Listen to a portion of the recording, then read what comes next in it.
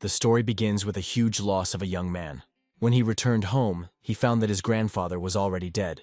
In addition, the old man died in an extremely cruel way. He was literally cut in half. It was a miserable and sudden death. However, to his own surprise, the main character did not feel anything at all. It seems he was not even sad, despite the fact that in fact a gray-haired mentor was his only family. Looking at the burned house, it seemed to the young man that perhaps he was really just a terrible person. He remembered how recently he ran to his grandfather to show him spiritual grass. The teenager joyfully told how he went along the eastern part of the mountain and found the grass where the wise elder spoke.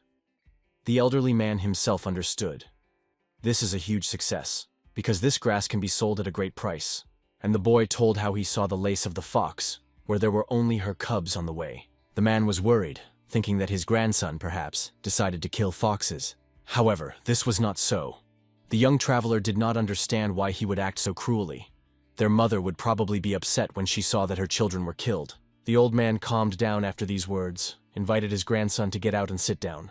But before that, he asked the descendant to make him a promise. Namely, never show anyone what he really is. However, now all that the hero remains is to apologize to the grandfather. After which, he ran to the spit, who was killed by his closest native soul, and apologized for not being able to restrain his word. Events are transferred to the Junyan district. Directly in the center of the street, caught prisoners were brought. People, looking at them, only scored angrily, looking at the bandits and criminals as if on animals, the discharge of society. Then they began to pour curses straight into their backs and spit, trying to please the criminals in the face. At this moment, one gentleman noticed a boy who was sitting in a separate cell. He was wondering who this youth is like that. In addition, from one glance at the guy, he quickly realized that the prisoner was very young, and therefore, about the same age as his young gentleman. However, the interlocutor asked not to underestimate the guy because of his age, because he was the worst among all whom he was brought today. Then the man was distracted and ordered more drinks to continue the story. He told that this boy killed many people using only one oblique for the grass. After which, the man decided to find out for what purpose the master came to him. This one explained that he wanted to hire someone. It was supposed to be a young guy whom no one would look for after death. However, suddenly he heard how one of the indignant crowd was thrown into the boy who interested him. After all, she began to curse the young killer, wanting him to burn in hell. However, it seems, despite all the curses, the guy was absolutely not interested in the guy. The master himself began to look closely at his face, noticing something interesting.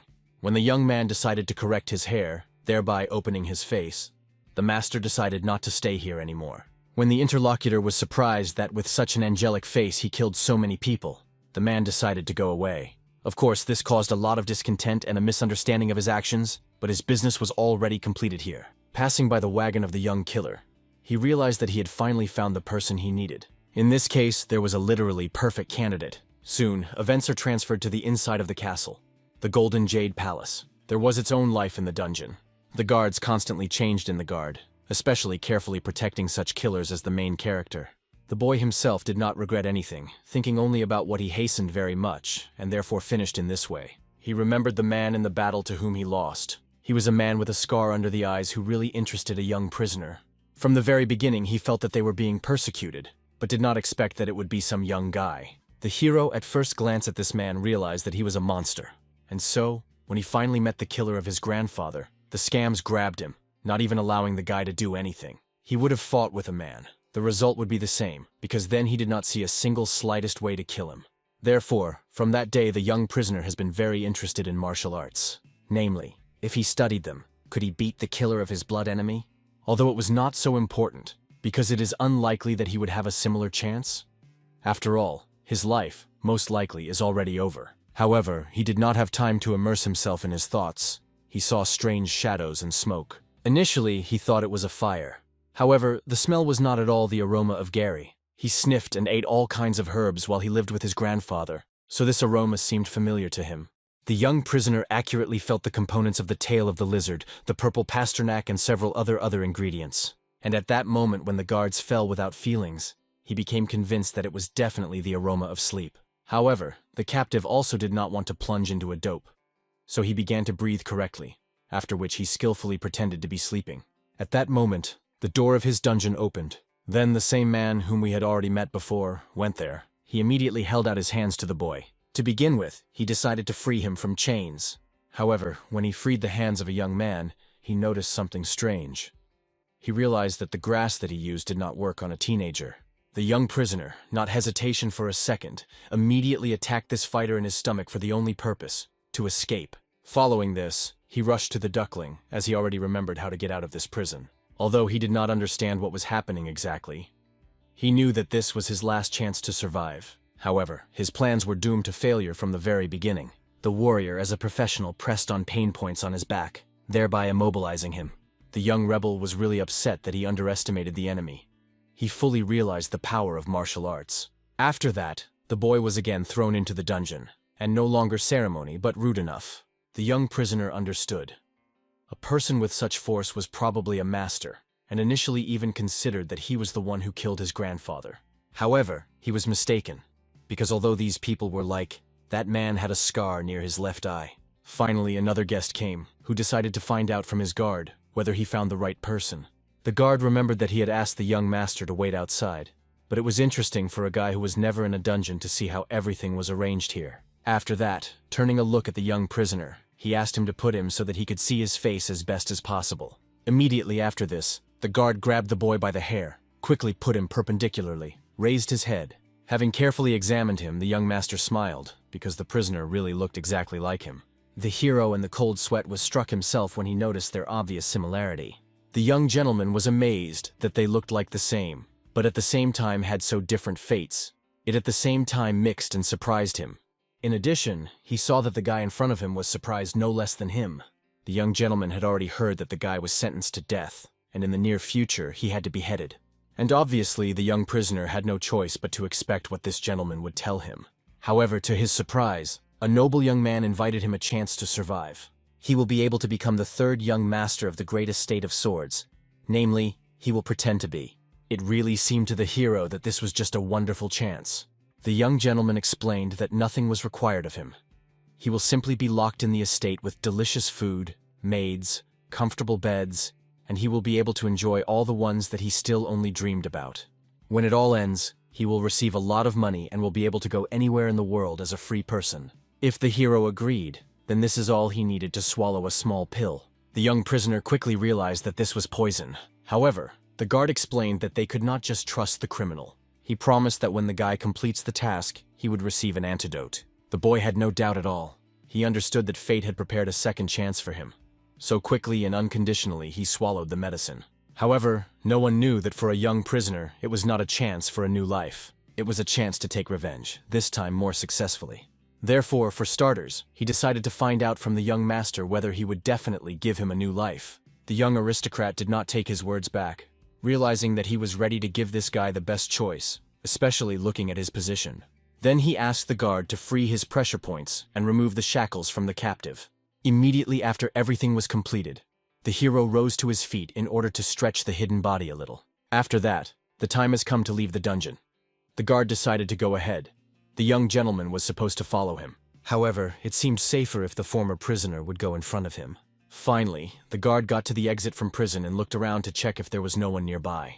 After making sure that, he turned to the master, explaining that they needed to gently and quickly leave. However, at that moment he noticed that the young master's face and neck were already in the hands of the hero. He smiled gloatingly when he turned his neck to the young aristocrat. The frightened closer did not understand what this madman had done. However, the young killer, throwing the guy's lifeless body on the ground, only laughed, explaining that his hand slipped. Then I decided to find out from the guard what they will do now. After all, he had already dealt with the fake, and now only he remained.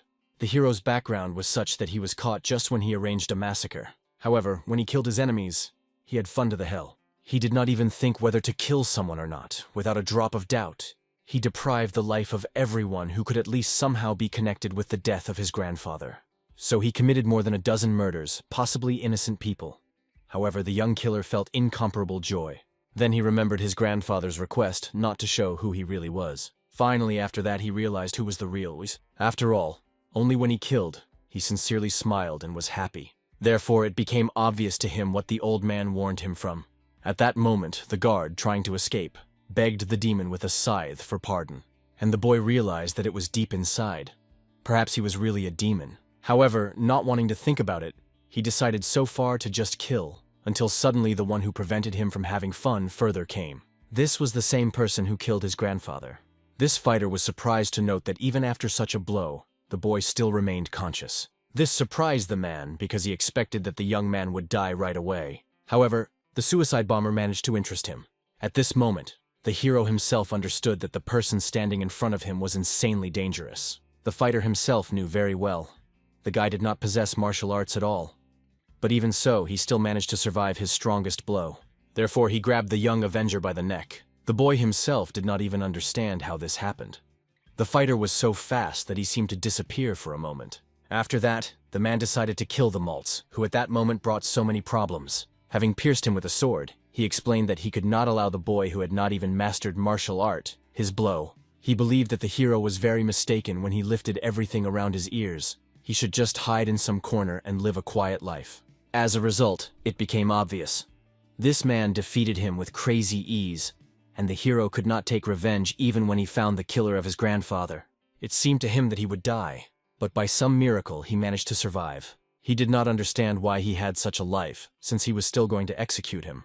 Then he began to pray so that he was given at least another chance to escape. If he had such a chance, he would definitely not miss him. And that's why he killed the young master with his own hands. The guard obviously immediately attacked the guy, wanting to kill him. He did not understand how he dared to deprive the young aristocrat, as if he himself wanted his death. However, everything was the other way around, because since it should be someone's replacement, then he must take risks on himself. A blind obedience in such a situation could end very deplorable for him. In addition, he understood. If the guard wanted, he would have killed him a long time ago. So, he, apparently, was not devoted to the young master. Getting angry after such words, the man immediately attacked the arrogant boy. Then he squeezed him into the wall with force, preventing him from even moving. Getting his blade, he vowed that he would cut a guy like a street dog. However, it seemed to the hero himself that this was not necessary at all.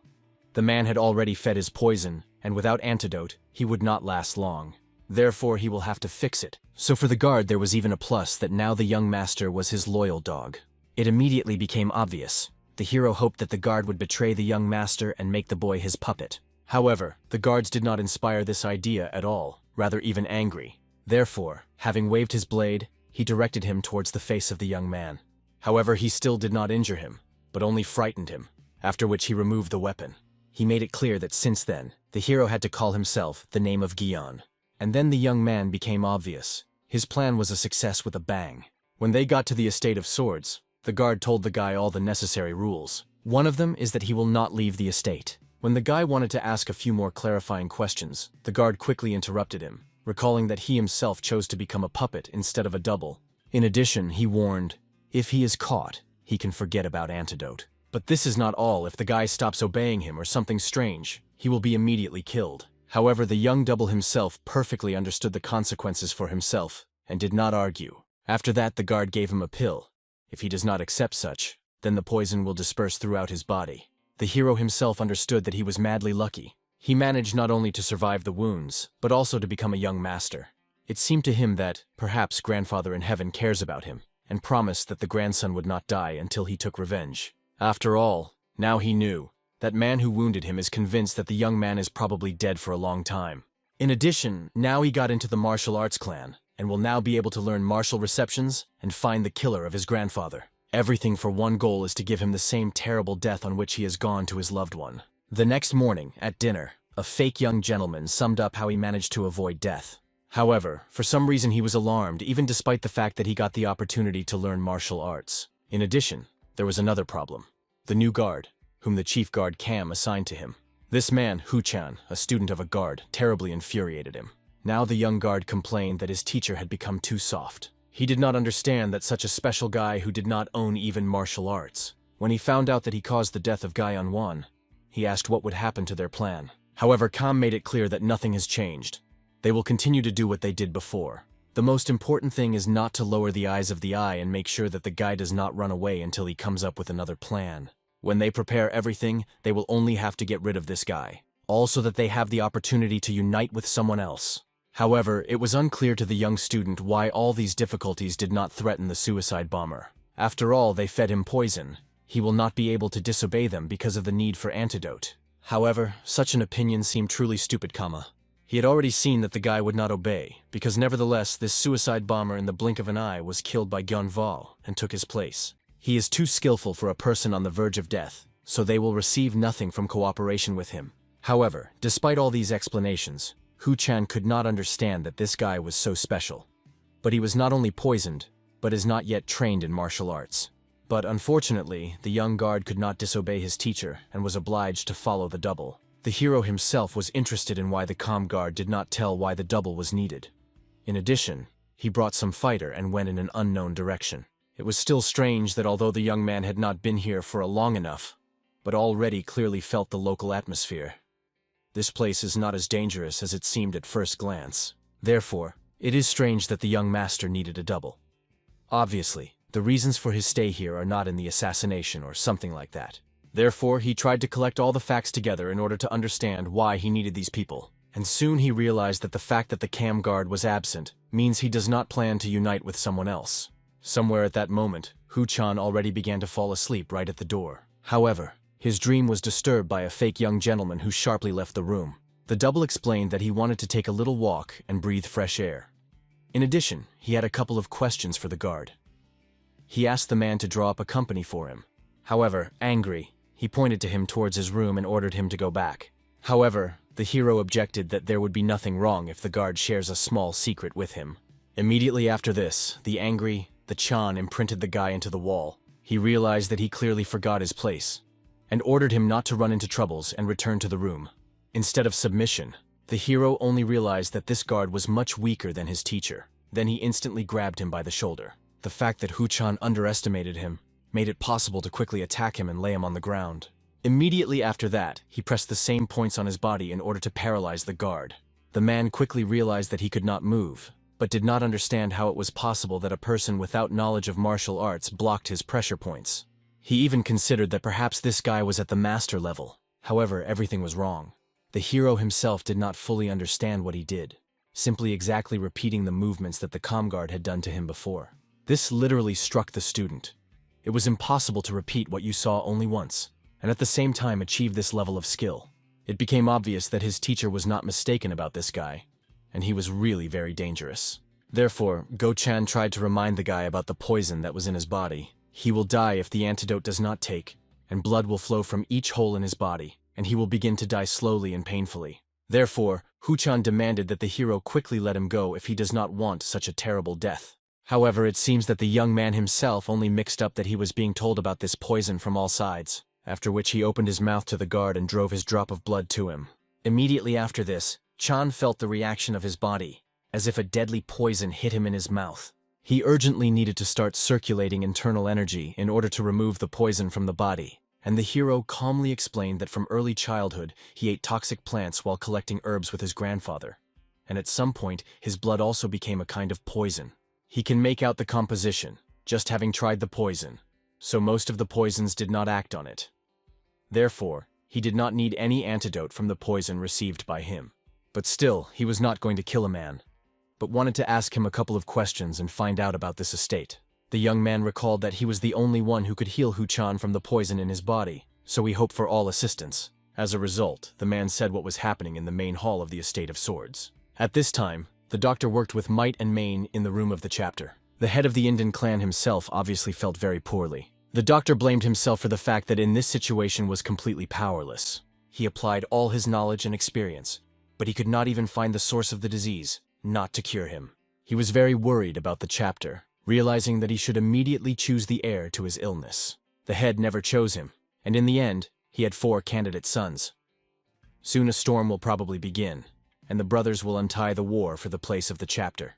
In addition, the first wife loved her first, born most of all. It's scary to even imagine what she was ready for her son to occupy the throne. Finally, the first wife herself came, who decided to find out how the head of the estate lived. The healer greeted the mistress in fright, while she repeated her question about her husband's condition displeasedly. The healer could only apologize for the fact that he was not competent enough to cure the master.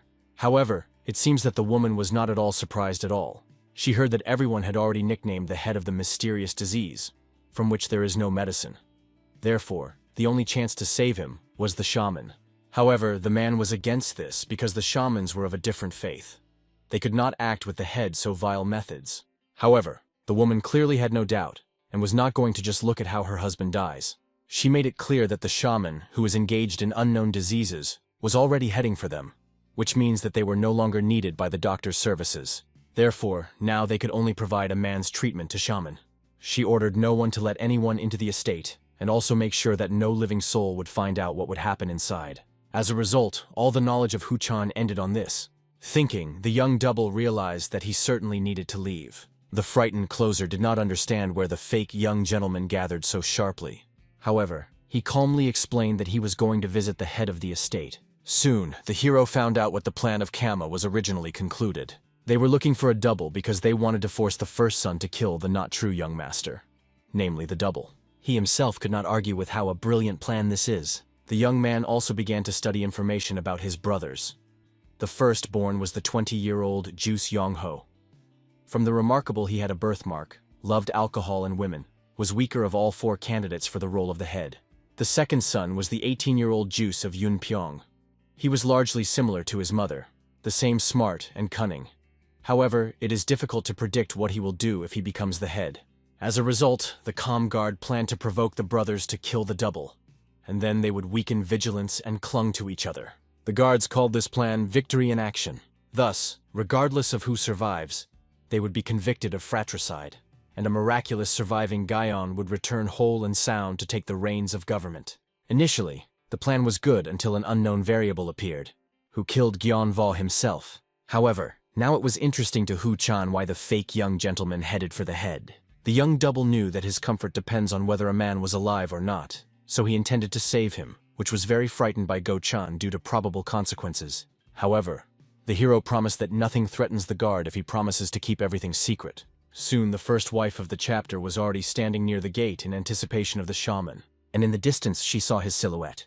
Immediately approaching closer, a shaman named Mo Shin decided to find out where his patient is. To begin with, the woman explained that she called him because he worked miracles. Having thanked, the man explained the rules. While he will carry out the procedure, no one had to approach the building closer than 30 steps. However, the woman has already taken all the necessary measures. There will be only 2 guards on the territory of the estate. However, Mo Shin insisted that the lady would also have to leave, and she was not opposed.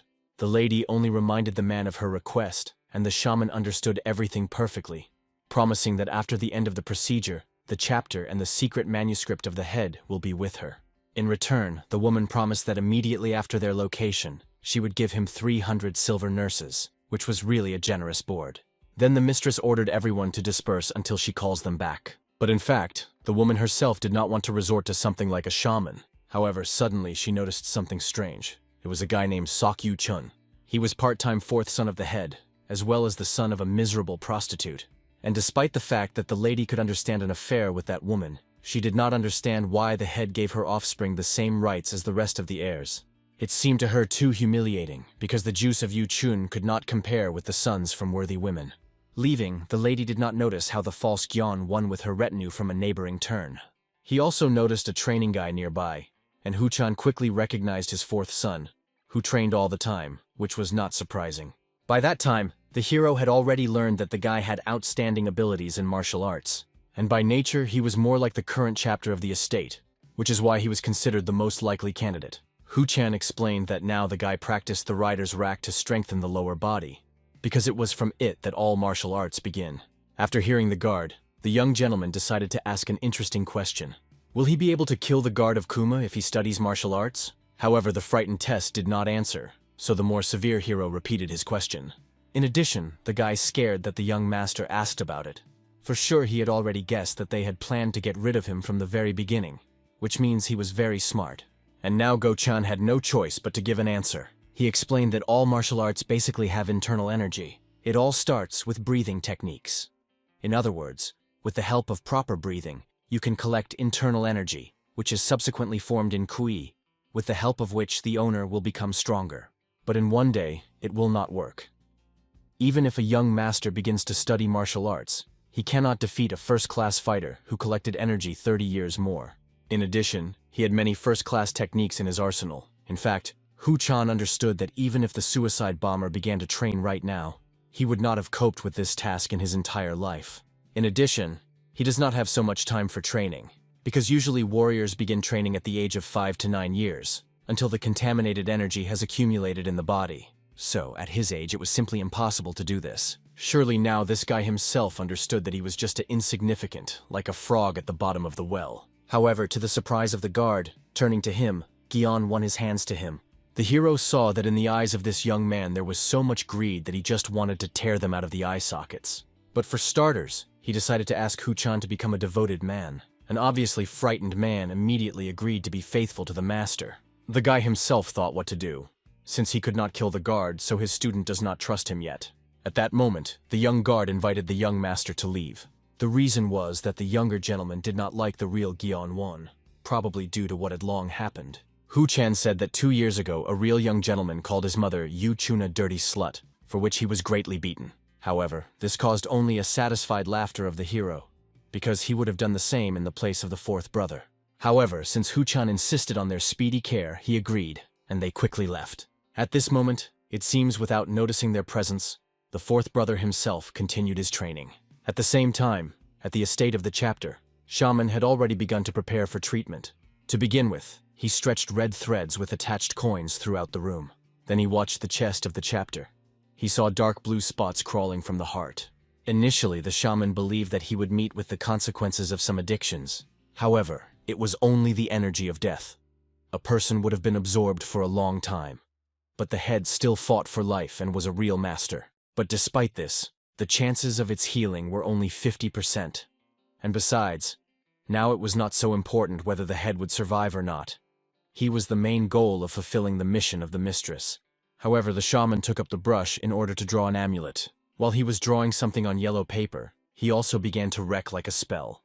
Immediately after it ended, the amulet took off, after which he stuck to the source of death. He immediately discovered that the source was a heart, and then miracles began to occur after that. Everything around the chapter began to shine with bright golden light, and the healing process started. It was all under the attentive leadership of Mo Shin himself, who tried to cure the disease of the mind. To do this, he applied the technique of the exciting appearance of the transformation of the golden body. The more he read the spell, the more the body of the chapter reacted to him. However, it was obvious. The energy of death was too strong in him, so the shaman pushed, applying more and more strength to finish the expulsion of evil energy. However, suddenly the thread exploded due to the fact that someone entered the room. The frightened shaman understood. If now someone intervenes during an important ritual, everything will go to dust. And soon, he was thrown away from the chapter, because of which he almost lost consciousness. Entering the room was the fake young gentleman himself, who did not understand what the shaman was doing here. However, the hero did not show a drop of attention to him, quickly approaching the chapter himself. After which he, bowing, greeted his father while he was in oblivion. However, the hero was not embarrassed, introducing himself to the son of a man, and already thought how to help him. The shaman continued to scream, ordering Gion and the guard to leave as soon as possible, while Hu-chan himself was indignant at the fact that an unknown man had measured to drive them away. However, he began to shout that all the efforts to restrain the disease of the head went down the drain due to their appearance, because of which the energy of death in the chapter became even more. He literally begged these people to leave, because if something is wrong, the man will die quickly. However, at that moment the hero already noticed something strange. From the mouth of the chapter, the head literally began to spray saliva. And the young man carefully and without fear watched this mysterious disease in order to understand what she was. Soon the head seemed to fly up on the ropes that held him back. It became obvious. The head is now completely absorbed in the disease. After which the shaman immediately ordered this two to restrain the man until he finally broke the thread. As soon as they seized him, the shaman quickly pasted him another amulet straight on his forehead. After which he began to read out the spell, while the patient began to wriggle even more, and as if shining with invisible energy. Immediately after this, the patient tried to break the hand of the one who held it. It became obvious that due to the intervention of these two, an unknown disease became even stronger. The shaman ordered to continue to keep it, otherwise the evil spirit inside the man would break out, and then everyone would be not good. However, when Go-chan saw this evil spirit, he almost lost his composure. In addition, this evil spirit left the body of the chapter and began to slowly move straight into his body. But in time, the hero arrived in time, who already managed to arm himself with the nearest weapon found. He quickly chopped off his hand to the chapter in which the evil spirit was. However, despite the shock of those present and the confidence of the hero himself, his plan did not work, as we would like. he noticed that the evil spirit began to climb back towards the body of the chapter. But the guy was not going to dwell on the begun. The guard tried to stop the crazy youth, who was going to cut off the chapter with his second hand. However, the hero managed to amputate her in time, not allowing an evil spirit to escape. Obviously, his composure and even fun in this situation were caused in all fear. But still, the work was done, and the hand with an evil spirit inside was cut off from the body. This gave the shaman the opportunity to quickly glue the amulet on it, and Go-chan himself had already stopped bleeding, so that the head did not die because of him.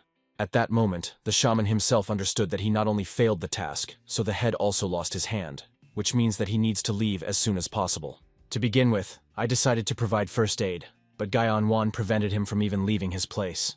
Obviously, the shaman was outraged that the guy put him a blade straight to his neck. Obviously, even the guard did not understand the reason for such actions of the young master. However, he gave him a sign so that he was silent, after which he calmly explained that it was precisely because of this old man that the head was in this state. However, he began to prove that this disease captured his body, and warned that the chapter could still die at any moment. He explained that they did not have time for such stupid showdowns, believing that the young master also wants the head to die.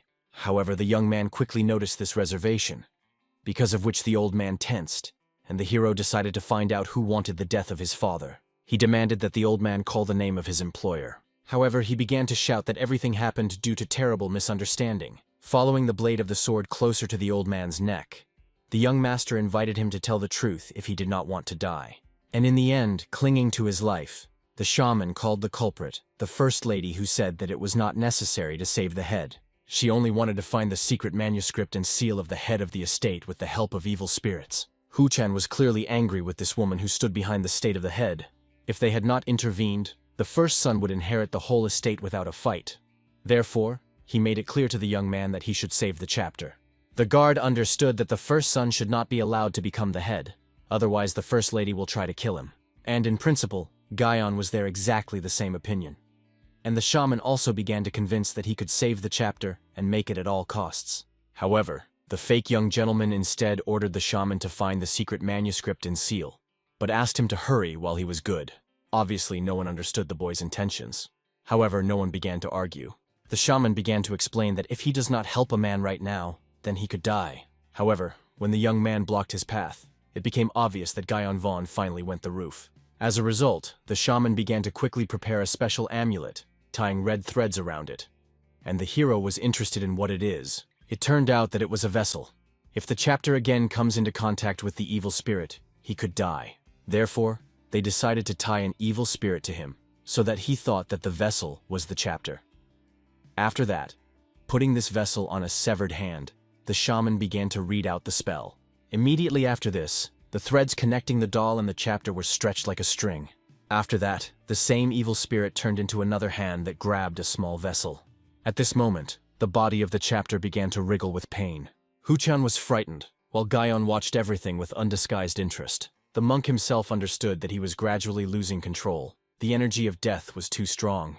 If he goes too far, then the evil spirit will break out. But the young master was not going to listen to him, so the shaman had to come up with something. Finally, he was visited by a great idea. Smiling slyly, he explained that he wanted to impose a restriction on an evil spirit, but he added that the guard should not be here during the process. Hu-chan considered that perhaps the shaman did not want him to eavesdrop on everything, and promised that he would wait behind the door.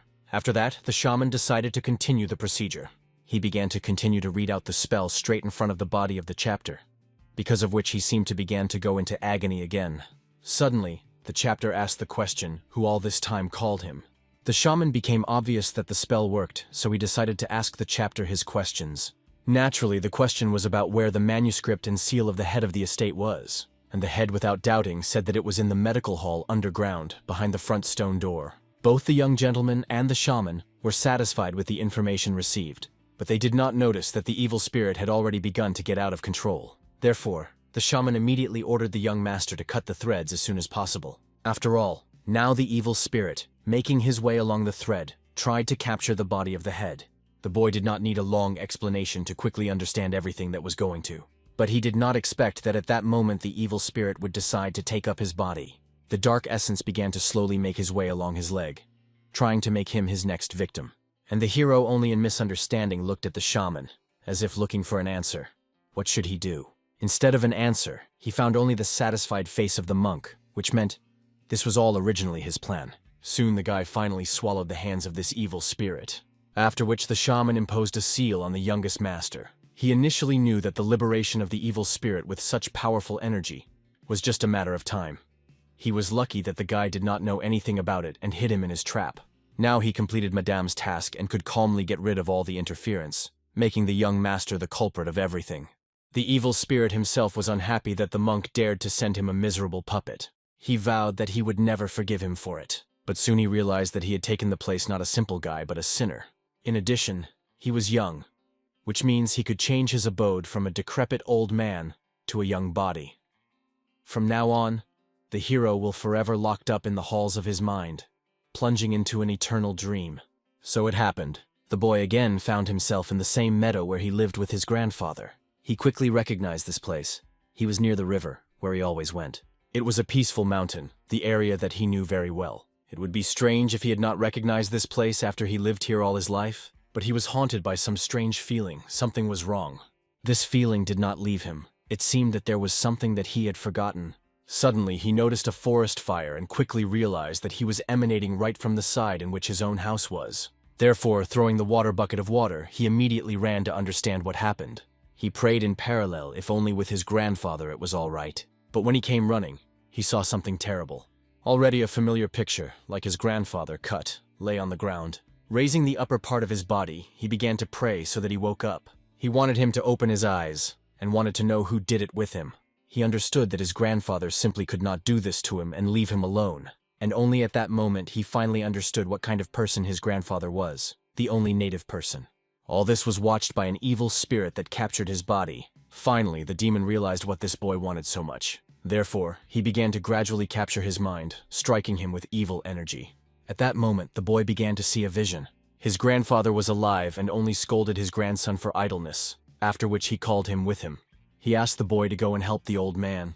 At that moment, as if waking up from this vision, he could not understand what had just happened, but a certain essence began to more deeply capture his body. Already forgetting about all the oddities, he immediately rushed into his grandfather's arms. The old man did not understand what so suddenly found on his grandson, but he only began to cry. He understood that he did not want to lose him again, because only thanks to his grandfather, he did not die when he had to. The evil spirit only laughed, watching such a touching picture. He wanted the hero to surrender to this vision. He gave himself entirely to his cherished desire, his unfulfilled future. At that moment, the boy decided to find out why his grandfather called him a hieroglyph, meaning righteousness. The demon was already hoping that Gyeong-won would remain here, where he had nothing more to lose. But to his surprise, the monster noticed that the guy turned his eyes at him. Then he also quickly held out his hands to grab him, which would seem simply impossible. It turned out that the monster had already managed to angry the hero, because of him, he remembered something unpleasant. He wanted to punish the evil spirit for daring to play with the only person dear to him. The young man made it clear. Despite all his strength, the evil spirit clearly did not understand something. After all, he showed not at all what the young man wanted the most. His desire was to see how he torn into pieces of the one who dared to kill his grandfather. Then, finally, the evil spirit felt that he was oozing from the depths of his consciousness. This was one only desire, a thirst for blood that is so strong that even the spirits of the dead would be frightened. But it remained incomprehensible why it came from a living creature. At that moment, grandfather answered his grandson, why he called him that way. The thing is that he was different from others, but his grandfather dreamed that when he grows up, he became a kind and good person. He wanted the boy to not depart from the righteous path, so he promised that he would pray for him even in the afterlife. Then the evil spirit realized that he needed to escape from this abnormal one. He was definitely a madman. Therefore, the demon wanted to hide from the boy in the depths of his consciousness. He was lucky that he was already in his body. Now it was necessary to burst as deeply as possible and hide, and it was lucky that the hero could not catch up with him. To his surprise, he went to a beautiful green field. This meant that such a bright place all this time was hiding in his soul. Then he also noticed the door that was sealed. The spirit felt that his memories were behind that door. Therefore, he wanted to capture them in order to finally gain control over this body. But suddenly he noticed that his body began to gradually evaporate. His legs were shrouded in as if sniffy sands. And then the very evil spirit, which was supposed to absorb the soul of the hero, began to absorb himself. He was frightened, because at such a pace there would not be much time before he disappears. As a result, he turned out to be an easily swallowed boy. And at that moment, in reality, the young man managed to open his eyes. A frightening, unrestrained energy began to come from him. And when the shaman understood what was the matter, it seemed to him just impossible. The boy himself left the trance, after which he took off his seal. At that moment, an evil spirit began to reach for him, which was still on a severed hand. Then this evil spirit began to take shape behind him. And finally, a demonic monk appeared in a bow before the hero. At the same time, not far from the estate, Zhang Myong-gin, a member of the Estate of Swords, wondered if everything would be fine with the master. The head of the estate at the time when he was young was a real hero, and Zhang Myong-gin always admired his righteousness. Their paths crossed 19 years ago when he opposed the pirates. Then he was a famous master of martial arts, which is why he began to fight with the head together. When the pirates lost, he became the inner master of the estate and swore allegiance to the chapter in fidelity. Now Zhang Myong-gin did not understand why everything turned so sadly. Before that, the first wife came up to him, who did not think that the disagreements were worthy of the place of the head of the estate. She asked him to think about the future and leave the estate while the shaman was looking for a seal and a secret manuscript for the sake of peace between the brothers. But this tormented him from the inside, because the shamans were simply scammers. The life of the head for them was like a toy. As a result, unable to restrain himself, he still decided that he could not do that. He could not break the oath given by his friend and comrade, so he decided to check whether he was in order. At this time, Mo Xin understood that he was an unusual spirit in front of him. He was a high-class evil spirit. At that moment, Guyon Vaughn gave the order to his spirit to kill this old man. The frightened Mo Tires immediately used the resistance technique, but he still could not believe that this guy really controls this spirit. This was impossible, because such powerful spirits were the very personification of evil. They could not be subordinated. However, current events proved the opposite. Having made his way through resistance, the spirit threw the shaman further. Then, grinning with pleasure, began to approach him, holding out his hands. The frightened Mo Tires, realizing that he could not do anything, grabbed the nearest sword on the wall, putting it on the enemy. He ordered that he would no longer be close. This caused a demonic monk only more indignation. Then with his multiple hands, he reached out straight to the man's face. Gradually, these hands began to tighten him into the unknown, while the monk himself asked Guyon Vaughn about salvation, ready to do anything. But his abilities were absolutely useless for the boy. The young man explained that he decided to kill him not because of deception, because he was not so petty. The reason for his death was that the shaman already knew too much. After that, he gave the old man completely to eat the spirit, and he, with tears in his eyes, understood that it was from the very beginning the idea of the young master. When everything was finished, Guyon Vaughn asked his assistant to enter. When he came in, he immediately screamed, not believing his eyes. The shaman, whom he saw in complete health only 10 minutes ago, was already crushed by a terrible death. Guyon Vaughn asked to deal with the corpse, promising that he could ask all his questions later. All this time, the hero himself began to spread the room. To begin with, he threw everything from his places, wanting to put the shaman with a distraught, who even dared to chop off the head of the chapter. They will be like brave heroes who came across this scene and prevented him. Hu-chan quickly realized what lies the master came up with. It seemed to him that this was the best in this situation, that it makes sense. But the mistress of the estates will not suit such a deception. So he made it clear that such an attempt to lie only aggravate the situation. After all, if the shaman was crazy, and Guyon Vaughn managed to defeat him, the lady will definitely not accept this and begin the trial. Then it became obvious that he needed to come up with something more believable. Suddenly, the young man directed his blade to himself. He decided to come up with the story that Mo Xin not only chopped off the head of the head, but also tried to kill his son. Hu-chan could not believe that he was ready for such sacrifices for the sake of his lies. And it seemed to the hero himself that now everything certainly looks believable. Then Hu-chan realized that the guy to whom he helps looks more and more terrible every day. Hu-chan invited the master to stop his bleeding. But the boy understood that his story would be more willing to believe if he would look more exhausted. At that moment, Zhang Myong-gin unexpectedly burst into the room. Hu-chan was insanely surprised to see the inner master. The man was more interested in Mo Xin, who was still near the head. Getting angry, he demanded an explanation of what they had done. Go-chan and Guyon shouted at once that the internal master understood everything misunderstood. After that, barely rising on the staggering legs, the boy asked me to first check what the state of the chapter checked what the state of the chapter. Then he fell to the ground unconscious. The man immediately ran up to Hu-chan to tell what happened and why the third gentleman in this state. Then the assistant noticed that the young man was smiling. So, all this time he only pretended. Events are transferred to the treatment room of the Estate of Swords. There, Gion was lying, sniffing incense from healing herbs. He recalled the words of the head of hidden relics and realized that he was very lucky to be successful in this place. He decided that he would look around in the treatment room as soon as the people became less to look for a secret manuscript and seal. At that moment, his assistant showed up to the young master. Gyeonwon was insanely unhappy that he was late with the fulfillment of his assignment. But Huchan triumphed 2 books that the shaman had triumphantly from behind the bosom. He explained that he barely managed to pick them up before his body was burned. As it turned out, the guards burned his body and all his things to try to hide the evidence. Of the books, it was a summary of skill, the first book of the school and the first volume of the anomaly. Not yet knowing how useful these findings will be, Gyeonvaz praised Huchan for completing the assignment. Then I decided to find out for what other reason the assistant came. Huchan decided to find out from the guy why he needed these books, and he pointed out what was outside the window. He was wondering if Go-chan was seeing something strange there. Despite the fact that he pointed at the demonic shaman, the assistant, it seems, did not notice him at all. It seemed to the hero funny enough, but he did not answer the excited questions of his assistant. Suddenly they heard loud sounds behind the door, and Gyeon-won quickly hid his notes by the chest.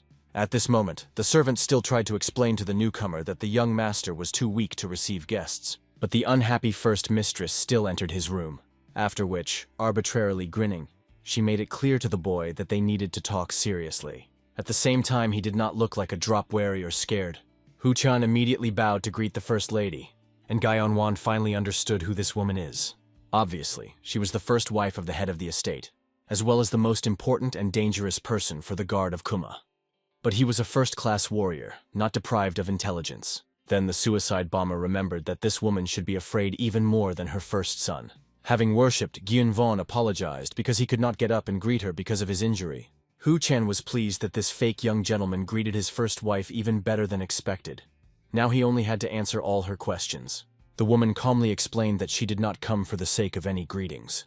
Then, with all his strength, Gyeonwon hit his already wounded leg. The frightened Go-chan immediately rushed to the master, not understanding that the woman allows herself. At that moment, he himself instructed the tip of the sword to his throat. The guard of the first wife had already warned that it was better not to move to the guard. At this time, the first lady herself smiled slyly, realizing that the boy wounded herself in order to hide the truth. He spoke pretty much about what happened to the internal master of the estate, but alas, missed one detail, namely that the shaman simply could not be captured by the ghost during the ritual.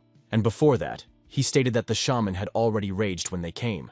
Therefore, she hit him in the face as a punishment that he dared to lie to her. After that, she threatened that she would not forgive Gyeonwon for one mistake twice. She demanded to tell what really happened there.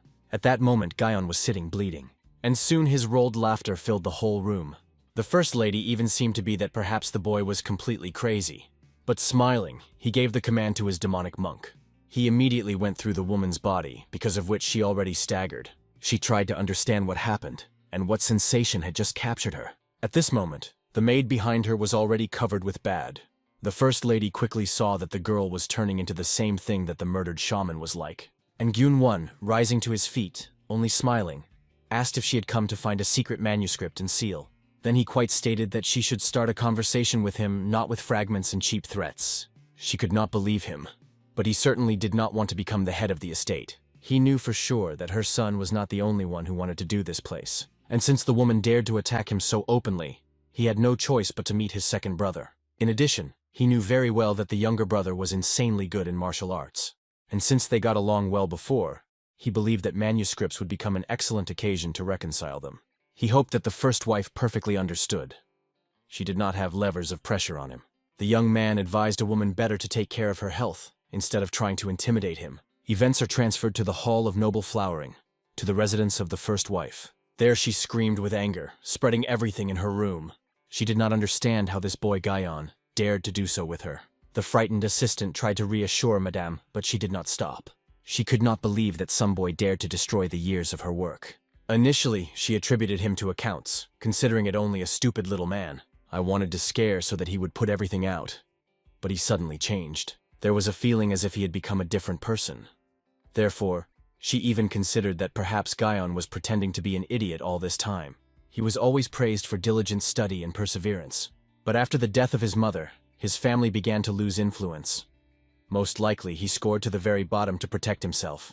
Obviously, Madame certainly should not have lost vigilance. The assistant promised to kill Gyonwan before he does something. But Madame understood. Everything will only get worse if the secret manuscript does not fall into her hand. She could not allow this boy to do everything he wants. Therefore, she ordered to send a letter to the Phoenix Pavilion and tell about the death of Shaman Mo Shin.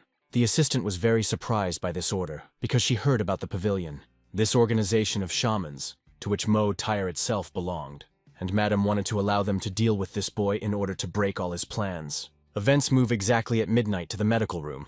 There, the hero decided to get acquainted with the brief content of the book, Mastery of the First Book of the School. The teaching told about the dead, which turn into evil spirits, and about the strength of these spirits, which depended on several factors. There were also several classes of spirits. The first was the red spirit, which was tied to a certain place.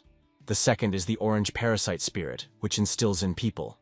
The third is the yellow spirit that had to be immediately expelled, because he could kill a person. At that moment, a demonic monk appeared. Guyan Vaughn realized that apparently he was a yellow spirit. After that, the young man drew attention to his find. What he was looking for was hidden in a box of dried leaves, which are rarely used in medicine. But the guy was more worried about what reason the power of the yellow spirit did not work on Lady Sok. He simply went through it, aiming at the maid. But when he asked for the spirit to act on Hu-chan, everything turned out in the best way. When he pulled the box, a secret passage began to open. Guyan decided to enter him, because he understood that it would be harder for him when meeting with such strong warriors as the first wife of the head or guard Cam. Opening the book, he aimed to find someone more difficult. Finally reached the green spirit, which could control the environment and cause hallucinations. A label hung on it. It is especially dangerous and should be expelled by any means. It was exactly what our hero was looking for. Then he decided to go down the stairs to find out what the chapter was hiding there. He wanted to look at that secret manuscript and seal, which were so interested in the First Lady. But the deeper the guy went down, the more he understood how deep the cave was. It was not clear why the chapter hid some manuscript and seal so far. Although he realized, since the first wife wanted to get them, they probably are quite important. Therefore, he even wanted to look at these things even more, especially now that he knew that the demonic monk was powerless against someone like a Kama guard. He needed to collect more cards in the sleeve. Finally, he saw a metal door in front and arrived in place. Opening it, he noticed that there were many doors. According to the head, they needed the fourth, the one who was just behind a stone slab. But when he entered her, he saw only an empty hall and nothing more. Suddenly he stepped on some kind of mechanism. Immediately after that, a huge block tried to fall into his head. But the guy managed to bounce away from her in time. By chance at this time, he activated the following trap, namely, arrows. He managed to evade the majority and fight off with his lantern. But this was not the last thing that awaited him. He realized that with each of his steps, more and more interesting are the trap are waiting for him ahead. It seemed strange to him that I was so deep underground, in a cave full of traps, stored records. He still did not understand how important these manuscripts should be, since they were under such a guard.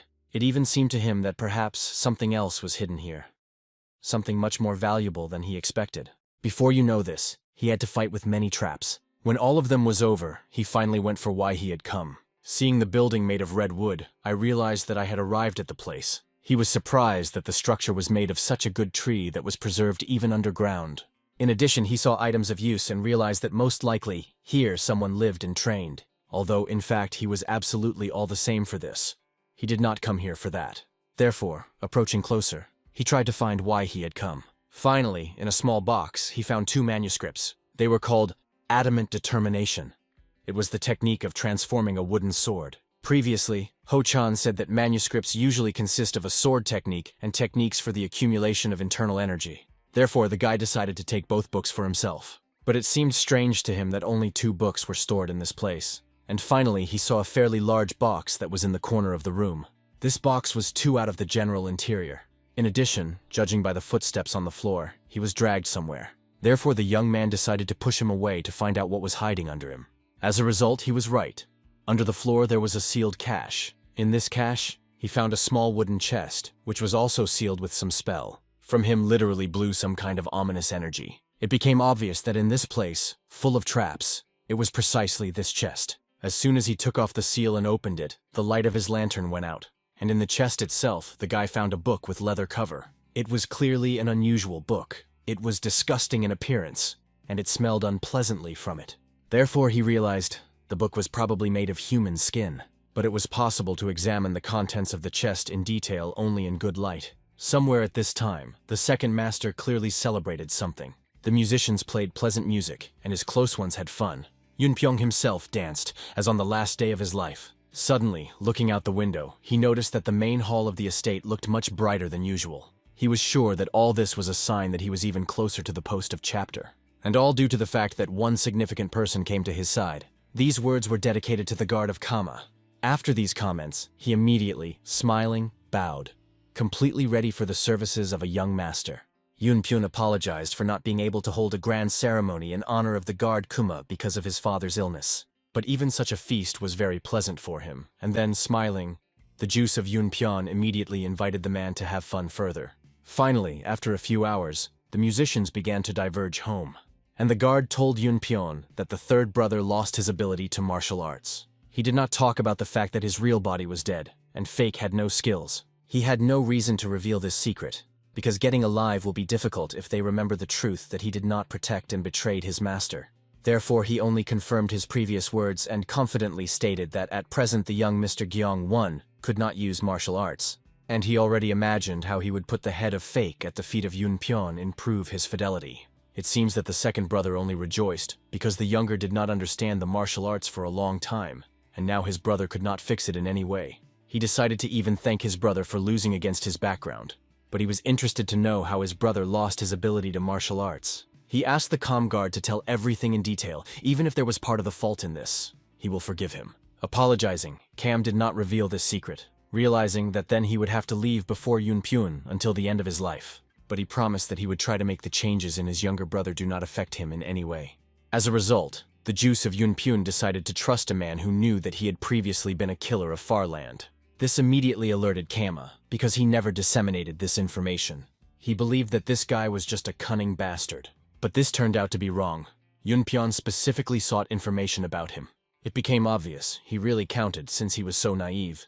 As a result, pleased with his blackmail, Yunpyun invited him to return and relax. Looking after him, the second young master understood that the man was clearly hiding something.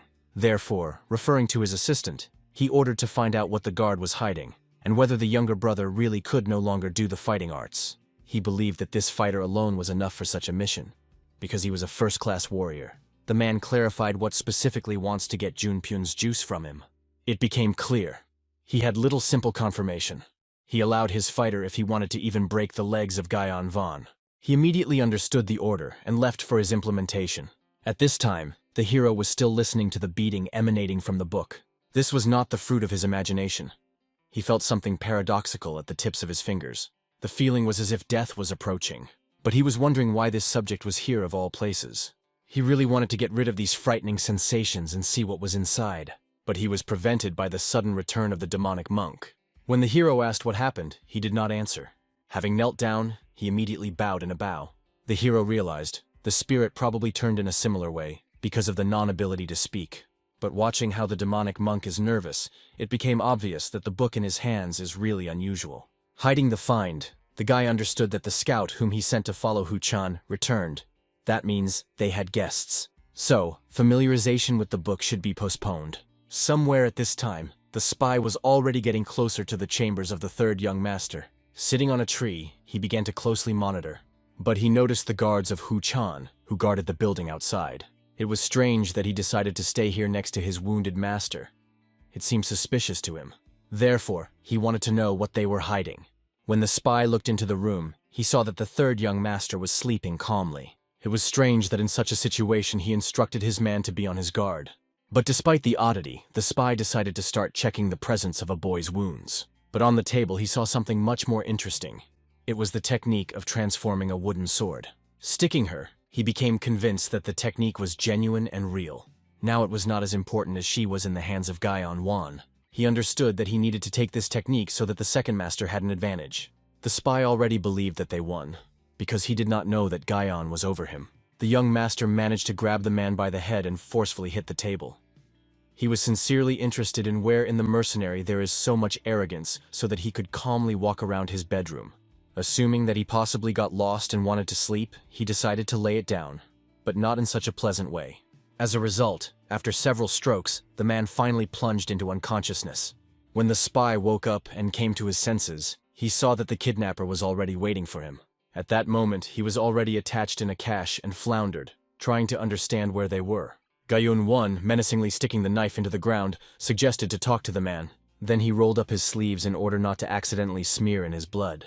Shortly before that, when Hu-chan came to the screams, he was horrified and quickly recognized Cho Il-san, one of the 3 guards of the second young master.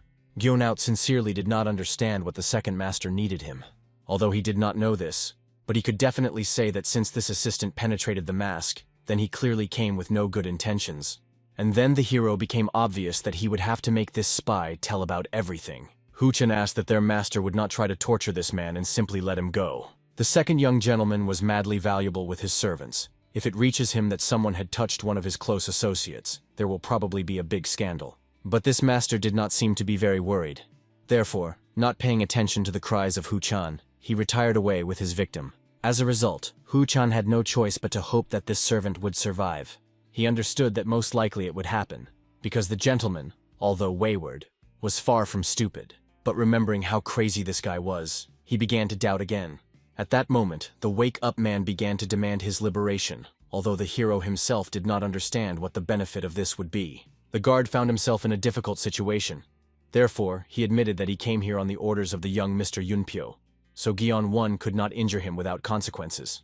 The spy ordered not to create unnecessary problems, to give him a secret book, and he will pause for Gyeon-wonko in front of his master to spare him. But it seemed to Hyeon-won insanely funny.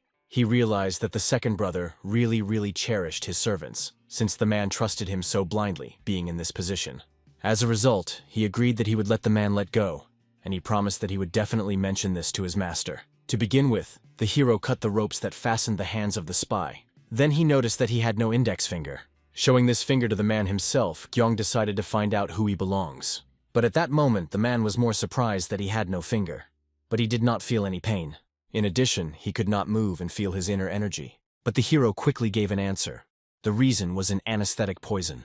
He mixed him from herbs in the medical room, so the captive will not feel anything for about 2 hours. During this time, Gyeong-won will have time to ask him a couple of questions. If the spy does not immediately answer, then for every second of silence he will cut off his finger. The first question was why his brother sent him here.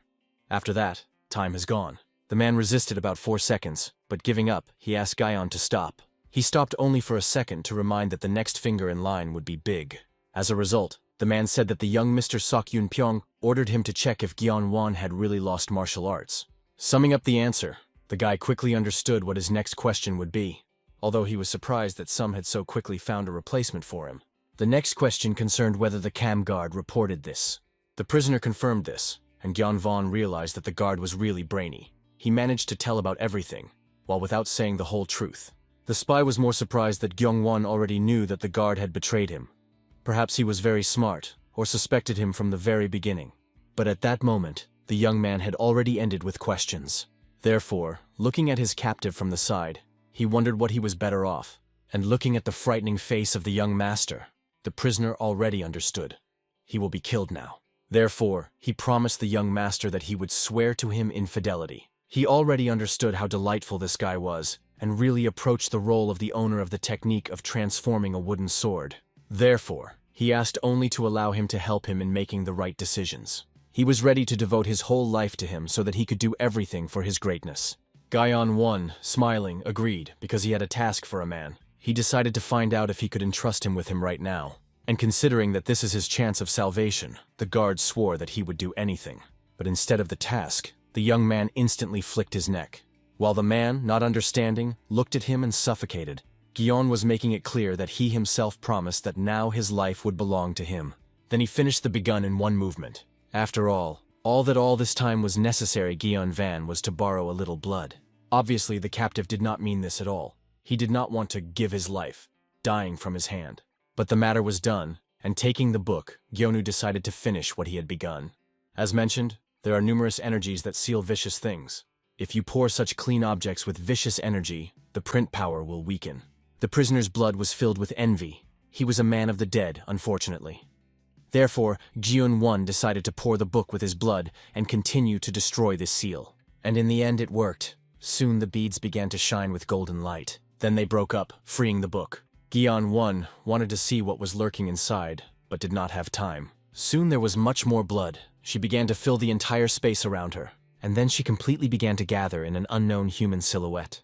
The young man was not scared, but only looked at what would happen next. And soon the whole room was filled with a bright light. After him, he saw a beautiful woman. The fair-haired bloody queen looked at him, as if expecting something. Having opened his mouth, looking at the woman, the guy realized that she was not at all like the ghost of the purple level. He remembered the fifth status mentioned in the book of the Yin-Yang School of Thoughts. It talked about the azure ghost. He expected the appearance of a violet ghost, but now he could say that he was even incredibly lucky. The woman counted differently. By forcefully putting him on her knees, she considered this guy a really arrogant creature, since he freed her, after which she ordered him to die so that he managed to give her his soul. But Gyunvon did not scare this, because he read in the book about the azure ghosts. These were dangerous perfumes that are strong in a large territory. To expel them, at least 10 masters need, since the spirit was considered very dangerous. Suddenly, the azure ghost noticed that the guy still holds well, which means she was very tenacious. The hero himself only recalled the written in the book.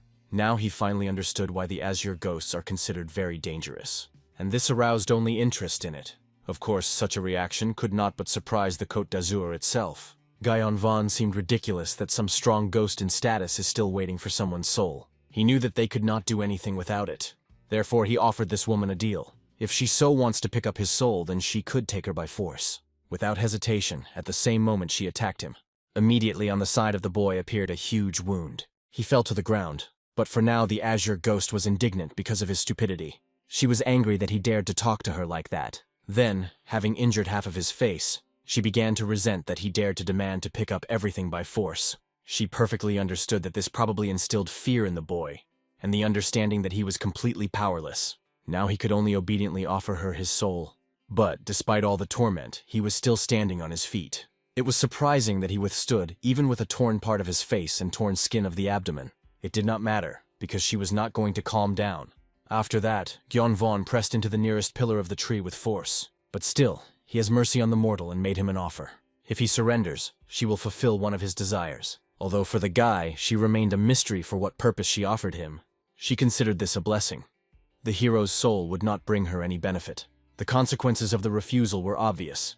In this case, the azure ghost would kill him and find another soul. And as it turned out, Gyeonvon really had one only desire. The woman immediately eagerly asked the guy to tell her, suspecting that he had lived an unusual life. She expected an unusual task. Perhaps he wanted to avenge his loved one. She was ready to tear anyone to pieces and erase into powder. All she wanted to know was what his desire was. But the desire of Gyeonvon was to obediently fell silent and become his familiar. And this seriously angered a woman. Then she decided to show this guy all her power, because she could no longer bear the company of such a stupid creature. At this moment, he was dragged into a stream of blood. The ghost was wondering if the boy could withstand such pain. As if his skin is ripped off, broken bones dig into the muscles, and the cleared body yells. She was ready to do so cruelly, despite the fact that his soul would get hurt a little. At that moment, Gyeon was gradually choked with blood. He realized that this was blood, because the color was redder than the cherries, and the liquid itself was darker, viscous, with metal shades. All his feelings suggested that it was blood, but something was different, and he could not understand what. He remembered that moment enriched with blood when he was called a demon with a scythe. He wanted to know what kind of blood the taste was. It was trembling life, warm, almost hot. But now he felt something completely different. He felt just death. And in the end, to the shock of the Côte d'Azur itself, he quickly realized that all this was unrealistic. And shortly after, the illusion created by the woman disappeared from his head.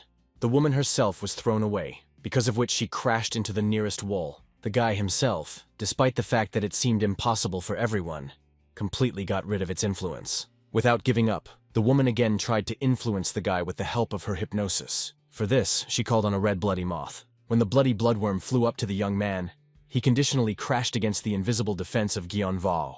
It became obvious that he applied the technique of freedom of feelings. It was a Taoist spell that allows you to reduce all feelings to nothing. But this was a difficult task even for first-class masters. It was strange that a child, not even reminiscent of a Taoist master, coped with this. Therefore, the ghost suspected that perhaps this child was born with the qualities of the master from the very beginning. At that moment, Gyeonvon laughingly laughed straight into her face. The woman was angry that he hardly got rid of her illusion, and believed that he was able to wrap the situation in his favor. But this was not so. He was enjoyed by the idea that at least he coped with this. Then he showed the woman the book from which she appeared. The hero already knew that the older the monster, the more likely the likelihood that he has a vessel with which the spirit is associated. Therefore, he quickly realized that this book was her vessel, and he began to destroy it, wiping the skin straight from the cover.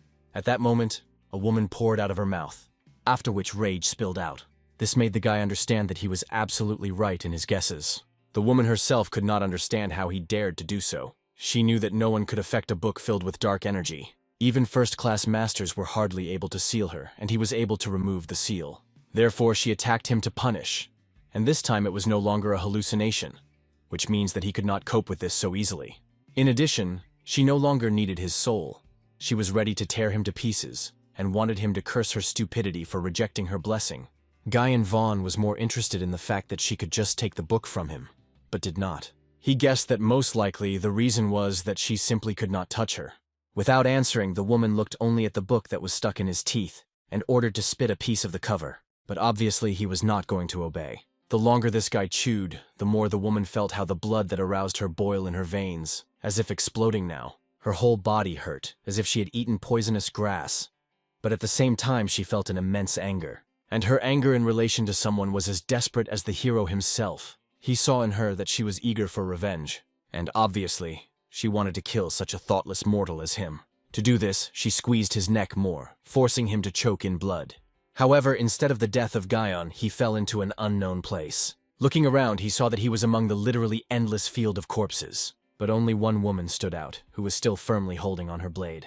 He quickly recognized the same azure ghost in this woman. She, realizing that she could not hold her sword in her hands, quickly tied him to her brush. Then she directed the blade to her enemy and said something. Despite the fact that the hero did not hear what she was talking about, he felt her anger. It was really righteous anger, overwhelmed by despair. He was addressed to a man who was sitting all this time on the throne and grinned. And unable to withstand his smile, the woman screamed and rushed into battle. However, the man was faster. With one deft movement of his hand, he wounded her in the chest. Immediately after that, the woman fell and lost the last scraps of consciousness. All she saw is how the enemy holds her heart in his hands. Then he also mercilessly crushed him. Despite this, in the last seconds she saw how his servants were approaching her. All of them, crowding around, armed themselves with small blades and began to dissect it. As a result, there was nothing left of her except the scraps of her clothes and hair. And among all these remains lay this very book, which the hero printed. Finally, after what he saw, he opened his eyes, not understanding what happened. He sat near the pillar, and the world seemed ordinary, as if there was nothing. The woman herself was indignant, because she saw a red thread connecting her with the hero, thereby making it clear that she became a familiar. But this only pleased the boy, because now the azure ghost was in his complete subordination. Seriously angry with Guyon Vaughn, the woman again began to strangle him with the demand to let her go. But at that moment, her neck squeezed her neck. Because of what she immediately began to cough and retreated. The hero quickly realized that for sure the familiar felt the same as he. In addition, he was wondering where the demonic monk was now. Although he did not know this, he was still next to Go Chan and guarded him. But Gyeon was not aware of this. To begin with, he decided to find out from the woman what her name is. At first he introduced himself and decided to find out how to call her, given that they were connected together for a long time. But she said nothing. Then Guyon Wan warned that in this case he himself would come up with a nickname, and decided to call her one of the types of beetles, a red millipede. Obviously this greatly angered her, but only a laughing was caused by the guy, while the woman was indignant, as someone dared to mock her. But even after that, she never deigned to name her real name to a simple mortal. As a result, the displeased guy decided to think about some suitable name for her. I decided to call it Azure Spirit, regarding the caste to which it belonged. The woman did not express any special discontent to this, but immediately it became clear that he would not work out to observe the Azure Spirit, which was, in principle, it was logical. So, he will have to gradually enter her trust. Soon, looking at the book, he decided to find out from the Green Spirit if she knows what it is and why the book was wrapped in human skin. But she was not going to help him in anything. She believed that the mortal himself had to deal with his problems, because she was too busy for such trivial issues. As a result, the guy realized that he would have to understand everything himself. Opening the book, he saw that all the inscriptions in it were made by human blood. He was not surprised at this, because not only the cover was made of human skin, but also the text. However, the problem was that these hieroglyphs were not combined from the known to him, and he did not know how to read them correctly. The green spirit itself, looking at him, laughed. Gyeonvan was unpleasant that she sat and laughed, but did not intend to help.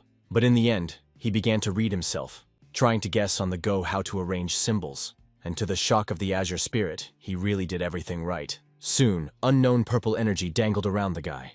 But as if not noticing it, he was fascinated and then read the spell. And when he read it, his palm literally stuck to this book, and he could not tear it away. The woman herself only looked in fright. She did not know when everything could do it so quickly. The guy himself did not understand what he was doing wrong, and asked for advice from the green spirit. Soon he felt something strange that was happening with his body. The girl herself felt the same. Therefore, she immediately ordered the guy to immediately hold her breath. He needs to clear his mind and not think about anything. And soon he found himself in a complete void, among nothing. And gradually, the book began to spread from his hand. For the green spirit, it was a surprise how he coped with the task so quickly. He managed to cancel the attachment ritual. Although it seemed strange, given that he knew nothing about martial arts. It seemed just a miracle that he managed to survive this ritual. But for the entire time in the other world, the Lapine ghost for the first time saw this. Finally, when it was all over, Gyeonvan honestly admitted that he had already thought that he would be suffocated. And the woman explained that the whole reason was that he was not ready for an affection ritual and breathed incorrectly. The guy was clearly pleased that his familiar finally decided to help him. However, this angered a woman. She made it clear that she was not worried about him at all, but about the book on which her life depended. As a result, the mysterious person decided to tell that the ritual was that he could pull something to himself and do it his own. With this force, he could control even the very nature of things. But he didn't succeed because he attracted the void, because he began to control his ki. And she did not attract anything, because of which the energy rebelled. Therefore, the sorceress suggested trying to do the same on a dead person lying nearby. It was important that he should attract energy towards the uncle, since there should be no problems with the dead. However, how surprised the green spirit was when he realized that the young man knew absolutely nothing about the acupuncture points. As a result, explaining everything, she asked him to repeat already familiar words. As soon as he began to read them, the purple haze slowly began to fill the space around. Soon, the adventurer noticed how something strange moves in his body. Pleasant warmth went through the veins and palms. He felt the place that was filled, and the mystical mentor smiled. She explained that even ki was subject to him. The green spirit hoped that the guy felt everything well, and was right. This was the power of the attachment ritual.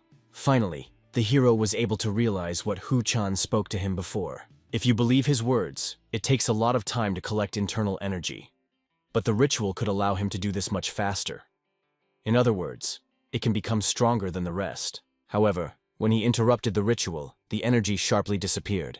This was not amazing, although the guy did not understand this. The very bottom line is that a special method is needed to collect and accumulate energy.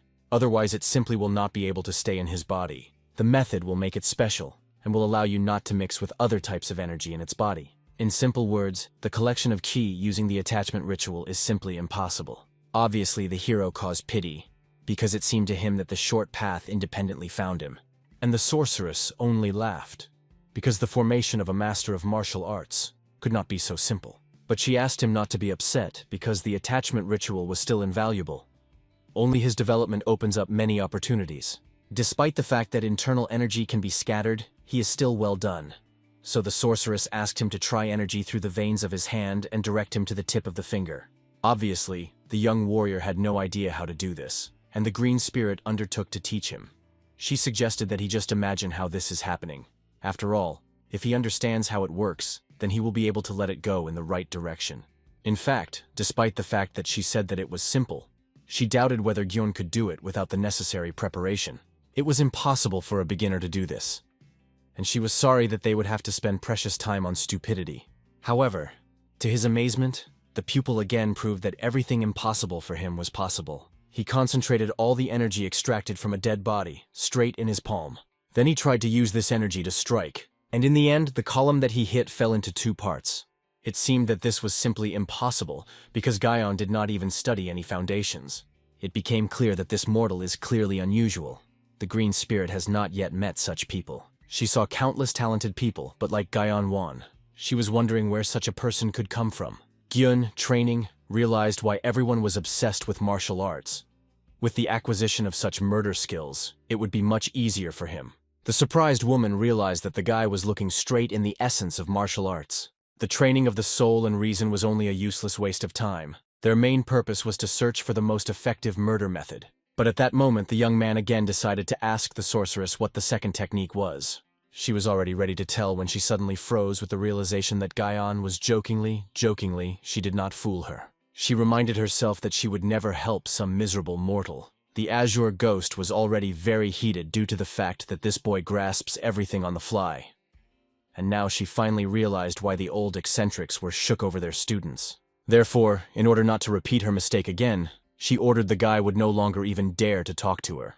Guion Von was sorry that she left him, because he wanted to know something else from her. In addition, it was strange that the green spirit claimed that energy would dissipate, but at the same time, this cold energy pursued him. He decided to ask a mystical mentor what it is, but since she did not want to answer his questions, he decided to ignore it, because it was also fun to guess on his own. Therefore, going to the green spirit, he invited her to get out of this place. Somewhere at this time, a warrior accompanying Lady Juice finally came to the right place. It was the same Phoenix Tower. Going inside, she immediately saw many different statues of wood, as well as many goals that were sealed with all kinds of amulets. In the middle of all this, the statue of some shaman towered, whose face was clearly embarrassed. It is amazing that there were so many statues here. Finally, she went to the fire and realized what to say. The girl was sure that the shamans were aware of why she came, given the previously sent messages. However, she came to personally report that the shaman sent to them was dead. He was killed by the third son of the estate, a young gentleman named Guion Wan. As condolences, they were supposed to 300 silver, and for an additional task she offered another 400. She asked to eliminate the third young master, and wanted to know if they would take up this task. It seems that the first time was not observed at all. However, soon the fire that burned in the candlestick went out.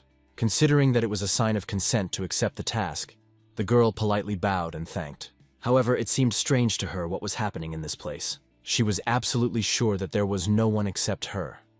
But she was constantly pursued by the feeling that they were being watched, and if not for the task, she would never return here. At this time, the shamans began the court. They unanimously decided that a murder was committed over Shaman Mo Tires. The letter said that the maid hung in the air, and the yellow spirit was definitely involved in this, so the third son was probably obsessed. They began to confer.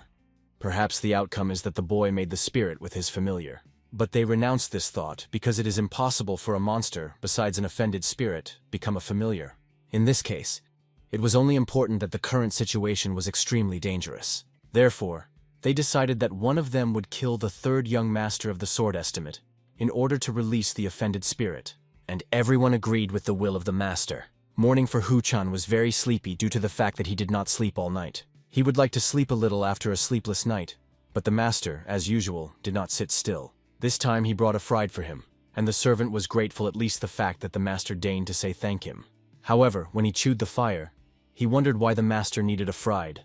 But the answer was logical. He wanted to burn something. After he demonstrated that he plans to burn the secret manuscripts of the head of the estate. Obviously frightened, Chan did not understand how Guion could do this. However, Hu-chan did not have time to do anything, as he had already thrown the scraps of the book straight into the fire. It became obvious. He is really just crazy, since he did this with such relics. It is completely incomprehensible how the young master was guided by when he acted in a similar way. Finally, unable to stand it, the servant decided to ask a question. And why did the young master burn these books? Even if he did not understand anything in martial arts, this does not mean that you need to do this with these manuscripts. They were very valuable. Everyone would like to have them with them. However, throwing the surviving book in his face, Guion made it clear that this was the problem.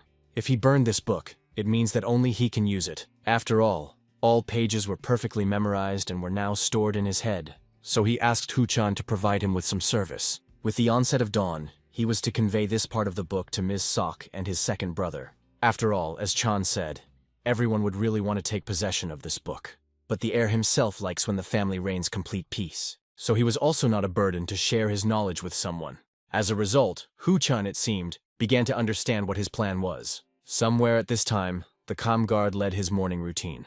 After awakening, he always seasoned the bed, after which he changed clothes. Then he did a small warm-up and checked the list of affairs for today. He had such a habit in the first days of work by a mercenary. Life was filled with strict control and planning. But soon he will no longer need all this when his plan to change the master will succeed. It will end, because he will become the elder of the clan. The warrior recalled that yesterday was an orphan who had to get in work as a mercenary. However, suddenly a servant came, who reported that the guard was looking for a second gentleman. Obviously surprised by this news, Cam immediately gathered on the road. However, there was a real pogrom, which is why he hastily left. His whole face was in his own blood. A little earlier, when he came, the second master said that his assistant was gone. The guard was sent to confirm the fact of the loss of martial arts of his brother, but disappeared without a trace. Therefore, the owner was very dissatisfied with the fact that Cram dared to lie to him. However, he scaredly reported that he had not made a false report, and was sure that some problem had arisen in the way. An angry aristocrat only threw a heavy vase in his face, ordering to shut up, and he demanded an explanation. For what reason his servant has not yet returned. The man himself was also interested in how this could happen, because at this pace his plan would soon break. However, he could not allow his labors and victims to go to dust. Therefore, he asked to give him a little time to find a servant. He vowed his life by a martial artist that would perform this task. He even vowed to deprive himself of his right hand if he fail, so he could no longer finger. And as a result, the second master satisfied his oath. However, he gave only 4 hours to complete the assignment. If Cam finds a guard, then Yun Pyun will believe his words. But if he does not cope, he will have to sacrifice not his hand, but his life. The guard reflected that with the advent of this false young master, everything in his life went downhill. The chances are small that an inexperienced young man managed to crank up some kind of trick, but something was clearly amiss. Therefore now, going to his chambers, he was going to deal with it. However, in his way he quickly saw Huchan. He was clearly sleepy, because of which he did not immediately notice his teacher. However, the comm guard quickly grabbed Huchan and began to strangle. He recalled that he ordered not to take his eyes off this idiot for a minute, and his order was serious. But he was wondering what Chan then forgot here, and why was Guyon Vaughn nearby. He even suggested that perhaps they were at the same time. However, suddenly behind his collar, the guard saw a small book. He immediately grabbed her to understand what kind of book it was. Soon his face was distorted beyond recognition. Looking furiously at the student, he wanted to know what he was doing all this time at all, and he already scaredly understood what fate awaited him. Immediately after this, the servants witnessed the terrible scene. The cam guard led the pretty battered and crippled by Chan along with him. Then he also unceremoniously threw him straight into the room of the young master. He never came to his senses after losing consciousness. Without even turning around, Gyeon Won realized who came to him and greeted his guest. An angry man without a greeting immediately demanded that the young man explain to him. And he, looking at his grimace, realized that from only the appearance of this man, all his mood was irrevocably spoiled. However, closing the door, the warrior made it clear that he did not have time for the game. Seeing closer, he recalled that he gave Gyun to Won to understand all the rules from the very beginning. Then he began to strangle the guy. He demanded an explanation because he himself warned himself from the beginning. If he does something incomprehensible, then he would kill him. However, the heir decided to smile, because he did not recall that someone would tell him something like that. Despite all his anger, maintaining a cold-blooded calm, the guard began to interrogate what the guy had done with the servant of the second master. Gyeon Won pretended not to understand what was being discussed. This was even more angry with Kuma, who demanded an explanation. However, the young man only calmly reminded that he was very weak, and that servant of his second brother was an expert in martial arts. Despite the fact that the man himself understood this, he was somehow restless. However, at that moment, Gyeonggu decided to find out how the third son, who had lost his ability to martial art, could kill such a person. And at that moment, the comm guard clearly felt strange. Just the guy literally quoted his words.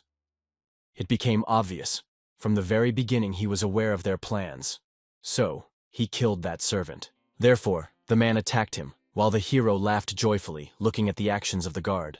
Initially, he thought that Cam was added to everyone, and now he would also be hanged for the murder of the guard of the second son. Getting angry, Cam immediately wounded the guy in his shoulder, after which he fell powerlessly to his knees in attempts to catch his breath.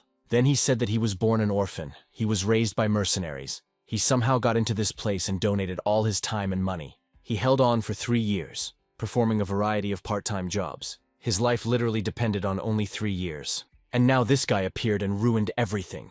He killed not only his third son, but also destroyed his beloved subordinate second son. Therefore, he had no choice. The guard will have to kill him, and realizing that he would die after such a crime, he decided to escape. However, he suddenly remembered something. He realized that despite the fact that the servant was still dead and nothing could be done about it, his value could be replaced. Then he took out a book that Gyeon-won somehow got. He knew that the boy probably had a continuation of this secret book. The man realized that if he takes his leadership, his value would cover the death of that assistant, and even more. However, the young gentleman began to pretend that he absolutely did not understand what was being discussed. Then the guard decided to remind him of his position, explaining that he would simply kill him and leave. However, he could also change his mind if Gyeon-gae gives him a leadership. But if he continues to make himself a fool, he will die a terrible and painful death, full of suffering. And in the end, having calmed down, the young man promised that he would give the leadership. The man clearly rejoiced that in this position the fake had no choice left. Then he held out his hand, demanding the leadership. However, instead, the hero put his palm in his outstretched hand. He explained that in this way he gives all the secret leadership to him.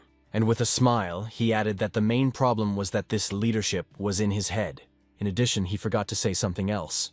And, eagerly, tightly grabbing his hand, thanked the guard for everything, using the attachment technique on him. The longer they held hands, the more energy came out of the man's body. Cram shouted, demanding that the fake stops it. However, he only rejoiced that he managed to try out a new reception on someone. The man became his experimental, for which the young master was insanely grateful to him. However, obviously, this did not suit the guard at all. Screaming, he tried to hit Gyeon-won with his blade. However, not allowing himself to worry, the guy abruptly cut off the connection between them. After that, pushing the young man away, the man tried to catch his breath. There was a strange feeling, absolutely not to feel the energy in his hand, as if the air had absorbed it into himself. However, Gyeong himself understood that such a technique was really not enough to get rid of the first-class martial artist. But it was not scary, because he had something to do. He will simply find another way to kill him. The angry guard made it clear that only because Gyeon had learned a pair of cheap tricks, he would not defeat him. After all, such a wimp like him will never be able to defeat an experienced warrior. With these words, he rushed at the boy with his blade. However, Gyeon-won prevented him from doing anything by calling for a demonic monk. At that moment, the enemy's hand was stopped, and he could no longer do anything. The guard did not even understand how his blow was blocked. He wanted to know what kind of focus the guy did this time. However, he explained that this was another cheap focus, and decided to show him in more detail. Immediately after that, the guard himself already saw a demonic monk who restrained him. The young aristocrat himself promised that he would return everything that he did for him, and his inner energy, and also the dagger, which was now with him. With these words, he swung very much, hitting the man with a blade straight into his heart. Looking at his sufferings, Gyeon was only smiling, because he finally returned to the guard what belonged to him. The calm guard quickly realized that the blow was in a very dangerous place. If he does not take care of the wound well, he will definitely die. In addition, the fake gentleman not only took his inner energy, but also used tremendous power to strike. He understood that it was a stupid decision to choose this person as a fake for Gyeon. However, he remembered that he had some trump cards in his sleeves, and reminded of the poison that Gyeon-won was poisoned. In this situation, he prepared poison in advance to avoid the rebellion.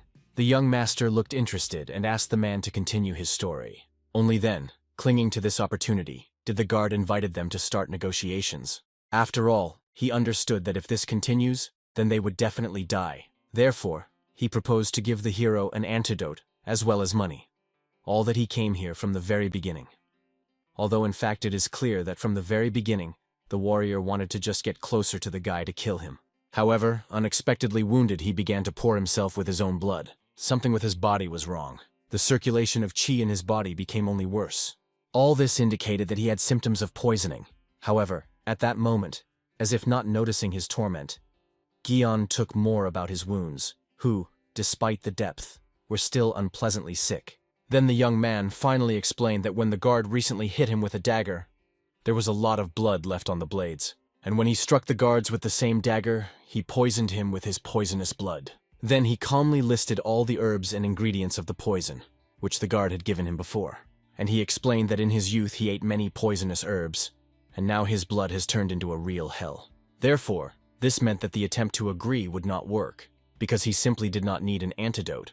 Then the guard of Kama became obvious. Now he will simply die, since he no longer had a pressure point. Gyun-von quickly noticed that the man began to shake with fear, but he considered that perhaps he was cold. He opened the window, explaining that if the body temperature is slightly lower, then this will slow down the spread of the poison, and the guard will live longer. At that moment, the desperate man realized that he has no way to survive. Therefore, holding out his hands to the air, he began to pray him for mercy. With tears in his eyes, he swore infidelity. He was even ready to become his dog and lick his legs when the guy pleased, ready on all fours to fulfill each of his orders, just so that he does not kill him. And the young master really liked a similar attitude. He was arranged by a similar alignment and such fidelity. With this attitude, they could definitely work. After these words, the guard considered that he was exactly saved, but he was quickly disappointed. After all, they would work if the guard behaved like that from the very beginning. Gyunwon calmly reminded the man about how he changed the side because of his needs. He said something about fidelity, but all this was an empty sound, because he quickly betrayed his true master, the third young master. Therefore, it became obvious. Such a person should not be trusted, and now he was better off just dying. After these words, the young man killed this man. Only after he made his last breath did he finally exhale. After that, the guy calmly decided to knead his body and felt that some of his wounds were still sick, which is not surprising, given that Cam hit him with a dagger with all his might. After that, he took out the technique of the estate clan, thanking the book for taking care of everything earlier than he expected. And besides, in any case, he had to kill Kama after he recognized his real essence. He also thought about the fact that perhaps he should also deal with the guard of Huchan, but changed his mind. Considering that the Comguard did not know that he had burned the secret leadership, he could restrain the secret, which means that he was useful. After these words, he asked the man to finally stop pretending. He understood this from the very beginning, because during his fight with Kama, the guard began to gradually crawl on, so that he would not hurt. In addition, he praised the guard for the fact that he knows how to keep secrets secret. Thereby, he began to like him more and more. But now Gyun-won has given him a new task, to order people in the district to take a walk while he takes care of the corpse in his room. As soon as everyone retired looking at the body, he decided to find out where to start. Touching a man, he used the Thai technique on him and immediately felt the warmth of his energy, but there was no benefit. In addition, the heir did not want to check this at all. He wanted to feel that cold, ominous energy that he felt in the underground pavilion. It was definitely the deadly power that he felt when he killed. Therefore, he tried to concentrate, and he managed to release this particular energy. The sensations were the same as in the underground pavilion. It was a cold force that did not disperse like internal energy, but gathered around its energy core. It was similar to the sensations when he killed people. Therefore, it became obvious. In order to collect more such energy, he needs to kill more people. Quite from afar, the green spirit carefully watched all this. Finally, it became clear why the monk decided to allow this boy to control himself. After all, he was an unusual person. He was a real monster. At this time, events are transferred to the residence of the second son. The first-class guard came to the master, believing that the cam guard did not lie about the state of the third young master. The juice of Yun Pyong perfectly understood this, because it was unlikely that he would have been lying that they could easily check. However, the juice of Yun Pyong also knew that he was overly supportive of this person from the very beginning. He began to feel too relaxed, so all that the second master wanted was to show how strict he is. Later, in any case, he would have forgiven Kama, and he would become more malleable.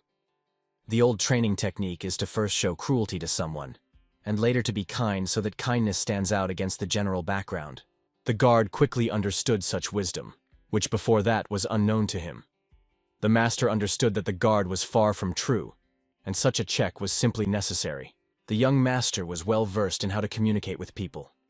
The guard believed that the guy is more than worthy to be the heir. But suddenly they were distracted by another guard.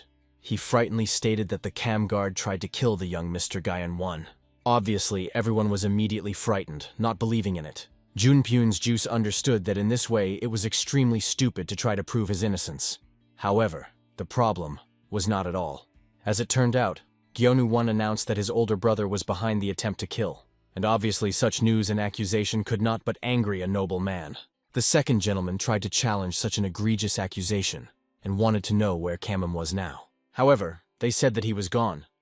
No one knew where he was now, and at this time, the young heir already managed to hide him in his underground cache. However, the juice of Yunpyun could not leave such a lie with impunity. Immediately grabbing his sword, he went to sort things out with his younger brother. The servants tried to convince him, because for this he would make himself even more suspicion, but he could not sit back.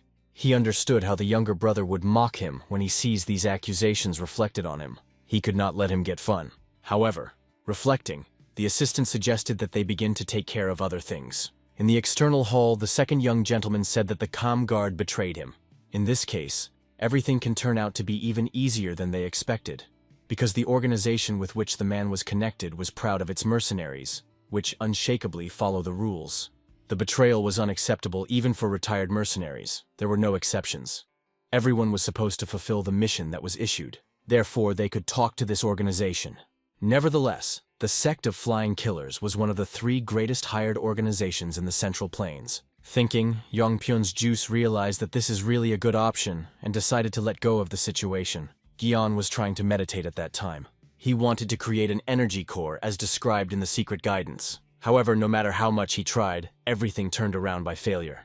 He could miss his energy to circulate very close to the center, but when it was approaching, he simply scattered. Therefore, he decided to ask the guide to ask for advice. He wanted to know why his energy continues to dissipate when he approaches the core. Hut-chan seemed to be stupid from a guy who knew nothing about martial arts. He was able to feel his energy instantly and even try to circulate it. He wanted to scream that this is all nonsense, and the boy was, in principle, he was not capable of this. However, realizing that most likely he will pay for such a life, he decided to help.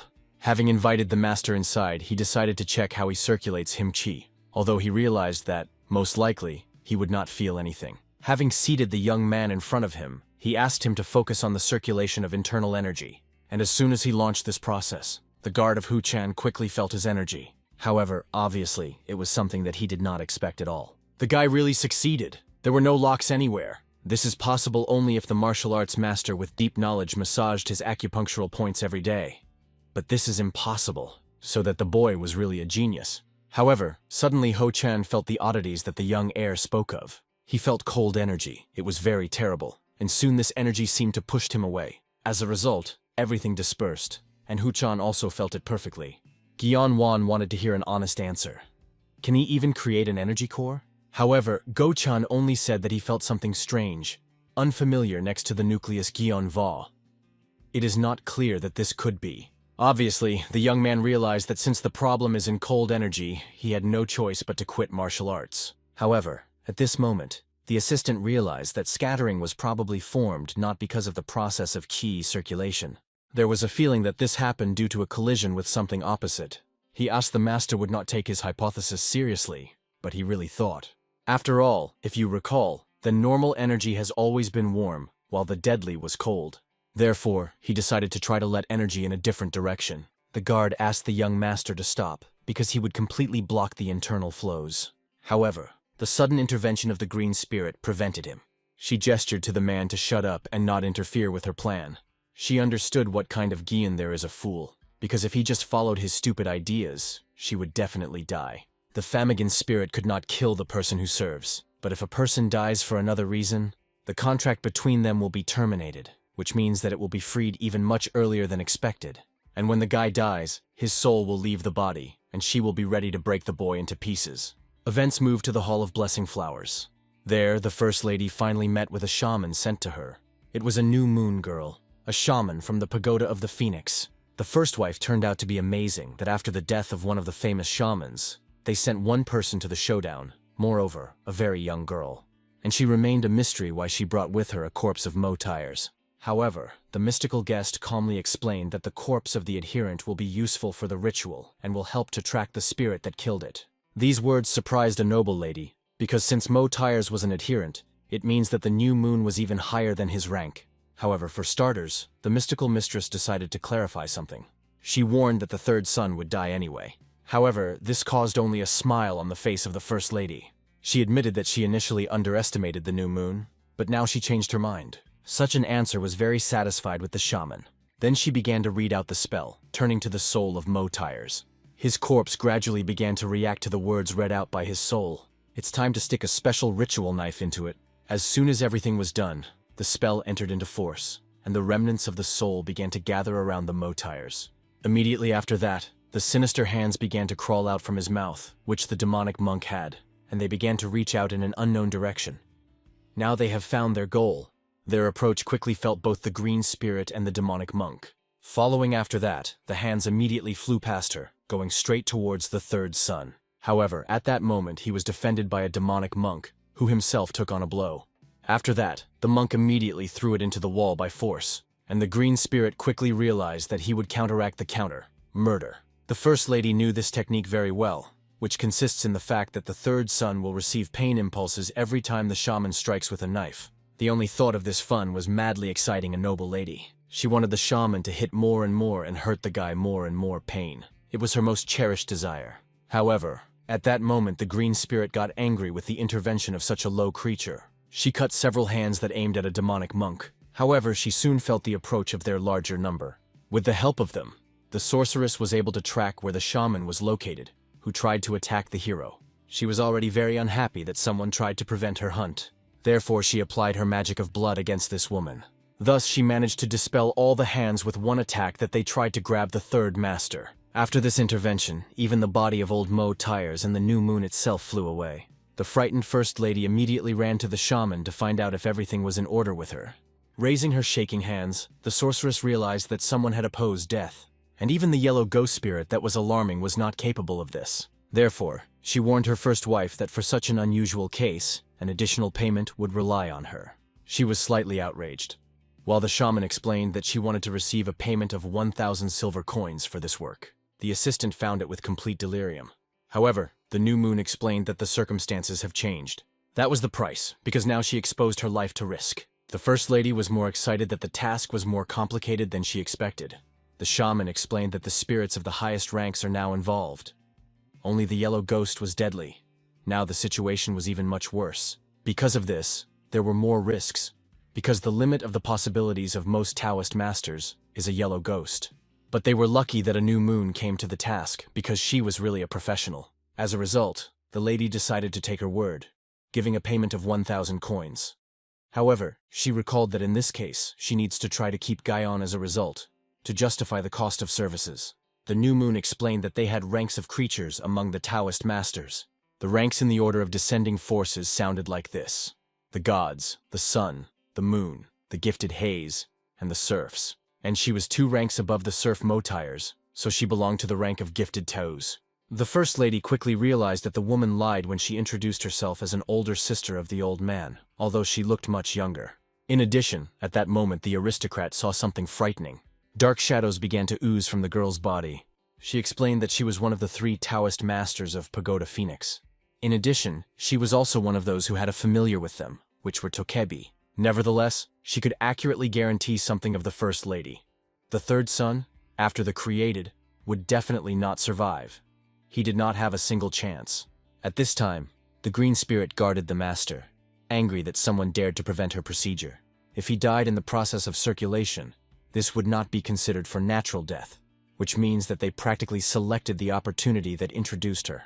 However, nevertheless, the strangeness was in this guy. He was able to combine what, it would seem, could not be connected. In order for a living creature to be able to incorporate the energy of death, every day something new seemed to her. This guy independently learned the principles behind the technique of attachment, fulfilled QE, and now he was able to collect deadly power around himself. She clearly did not want to admit this, but in this boy something began to attract her attention. Guyon, but was madly satisfied with the work he did. To expand the flow in the opposite direction was the right solution. After all, now the energy was absorbed in the usual manner and did not disperse. Although it was a pity that he was not able to collect more energy, the green spirit had already decided to find out from the boy whether he was still alive.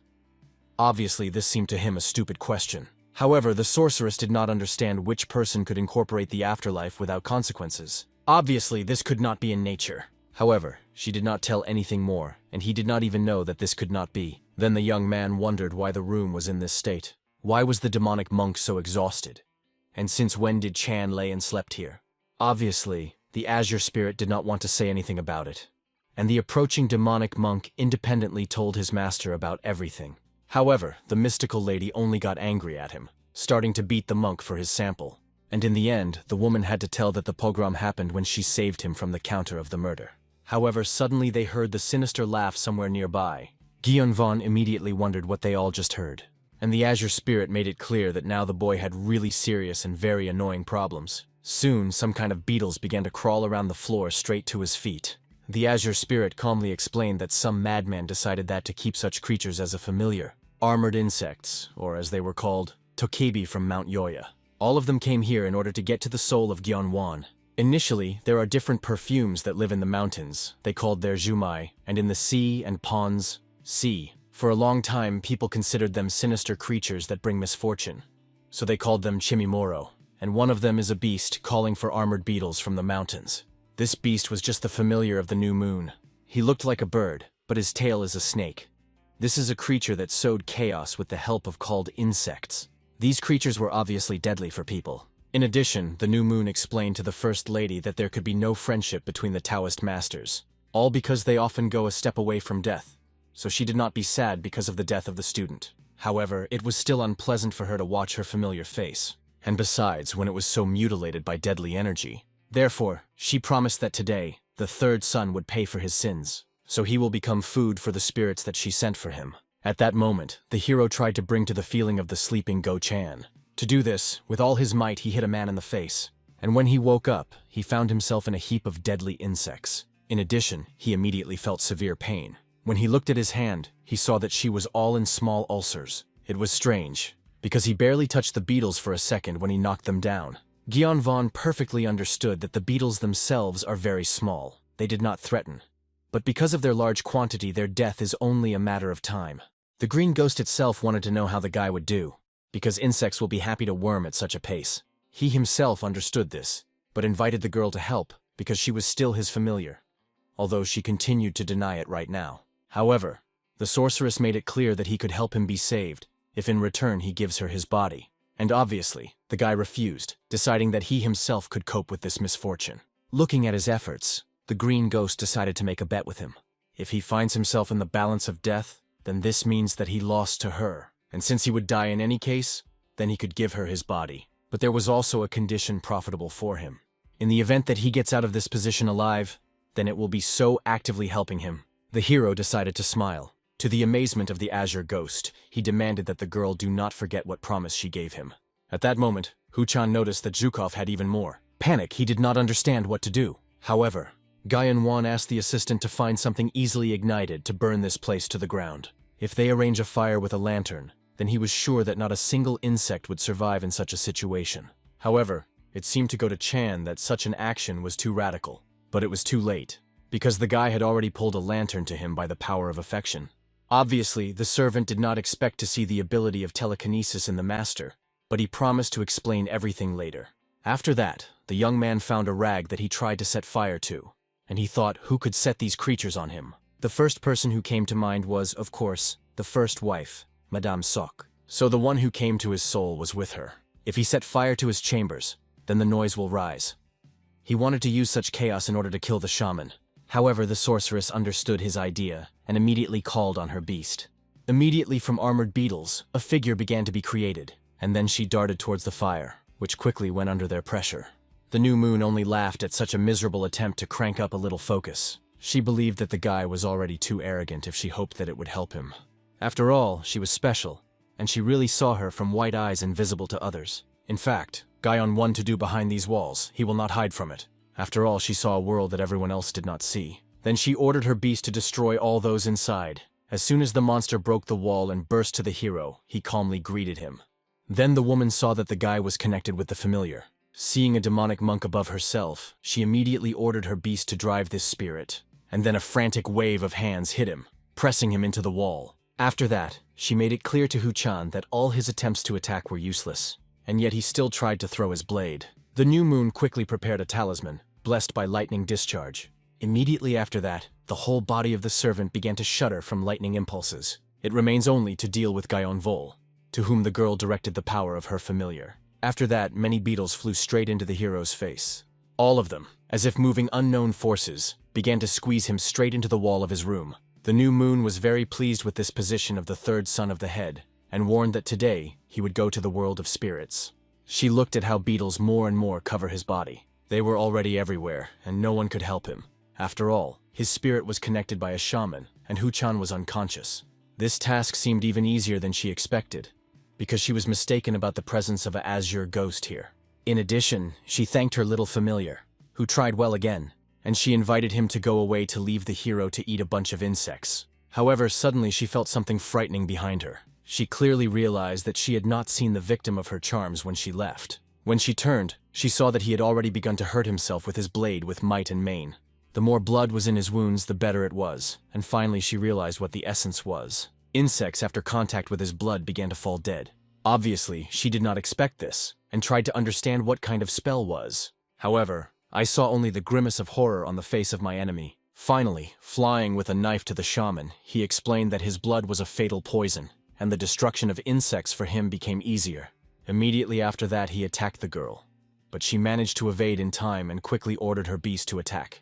She realized that she could no longer use beetles to fight this guy. Therefore, while the beast won the time, it was necessary to reproduce a strong spell. And for this, she chose a method of managing spiritual strength. 8 techniques splitting mind.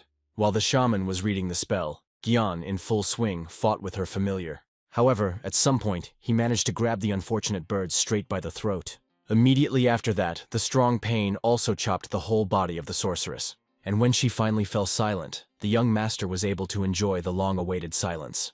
The frightened girl herself immediately rushed towards her beast. However, the stronger Gyan one squeezed his neck, the more pain the new moon was experiencing. She realized that she feels all the feelings of her familiar because of their connection. But I did not understand what was happening with her beast now. However, she soon realized that this guy literally absorbed the demonic power of the beast. This could not be. After all, it was harmful to all living beings, was full of deadly energy. Gyan Vaughn also seemed surprised at what he felt from this beast. He just grabbed him in order to interrupt her actions for some time. But it turned out that the creature contained ominous energy. In addition, this energy was insanely a lot, so much so that he could create an energy core right now. And realizing his plans, the shaman asked him to stop. With tears in her eyes, she explained that so her familiar could die soon. Smiling, the hero began to guess how he could use this girl in his plans. At this time, the first lady walked in her residence.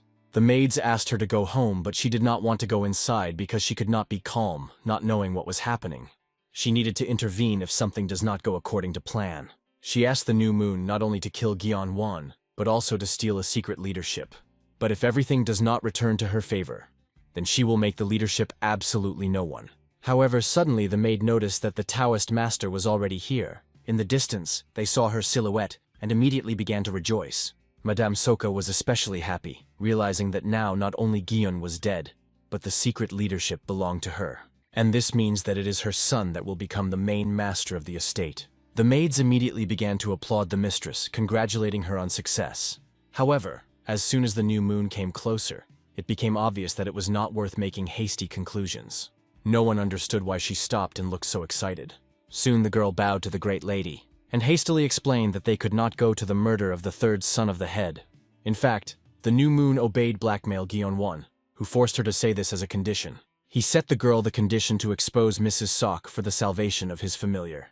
After all, even if he killed the shaman, the mistress would have gone for another Taos. Therefore, he asked to substitute Lady Juice, because in this case the pagoda of the phoenix and the lady will remain enemies.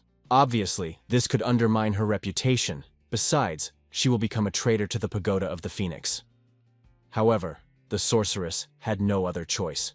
Therefore, she recalled that the lady claimed that Gyan was obsessed. She wanted to destroy the spirit inside him, as well as kill the youngest master. However, apparently, the guy was not at all obsessed. So the shaman asked that the mistress would no longer come to their pavilion with such requests. At that moment, the servants surrounding them heard that someone was trying to kill his third son. In addition, this was ordered to be done with a stranger from another organization. Therefore, people immediately gathered in order to arrest the lady. The woman herself was beside herself from rage due to how Gyan Wan substituted her. When the shaman was returning, she heard the cries of indignant people who tried to understand what happened and where the third young master was now. When she went to Gyan Wan, he specified whether she said everything as it should be. Then he showed her a bird that was still in his hands. However, she calmly pointed to the commotion, which proved that she fulfilled her part of the persuasion. As a result, everything happened as Gyan Wan wanted. Now Lady Sok and the Pavilion of Phoenix are enemies. Moreover, now everyone knows that she is a villain. But the shaman was not in the position to worry about her. After all, she betrayed the Phoenix Pavilion to save her spirit, for which she would always pursue her. However, the time came to leave, so she asked the young man to return the promised spirit to her. However, the hero was in no hurry with this matter. He invited the girl inside and wanted to ask about something else, in particular about who the Kemimoro are and what they are. In addition, Gyan Wan wanted to know about people who control the spirits, such as she and this bird, the head spirit. At that moment, the shaman finally became convinced that Gyan was not a might have a heart. However, it was surprising that he could tame the spirit with such force. Moreover, she perfectly saw that his spirit was not at all alone. At this moment of silence, Gyeon-won tightly squeezed the bird's neck, considering that the girl did not want to answer his questions. And she has no choice. She explained that these spirits had 6 classifications: eminent, unknown, mythical, demonic, and were also sacred and divine. But of them, even an ominous beast was able to cause a disaster, and the higher the level, the more dangerous they became. In the Pavilion of Phoenix, including it, there were 3 people who were able to control the animals as their families. The first was the assistant to the head of the hall. He owned an unknown beast, and his strength was catastrophic. The second is the head of the Phoenix Hall. However, she had no idea what beast he possessed, but he is probably of the highest levels. The hero suggested that we are talking about sacred or divine. But, as the shaman explained, they existed only in legends. Stories about people who took the holy beast as the spirit could be counted on the fingers. She even had a book about this, which she kindly conveyed to Gyeon-won.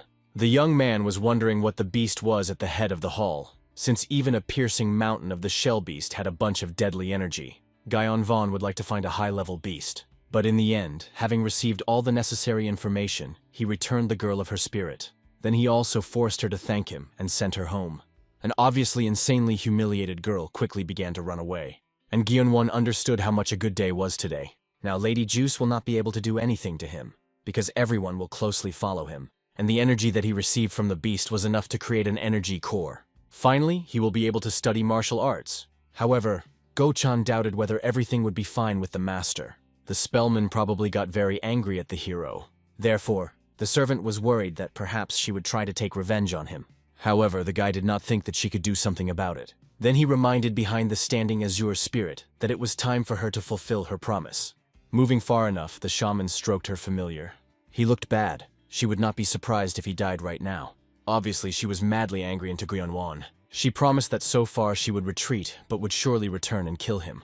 And then she heard an unknown voice, stating that she made an oath to avenge. Immediately after this, the girl was seized with a strange feeling, similar to the reverse murder. However, this was simply impossible. No one could accept such a malicious creature. But someone's sinister hands have already begun to reach for her face. After that, they scratched her white eyes, showing the essence of things. And when she looked forward, she saw an azure spirit in front of her. She, smiling, stated that the new moon was pretty, even with one eye. And only after that the girl felt that she could not breathe at all. At that moment, the First Lady was indignant, considering the accusations of the head of the external hall offensive. She was convinced that Gyeon-won simply set her up, because she certainly did not try to harm him. And about the information of the spellman, then she was probably in collusion with the boy to substitute her. However, the man quickly ordered her to shut up, after which he began to interrogate about what happened yesterday in the medicinal room. She remembered how Gyeon was bursting there, despite the ban on no one to enter there. However, the man quickly recalled that the guy saved the girl, while the First Lady herself tried to kill him. But this was even more angry with a woman who tried to reason the head of the external hall. However, looking at his seriousness, she quickly pulled herself together. The man made it clear that he simply could not close her eyes. Therefore, he promised that an investigation would soon be conducted, and he hoped for the cooperation of the First Lady in this matter. He also asked her not to worry, because he will personally make sure of the honesty of the investigation. And they will very carefully study both the lady itself and the second son, as well as the third gentleman. Left alone, the head of the external hall was still tormented by the question, why did Lady Sok and the second son try to kill the third child? It would be more logical to fight for power and try to kill Yu Chun, a favorite of the owner of the estate. But the third son was not even able to even study martial arts. He understood that perhaps there was still a reason to wish him death, about which he did not know. At the time they met, the third son was unusual. He used to be very arrogant to everyone.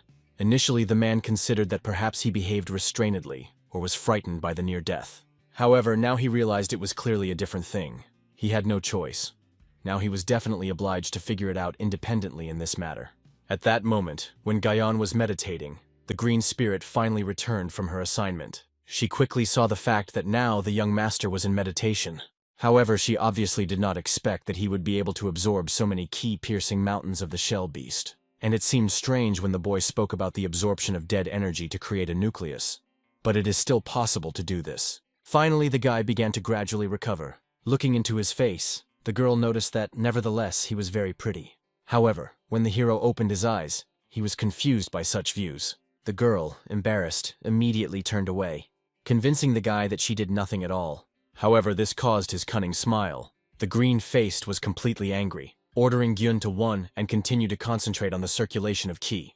Then she began to regret that she agreed to this bet, and perplexed why she could not try better. However, suddenly the heir remembered that he wanted to check something. Namely, did he create the energy core that a woman spoke of? However, she was sure that this could not be done in one day, and the master would be able to do this only after a month of long practice. However, when he spoke of a strange storage under the navel, she was alert. The guy himself tried to understand the changes in his body. At this time, the spirit, listening to feelings, could not understand if it was an energy core. The surprised azure spirit wanted to look at it herself and held out her hand to the guy. She explained that she wanted to put her hand on the energy core and touch him with her fingertips. However, to her surprise, she could not do anything. Her hand simply did not pass through his body. She did not know what it was, so she asked the monk to try to do the same. However, their hands did not pass through the body of the master at all. Perhaps the reason was that they became his familiar spirits, but doubting that the problem could be in them, the sorceress decided to test her strength on Hu-chan. And in his energy core, she easily could penetrate, which is why the man immediately lost consciousness again. As a result, they were convinced that the matter is definitely not in them. Therefore, they began to think about another way to check the young man. However, the azure spirit did not have time to say anything. Suddenly, a loud knock came. Sanvu Back, the head of the external hall, came to the boy. Guyan Vaughn was clearly interested in what was the case of a man at a time later. He knew very well that this man was one of the most devoted subordinates, with very conservative beliefs. In good time, the elders believed that the patriarch was becoming the one who has his support. So even Lady Juice was powerless against it. At the moment, he was the most influential person in the whole estate. Finally, when the man came in, Guyan 1 decided to find out what led the head of the external hall here. However, to begin with, the man wanted to apologize that, despite the defense of the martial artist, this happened. The guy immediately explained that he should not worry about it at all, and with a smile made it clear that everything was fine with him. Then the man held out his hand to the head of the young master. However, he stopped in just a millimeter from his face. Then he patted him on the shoulder, thanking him for such warm words, and also decided to find out where the blade was for self-defense, which he gave the third young master. He was worried that perhaps the guy managed to lose him. However, he stated that he put him in the box of his closet. The man clearly calmed down, rejoicing that Guyan did not lose him. However, the young heir explained that I did not initially understand what was being discussed. After all, no matter how much he remembers, he could not understand when he received such a trinket from him. And the whole thing was that Sanvu Back, in principle, did not give him anything like that. After which the man tried to attack the boy. However, he managed to evade a deadly blow in time. Sanvu Back made it clear that Guyan 1 made two mistakes. The first is that the third gentleman always behaved arrogantly in relation to lower ones. The second, that after beating the fourth master, the third young master always shuddered, because it seemed to him that they wanted to hit him. But now Gyun Vaughn remained too calm. The man hit the meridian's Gyun 1, who will not allow him to move a single step. He demanded that the guy admit where the real young gentleman was. However, this caused the hero only a bold smile. After that, despite the damaged meridians, he easily stood on his feet, and he called for the help of the green spirit. The woman right there, without hesitation, pierced the head of the head, holding out her hand straight to the heart of a man. She understood that he dared to do so boldly, as if wrapping herself at a certain death. Guyan Vaughn was amazed how the green spirit was skilled, believing that she protected his meridians. But the reason was different, because life and dead energy were at different ends of the spectrum. The natural energy that Sanvu Back used to squeeze the guy's meridians naturally dissipated, and this means that the hero really managed to form an energy core. In addition, the azure sorceress surprised that he received the resistance of the body without need for a huge amount of energy. But despite the fact that he managed to form the core, now he has already revealed his personality, and it will not work for a long time to stay here. And the boy himself understood that everything did not go according to his plan. However, his idea was that the demonic monk took possession of the body of this man. The azure spirit only smiled, because her master was literally a devil in the flesh. At that time, Sanvu Back himself did not understand who the boy is saying with. However, he soon felt his whole body begin to fight in agony. He did not understand what was happening. The man in front of him looked exactly like the third gentleman, but he was resistant to acupuncture, and his hand holding his heart did not even have any presence. The feeling was as if he had turned off the hornet's nest. When the man asked who Guyan was actually like that, he was introduced as usual, the third young master of the estate. When morning came, Hu-chan was returning to his master, but he realized that something was wrong. Waking up, he discovered that his bed was broken, and the guards of the external hall were too polite, although yesterday they looked at them like the offspring. Suddenly, when he went to the room of the young master, the inclined warrior greeted him, and Go-chan finally lost his speech, not understanding what was happening. However, when he entered the room, he was absolutely amazed. After all, next to his young master was Sanvu back himself, the head of the external hall. At that moment, the heir calmly forgave the chapter for his misconduct, and he, bowing even to the guard, began to gradually leave. In addition, everything coincided so well, and they brought breakfast in time, so the young man invited Hu-chan to join him. However, he wanted to know what was happening. The young gentleman promised to tell about everything later, but for starters, he wanted to ask his assistant, namely, will he be able to teach its basics of martial arts a sword? And this request seemed crazy to Hu-chan. Earlier, the young heir tried to practice martial arts. He did everything exactly, as stated in secret teaching, but the movements were not synchronized with each other. The answer was simple, because they were simply advanced. The Azure Ghost explained that these movements are intended for a higher level of martial arts. They can only be mastered by one who has a high level of understanding. Therefore, the guy could not understand the advanced art, not even knowing the foundations. What he tried to master was intended for those masters who want to overcome the current level, due to the removal of unnecessary movements and increase efficiency. But this was not a lot if Gion did not know the basis. In other words, this was useless without a basic understanding of martial arts. Therefore, the hero realized that he could not learn something without mastering the basics. The frightened Chan immediately flared up, believing that Gaion Wan wants to master the secret arts to become the head. However, he believed that it would be nice to master them. Although the assistant warned that this technique was legendary and anyone could find out, so in the future its knowledge can bring him problems. When Gaionu Wan promised that he would hide his knowledge, Hu-chan admitted that he could not teach him the basics of martial arts because he did not know them. The martial arts of the sword estimate had their own basics. The main techniques, namely 9 techniques, their initial technique of owning a sword. They studied them only within the family, that is, the owners of the surname and those who are connected with them by the genealogy. It became obvious that only the head of the estate and other young gentlemen know this technique. It was bad, and Go-chan understood that. After all, with the rest of the heirs, his master was at enmity. In addition, it was risky, since he was not a real gentleman, and someone could quickly understand this. But Gaion himself realized that he had no other choice. Therefore, he called Hu-chan to follow him to the one who manages to teach him these basics. Obviously, the man tried to dissuade the master from this risky idea. However, he remained unshakable, even though he could be revealed.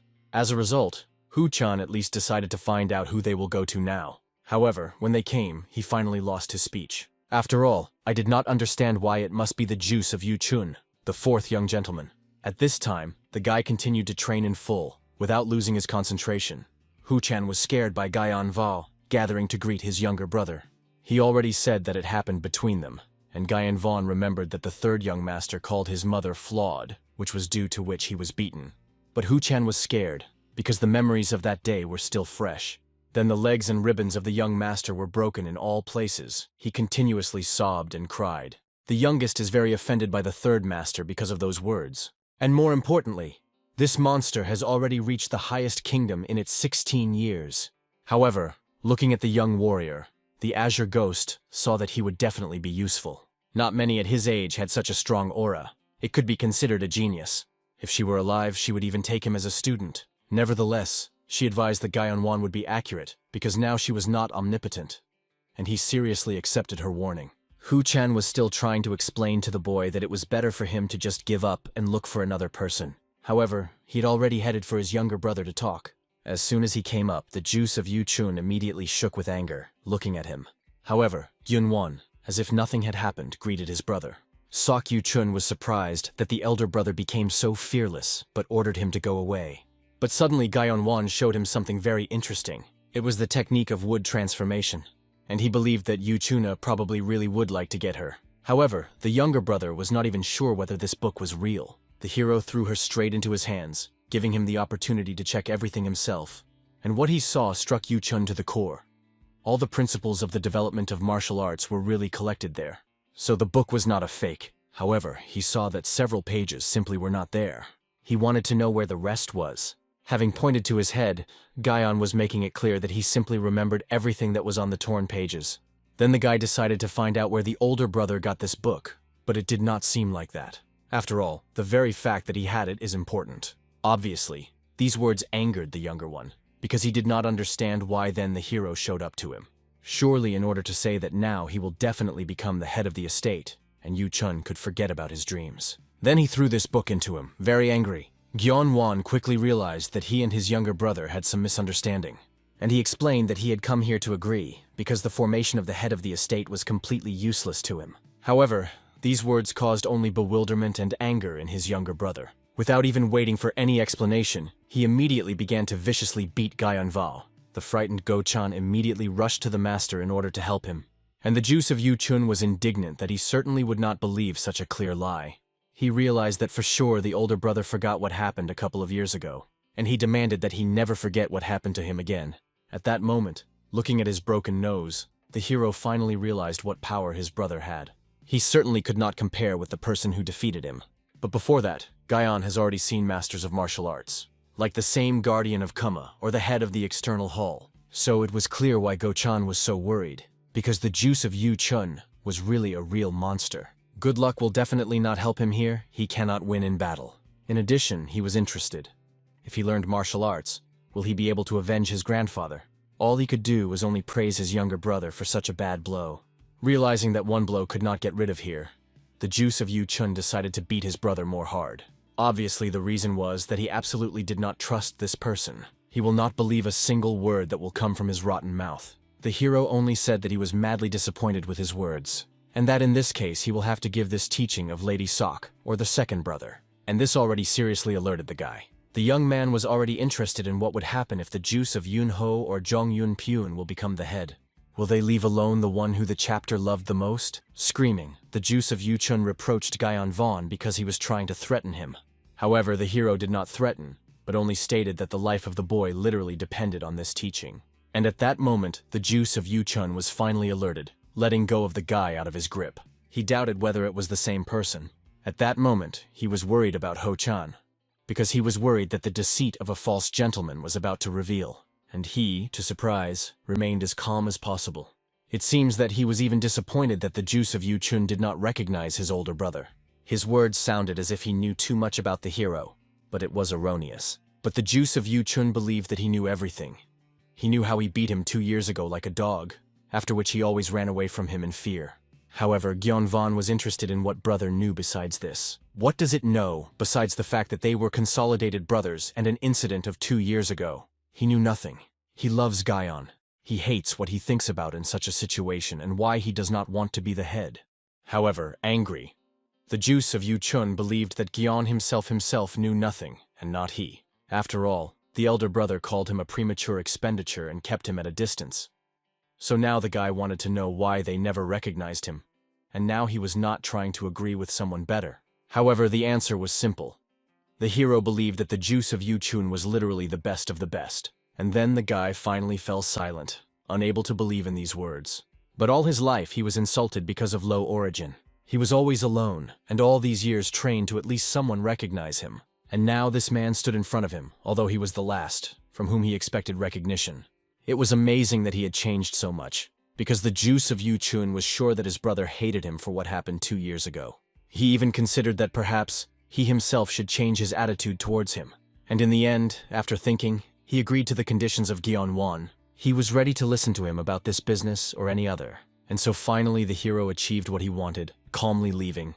Ho-chan experienced sincere admiration for the young master. He had no choice but to admit his amazingness. He was wondering how he was going to convince his younger brother. After all, this was beyond his imagination. It was impossible to do this in a natural way, because the real Gyeon would have known martial art. Therefore, he needed a plan, and he set 3 conditions. The first and most important is that the brother, becoming the head of the estate, will leave him alone, and will also be financially supported. And he was not opposed until Yu Chun touched him. He would also leave him alone. Thus, they pretended that the main 2 conditions were the main 2, and then he set the 3rd condition, to teach him the basics of martial arts. Ho-chan was afraid that the juice of Yu Chun would reveal him, because he asked so openly about it. However, the younger brother was only surprised at how the elder forgot about them. In order for the plan to work, Gyeon was making it clear to the 4th young master that he recognizes his strength. That is why the guy did not suspect anything. In addition, Gyeon-van gave the youngest all the teachings without asking him nothing. Even if Yuchuna needed 2 hours to remember the secret teaching, while the hero managed to learn him, only once seeing, Hu-chan rejoiced that everything turned out for him literally perfectly. He was surprised that his master had such a talent, although he regretted that he gave his brother a secret teaching. However, Gyun did not see the difference in this, because still he taught him incorrectly, and he could really not believe it. Then it seemed to the heir that perhaps he said in vain about it, but he still shared that he taught Yu-chun a little differently than necessary. He changed every 13th or 14th symbol. Of course, he could easily get into a lie, but he managed to avoid this. Hu-chan was worried that since Gyung-won handed the guy the wrong teaching, the fourth young gentleman could lose the opportunity in martial arts, or even die. However, it seems that this did not bother him at all. And then the servant finally realized his master is literally a real devil. Events are transferred to the Phoenix Pavilion. There, the Taoist master of reflection gathered all the advice. Everyone was already aware that nothing was heard from the new moon for a long time. She did not fulfill the mission. Moreover, she betrayed Lady Juice, because of which their relationship came to an end. In addition, their reputation was very much affected. Therefore, the head of the pavilion ordered his beloved student to find a new moon for that, all in order to reveal the truth and save them, and so affected reputation. Without one doubt, he called his familiar and hit the road. Finally, the assistant arrived at the place where the new moon was killed. He was surprised that such a strong Taoist master was so terribly killed. Therefore, I decided to find out how this happened. To do this, he applied the equipment technique that allowed him to see everything that happened here, and soon he saw firsthand what the girl saw in the last moments of her death. He saw her arrived at the task of the first wife, after which he saw the battle with the third young master, and the way he captured her family beast, and also how she swore, which although she retreated will certainly return. And soon the same feeling that killed the new moon constrained him, as if the unknown hands of the azure demon grabbed his soul. However, turning around, he found absolutely nothing. Nevertheless, he realized that in this case, a azure ghost was precisely involved. This means to cope with the task, he needs to prepare as best as possible. At this time, the azure ghost herself carefully watched the training of her master. He perfectly repeated all the movements that were drawn in the book that he studied. All technique was performed without a single heating or error. Usually, at the beginning of training, martial arts study basic equipment, working out the movements that are combined in them, so it is necessary to repeat the same movements to master them perfectly. But after the first attempt, he had never made even a tiny mistake. Now he could only increase the muscles, continuing to train, although in reality, he did not even need training. Therefore, the azure demon realized that he was definitely even more than a genius. She hoped that he would beg her to study, but she was not going to take up training, although he was ready to give in if he began to beg her. These stupid thoughts filled her head, because of which she was embarrassed and began to scream. At that moment, Go-chan finally came, whom the young master wanted to see. Thanking the parish, the guy explained that he had one task for his friend, so he ended up in the pavilion Eternal Orchid. He carefully examined the paper that the young master gave him with a certain symbol. He explained that he was looking for this thing. He needed to place an application in the Informant Guild. This is the only such guild in this region. In addition, Chana was worried that they still had those signs. The information from them will not expect them. However, suddenly he himself was worried that he was worried about such things. It became obvious that he turned into a devoted dog, not even understanding how this happened. But although he said so, in fact he was not really against it. He did not have a goal in life. His parents threw him, and raised him at all as a killer. He did not have any special talents, so he did not stay there for a long time. It so happened that this happened simultaneously with the departure of the guard of Kuma. He was a bad man and treated him as a thing, and Hu-chan was not sure that the young master did not treat him the same way. But the problem was not at all in the people to whom he served, but in the fact that he was not suitable for anything and just floating with the flow. As soon as he becomes useless, he will be abandoned. Well, at least now he lived much better, and now he worked less than under the guidance of the guard of Kuma, although he had to worry about where his master could escape, and that he could always poison him. At that moment, a man finally came, apologizing for his delay. He laughed loudly, bringing a woman in his company. Then he quickly greeted Hu-chan. Despite the fact that the servant knew many rumors about this man, he did not expect that he would be drunk in the morning. However, Ho-chan explained that he had come in order to give him an application. But when the man saw the girl, she confused him. The owner of the institution introduced her as new. He considered her a real beauty and did not want to let her out of his company. However, Ho-chan explained that his assignment was an important nature, and the girl had to leave. When the man did not agree, Hu-chan had to directly insist on his own. And in the end, the head of the pavilion had no choice, and he drove it away. Then he decided to slap the girl on the 5th point and ask her to wait for him. However, Go-chan prevented him from doing this, ordering a man to concentrate. And to his surprise, at that moment, the same girl threw a sonorous slap in the face of a man. Then she also calmly took off the wig from her hair, and then I attacked the healthy man himself, who tried to spell it. Obviously, Hu-chan was scared of what was happening, and immediately grabbed his sword. However, at that moment, the girl threw the table into him.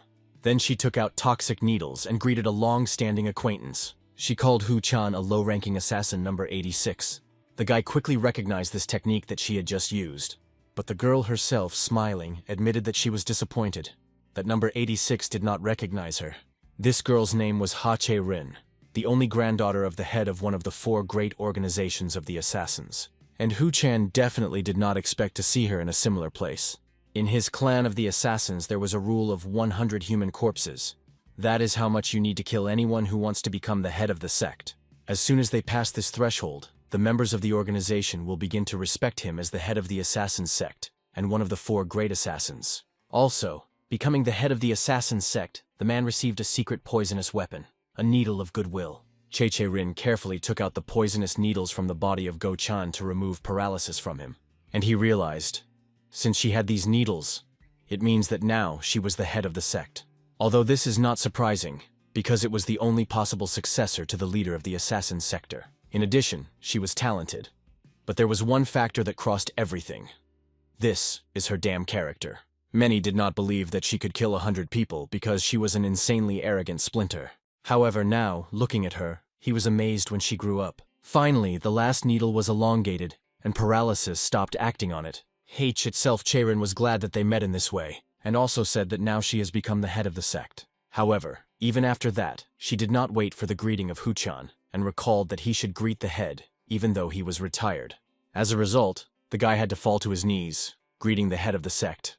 Only after that, she said that she was very lucky that she met an old acquaintance, because initially she was waiting for the first son of the sword estimate in this place, because she heard that he is often in these places, and now she could calmly get inside with Hu-chan. She explained that the reason for her arrival was that she received information about the advanced assassin number 29. Hu-chan quickly realized that it was Kama's serial number, and also remembered the golden rule of the assassin sect. The girl herself was surprised that number 29 failed her task, and realized that he could be considered dead, since he still did not show up. In addition, she said that the purpose of the visit was to get even with the 3rd master of the estate. After all, the main rule is no matter what, to complete the task. At this time, the Azure Ghost was tired of watching the training of Guyon Vaughn. Therefore, he decided to find out how much more he plans to do this. The young man realized that it was really too late. Therefore, he invited the girl to go somewhere to have dinner. As a result, while he read, Azure Ghost joyfully echoed food for both cheeks. She was really insanely tasty. She enjoyed food and alcohol. The reason was that one of the greatest pleasures in life was food for her, and she was sure that Guyon Vaughn would definitely understand this when she survived until her year. The guy was amazed at the fact that he had just treated the girl with dinner, allowing him to move into the maid, and the ghost appreciated it so. He even thought that perhaps it was worth doing from the very beginning. However, at this moment the girl's body began to fail. This was not the first time, because when she tried to master a more beautiful servant, in the end she almost killed her. The reason was that, apparently, an ordinary body was not able to withstand the spirit of such a high level. Finally, the green spirit saw that the guy was somehow very interested in shamanism. However, it seemed to him, this is a fairly interesting topic, because among all books about shamanism, this book was the most interesting. But he already managed to read all the other books that the new moon had. Soon he decided to go further into reading until he felt something strange. They with Azure Spirit simultaneously turned around. At that moment, the Azure Ghost realized that it seems Guyon Vaughn had very much aggravated feelings. It was impossible to explain his reaction in any way. At this time, Hu-chan already brought the head of the sect of clothing, which is usually worn by maids. He himself understood that the situation was very critical. Since now there was the head of the sect, then at least it reached the highest peak. And if she finds out that he betrayed the guardian of Kuma, he will definitely kill him. Therefore, for starters, he decided to go out. Wait until the girl is changed. She only smiled, not understanding. Did Hu-chan not want to look at her? And she made it clear that such a chance falls quite rarely. However, she soon explained that it was just a joke. Nevertheless, she was grateful to the old acquaintance. It was much easier to get into the estate without his help. In addition, Chan said that he would also like to avenge his older brother. This was said only to hide that he was now working for Gyeon Vaughn, so that he would not be killed in place. The girl was glad that Hu-chan was still a real assassin, although he was retired. She stated that she really believes him, and when the guy, smiling, turned away to leave, she paralyzed him with needles, after which she began to mock. She made it clear that all this was an arrogant lie. After all, since Chan did nothing after the death of his brother, it means that now he was devoted to someone else. It was funny to observe how he tried to pretend that he also wanted to kill Gyeon Won, while he was actually faithful to him. And then it became obvious, from the very beginning the girl already knew about everything, and he himself should understand this. Hye-chae-rin herself was amazed that with the age of Hu-chan, it seemed completely wiser. He remained as miserable and stupid. It seems to him that it was even unknown to such a thing as studying in mistakes. That's why she believed that such incorrigible should just die. The guard wondered when everything went wrong. Everything was because of the murder of the real third son, and because he betrayed his older brother. Although it seems he perfectly understood that the reason was not that. He was weak, which is why everything was constantly changing. The assassin woman herself decided to adjust everything, as if he had killed Mr. Sok to avenge the master of Kuma, and then committed suicide. And in the end, he had already resigned to the fact that he would die no better than a dog. However, suddenly Gyeon Va's hand broke through the wall. He applied the attachment ritual. Thus, he instantly knocked out the blade from the hands of the girl, after which he also burst himself, preventing her from killing his servant. At that moment, the assistant finally realized who his master was actually. He was a really insanely cool demon. Hye-chae-rin quickly pulled Go-chana on himself, because of which he began to choke. Then, having put a knife to his neck, she ordered him to stand quietly. Unless, of course, he did not want to know what color the blood of his servant. At this moment, Hu-chan realized that for sure the head of the sect had made a certificate of Gyeonwen. But most likely, the report said only how bad it is in martial arts. Surely now the girl was shocked by the fact that the young master is able to use such advanced techniques as telekinesis. Surely now she believes that he has already reached the highest peak of martial arts. However, there is something important that she did not even suspect. He was literally a heartless demon who does not care about other people's lives.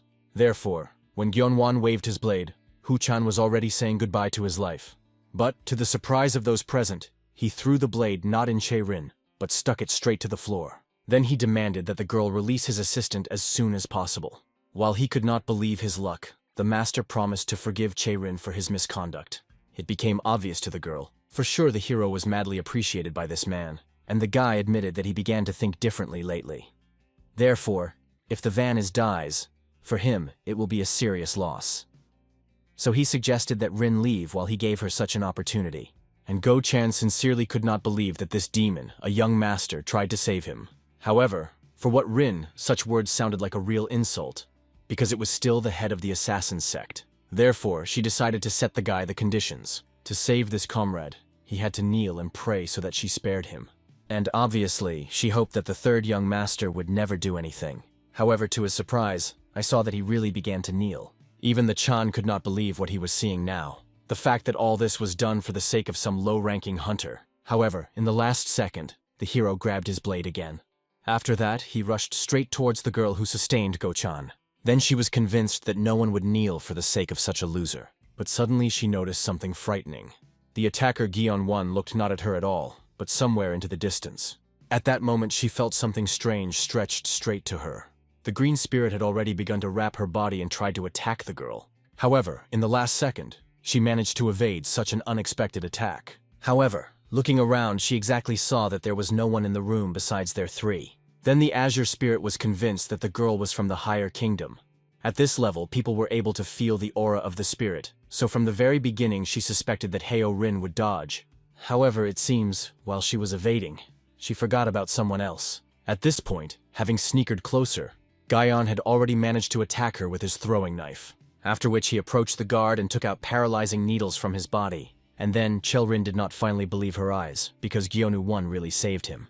In addition, she felt some strange energy behind herself.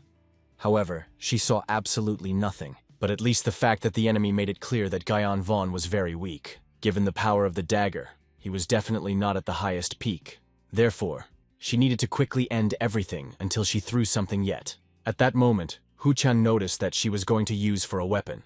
It was an ultimatical weapon of the assassin sect. For centuries, it has been called a quick execution with a needle. Seeing this needle, but not knowing its essence. Gyeon-won only believed that the girl decided to use not the most intelligent move. However, she understood how much her goal was mistaken. Gyeon was one, and did not know that this needle could only be used once. But even one hit is enough to kill the most experienced martial artist. Because when she threw the needle into it, he could no longer move. All due to the fact that it was created to pierce through those who have huge inner energy. Therefore, the enemy's power did not affect her, and the azure spirit could not save her master. The needle was already a couple of centimeters from his chest. But at that moment, Huchan managed to intervene in time. To the shock of everyone else, he set his body straight a blow. And in the end, the needle intended for Gyeonvona struck his chest. Obviously, Gyeonvon clearly did not expect such dedication from his guard. However, seeing how much he was wounded, the guy came into real rage. He immediately ordered a green spirit to deal with this girl.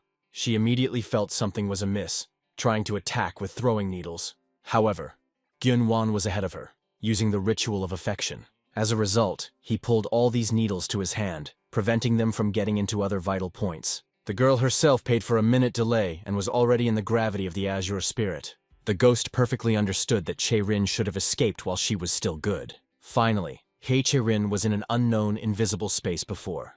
Then she saw in front of her incredibly dissatisfied and evil Gyeon-va. He only said in displeasure that the course applied by Chae-rin was simply disgusting. And then the bloody hands of the azure spirit began to envelop and strangle her body. When it ended, her limp, dead body fell to the floor. And the young gentleman immediately approached his guard to understand what state he was in. It was very sad to see him dying, because he hoped that they would still work together. Therefore, he wanted to know why Go-chan did so desperately. However, he understood that his duty as a guard was to defend his master. In addition, Gyun-won tried to save him, because of which he did not dare to betray him. After all, in the end, Gyun-won was the only one who appreciated him. Everyone else betrayed his whole life. And with these thoughts, with a smile on his face, he let out the last spirit. The young man managed to close his eyes, as Azure Ghost had already appeared behind him.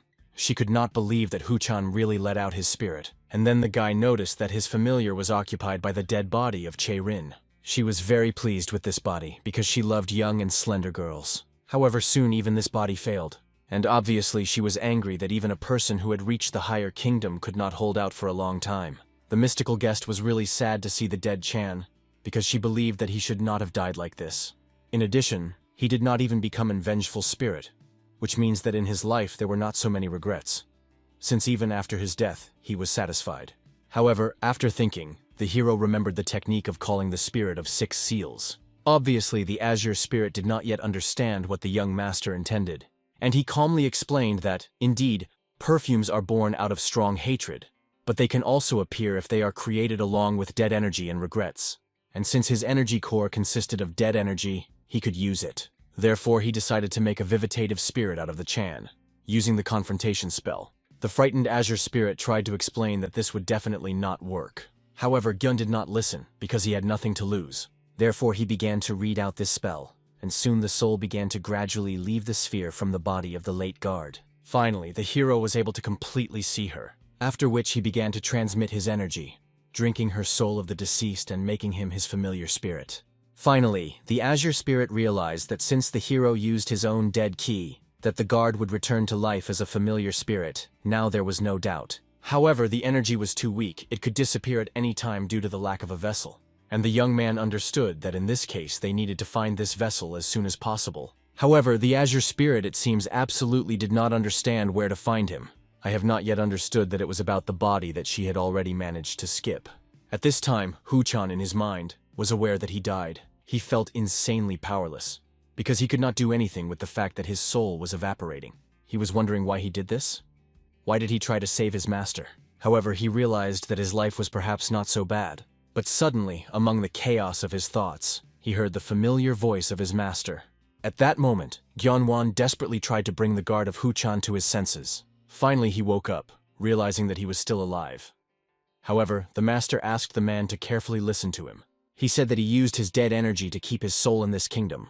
So now he was his familiar spirit, but his energy was too weak, so much that he could disappear at any moment. So I had to place it in the first body that hit, which could only be found. And unfortunately, in this place the body was only one.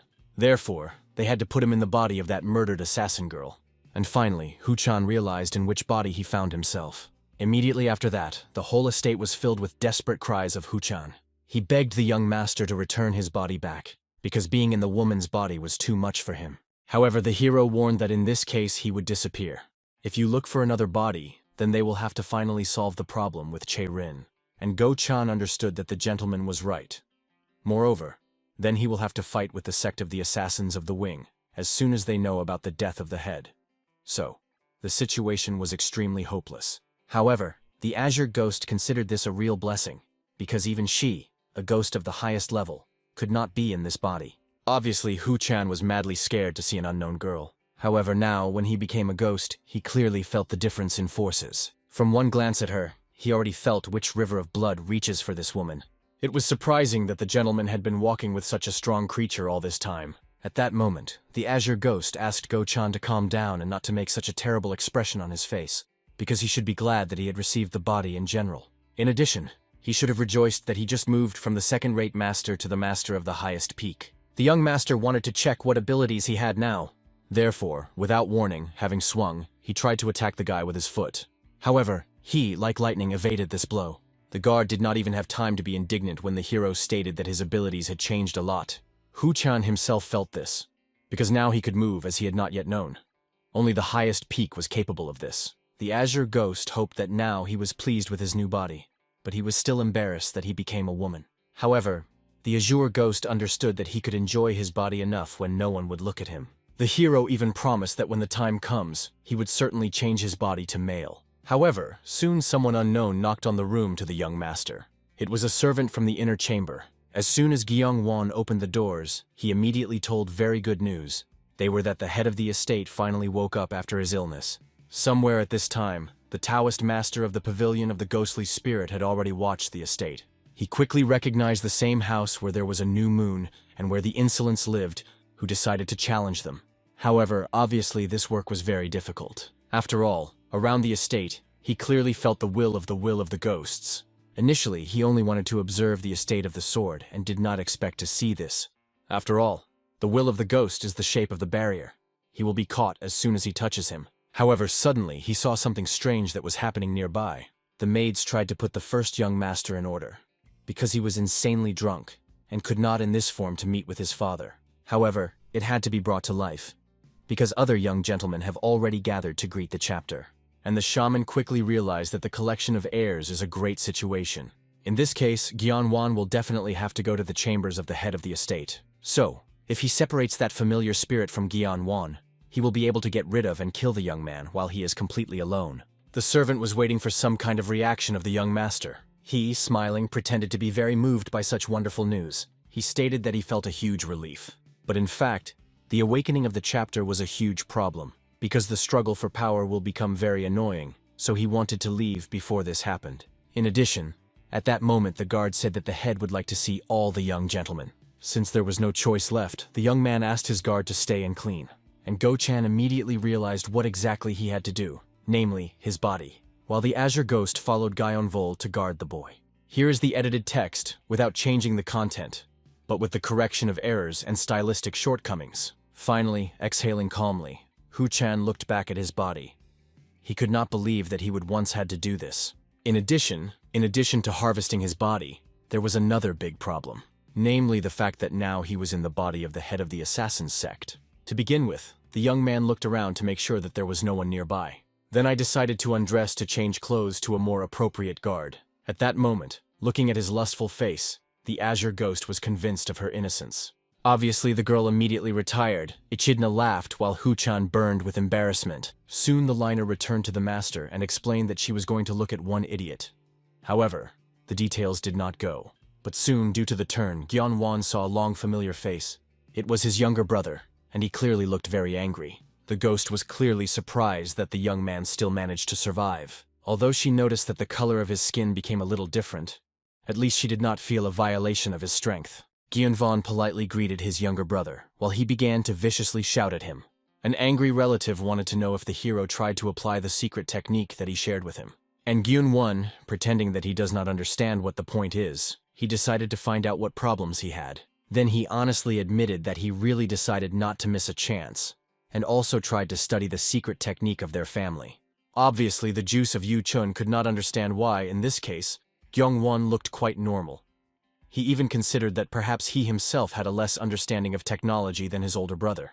The Azure Ghost could only be surprised at the naivety of this guy. However, suddenly the mysterious Deva felt something strange nearby. She felt that someone entered the territory of her barrier. However, I did not understand how someone could have so much courage in order to join here so fearlessly. She considered a man a fool, since he came even when he saw her area. The owner of the barrier quickly realized that for sure their guest was someone from the spiritual pavilion. So when the beauty quickly left, the hero treated this with understanding. Seeing the smile of the older brother, the juice of Yu Chun finally realized that Gyeon-won was not going to share with him how to study the secret technique. Soon they all together went into the hall, where they saw the first lady, as well as the first two brothers. Obviously, Yun Pyeon could not but be embarrassed that Gyeon was entering with Yu Chun. At this time, the first lady put her son in order, ordering him not to speak too much. From his behavior, Yun Pyeon was already sick. The second son was disgusted to look at his older brother. In addition, he wanted to know why their father called them. The reason to call their sons after awakening can be only one: the definition of the heir. The Esok Yu Chun himself understood that he did not care whether the technique, given Gyeon, was the right or not, because now he will definitely become the heir. Gyeon-won was more worried about rumors that the head was one of the 10 strongest masters of the whole province. While he was lying in his bed, it was incomprehensible. But now he definitely felt the energy of a powerful person. Finally, the doors opened, and the head invited all his sons to enter. And as soon as they were inside, they immediately bowed and greeted their father. Then Gyeon-won finally saw his father and what the man was, the head of the soccer estate. He also looked back at his brothers and saw how much they worried. Therefore, he understood everything. Initially, he was interested in why everyone was so concerned about whether the head would survive or not. And the matter was not at all in his status. Just all the sons remembered his authority. In addition, Gyeong-won was surprised. Even though the chapter was on the verge of death for a long time, even the muscle did not pull on his face. The weakness is not visible at all, as if there was no disease. It became obvious. This man was really a real chapter. From here the question came from, what kind of creature could be wounded by such a strong person? Events moved to the organizational hall. There was an extension to the external hall. There, a man, sitting among the mountain of corpses, found out that the head of the estate escaped death. This was reported to him by his close assistant. However, the man wanted to know how the assistant learned about this information. He explained that he heard the cry of Guodiao, the familiar of one of the shamans in the mountains. Laughing, the man finally realized that, apparently, the master Tausit, who healed the head of the disease, intervened. Obviously, how their next step was, he will have to personally take up the head. However, at that moment he noticed that among the mountain of corpses there was one surviving man. Genetizing, he decided to find out if he had a rest enough before his death. In less than a second, after these words he cut his head, after which he left the door. Then he ordered all his assistants to go on the road straight to the Sox estate. At this moment, the chapter decided to find out from the sons if they guess why he gathered them all here. Obviously, everyone else, even the eldest sons, hesitated, without talking. However, Gyeon-won quickly suggested that in order to choose his heir. Obviously, the brothers considered that the third son finally survived the mind, since he said this about it. And the head quickly felt that the boy had changed, and the words of his assistant were true. When he woke up, he reported to him that he was saved by his third son, and that he alone stopped the crazy Taos, who had mastered the mystical creature. At first, the chapter thought that this was just an accident, or he simply lied for the sake of obtaining the position of the chapter. But seeing this child now, which before could not look into his eyes, but now he led himself so calmly, he saw that something happened to him. Therefore he announced that he would like to know which of his sons was the most worthy. This should have been a thorough check to clarify the qualities they need. However, Gyun raised his hand. He explained that he did not want to take part in this audit. Everyone understood that this means that he does not want to take the post of chapter. But the first and second brother understood that it was even better, because if he did not apply for a position, then they will have fewer problems. The chapter was interested in knowing the reasons for this behavior Gyeon-won. However, the answer was simple. He simply did not consider himself worthy. And the chapter was really interested to know how his son came to this conclusion. However, he confidently stated that he simply did not get the necessary qualities. He lagged behind in many respects in comparison with his brothers, even with his younger brother. Therefore, he believed that it would be better to choose as the head of someone valiant or achieved certain achievements. He did not fit any of the conditions, so he did not consider himself suitable and was not going to become the head. After that, Everyone was silent in amazement, and the brothers squinted at their youngest. However, the head, having stood a couple of seconds, burst out laughing loudly. In fact, he was convinced that the boy had changed a lot. Apparently, he saved him simply of his own free will, not out of his desire to become the head. Moreover, he began to think about himself from the side, and was eagerly inferior to his position for the prosperity of the estate. The chapter was pleased to look at her sons growing up, and he considered him more than worthy. However, I decided to find out why the boy evaluates himself so low, simultaneously taking off his clothes. Then the terrible picture was introduced to everyone, and it was explained that some time ago he was attacked by an assassin killer, cut off his hand while trying to escape. It is the third son who saved him from death. He reminded Gyeong-won of his words of appointing the heir to an effective candidate.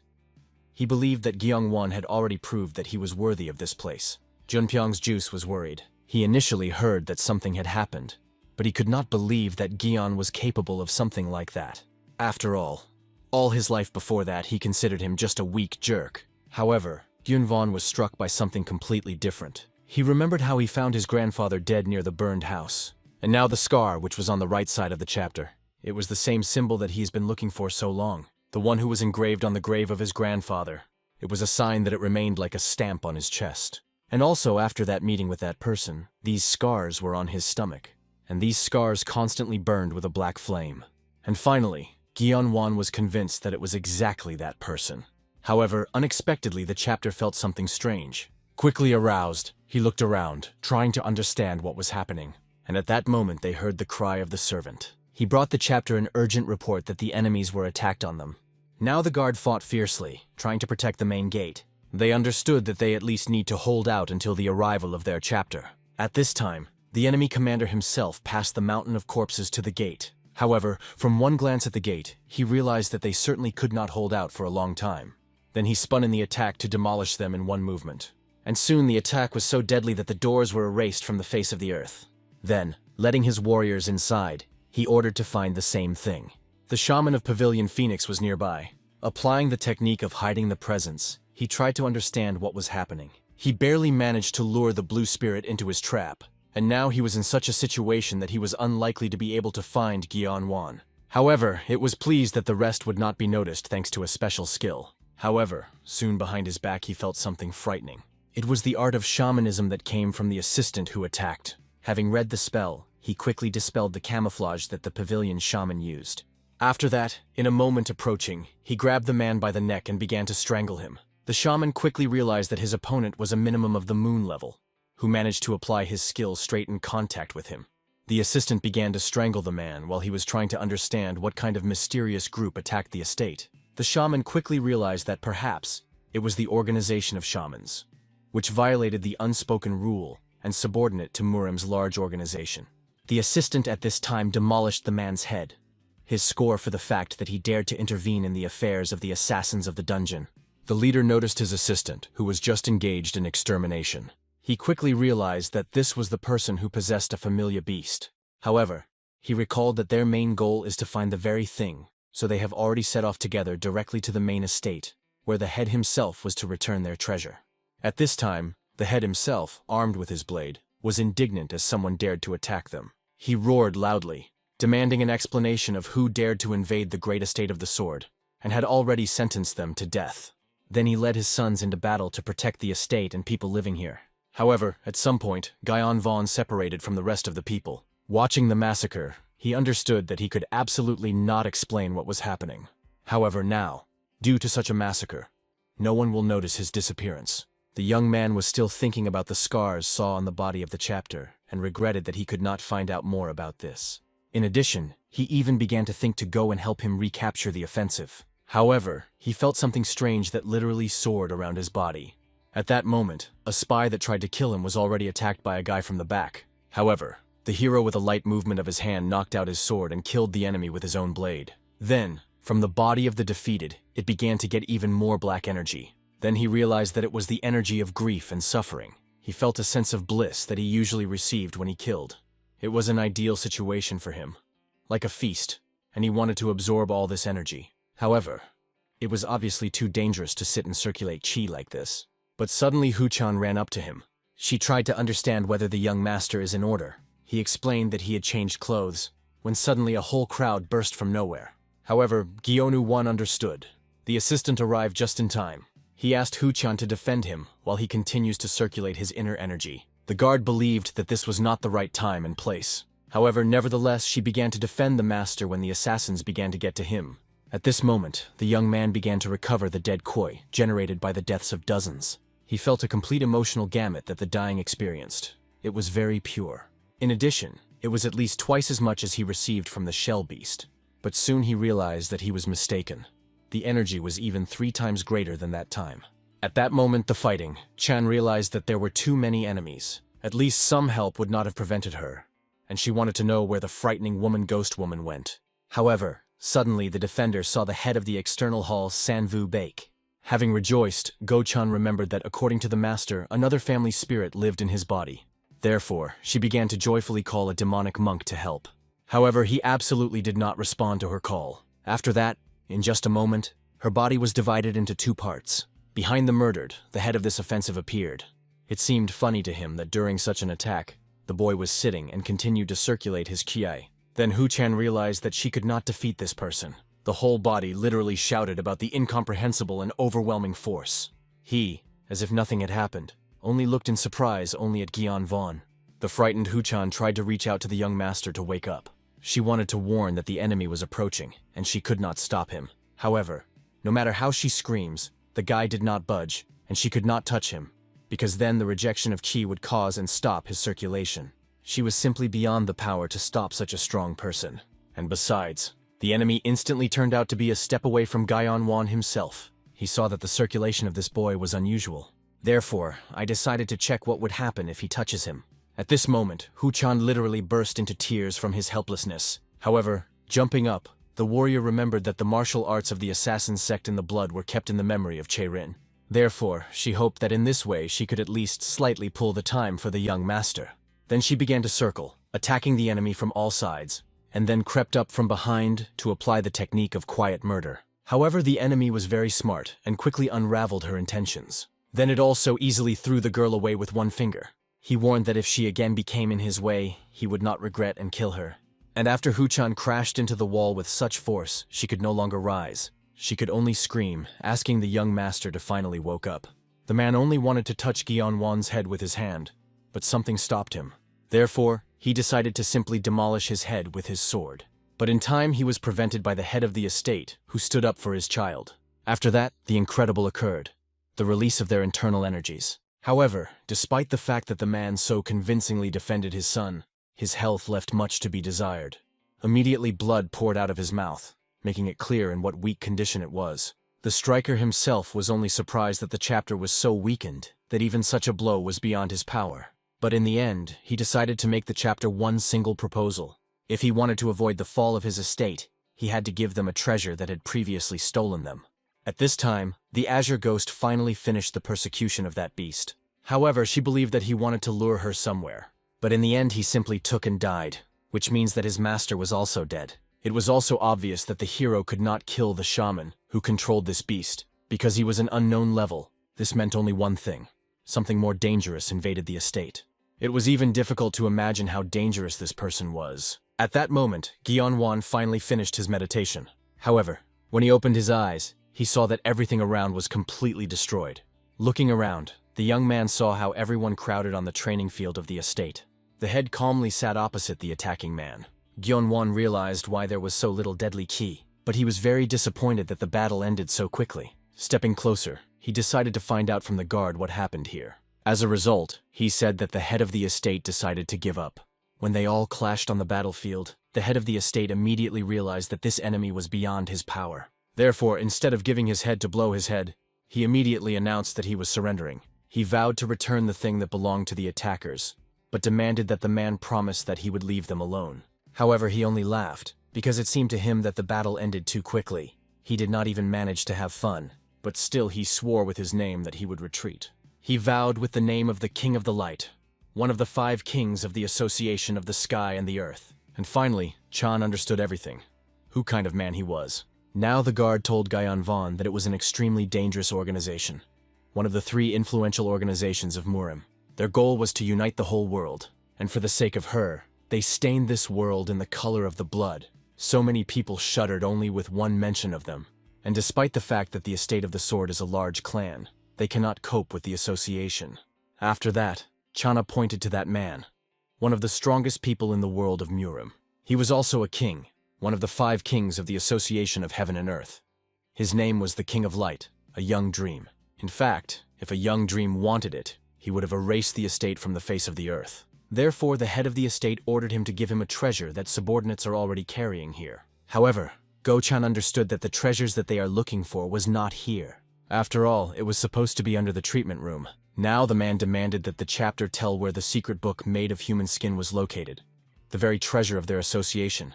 Go-chan understood how serious everything was. He suggested simply to be silent and pretend that they had nothing to do with it.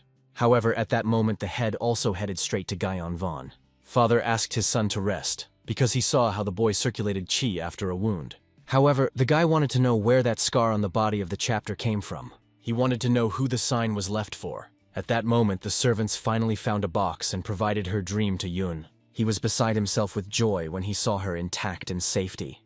And the head realized that now is not the time for this conversation, and promised to tell everything later. However, Gyeong-won explained that he wanted to know everything now, because he wanted to make a deal. At this moment, a young dream opened the box, rejoicing that their treasure would finally return to them, and Gyeon, but he promised that he would help the chapter to deal with this situation. After all, the box that Yun had just received was completely empty. At this moment, when the man himself understood this, he began to literally shine with deadly energy. At this time, the First Lady saw Gyunvon's cunning gaze and realized that only he was to blame. She was going to expose him so that he became a dead man. However, in the box, she noticed the well-known earrings. These were the earrings that the head gave her on their first anniversary. She turned to Gyunvon, quickly noticing his cunning smile. The hero himself was the first to understand that these earrings belonged to the First Lady, and the head immediately shouted, trying to understand why his son did this. The angry King of Light, tired of these jokes, realized that the woman condemned herself to a terrible death. The head immediately asked his son to stop, but he only poured oil into the fire. He continued to scream, proving to everyone that these earrings belonged exactly the First Lady. He believed that she was very cruel, since she did so vilely in a difficult situation for them. However, the noble lady tried to justify herself, writing off this for misunderstanding and a setup. If she really took this book, there would be no prior to put her own earrings there. Therefore, she was sure that behind this setup there was someone else. But before she had time to say anything, as a dream, Yun already tried to demolish her head. And just the head of the estate defended her. Yun's dream quickly realized that the First Lady had no idea where their secret teaching was. However, he warned that in this case she was useless, and he could kill her. At that moment, looking at the aggravated situation, Gyeon-won suggested that his father tell everything. The King of the Light decided to take revenge on the head of the estate, who dared to mock the association of the sky and the earth, killing one of the servants straight before his eyes. He punished him for hiding their own secret teaching. The chapter promised that he would tell about everything later, but Gyeon-won explained that it was better not to carry out negotiations. In addition, he did not understand why the chapter allows these people to die. The young man suspected that perhaps he wanted to reveal his secret to him when the situation would get worse. However, at that moment one of the assistants to the First Lady performed. She stated that there were people in the estate who were beneficial for the death of the First Madame, and it was these people who stood for everything. She already knew that someone made his way to secret teaching, and I was sure that it was those people who put the earrings there. In addition, in the basement, where the treasure of their associations was stored, there was also a secret teaching available only to the heads of the estate. And both brothers quickly remembered how they received the first volume of this art. Therefore, the woman considered it logical that the criminal was the current owner of the exercise, and ordered to immediately begin searches and interrogations. Obviously, both brothers immediately shouted that it was complete nonsense, and the guard lied. However, it seemed to the king of the world that in the words of the woman there was a meaning, and the first thing was to interrogate those who reacted so sharply. As a result, the head understood how sad the situation was. He said that this man nicknamed the Phantom Sword did with him. He left the mark. Everything that the chapter knew, this man was the owner of 6 heavens and 8 stars, and he hoped that now Gyeon was pleased. The father demanded that the guy finally bring here a secret teaching here. However, Gyeon was not going to do this, because he finally recognized the name of his enemy. But suddenly he heard the ringing of bells. The young man quickly realized that this was one of the tools when working shamans. And then everyone remained witnesses of how the demonic monk began to leave the maid's body. From the very beginning, the shaman became clear that someone was clearly trying to deceive their chapter.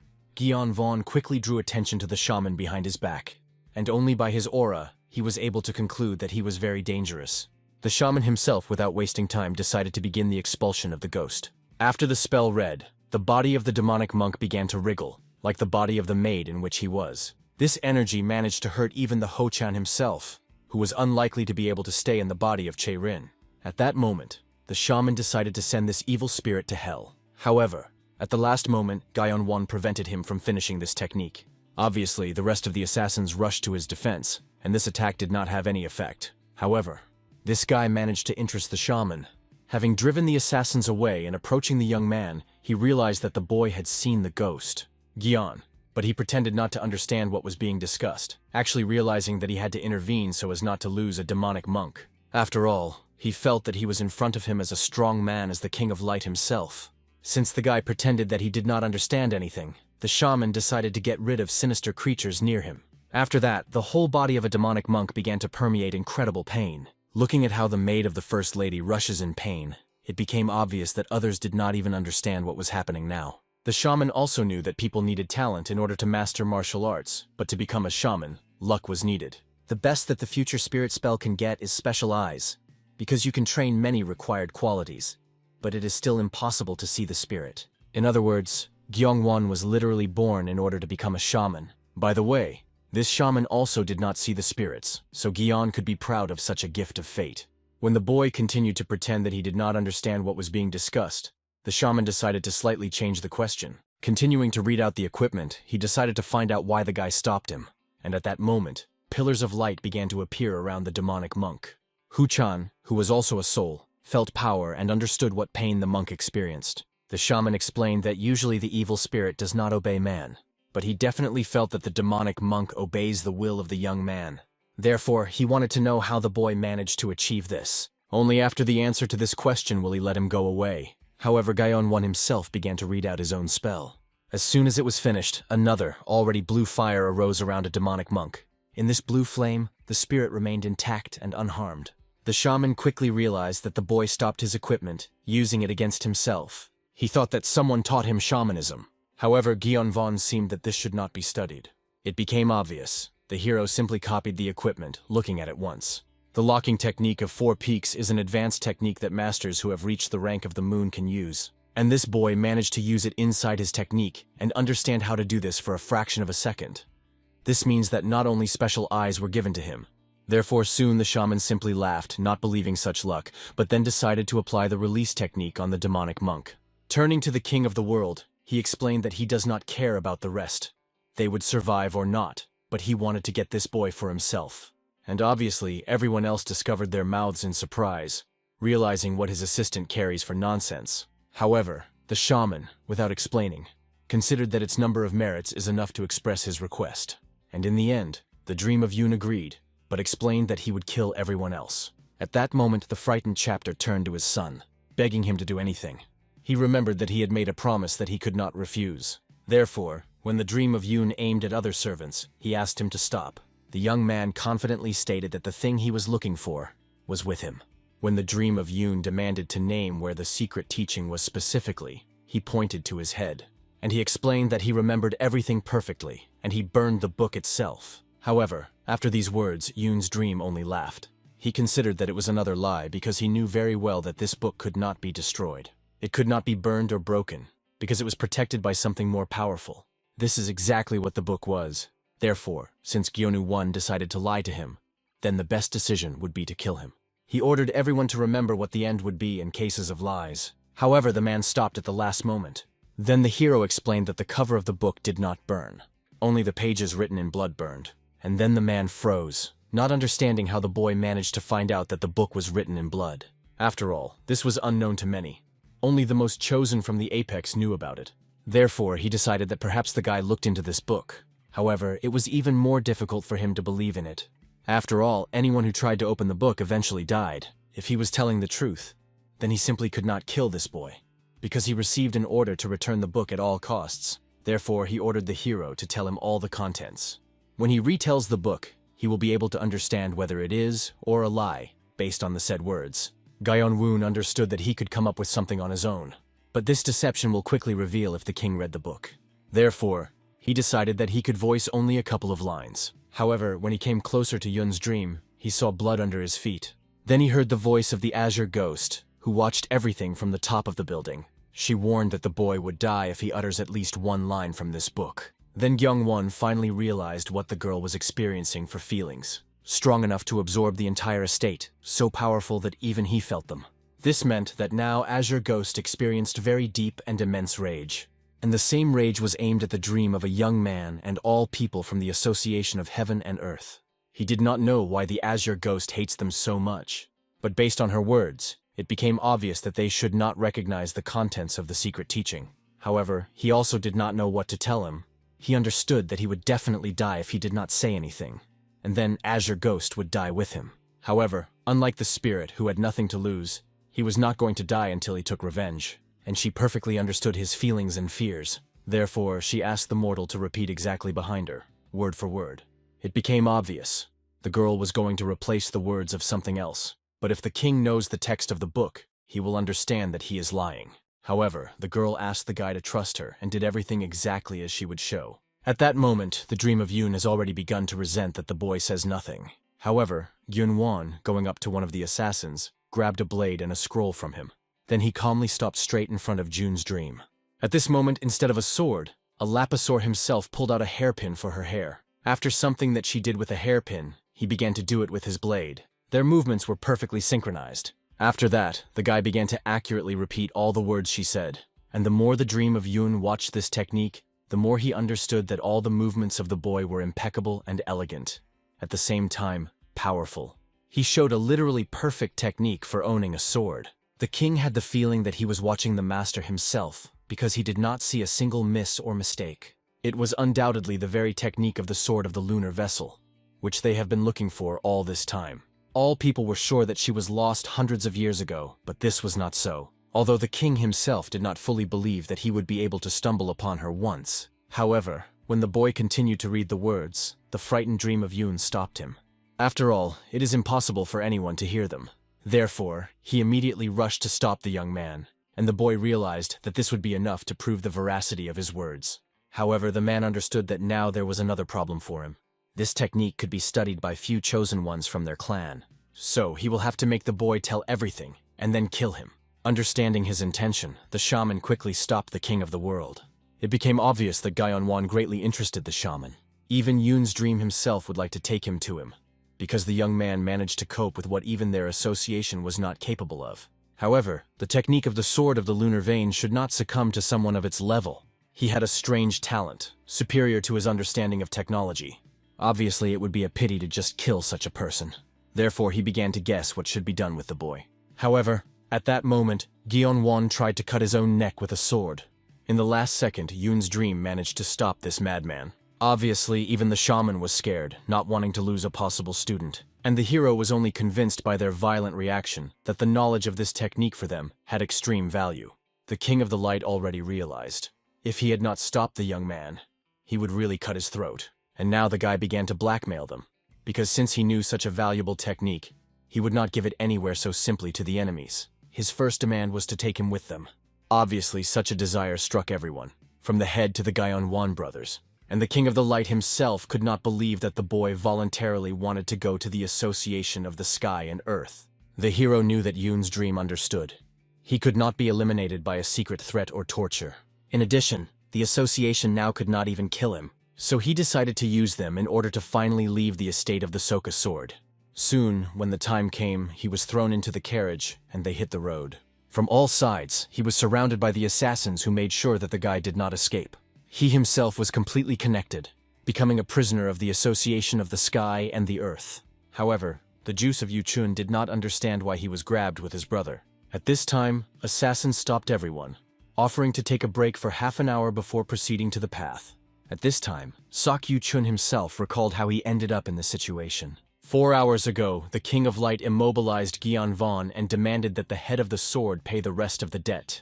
The reason for this was that the theft of the treasures of the association of the sky and the earth cannot be so easy to close your eyes. Therefore, the dream of Yoon demanded two things: The estate of the sword was obliged to isolate for 10 years, and their heir was taken as a hostage. The association appreciated the power of anything most of all, so I decided to choose the strongest. And the strongest among the brothers was precisely the juice of Yu Chun, although he clearly did not expect him to recognize the heir so. In addition, he was really perfectly attached, made sure that he could not get out or use his inner key. He did not understand why he was also not imprisoned, unlike Gaion Wan, because he would like to be unconscious, like his brother. He had a clearly unenviable fate. Literally this morning, he hoped that he would become the head of the estate, and became a hostage. However, suddenly he felt something strange. There was a feeling that there was someone else in the room, although only he and his older brother should be here, who could not wake up in any way, because he used the acupuncture. However, I did not have to guess for a long time. When Gyun Won took off his mask, it quickly became clear that he had come to his senses. Sok Yu Chun immediately decided to find out when Gaion Won managed to do this. But he, without answering the question, suggested concluding a deal. If Yu Chun was ready to tell him something, in return he would untie him. He wanted to know who was the phantom sword of 6 heavens and 8 stars. And also, can the phantom sword be in the association of the sky and the earth?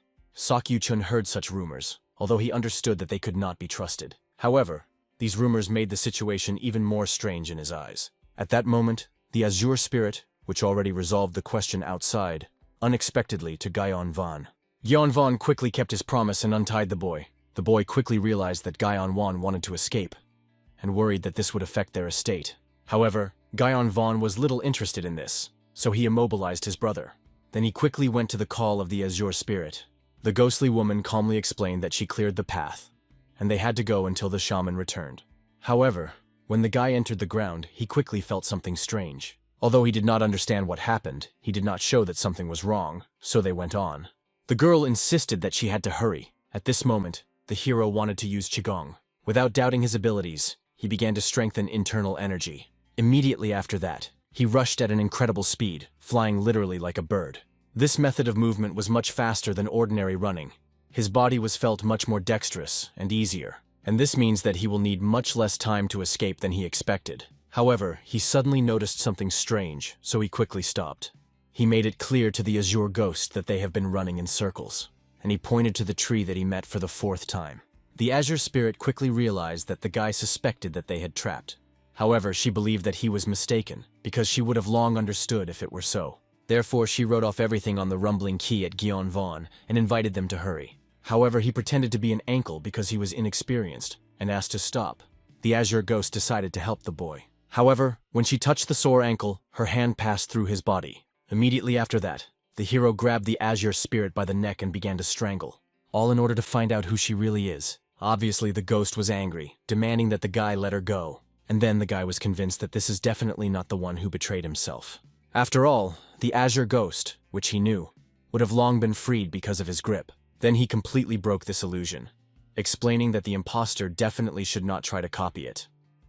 And if he already tried, then he should have tried much better. Immediately after that, only a small doll appeared on the girl's place, and he began to read out the spell in order to scatter this illusion. And soon the world around him cracked. Behind this barrier, he saw a standing shaman. He was surprised that someone managed to dispel a high-level spell, which forces the enemy to perceive the doll as a person whom he trusts. In addition, Gaion Wan managed to do this in just a couple of minutes. Therefore, the shaman demanded that the young man become his student. However, the guy was thinking more about how to kill this person. He saw that now there are literally 10 steps between them. There was nobody nearby, and before the shaman does something, Gaion will already kill him. To begin with, he stepped closer, but some forces began to cut his skin. Then he realized that he was trapped, and the shaman explained that he had already taken care of possible risks.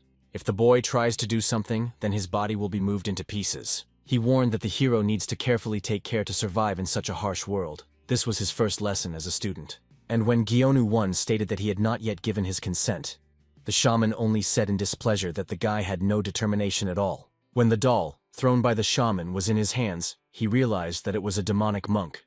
But he did not feel energy in him at all. The shaman himself decided to give the boy advice. In the association of the sky and the earth, he can die at any moment if the elder wants to so much. It will be difficult for him to survive if he does not become someone else's student. And in the end, having ceased to argue, Gyeon agreed. However, he also had a condition. He did not feel the energy from the doll at all. which means that the shaman used some kind of spell, and Gyeon-won wanted to learn him. The shaman only laughed, realizing that from the very beginning the boy could be convinced with the use of skills, and explained that he would teach him, because he was still about to do this. But for starters, he had to take an oath. The shaman gave him a bracelet. On him, Gyeon was supposed to swear that he, the son of the Indan Sakuri, would become a student of Aigen. After these words, he will not be able to harm Yugen in any way, because the shaman himself understood that one cannot trust the one who just planned to kill him. As a result, Gyeong-won did not see problems to agree to this conference. So, as soon as he swore, he noticed that the characters lit up on the beads, after which he agreed to become a student of Aigen. He silently watched the action of the bracelet of the damned words. If you swear in it, while you wear it, then the rest of your life you can't disobey the orders of the one to whom you took an oath. Aigen was one of those who gets everything he wants. He used this method whenever he wanted to get a student. Immediately after that, he threw the same book to the boy. These were the secrets of the dead. He wrote this book himself. The spell needed for Gyeon-won was also there, so he demanded that the boy learn everything and return the book back to him. To begin with, the guy decided to find out if the teacher was going to remove the barrier from him. However, the desired spell was also inside the book, and Aigen gave him 2 hours to complete the entire task. He advised the hero not to check what would happen if he could not cope with the task in 2 hours. The guy was surprised that they started training so quickly, although he was not against it. And the Azure Ghost, as soon as she saw that the shaman had gone, joyfully went downstairs. Gyeon-won immediately tried to check her and grab her hand. However, she only snorted rather, looking at his actions. Then she began to laugh, recalling how funny Gyeon-won ran around, being in his illusion. But having calmed down, the ghost warned that the bracelet worn by the guy was very powerful, and she wanted to know why he took an oath.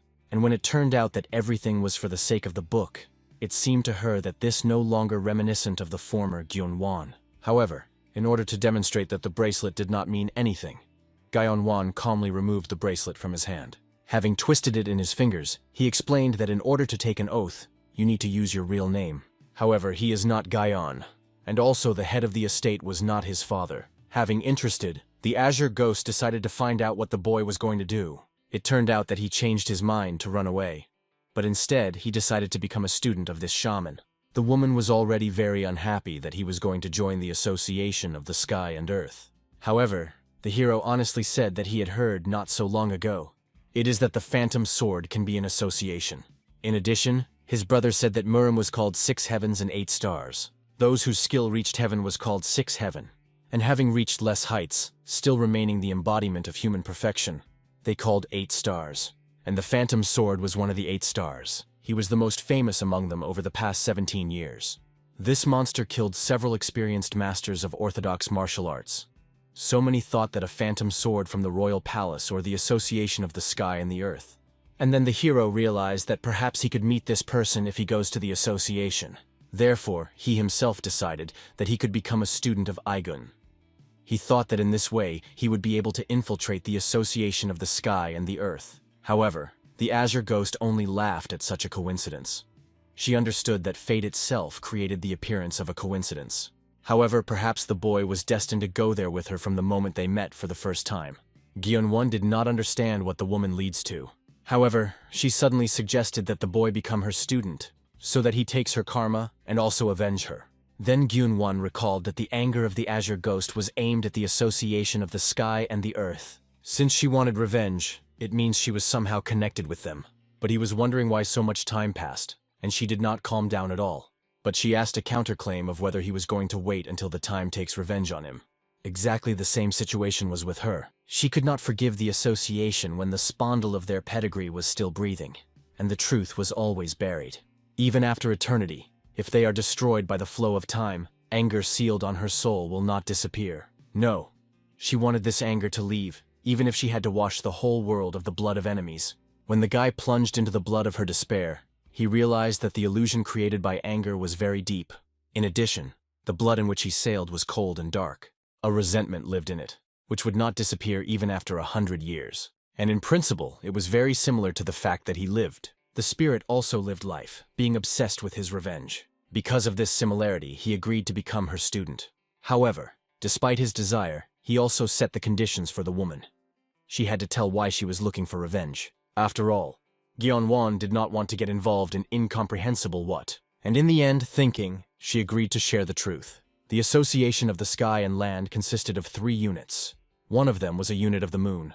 Hyunwon quickly realized that the woman was part of this unit. He wanted to know what happened, since she did not want to reveal everything in detail. However, before that he introduced himself as his real name, Chonma, and he promised that he would inherit her will and take care of the unit of the moon as a student of Azure Ghost. The satisfied woman asked that in this case Gyeongwon to call her his teacher. However, another condition was to forget about these formalities, which was very angry with a woman.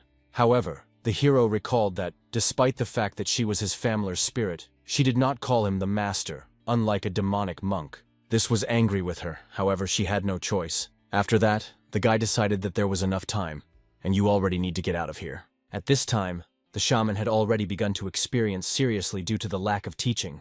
He even considered that perhaps this was a too complicated task for someone who had never studied like that, which means he himself would have to pull him out of this trap. However, at that moment, everyone saw that the young man managed to return safe and preservation. Not only the shaman, but even the assassins was surprised. And Gyunwon, going and bowing to the teacher, returned the book. Aigen finally realized that he was in front of him the most talented person of all he met. And obviously, Egun was happy that such a person became his student. As a result, inviting him to the carriage, he offered to rest while they continue their way. In addition, they have fought back from the original group, so now they will have to accelerate very much in order to be in time. At the same time, Gyeonwon himself rejoiced that Egan did not notice any strangeness. At that moment, the Azure Ghost itself was indignant that she had to go down to imprisonment in a doll. She was so unhappy with such a development of events. The young man asked her to be more careful because the doll broke once again. However, this was not surprising, because the Azure Ghost was insanely closely in this doll. She could hardly move, and Gyeonwon promised that the next time he would give her a vessel much better, but so far she had to be patient. As a result, so he was able to quickly get out of the barrier and learn to seal shower in a doll. Surely Aegon would be in shock if he had learned about it, but now it did not matter, because they just had to continue their way straight to the association. So 2 weeks have passed. All this time, the caravan in which Gyeonwon was carried was closely observed by someone. It was Hu Chan, who was indignant that he got such dirty work. Nevertheless, a strange thread that began to lead him straight to the master when he became a familiar spirit. Haunted, far from the guy, he felt uncomfortable, and instinct literally demanded that he follow him, holding it as close to the master as possible. However, the guard was indignant that his ward had to become a hostage to the association of heaven and earth. Despite the fact that thanks to their connection it was easy for him to recognize the whereabouts of the master, it was quite dangerous to get into such an organization. However, he remembered that he was in the body of a girl who was the granddaughter of the head of the assassin sect in the wing. Therefore, he began to sort through her memory, trying to find something useful there. However, I found only strange pictures of women in underwear. Obviously, Hu Chan immediately screamed embarrassedly, trying to dispel this memory. And with his cry, he almost gave his presence to the guardianship caravan to the assassins. Quickly hiding behind the stone, Hu Chan noticed the oddity. Because despite the fact that Dream Yun received what he wanted, they did not directly go to the association. They made a very big hook and gained young men under 20 years old. Because of this, the guard had too bad a premonition. At that moment, Gyeonwon calmly read the book that his teacher Aegon gave him. However, he soon heard the loud cries of the assassins, testifying to arrival. The guy immediately looked out to look around. The association looked majestic, which was expected from the powerful association of the sky and earth. Even the King of the Light admitted that no matter how many times these gates saw, every time he admired. At that moment, the Azure Ghost decided that perhaps Gyeon was a little nervous. But it was not so. The girl warned that he really was nervous, because now he is just a first-class martial arts master. It is difficult to believe that he was the 3rd grade a couple of weeks ago, but he still has a long way to respect. However, the guy was interested in why he could not just continue to collect dead energy, as he did in the estate of the sword. But she explained that starting with an early peak, he would need another spiritual enlightenment, so that it would not be possible to rely only on this energy. In addition, now he will definitely be useful to maintain clarity of the mind. But Gyeonwon had the support of the Azure Ghost, so he had nothing to worry about. However, suddenly the guy saw something strange that did not agree with his expectations. They did not go through the main entrance at all. They were heading to some other place, passing the association by. At this moment, a shaman burst into the room who reported on the problem that appeared. He did not have time to explain everything. He immediately began to delve into his clothes. Then he handed the guy a large ring. With him, he could use the spell, At the same time, Igun honestly admitted that he did not assume this and believed that since Gion was hosted, he was safe. However, the head of the association considered it completely different. He ordered to send all the hostages to the Corpse Blood Valley, and soon Gyun-won realized what kind of place it was. This is a place for testing people, and the teacher immediately warned that the chances of survival there are less than 10%. All he wanted was to make Gion at least a little. He promised to talk to the head of the pavilion in order to pull out the student from there. However, it doesn't matter how, Gion was supposed to find a way to survive there. At this moment, guards approached the shaman, who warned that it was time to leave, and they asked Dagun to retire away, because it was allowed to be only a subject here. Going to Gion Van, the organizer quickly realized that he was an Orthodox child, and he greeted him in the corporate Blood Valley. Soon, everyone who will test began to lead somewhere in the depths of the forest. The juice of Yu-chun was especially unhappy that they arrived after 2 weeks of his captivity, and now they were constantly going somewhere. But suddenly, on top of the crowd, he saw his older brother. He tried to push the crowd in order to come closer to him. However, the organizers quickly pacified the boy, ordering him to go silently. He was insanely unhappy, because he did not understand anything. In addition, his inner ki was blocked. Gion. But he saw very well what was happening with his younger brother, finally realizing how the associations treated the captives. In addition, he saw a blocking of the forbidden path. Needles that blocked the circulation of internal energy. And here, not only him with the named brother was deprived of his strength, but also everyone else. He decided to find out from the Blue Spirit what is happening. However, she did not know what was happening in the current association of heaven and land, because in the past, this was not. In addition, she asked Gyeon-won to be careful because she had a very bad foreboding. Soon they reached the place where the test was to be carried out. Looking around, the hero saw that of the people here were even those who joined them in the direction of movement. Finally, the head of the test greeted all participants. He explained that now they would all begin their test, and showed them a small marble ball. Then he pointed to the bottom of the lake, where such balls also lay, and warned that those who could not find them fail this test. However, suddenly some boy interrupted the man. He stated that they all came from different places to go through the tests. But if the essence was in search of balls, then he would like to refuse. However, after a second, he received the same marble ball straight into his face. The blow was strong enough, so he died literally in a moment. And the examiner continued, explaining that here their status and internal energy did not mean anything. Only obedience was important. If they cannot fulfill the order, then they will die. They will ask unnecessary questions. Similarly. After which he again greeted them in the corporate Blood Valley. At that moment, Egun was indignant, not understanding why Sleep Yun did not say that this boy was his student. However, this was useless, because the head of the association never repealed his orders. His word was absolute and they only had to fulfill them. However, the shaman could not just wait and decided to go to ask the head of the valley to pull out Gyeonvao, because he is too useful to lose him like that. This was also understood by Yoon's dream, because the young man was capable of things that never succeeded in association. He literally resurrected the technique of the lunar vessel, lost hundreds of years ago. Therefore, he did not at all understand why it was to take it into the corporate Blood Valley, where it was most dangerous. However, finally, Igun realized what was the matter. After all, most likely the chapter tried to check the boy. At that moment, the test finally began. Therefore, everyone, as if on command, immediately rushed into the water in the search for marble balls. The examiner warned that the incense wand would burn for half an hour, but there would not be enough stones on everyone, so they should hurry. In the process of running the son drew attention to the older brother. For some reason, he did not run, but calmly stood still. It seemed strange to him that he was not going to move at all. However, he understood that his brother would not disappear, but he could die for the failure of the dough. As a result, everyone began to run around the water, trying to find at least something like a marble ball at least. And finally, one of the guys managed to find a marble stone. He immediately joyfully went to the shore to complete the test. Obviously, he was grateful for surviving, and even managed the first, because he could make a good impression. However, suddenly they began to attack him, trying to take away the marble ball. The guy immediately tried to escape in order to finish the test as soon as possible. He understood that it could not be so easy for those who want to steal a championship from him. However, already in his way, Gyeonwon became. Obviously, the guy was scared because he did not even notice that this young man stood from the very beginning and was waiting for someone here. And the examiner continued to monitor the situation carefully, without interference. At that moment, the guy noticed that the rest of the subjects also flee him. There was no way out, so he decided that this ball would swallow the best option, since he could not allow someone to take him from him. Obviously, everyone considered this guy a real madman. However, at that moment, Guyon Vaughn already grabbed him straight by the throat. He quickly began to grope at where exactly in his throat was now a marble ball. Then he warned that his unwillingness to share his life would cost him. Following, he literally with his bare hands pulled out this ball from his throat. The examiner stood without interfering, but clearly became interested in what was happening. When everything was finished, Guyon was calmly cleaned the ball, washing the flesh and blood from him.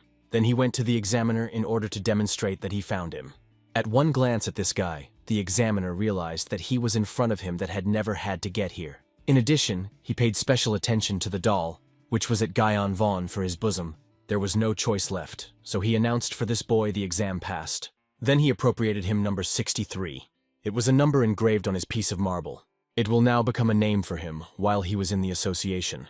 He also issued a silver plate, which confirmed that he had completed the test. He had to store her like the marble stone itself, after which the subject was taken away so that he could relax a bit. The examiner was clearly wondering why an orthodox child was brought here. Maybe the head wanted to mock him before his death? However, most likely, the head knew that something similar would happen. It was not even believed that it was a child of the righteous path, and it was interesting to see what he would bring to the future. At that moment, Guyon Vaughn looked at his plate. He quickly realized that in this place, he would have to survive, competing with others. Obviously, even sleeping was dangerous. Here, he will not be able to relax for a second. At that moment, the candle was already half burned. And just at that moment, fights were already in full swing. Anyone who found a marble stone was quickly killed. Finally, a guy covered with tattoos took him, and invited others to approach and try to compare with him. And finally, who followed the test, learned something useful. One of the participants was from the Valley of the Scarlet Death, one of the 3 most famous branches of the Association of Heaven and Earth. They had about 30 members. They were all insanely good. Finally, they noticed another remarkable person. It was a girl who rushed stones at everyone who possessed a marble stone. She used the technique of serial murder of the House of Moja, which used to be one of the 4 great organizations of the assassins. They also drew attention to the big man from the Bikun sect, which was famous for its hand-to-hand combat techniques. In addition, besides these 3 guys, 3 more talents also stood out. When finally a tattooed guy passed his exam, he immediately went to Guyon Vaughn. He made it clear that in the next test, he certainly would not succeed. Indeed, in the next test, the guy planned to kill Guyon Vaughn with his own hands. However, such threats caused the hero only a smile. Finally, the test came to its completion. Already many students passed him. By this moment, the test remained no more than 5 minutes. However, the Juice of Yu Chun did not find his stone, despite how much time he was looking for. He decided to even just ask for mercy as a hostage. However, suddenly he saw that he had fallen as a guy who took possession of a stone. He was killed due to the fact that he began to ask some questions. After that, the past exam laughed at the idiocy of that guy, and drew attention to Guyon Vaughn. They counted his psychoma, who managed to break the throat to a living person. They were wondering what he was doing. At this moment, Guyon Vaughn was already reading the assignment spell. And in the end, when the ritual of attachment came into force, he began to absorb the energy of death. In addition, this ritual did not spend internal energy, which means that he could use it even despite the needles in his back. Now the whole dead energy of the dead in the test of people was straight in him. And this energy was even much larger than during a massacre at the Soka Sword Estate. Guyon Vaughn even liked the fact that they kill each other. He wanted this to continue. However, by this moment, the test should have lasted another minute. Obviously, the Juice of Yu Chun was already greatly contrary to and came into despair. Therefore, he attacked a guy in order to take possession of his marble stone. He was literally in despair, and with his bare hands began to beat him to death. And only when he died, his palm finally relaxed, and he managed to take the long-awaited stone. Remaining in place, he looked at the stone as the main treasure. He realized that he had coped with this test. Just at that moment, the candle of incense finally went out, and the examiner announced that the test was finished on this. Therefore, he ordered his assistants to weed out all the failed. And then there were even more murders, and the whole river literally burst into blood. Soon a man came up to Yu Chun. He quickly saw a marble stone located in his shaking hands, and he patted the shoulder, making it clear that everything would be in order with him today. Only after that did the young man manage to fall to his knees and finally understand what he had done. He understood that he was able to survive, but at what cost? After all, now all his hands were completely in the blood. However, he soon heard the examiner announce the number of survivors. 468 people. So about 60% survived, and he congratulated everyone who dealt on the test. However, this was not the end of their hard labor for today. He invited them to proceed immediately to the second stage of the test. Realizing that this was not the end, Yu Chun seriously tensed. Obviously, the rest were indignant, because they could not recover even from the first test. The young man was already worried because he hardly managed to survive the previous one. However, the examiner, clapping his hands, ordered to keep silence. He explained that the second test would be very simple. From this moment until sunrise, they must survive on the mountain that he pointed to. Obviously, it seemed to everyone else that it was too easy. However, Gyun won immediately the catch and was right. On this, their test does not end. The examiner said that 40 flags were located all over the mountain. By sunrise, they must be near one of them. For each flag, only 8 people. He warned that this amount should be no more and no less. Failure to fulfill the conditions led to disqualification. The juice of Yu Chun has a little strained, because there were about 500 of them. Of these, only 320 will survive. Finally, everyone began to realize the situation. At first, they were forced to gnaw at each other's throats. Now they are forced to do the same, only in a different guise. Therefore, the juice of Yu Chun realized that they need to unite in order to steal the flags from others and protect their own. The examiner wished them successful survival, and finally everyone began to unite in teams. At that moment, they came to a tattooed guy in order to invite him to join their team.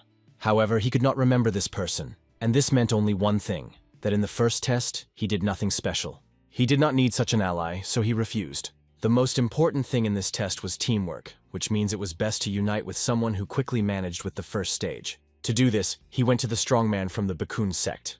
Having come to the strongman, he offered to unite, because the guy himself perfectly understood what kind of test it was. It would be much better to work with equal strength. The big man himself understood that he was telling the truth, but refused a tattooed guy. After all, nothing prevents him from joining the team after he finds this flag. But in fact, the strongman understood that sooner or later he would have to fight with a tattooed guy, and he wanted to hide his secret technique from him longer. However, the guy with tattoos warned that the strongman would definitely regret it. But he did not pay attention to these threats, and calmly went on. Then the guy offered to join the girl from the house of Moja, but was quickly sent to hell. This has already seriously infuriated him. However, at that moment, Guyon Vaughn came up to him. He invited him to unite in one team. Obviously, the tattooed was surprised that it was he who received this proposal. However, perhaps it was even for the better, because nevertheless, in the first test, he took first place. But still, something in this guy was wrong. He ran a chill on his skin, only when he saw Guyon Vaughn again, so he refused. The Azure Ghost quickly realized that with his actions, the young man was too shocked by others. He should be softer. Now no one wants to unite with him. The tattooed guy was right when he did not want to, because the hero from the very beginning wanted to kill him first. But unexpectedly, another young man approached Guyon Vaughn himself. He invited him to join their team, which was just not enough for one person. Among all these guys, he also saw one memorable girl. And in the end, I decided not to refuse such a proposal. Sakyu-chun quickly noticed that his brother had found a team for himself. In addition, he also had a detachment at this point. So he promised himself that he would survive at all costs. Finally, the combat of the drum, indicating the beginning of the second test, sounded, and all the teams immediately rushed to the nearest mountain. Observers only empathized with these poor fellows, which very soon they would understand how easier the first test was. All that remained was just to wish them good luck. Guyon went at the very end of his team, and then one of the team members, going up to the girl, decided to find out if this was a good idea, to keep him next to him, because the others openly ignored him. Although they did not do what they wanted, they doubted. The girl quickly realized that they were also afraid of his strength, but asked that she simply trusted her. After all these idiots avoided the hero due to fear. They did not understand his true value. She knew that now no one would think to approach them. At first they used Guyon Vaughn, and at sunrise they will betray, as planned. In addition, their 8th man was already following them, and only waited for them to kill this monster, who could not do anything with the closed paths of Ki. So her plan was perfect from the very beginning. However, she was sorry to kill a guy with such a beautiful face. Stepping closer, she decided to flirt with him and ask him a little. She understood that he was still a man. She knew that he would definitely lead to her flirting. However, when the guy remained cold-blooded, she was clearly unhappy. But she realized that in this way she could at least make the rest of the guys be jealous, and make them even more devoted. However, soon Gyun-won still acquired the girl by the shoulder. She immediately admired his courage, while the young man himself admitted that the girl was very pretty to him. In addition, he was very grateful to her, as well as to everyone who went ahead, because they themselves came to his paws. With these words, he broke the neck of this girl. Everyone obviously immediately rebelled, not understanding how he dared to kill her. However, at that moment, Guyon Vaughn announced that it was time to eat. His eyes lit up with a scarlet light when he wished himself a pleasant appetite. One of the guys intended to kill the hero, but his friend ordered him to calm down. He realized that Gyeon-won should not let them get them out of himself. Let the girl now were dead, but the numerical advantage was on their side. Therefore, they could simply unite and kill him to force him to pay for the death of the girl. After which they all bypassed Gyeon-won from the side. However, he was surprised at such an unexpected development of events. He believed that after the death of the queen, the pawns would be at a loss, and they were surprisingly calm. Getting angry, the leader decided to see how Gyeon will speak when he would be choked with blood. However, these threats did not frighten him at all. He had enough moments to already grab this warrior behind his head. After that, with the same ease, this head was completely broken against the nearest tree trunk. Everyone immediately got alarmed, and a serious battle ensued. However, in this battle, the soldiers only quickly paid their lives for their stupidity. One of them already considered that the advantage was behind them, because they began to put pressure on Gyeon-won, preventing him from attacking. However, he only decided to experience their weakness in his own skin. Then he instantly killed those who considered that he could cope with him, and also grabbed another guy by the leg, preventing him from running away. Then he noticed another fighter who no longer looked so confident. He realized that they could not defeat, because with only combat skills only the enemy was able to give the start to the masters of the second level. So, he was a real monster. Therefore, he decided to escape. However, Gyeon-won quickly began to read out a spell of attachment. The warrior did not notice how this spell grabbed him and began to pull him back. This led him to the idea that the guy owned telekinesis. Obviously, the guy prayed for salvation, because he did not want to die. However, as soon as he was next to Gyeon-won, he also broke his neck. Then the remaining survivor realized that he needed to stop the girl from the very beginning, when she wanted to invite Gyeon-won to her. He definitely did not need to contact this person. However, suddenly Gyeon-won stopped and did not kill him. He felt that a rat nearby was also hiding here. The guy quickly realized that it was about the guy whom the girl left as a reserve. He hoped that that guy would tell everyone what was happening here. However, instead, the hero took out the doll, which the master before handed him. After which he began to read out the spell to open the shackles that have constrained him. Then finally the guy realized that there was no chance for someone to learn that a real demon was next to them.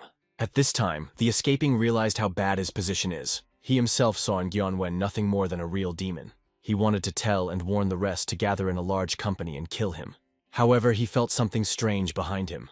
And this oddity came from the monk.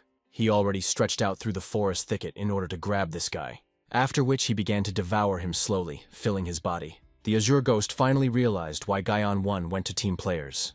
She understood that initially it was all his plan. However, a guy suddenly came up in which the ghost quickly recognized the demonic monk. The hero realized that he must have made sure that he was convenient to absorb the dead key. He thanked the monk, after which he quickly freed the body of this man.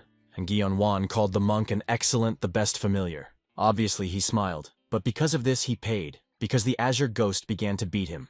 The hero himself was more concentrated on those pleasant feelings of the enjoyment and fullness of the energy nucleus. However, at that moment, the rest of the subjects stumbled upon him. Gyeon-won smiled, understanding how lucky he was. This mountain has become for him a literally huge dining table. He decided to eat all these people because according to the rules, he needs to leave only 7 people. At this time, the examiner himself with his people went to a deep cave on the mountain. There he met a man who immediately greeted the head of the corporate Blood Valley. He explained that the fire was too bright. This man immediately understood the signal and ordered the rest of the assistants to wait for him here. When they came into the depths of the cave, the head quickly became convinced that the preparations regarding the beast were as smoothly as always. This beast was much more aggressive than usual, so while he was sitting behind a cage to pose less threat. Indeed, even despite the fact that he was not fully ripened, he was still an ominous beast. The chapter quickly realized that in this case, it went beyond ordinary natural creatures, and he was right. The old man quickly reported that he was the highest predator. He was brought from the shores of the North Sea and was Chimamoro. As a result, making sure that all the preparations are finished, the head of the valley left. And he warned that when he would give a signal, the elder had to let the beast into the mountains. At this time, Gyeon-won was already managing the eating of all this energy. However, he did not understand what to do with a flag without a detachment. He could take him with him. Given that the flag was attached to the pole, he would have to tear him out, and the instinct suggested that he had to stay in place to pass the test. However, suddenly he saw something strange on the wood of the flag. Something was written there, namely, 3 forms of the sword in the competition. Friends in the dance of the sword, liberation through enlightenment. The young man understood for sure that this was the beginning of the technique of forming a sword. However, the technique was certainly incomplete. The Azure Ghost explained that this was not the case. because in this case there was a hole in the 4 main acupuncture points, so she did not understand the meaning of such an incomplete, and in this case completely useless technology. However, Guyon Vaughn quickly realized that the rest of the flagpole probably had other fragments, broken into pieces. However, they could verify this only when they get to the rest of the flags. Apparently this is what the examiners wanted, was a kind of hidden task, and the hero understood. The others who found the flag also understood this. So, in any case, he will have to face everyone while he will look for the rest of the flags, because they literally pushed them like dogs. It was quite interesting, because the situation became much more complicated. However, now that he understood how everything was arranged, there was no more benefit from the flag. However, when he cut the shaft, he felt something strange. Inside the flag was some kind of call spell. At first, Gyeong-won considered that we were talking about some kind of trap, but he felt a completely different energy from it. But unfortunately, the spell quickly dispelled when it broke the flag. Soon near himself, he felt the crack of a stick, and I realized that it seems that someone more dangerous would participate in this test. At that moment, a tattooed guy beat another team, which he met in the way. He was surprised that they were so weak and already showed everything they were capable of. He hoped for more, especially after they themselves called him to battle. The beaten people did not understand where this guy had such a force without internal energy. However, everything became clear when they realized that he was from the Scarlet Valley of Death. It can be seen that they cannot win in battle. If they try, then everyone will die, so they decided to escape away as far as possible at once. Obviously, the boy did not suit the boy. He did not want to allow his victims to escape. He decided to kill them all to one and hang their heads for public display. No one else dared to challenge him. However, at that moment, something much worse than the guy appeared. Because of the bushes, some monster, similar to a cross between a bison and a wolf, attacked one of the runaways. Everyone immediately began to start fading when he began to devour his victim. Therefore, the tattooed guy ordered everyone to leave, realizing that he could not cope with such a creature without internal energy. However, unexpectedly one of the guys noticed how he stepped on a stick behind his legs, and the beast heard it perfectly, and it seems already found his new victim. Therefore, there was no choice left, now they were running away. Suddenly, this monster drew attention to something behind their backs, after which he ran in dismay and ran away. Everyone was interested in what happened to this beast. However, they realized that he seemed to see something, so he escaped. And then the head of this team quickly realized that the matter was in the red flag behind them. At this time, other, weaker groups of the subjects already ran away from the monster. It is clear that everyone could not be saved, because many were already killed by such a strong creature. In addition, these students could not even use Qigong due to blocked energy. They did not understand what the hell was going on, and that this beast forgot here. However, suddenly one of the guys saw a standing man in front. He was already delighted, thinking that he was saved, and asked him for help. In addition, he said that a monster was walking nearby here. However, Guyon Vaughn was treated as coldly as possible to this information. Grabbing by the neck of a running guy, he gave him death with his own hands. Then he looked at the one who forced these students to run away in a hurry. He was really interested in what this monster is, so he asked the Azure Ghost who it was. However, although she had never seen them before, his behavior reminded her of a hunter for the weak. These were Chimamoro, who love human heads, usually living off the coast of the sea. And Gyun Vaughn immediately realized that in this case, such a beast could not forget anything here. However, it seemed to him a huge luck that he met Chimamoro. He has long wanted to get this to himself. The beast just tried to attack the guy, considering him weak prey. However, jumping away, Guyon Vaughn immediately began to read out the spell of shamanism. It was a technique of internal blocking of 4 peaks. With the help of this technique, he imprisoned the monster in a cage of light. Then he used the compression technique in order to leave the monster even less space. Immediately after that, the beast began to scream and wriggle in pain. The stronger Guyon out of his technique, the more rage was in the monster. Soon, with his claws, he managed to destroy the technique of the shaman, and the boy was completely thrown away. However, the hero stood on his feet, already inventing how in another way he could sharpen this beast. The same was clearly angry that the little people dared to do this with him, and Gyeonwon watched his actions, waiting for any suitable moment for the attack. However, at that moment, under such a gaze of man, the monster doubted. Then, without thinking twice, he immediately fled to the nearest bushes. The Azure Ghost quickly realized that the beast probably considered Gyeonwon too complicated for himself the prey, and, not wanting to take risks, escaped. The hero himself was disappointed that his technique was so easily collapsed, but he understood that if it was an ominous spirit or some other beast, he could definitely sharpen it. The ghost explained that when they grow up, They surpassed in the strength of mysterious animals, and given its size, it has probably already grown. So now Chimamura was close to the mysterious beast. Realizing this, the young man realized that in this case he would not be so easy to deal with him. The Azure Ghost considered that perhaps Gion was scared that his spell did not work. But this was not at all because of this. He was more worried that this beast could kill all his prey. So he understood that he should hurry, because very soon there would be absolutely no one to survive. At this time, the team of a tattooed guy carried a flag with him. They themselves already realized that they needed to take all the remaining flags, but they did not understand why the leader did not order them just to break it. However, he made it clear that if everything understood correctly, then in this case the team members will also say thanks to him. At that moment, a mysterious beast jumped out of the thicket of forest again. However, the leader quickly ordered his team to remain calm, to stand quietly, and as soon as the monster smelled a red flag, which was nearby, he lost interest. Turning around, he just calmly went to look for other victims. Then finally, the leader of the group was convinced of his innocence. He believed that the beast somehow scared away the flag that they carried with them. However, they needed to hurry, because it is not clear how many more people knew about this task. He was sure that not many guessed that they needed to collect parts of the equipment, but still such people were definitely. Therefore, he invited them to continue the path in an accelerated mode. Events are transferred to observers behind the exam. They collected in full corpses that were supposed to be sent for disposal. Then they brought them to a high grief, which broke off, becoming a gorge. For each of the bodies, the man hung mysterious amulets. He ordered the observers to throw the bodies with amulets, and it was very important not to look down while the corpses would fly into the cliff. As a result, the shadows of the valley began to do as they were ordered.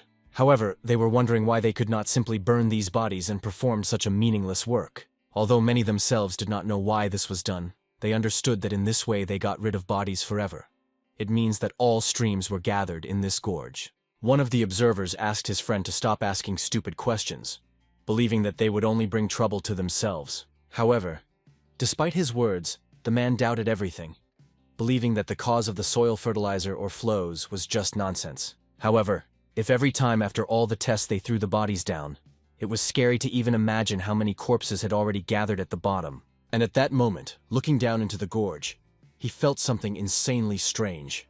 He seemed to be enveloped in a haze. However, at the last moment he was stopped by a shaman, wandering nearby. He warned the man that he did not need to look down while doing the work, and he asked him not to forget about it and never look there again. Of course, if he did not have a desire to become an obsessed spirit. By this time, the team of Uchuna also came across this monster. He had already eaten one of the people who fell in battle and soon paid attention to them.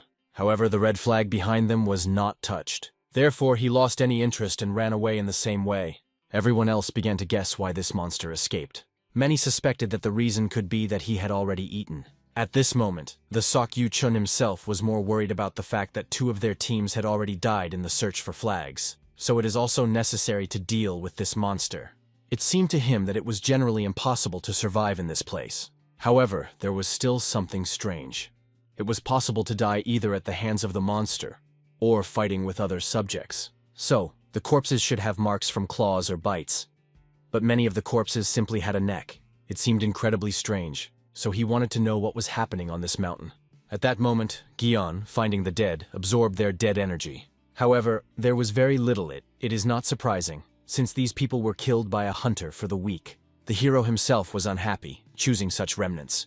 He had the feeling that he was eating like a vulture, and in the end, he was finally tired of it, so he began to invent a new plan. The young man realized that in this case, he would have to kill this hunter, so that he would not interfere with his meal. However, the Azure Ghost asked to provide this work to her, because nevertheless, Gion Vaughn without the internal energy of Ki will have problems with this. She convinced that she could cope with this and asked to let her out of the doll. Not arguing, he immediately applied a spell of liberation on a doll. Immediately after that, the girl jumped out of the doll, restraining her, and finally was able to knead her body. At this time, Gyun-won, without interfering with her in her exercises, decided to find out how much time it would take to eliminate this monster. However, she promised that she would return soon, and immediately soared into the air. To begin with, she flew high above the mountains to find out where the monster was. However, the strange thing was that she did not notice him at all anywhere. It seemed strange to her, because nevertheless he belonged to the level of the mysterious beast. It should not be so difficult to find him. Therefore, she began to guess where he could be stuck. but suddenly she saw a strange, rudimentary energy nearby. And although she did not know who was the cause of such a surge, it was obvious that that person was completely crazy. Soon after, she returned to tell Gyeonwon about everything. And with obvious joy and excitement, she shared her find. She found something more interesting than the beast itself, after which she suggested that Gyeonwon follow her. The boy was interested in her words, therefore, not arguing, he moved on. And soon he saw that the whole road was on the tracks from the wheels, as if someone had rolled the wagon up. However, a little time later, he had already noticed what the azure ghost was talking about. From somewhere from the bottom of the gorge, incredible energy oozed, and the trees and the fence were completely hung with yellow restraining amulets. Looking at all this, the azure ghost decided to find out from the hero if he knew something about the venom. In order to make it, it was necessary to place dozens or even hundreds of poisonous snakes, scorpions, and centipedes in a jug, and wait until only one remained alive. The survivor will have the strongest poison, so the poison of goo was created. The ghost explained that now the same thing happened at the bottom of this gorge, and it seems that Gyeongwon also felt it perfectly. He saw all these screaming souls that prayed for salvation, did not want to disappear. However, they could not do anything and could not break out, as they were tied to the bottom. The azure ghost, seeing a chain, immediately recognized a spell like Gyeon's voluntary. It was used to tie these souls to the world of people. Then it became obvious that if you collect many souls in one place, this spell could be forced to absorb each other, as if in the abyss. This process was amazing, and really looked like the process of creating a guide of Gyu. However, it seemed to the young man that perhaps, as a result of this process, a spirit could be born here, that even with a green spirit could be compared by force. Obviously, this madly aroused the guy and caused him an appetite, and the ghost quickly realized that this was his chance, because there was an incredibly many dead Kui, so he could use his attachment ritual. However, instead, he jumped over the fence, rushing straight to the corpses. He did not understand why he would stand here and enjoy the scraps when he could go into the pool with his head. However, the azure ghost called it crazy, because everything was crowded with souls that absorb each other.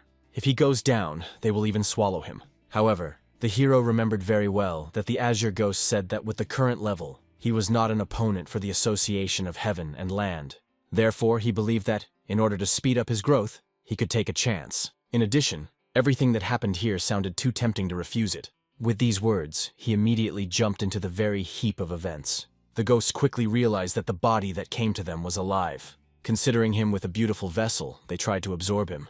Gyeonwon remembered a gift from his teacher, a ring, thanks to which he could use a spell without words. In addition, the azure ghost also confirmed that this ring had power. Therefore, he began to read out the spell, which he learned from the Book of Aegun, and soon he created the real barrier of 9 words of life on an important technique. This barrier acted as if pushing the spirits who tried to attack him.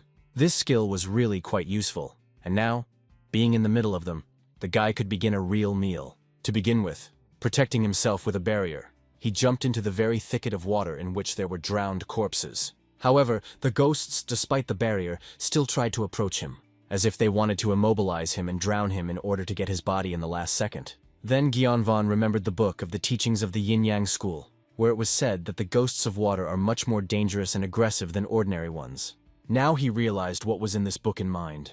He was also not so simple and applied Vajira's finger technique. Soon after the use of this technique, the barrier pushed the hero out of the water. He finally ended up on land, understanding how close to death. However, the spirit still tried to drag him back into the water. He was very lucky that Azure Ghost came to the rescue in time. She quickly cut her hands holding her student, and it was very outraged that some inexperienced weaklings pursued what was rightfully belonging to her. After that, the ghosts finally rebelled against the Azure Spirit, not allowing them to get a new vessel, and she decided to take a disassembly with them also on herself. She was enough for only one attack in order to, having scalded their limbs, drive them back into the water. Then, calmly lit up, she explained that this is not surprising if the hero continues to climb where it is not necessary. However, Gyun-won only smiling, rejoicing that the girl arrived so on time. As it turned out, from the very beginning he hoped that she would go down to him in order to help, and obviously it was very embarrassed and even angry her. Finally, the guy drew attention to the fact that the situation below was not as bad as he imagined. The spirits surrounding around did not even want to be with an azure ghost nearby, so he realized how amazing it is. However, the woman understood that the problem and danger from below was clearly not from these bees. Then she offered the guy to look up. Then he saw a lot of much more dangerous spirits, carefully watching him. Spirits who want to eat each other, they did not know fear, and even the azure ghost would be difficult to protect the hero from them. This was especially true of the center of the dark hurricane. If the guy tries to enter there, then he will definitely not get out anymore. So she asked him to give up, although Gion was a different opinion, after which he began to completely undress. The woman did not understand what he was going to do, but he wanted to get rid of those needles that stuck into him. Finally, he found a knot of the forbidden path on his back and applied his attachment ritual on it. Immediately after this, the needle was in his hands. Obviously, the woman could not believe that he so easily removed the knot, even without blinking his eye, because she understood that it was not only very dangerous, but also insanely painful.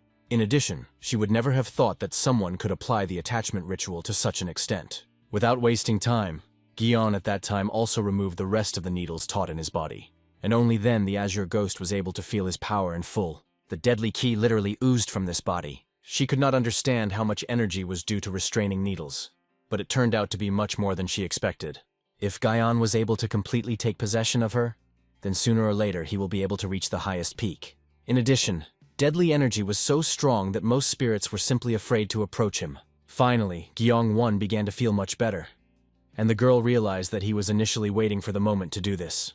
And the guy explained that the martial artists are able to feel the energy of others, so just in case he decided to wait for no one to know what he was going to do.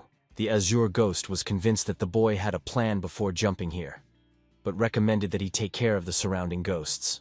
However, he did not want to spend too much time on it, believing that it was better to do why he came. However, looking at this hurricane of dark energy, he asked the azure ghost for help, although she understood that it was crazy, but still it was not such a bad choice. If he manages to master all this energy, he will essentially miss at least 10 years of training. As a result, she decided to attract the attention of the rest of the spirits so that he could simply break through to his goal. However, she demanded that the hero give up the full in return. Then she calmly dragged on from her smoking tube. Immediately after that, she exhaled a dark scarlet smoke, applying the spell of a bloody barrier. Immediately after that, blood appeared from nowhere, creating a region of demonic will. Ghosts immediately began to react, trying to break through this barrier. And realizing that he certainly could not stand it for a long time, she gave an order to her student to run to the goal. Running away, he saw the ghosts try to break through to him or attack him. However, because of the barrier, he remained unharmed and continued to escape to his goal. Finally, he saw in the distance the white light, leading directly to the center of this hurricane. And being there, he decided to look around in order to understand what to do next. And finally, in front of him he saw a huge monster.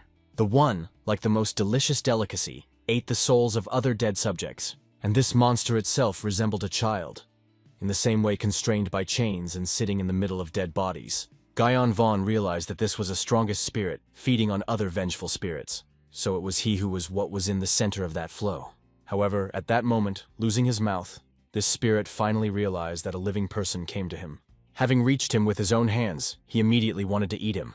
Immediately after that, the whole body of Gyeonva was entangled in chains, and the mouth of the monster opened, tightening it into the bowels of her stomach.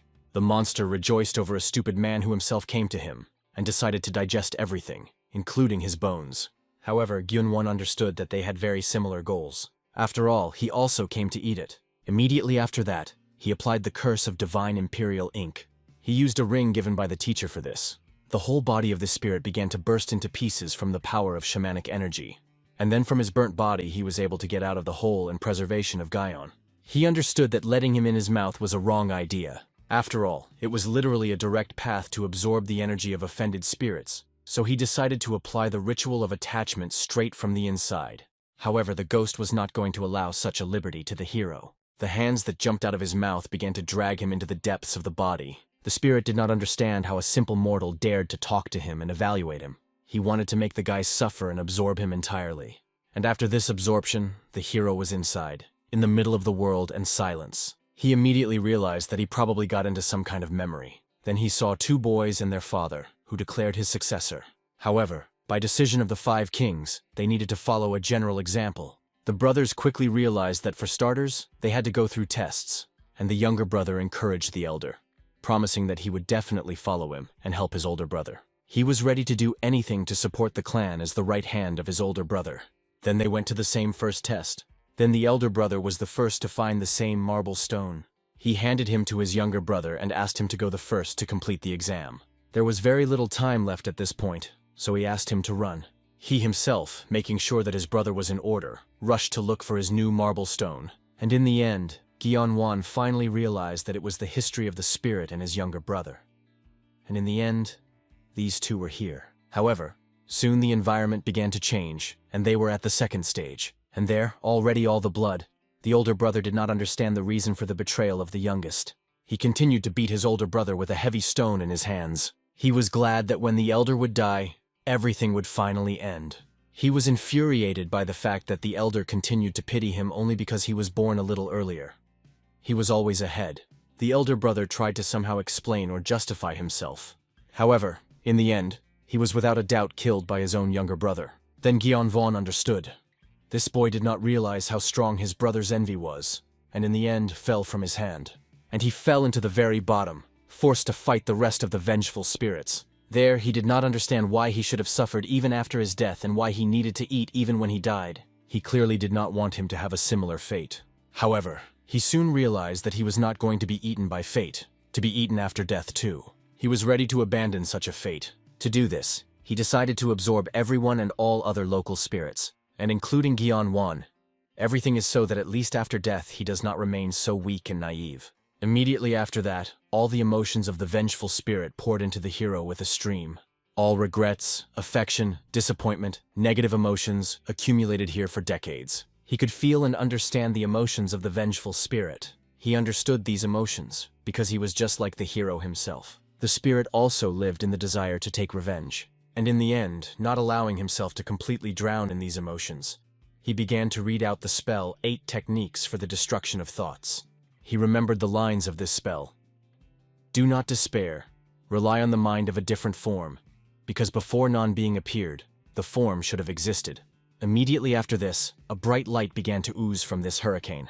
The azure ghost quickly realized that something was happening there. After all, the connection connecting her with Gyeonvol began to flicker. She was worried that perhaps the mortal still screwed up in his idea. She herself understood that such a desire was very arrogant to the young man. However, she demanded that the vengeful spirit give her a mortal if he did not want to disappear forever. And soon after that, chains began to break out of the depths of the black hole. The spirits of the green level tried to escape from there, as if afraid of something. Then it became obvious that the venom was almost completed. Therefore, perfumes fled because they did not want to be eaten by the strongest. Yadgiyu felt that something great, full of evil chi was born. Even the azure ghost felt it, so she was alert. The energy erupting from the gorge was at least stronger than the blue spirit. However, when everything was dispelled, she saw a well-known silhouette. Gyeon was all and unharmed managed to get out of this black hole. However, the woman noticed that his energy was different from the previous one. She considered that he'd lost and gave himself up to eat. However, he quickly disputed this fact. Then he showed his hand, with which chi oozed, and he explained that it was he who was the one who had a snack. Then finally, the azure ghost realized that it really was Gyeonwon. However, she was surprised that he really managed to eat so much. She even admitted that she initially doubted that he could do it, and was still surprised that he could completely absorb a strong blue spirit. In addition, the guy emanated really huge energy. However, he felt that his stomach seemed to break due to the fact that he had crossed. And then the woman remembered that he was still mortal, and ordered him to release energy right now. After all, his body was a vessel, and he still had a limit, so it was necessary to expand his vessel through enlightenment, and before that it was too much energy was poison for him. Not wanting to argue, the guy decided not only to emit her, but to pass it. He began to delve into turtles, knowing that the desired should be somewhere here. And in the end I found a skull with an amulet glued to my forehead. He began to transfer his inner energy to the skull. The girl did not understand what he was going to do and why he moves ki to him. However, soon the skull began to grow as if to grow in a real body. Gradually, he had already begun to find a form similar to human, and the azure ghost realized that the skull belonged to this spirit, which was in the middle of the stream. Finally, when the transformation was finally finished, a little girl appeared in front of them. However, the newfound ghost was madly angry with such an insult. Rising to his feet, he explained that he was a man. However, the azure ghost clearly could not believe it. In addition, she could not understand why Gyeonwon revived such a harmful ghost that was easier to kill. The guy got angry that such a thing was said straight in his presence. However, the azure ghost was angry with his daring words. He had no right to tell her what to do, and she recommended the ghost to close his mouth himself if he did not want to die. And it worked. The spirit immediately calmed down, not showing signs of discontent. Gyun himself decided to clarify why he revived the ghost. Then he took the skull and crushed it into the smallest pieces. Immediately after this, the ghost felt incredibly severe pain. The azure ghost realized that Gyeon was decided to destroy the root of this girl. Surely it was hellishly painful, so she believed that Gyeon-won revived her cleanly to torment. She already considered him a real demon. However, instead of just freezing, he ate the remnants of the skull. Obviously, the girl did not understand what this madman was doing at all. However, at that moment, a red familiar thread has already occurred between them. Obviously, the ghost believed that it was simply impossible to do this with her. The azure ghost understood how one could make the spirit become a familiar. So, when she herself became a familiar, this was not an accident, because Gyeon-won ate a piece of her book. However, she was interested in how the mortal generally managed to come to this conclusion, while the guy himself was content with the fact that he got himself another strong spirit. At this time, one elder from the assassin's pavilion into the dungeon calmly meditated. However, when the lights of candles went out, he suspected something strange. Therefore, he immediately hurried into a remote room to understand what was the matter. And then he saw that the clay figure constrained by chains was completely destroyed. He immediately came closer, but could not believe that the divine spiritual insect, the art of the poison of the head of the pavilion, was destroyed. Obviously, no one expected that this would happen, because the stored there was insanely valuable. Soon the man ran to the shaman of the hidden pavilion of the assassins, Yugun. As soon as he saw the master, he immediately explained that he was waiting for Mr. Pavilion with a request to stop the test. He tried to explain how much his student is useful to him, and that he could not give him so easy to die. However, Eigen believed that now is not the time for this, because his divine power over the poisons and insects was taken away. He believed that perhaps it was the fact of the Himamoro who passed by. However, the elder understood that this could hardly be only if the barrier erected by him failed, and he himself understood that this was unlikely, because only the beast of the mythical level could create this. Therefore, he ordered Yugen to gain equipment and follow him. Now they went to the Valley of Bloody Corpses. It became obvious that no matter what happened here, the tests in the Valley of Bloody Corpses were more important, despite the fact that the mythical beast appeared. It was an emergency situation. However, he believed that it was even better, because they could take advantage of this to stop the test. At this time, the new familiar could not believe that he really became a familiar. Gyun himself, coming closer, asked the spirit to call his name. However, he was only angry, obviously not going to follow a person on the occasion. However, seeing anger Gyeon-won, the spirit clearly changed his mind. Having bowed, he immediately introduced himself, calling himself with Ha, and recognizing Gyeon-won as his master. Looking at the behavior of this familiar, it became obvious that this spirit is even more malleable than a demonic monk. In addition, the azure ghost did not expect that he would immediately reveal his name, because usually evil spirits did not want to expose his names. Perhaps the whole thing was that the deadly energy around Gyeon-won was very strong. In addition, she noticed strange, apparently the energy literally began to double, and the guy was surprised that the azure ghost noticed it so quickly. He explained that he remembered the new equipment.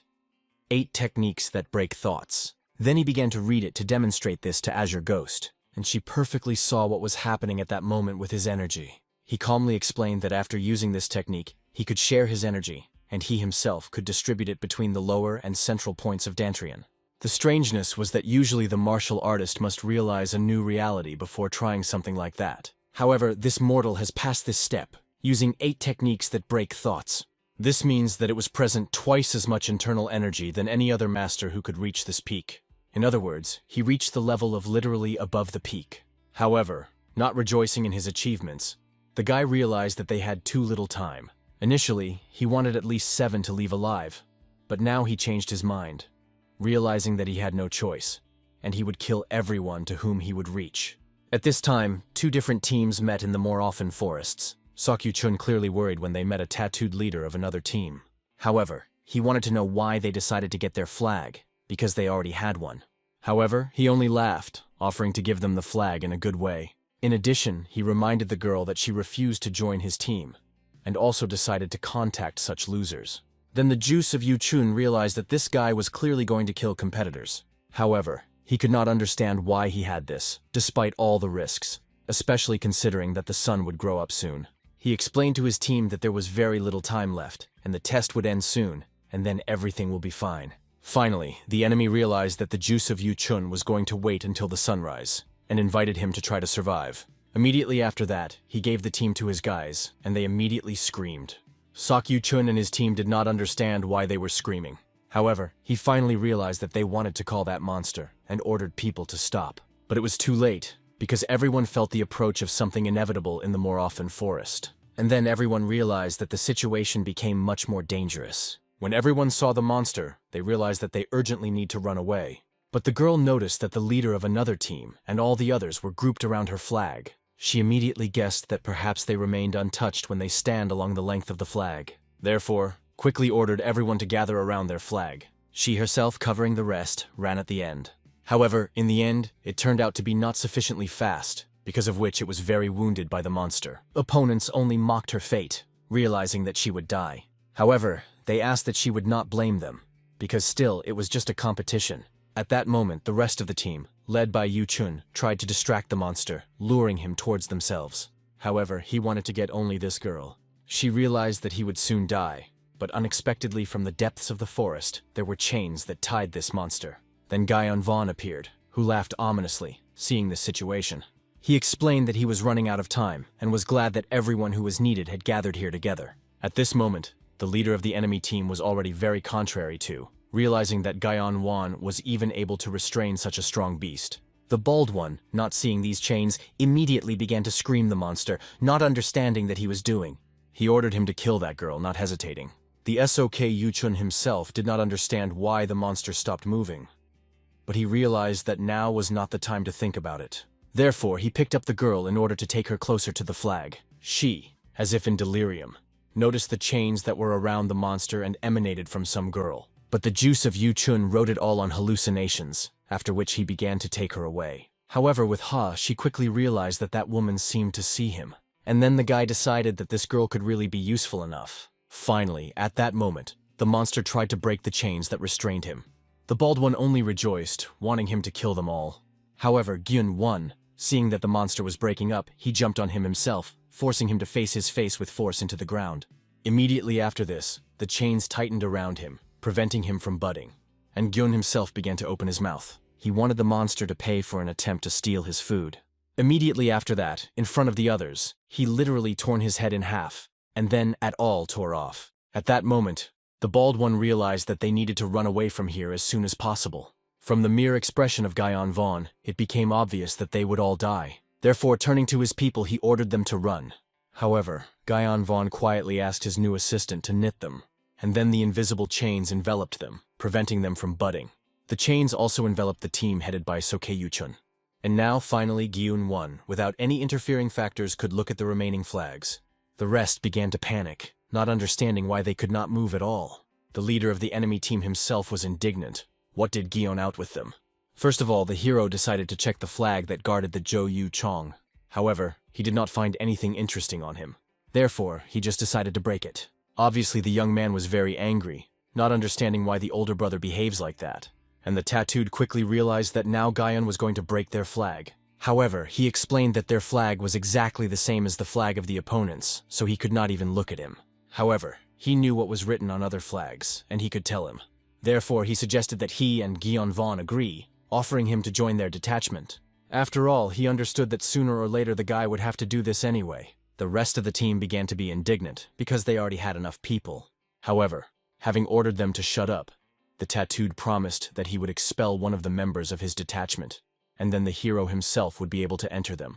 However, suddenly behind one of the guys, Guyon Won noticed a piece of wood from another flag. The leader quickly crushed, because due to the fact that they could not remember everything written, they did not take the flag with them, but they did not expect it to turn out for them in this way. However, he tried to get out of the situation, offering Gyun to give this flag to him. However, he understood that the fee was in his hands, but did not realize what the benefit of this transaction was. Another flag that they stored also now belonged to him. Perhaps the bald one said something similar because of the shock of the fact that he was on the verge of the failure of the test. Suddenly, the juice of Yu Chun shouted, asking Gyonwan not to trust the person who will stick a knife in his back at any moment. He explained that they also had a flag that Mo Haran brought, and invited them to go together. However, the bald one shouted that the flag belonged to them. They did nothing for this to get it. Although the juice of Yu Chun could argue with the man who was all the time hiding behind the monster, the bald one promised that he would unsubscribe to the hero if he would help him now. The young warrior believed that it was good to have a debtor from the Red Death Valley. Immediately after that, A real verbal battle flared up between the two teams. When Gyunvon was tired of it, he slapped loudly on the table, interrupting their screams. And he explained that he was really difficult for him because everyone was trying to lure him to his side. He honestly admitted that he would not want to choose, but the rules do not allow him to do this. It seemed to the young man that choosing between the two sides was dishonest. Therefore, for starters, he untied them, allowing them to move, and he invited both teams to fight each other to death. Gyeon, in turn, promised to take 7 survivors as his allies. Immediately after these words, a bloody battle for survival ensued. At that moment, the bald guy had already killed several of his opponents, and breathing heavily, was looking for a new victim. Suddenly he heard the hero praised him. Obviously, the warrior froze with bewilderment, and the young man, smiling, explained that he behaved very well in battle. The shaven-headed fighter was greatly angry that someone dared to humiliate him like that. He vowed to himself that he would definitely kill this person with his own hands, even if you have to pay a high price for this. Soon, inspectors came to announce the end of the test. However, they found the cruel beating of the subjects. The guy stopped killing only when the Jo Uhun came up to him, who explained that the test was already over. However, a furious fighter continued to finish his victim, believing that he would survive only like that. Obviously, observers absolutely did not understand what happened here at all. The head of the valley paid special attention to the murdered beast. During the time, while the warrior was hunting here, the predator was already able to grow, but he was still killed.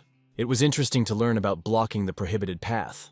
Was it possible for a person who killed this beast to use internal energy? Immediately after that, all the survivors were checked, but nothing strange was found. Therefore, the head of the valley invited all the survivors to return. When the inspectors did not leave, he decided that perhaps there is something else worthy of his attention.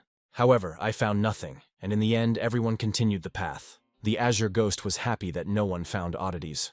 In addition, the average deviant of the hero was still open.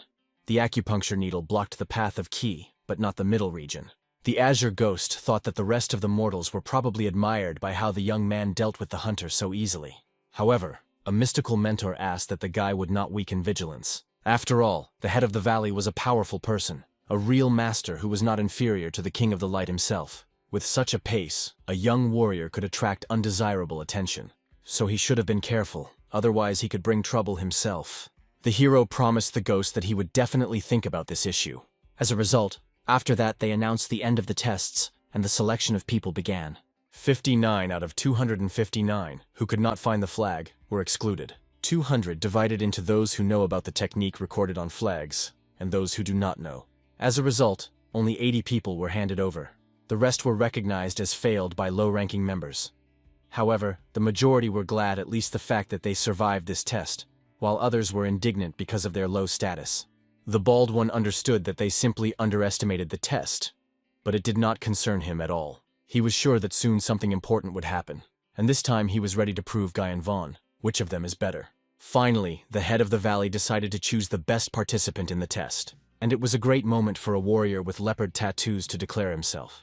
The leader of the valley did not know who to give preference to the one who remembered the equipment from the flags, or to the one who made the most. Suddenly, a guy with tattoos raised his hand. He explained that he could answer any question regarding the technique posted on the flags. An interested man asked that in this case the young man would explain this technique. The tattooed fighter immediately confidently stated that this technique specializes in lightness and speed. It is suitable for many situations and affects 3 central life points of the body. The head of the valley hearing this nodded with interest. He realized that the guy emphasized rather important moments.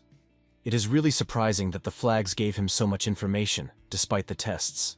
The tattooed warrior was already rejoicing in this praise. He understood that Gyunvon did not definitely surpass him, despite the fact that he humiliated him with his strange techniques during the test. Gyunvon was still not even in his martial arts, because there was a real wall of talent between them, and the young man could only whine about his hopeless future. After all, from now on we'll have to be humiliated, since it was he who was going to become the best participant. At this moment, the head was about to hand over a silver coin to the best student. However, Gyunvon, raising his hand, said that it was not just a sword technique, but rather a formation. Everyone immediately turned into him scaredly. The bald man himself could not believe that the young man really could understand this. The head of the valley decided to find out from the hero what prompted him to this thought. However, this was not easy, because the movements were very accurate, verified. Each of them was prescribed so as not to repeat and not overlap the rest. It seemed to the bald that it simply could not be a real formation of a sword. Even if, in order to find out, you need to have skills at the level of the head of the valley, because this construction technique is performed by dozens of swordsmen. To recognize it through the text, you need to imagine the movements of dozens of soldiers using the only description. However, there was also another option. Perhaps Gion was a real genius capable of seeing this even without training. The head decided to test the boy, asking how many swordsmen are necessary for maximum efficiency. The answer was followed immediately: 8 people. You can also use 16 and reach even 32. However, Gyeonu-won explained that if there is more, then the positions will begin to be on each other. After these words, the head of the valley, without restraining himself, laughed loudly. Then he handed the guy a small silver token, and he announced to everyone that it was the young man who deserved to become the best in this test. Obviously, a tattooed guy could not believe it and take defeat, and the head, throwing the medal to the boy, congratulated him on the title of the best. Gion himself mentally thanked the Green Spirit, who helped him to take this honorary place in the test. Finally, the head of the valley explained that he wanted to congratulate everyone else who has passed the second test. All those present here earned the right to become masters of martial arts of the average rank. Then he decided to tell them immediately about the third test. It will just consist in the formation of 8 inscriptions of the sky and the land that was described on flags. It is based on changes in internal energy, and the creator was the former head of the Association Heaven and Earth. The sage was sure that many had already guessed what was happening, so he explained. In the third test, they will need to successfully perform the formation of a sword in groups of 8 people. Those who are group leaders pass this test automatically, regardless of the result. On vacation, he allocated them 1 day.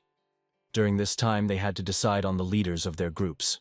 The head also warned that from this moment the murder is strictly prohibited. Everyone immediately began to whisper that they needed to form groups without killing each other. But it would not be easy, because everyone wanted to become a leader. However, the head, remembering, warned the subjects about another pleasant bonus. He will remove the block from their paths of ki. Everyone was happy that they would finally feel freedom of action. The bald fighter himself rejoiced that he would finally be able to deal with Gyeon-vol. It doesn't matter how talented he is. Everything will cease to matter as soon as the opponent can use his internal energy. Therefore, it only remained to wait until such an arrogant upstart would crawl at his feet. Events are transferred to the external lands of the Association of Heaven and Earth, to the Pavilion of Red Lights. There, the girls entertained high-ranking nobles with might and main.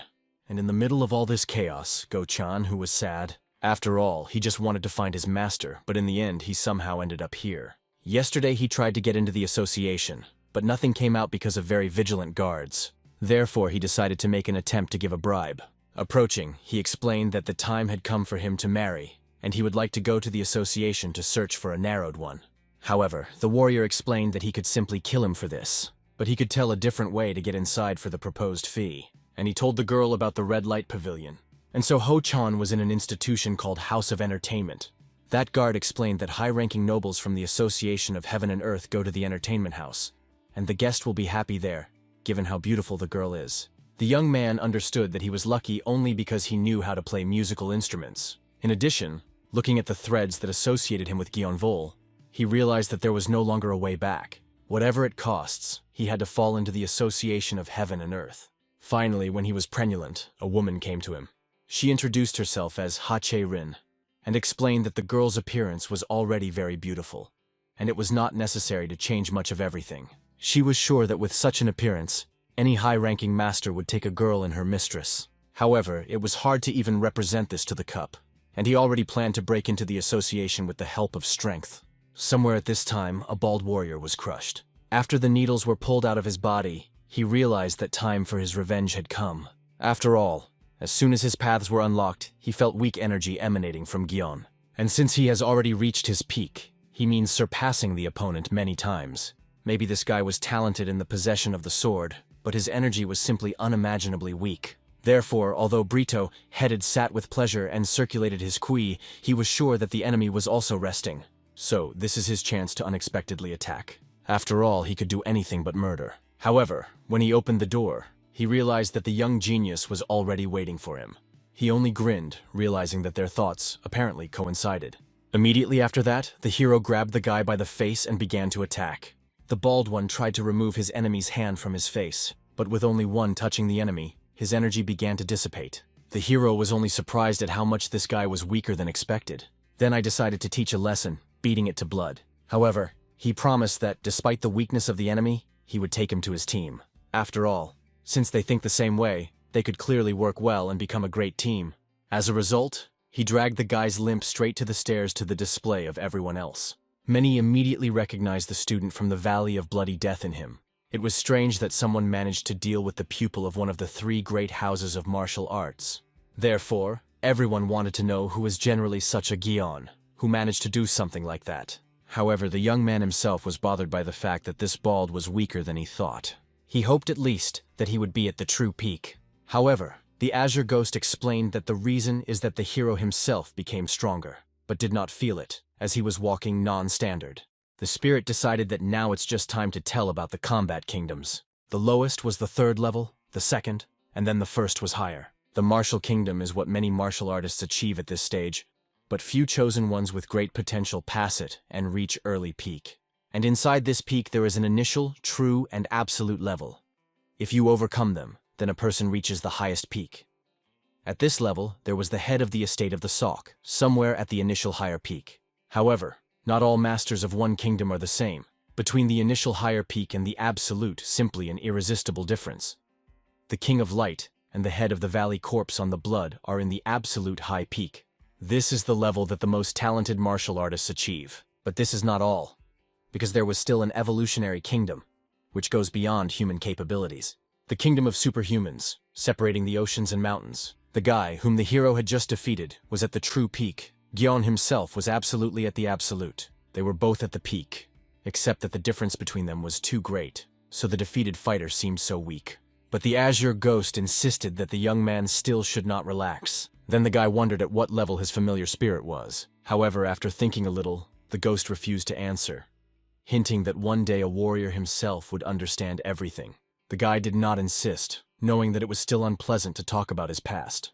As a result, having finished the conversation, he decided to deal with the defeated enemy. Therefore, I decided to wait until he comes to his senses in order to start a recruitment. Finally, the bald woke up and was very taken aback when he saw a hero straight in front of him. He was very dissatisfied with the fact that Gion had dared to use the poison-scattering energy on him. However, since the young man did not know anything about this, the Azure Ghost explained that this is a poison that disperses internal energy. But since the hero's energy had a similar effect, bald, and mixed them up.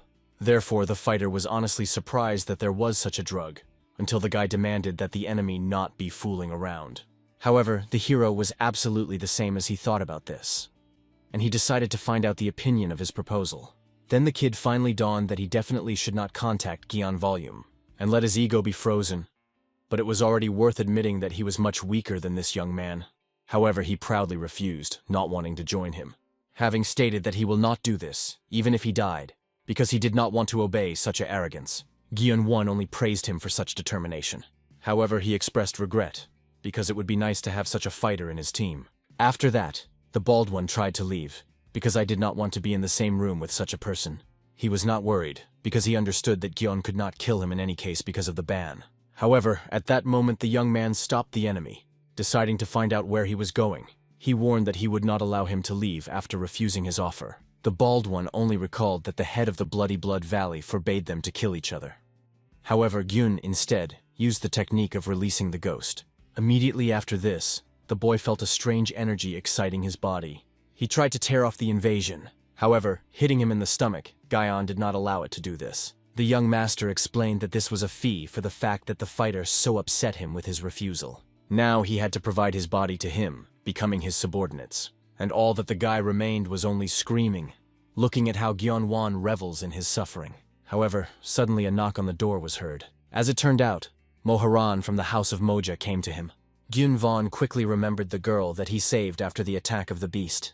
And in the end, he waited until the demonic monk would finally take possession of the guy's body to let her into the room. However, she was insanely surprised when she saw that Gyeonwon was not alone.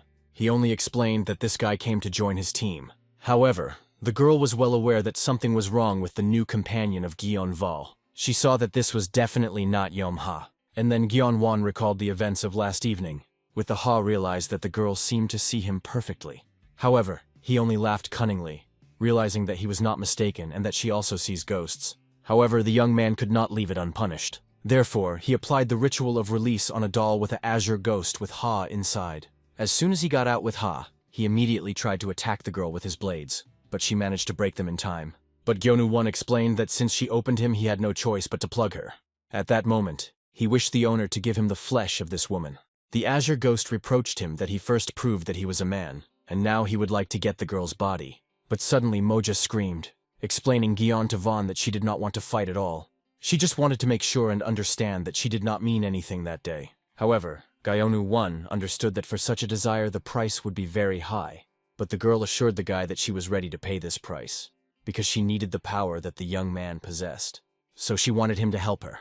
Gyeon-won clearly not rejoiced at the fact that she demanded from him to lend his strength, but Moja explained that his spirit wanted to get her body, and she was already ready to give him in return for the invisible creature what he saw. The young man realized that apparently she could only hear the spirits, and the azure ghost explained that her spiritual eyes opened when she was on the verge of death, although they were not the same as the ghostly eyes of Gyeon-won, capable of seeing the whole essence of the other side. As a result, the guy decided to find out why he helped Moe. After all, although she could count that he spoils the fun, he could easily get her body right now, so he wanted to know the reason for him to get into these problems. However, the girl, armed with a blade, made it clear that she was not so simple. She thought that Gyeon was already too high about herself. Then she literally in a moment stretched through the entire room the finest threads that could cut the skin when touching. She warned that she could kill the guy at any time. Then Gyeong-won realized that this girl had her trump cards in her sleeve, and he warned the demonic monk to be more careful, because he could cut himself. The azure ghost explained that this technique from the very beginning seemed familiar. Apparently, she was a descendant of the King of Death. However, when Gyeon-won repeated this name, Moja demanded an explanation. She wanted to know how this guy found out about the King of Death. Then the ghost explained that it would be strange not to recall him when he saw the sequence of murderous arts of the throwing daggers of shadow acuteness. When Gyeonu-won exactly repeated the words of the spirit, Moja finally fell silent in misunderstanding. After all, the King of Death was the founder and god of the war of her sect. Unique martial art, like consistent death, was transmitted only from mouth to mouth, and no one except the head of the sect and successors could know about it. Therefore, she realized that now the circumstances were much different. She ordered Gyeon-won to tell where he knew all this, otherwise she would resort to torture. However, the young man broke the floor under his feet, confusing the threads that connected him. Then he rushed at a girl who tried to defend himself with throwing knives. However, when he got closer, she relied on flight. He literally took off into the sky. Then she tried to hit him with a blade straight around her neck. Gyeon-won was only amazed at her speed, because she was much higher than even Yeom-jae. Then he stopped the blade with his own teeth, preventing himself from injuring. And then he grabbed the girl, not allowing her to escape. However, at that moment he noticed that she managed to pull the thread around his neck. Moja warned that she certainly should not be underestimated. If she pulls a little more, his head will fall from his shoulders. So she demanded to let her go in a good way. However, the young man cut these threads, depriving her of strength. And in the end, the girl could no longer manage them. After that, the guy hit her in the stomach so that she could no longer throw away any trick. And while she was trying to clench, he admitted that she would really be quite useful for him. At first he wanted to give her body with Ha, but realized that it was better to leave him to himself. Then he wounded his finger and watered it with his blood. Moja immediately realized that this was a deadly poison, and it was necessary to get rid of it. However, Gyeon-won demanded that the girl become his devoted dog, and then he, so be it, will think to lend her his strength. Obviously, she did not understand why he decided to go so far. However, Gyeon-won was hard to trust other people. In addition, she herself previously stated that she was ready to pay any price for this force. And then the girl realized that she had met a person with a murderous temper. The father said that 1 out of 10,000 people possessed this. They found pleasure and joy in death. It was the best quality inherent in the assassin. It could even be considered talent. After all, they have no share of doubt in murder or betrayal. They enjoyed it, so they did not experience remorse. And now she realized, Gyeon was really the embodiment of evil. But her father advised her that when meeting with such a person, she should never contact him and should run away as quickly as possible. Therefore now she did not understand why she did this and why she contacted him. Soon after, everyone witnessed how Gyeon-won leads with him at once both Yeom-jae and the Mova. It seemed to many that it may have imagined. It was not clear how this man was able to subjugate even a warrior from the Death Valley. Therefore, everyone wanted to know what the hero is. Behind this, the juice of Yu-chun carefully watched all of the gap in his room. He remembered how then his older brother ordered the test to fight to death, and he realized that it was not a joke. Gyun-won was as serious as possible, which means that he would absolutely care whether to kill Yuchuna or not. Let him hate him before, but he did not expect such evil from him. Therefore, I wanted to know what caused his brother such a change. But now he could not engage in these meaningless thoughts. Therefore, I decided to start my training. After all, from this moment he had to concentrate only on his survival. After the release of internal energy, he thought that the only one was at the highest peak. However, it turned out that the world was much more than it imagined. So he should train for the sake of survival and for himself. At that moment, unexpectedly, an unknown person entered the room, who realized that his guesses were confirmed, and the juice of Yuchun was indeed from the estate of the sword. This guy was called Ma-sok, and he wanted to know from Yuchun that he had forgotten the member of the estate of the sword Sok. He suggested that perhaps he betrayed him, so he ended up in a corpse blood valley. This man was a friend who extended his hand to help, and together they went through fire and water. However, he did not understand how a member of the Association of Heaven and Earth was able to recognize the techniques of the estate of the sword Sok. To begin with, he decided to find out from Ma-sok how he learned about everything. However, it did not matter. He was more interested in that he had forgotten the Orthodox member in the valley. He suggested that the family of the sword juice betrayed the Orthodox Murim. However, the frightened juice Yuchun immediately denied it. Then Ma-sok suggested that the juice of Yuchun is not here to become an important person in the Association of Heaven and Earth. He asked the unknown guy not to pretend to be a fool.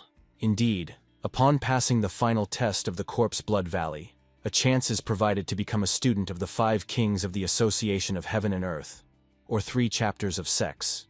Junes did not even know about this, and now he finally realized why everyone risked their lives and killed each other in these trials. Everything for the sake of a one-time chance to climb the social ladder, becoming a student of the heads of association. And he could not believe that all his attempts to survive did him only closer to the heads of his enemy. However, Ma-sok, by reaction, realized that for Yuchun it was a surprise. Then asking, he found out that the guy was a hostage. He himself did not know why he was sent here, so he could not answer a friend's question. As a result, Ma-sok decided to reveal his secret, apologizing for not being able to trust him from the very beginning. He admitted that he was a spy of an Orthodox Union and hidden power. Soku Yuchun knew well about this organization, the stronghold of the Orthodox Murim, which is one of the 3 greatest forces of Murim, along with the Association of the Sky and the Earth, and the Alliance of the Unorthodox. There were 4 main organizations inside the Orthodox Alliance, and one of them specialized in secret missions and murders. This is a hidden force. However, the Orthodox force denied this in every possible way, and only now Yuchun realized that they really existed. He was wondering why Ma-sok entrusted him with this secret, but the reason was in an emergency. In total, 15 people, including it, were able to infiltrate the corporate Blood Valley, but more died than he expected. Everyone passed the first trials, but in the second they were left for 11 people, so he was counting on the help of Yuchuna. In addition, the death of the rest was not at all the fault of the monster that was introduced into the test. The thing is the guy who stood behind all their problems. It was obviously about Gyanvina, a madman who killed 9 people from their organization. Initially, Ma-sok believed that Gyan and Yuchun at the same time, since they bore one surname. But seeing how he ordered them to kill each other, he realized that he was mistaken. Therefore, he decided to tell the truth, despite the fact that they are half-brothers. And he admitted that he was about to kill Gyan-won. The situation was already so aggravated that they needed the help of the juice of Yuchun, because now there was no choice. They needed to eliminate any threat. When the juice of Yuchun tried to argue, Ma-sok suggested that the reason in the madness of Gyan-won. However, he explained that in their ranks there are those who can compete with him in madness.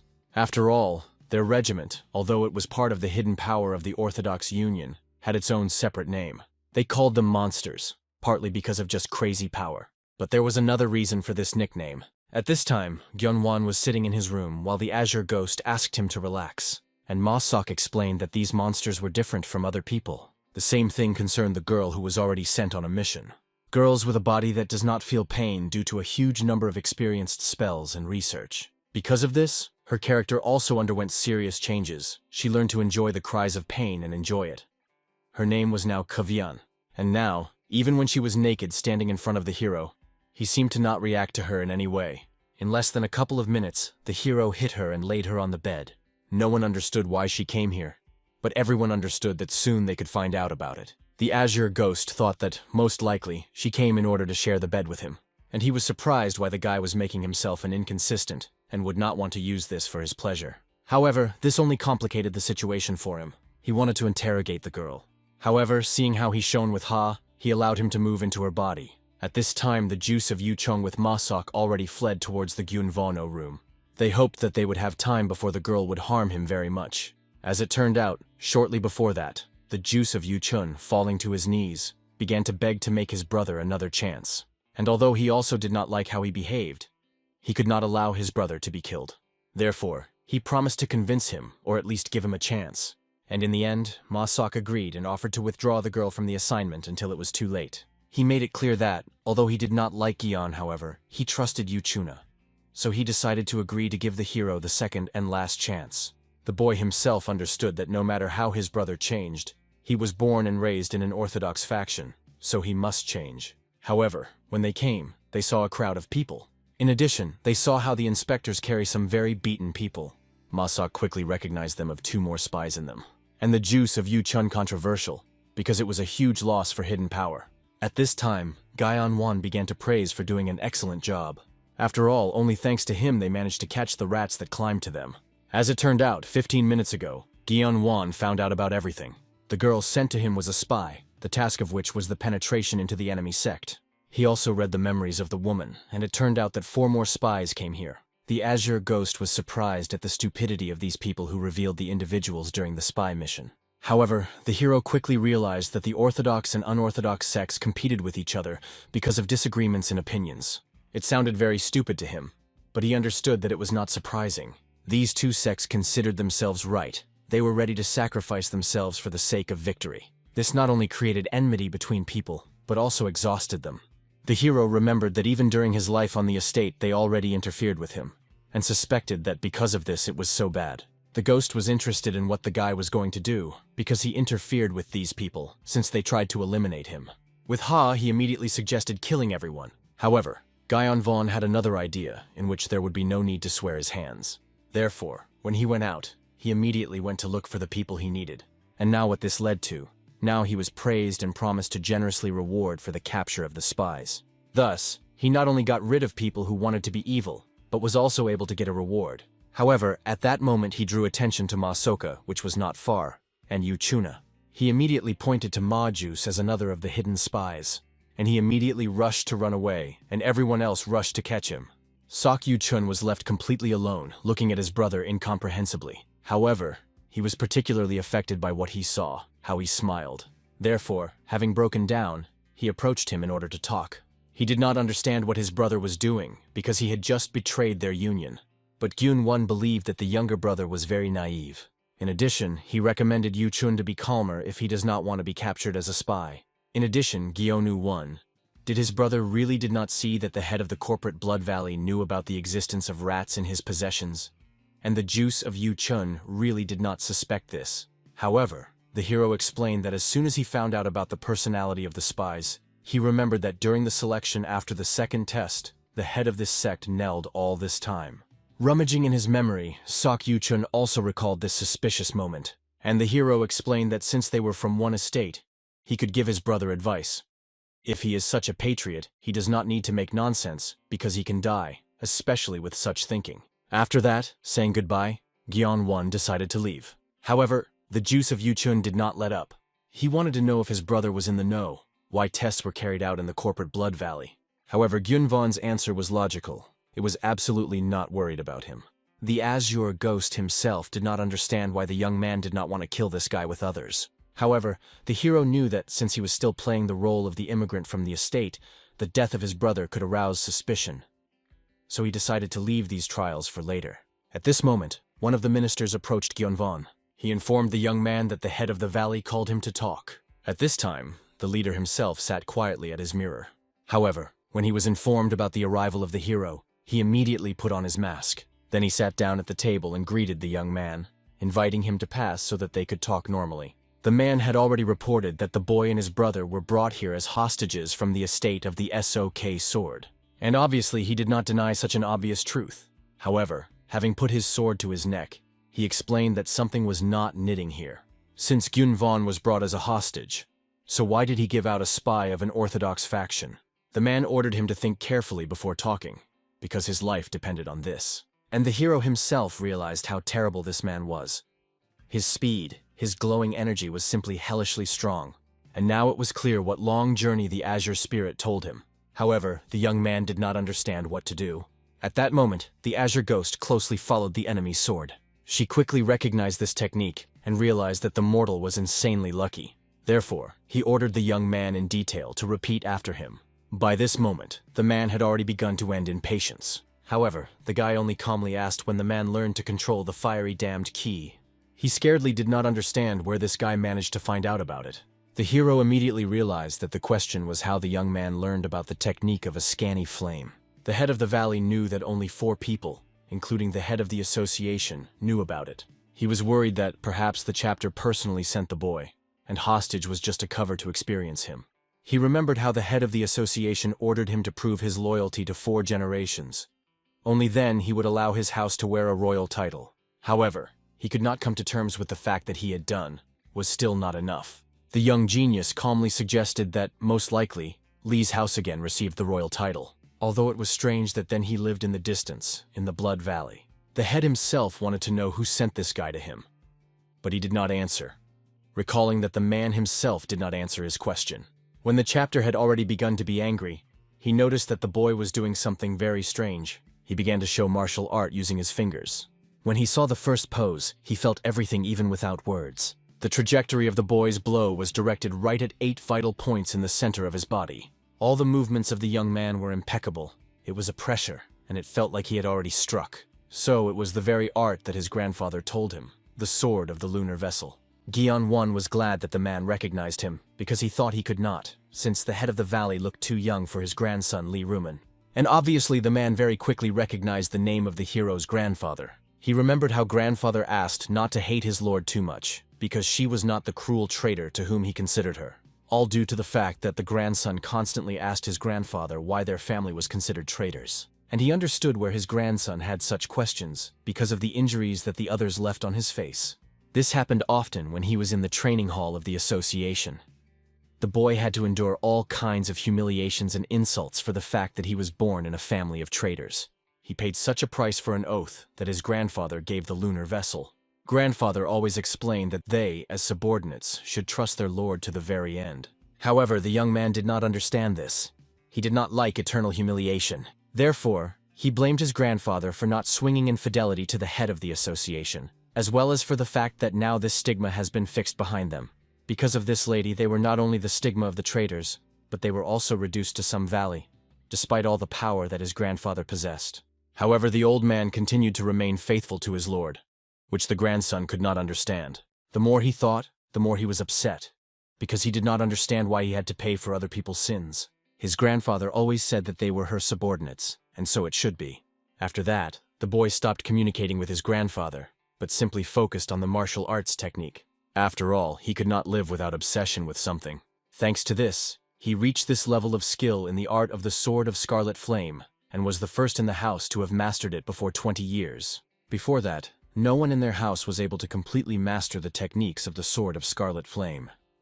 Even his grandfather stalled, reaching the 8th level of skill. However, the young man was sure that he could achieve something more, and this thirst for a poison for him. They always said to him, "Do not try to go to the 6th level until you perfectly master the 5th. And he hurried too much, for which he paid. Then, during the training, he caught fire with fire, which could not be extinguished. In the art of a guide flame, the deeper a person comprehended him, the stronger the damned energy became. The problem is that she burned the body of the medium itself. Then he was sure that he would die. However, a grandfather came to his aid, who took all this flame on himself. Grandfather, like his father, could not perfectly control the damned fire key. He understood that if his grandfather absorbs her, then he would burn instead of him. He tried to stop him, explaining that it was too dangerous. As a result, he saw him so for the first time in 4 years and saw his death. To see how his own grandfather burns alive, and not to do anything, was a real nightmare for him. He shouted half a day while he was treated, and stopped only when he lost consciousness from overwork. After the funeral, he admitted to his father that his grandfather died because of him. But no one in the family blamed him. He was not even punished, because his grandfather would not want this. However, the father gave the boy the last poem written by his grandfather, a ballad dedicated to the Lord. And then he did not know what to do, until the very end of his grandfather did not change his devotion, but his own grandson betrayed his faith and fidelity. It was then that the young man decided to bear the will of his grandfather around the world. He continued his path, even if it puts a shame on them, and he will have to suffer until the end of his days. He decided to wear a mask and deceive others, and wait for his lord to return. However, the head of the valley was interested in how Gion Wan knew this martial art. He wanted to know who this guy is. The man was sure that the lunar vessel was no longer there. No one could read the secret manual, but now it did not exist at all. However, Gion Wan understood that it was better to see once than to hear 1,000 times. Therefore, he decided to give a man a chance to see everything himself. He began to read out the technique of releasing the doll in which the azure ghost sat. And now the head of the valley saw a woman about whom his father spoke endlessly. A beauty with the eyes of a blood color, hiding her face under a mask. He realized that she was much stronger and more beautiful than anyone in the association. Therefore, he fell to his knees and bowed to the lunar vessel, his lord. The azure ghost only smiled at her rightness, and the fact that the genealogy Li remained her faithful. She proudly looked at the mortal, wanting to see admiration in his face. However, the hero only surprised the stupidity of the spirit, because she continues to believe people, despite the fact that she became a vengeful ghost. However, he did not expect that the house of the chapter would keep his fidelity for 100 years. He thought that only her disappointment would see, but the situation was only in his favor. At this moment, the azure spirit had already approached her subordinate. She recalled how much time passed, but Gion Wan began to read out the spell. He forcibly returned her to his doll again. Obviously, the azure ghost was extremely unhappy with such unceremonious behavior. The head of the valley himself did not understand where the lady escaped, but the young man calmly explained that she was with him all this time. The head of the valley wanted to see the woman again, because he had a lot of questions that he wanted to ask. However, Gion Wan calmly explained that the azure ghost was right in front of them. He introduced himself as the head of the valley as her vessel. The reason was that, let the azure spirit entrusted this man, but the young man could not do this now. Therefore, at this stage, he personally wanted to control everything. However, what he saw, he could accurately call the fidelity of generations that has yet to be checked. After that, he handed the man a large sheet with a technique recorded on him. And then, having accepted him with shaking hands, the man recognized the finished technique, which his grandfather once told him. The hope of the whole family was now right in his hands. In addition, he was struck by the fact that his lord understood so easily why everyone else did not go out to connect her chi with fiery energy. However, she understood that it was not easy at all. For this, she needed to die and open her spiritual eye. In addition, she was angry that in the end, she had to tell the boy about this technique, while she explained her relationship with Li's house. Thanks to this, the head of the valley trusted this young cunning. However, the man noticed that the technique was completely complete, and he was right. The young warrior decided to maintain caution. He understood that the head of the valley was in this position because he tried to restore the status of his house. He was worried that something unexpected could happen again. As a result, the man again leaned to his knees, explaining that his obedience was caused not only by technology. After all, the girl's concern, even after becoming a spirit, made him swear again in fidelity. Therefore, he begged to take him a sincere bow. The azure ghost believed that Gion's time it was time to stop doubting and starting to trust Li's house. She realized why he was doing all this. After all, he did not trust the chapter. However, she believed this man. But despite the fact that he and the hero were close, she promised that she would not help the young man in the schemes that he would want to crank up against Li's house. At this moment, the man wanted to ask his lord a very important question about what happened in the great battle of Huanan. Obviously, Gion did not even hear about it. But the man explained that about 100 years ago, a woman was branded a traitor and killed, and he wanted to hear the truth what happened that day. However, the azure ghost refused to help him in this matter. She simply did not want to tell him what happened then, although it could have helped him if he admitted that he had lied. Gion won and decided to find out from the head of the valley that he knows about this. He pretended to be interested in knowing what version the Association of Heaven and Earth presented. Obviously, the spirit was outraged that he asked a counter-question instead of a direct answer, and the head of the valley apologized, explaining that he could not reliably tell everything. However, Gyun Vaughn was not interested in some little things, and this very outraged the very Côte d'Azur. The hero, feeling indignation, understood that it would be better for her to tell everything from the very beginning. In addition, he was happy even from one thought that they would finally be able to find out about her past. He wanted to know for what reason the head of the Scarlet Division became a vengeful spirit after a skirmish with the Association of Heaven and Earth. Finally, the head of the valley began his story about the past days.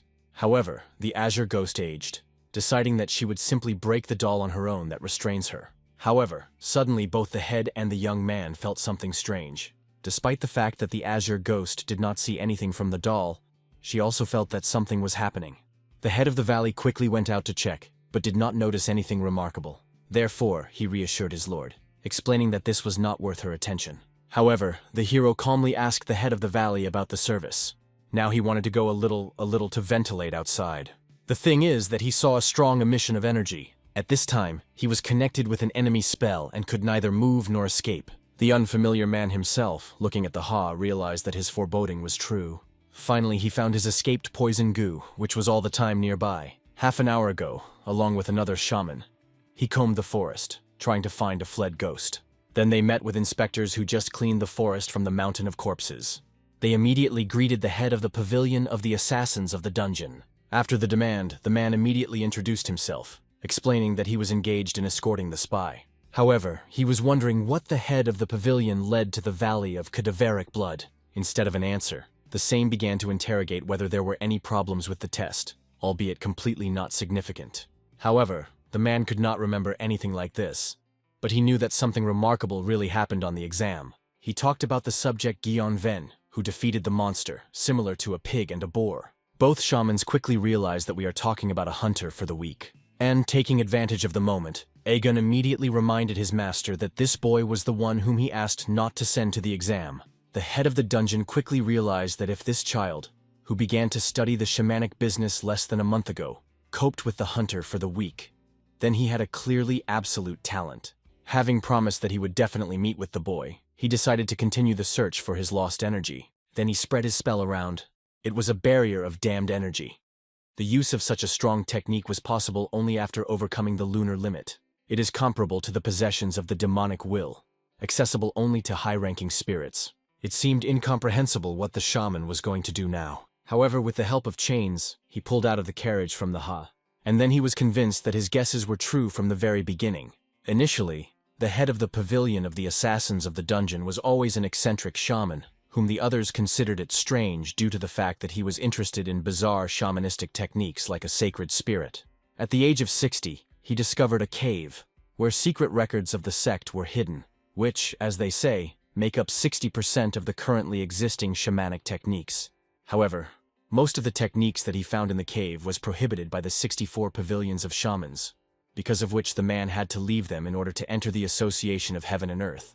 There he has already become one of the most powerful shamans without any prohibitions. Aegon himself managed to see from Ha because of the barrier that the shaman erected, and he quickly recognized that this spirit was not enough to become blue.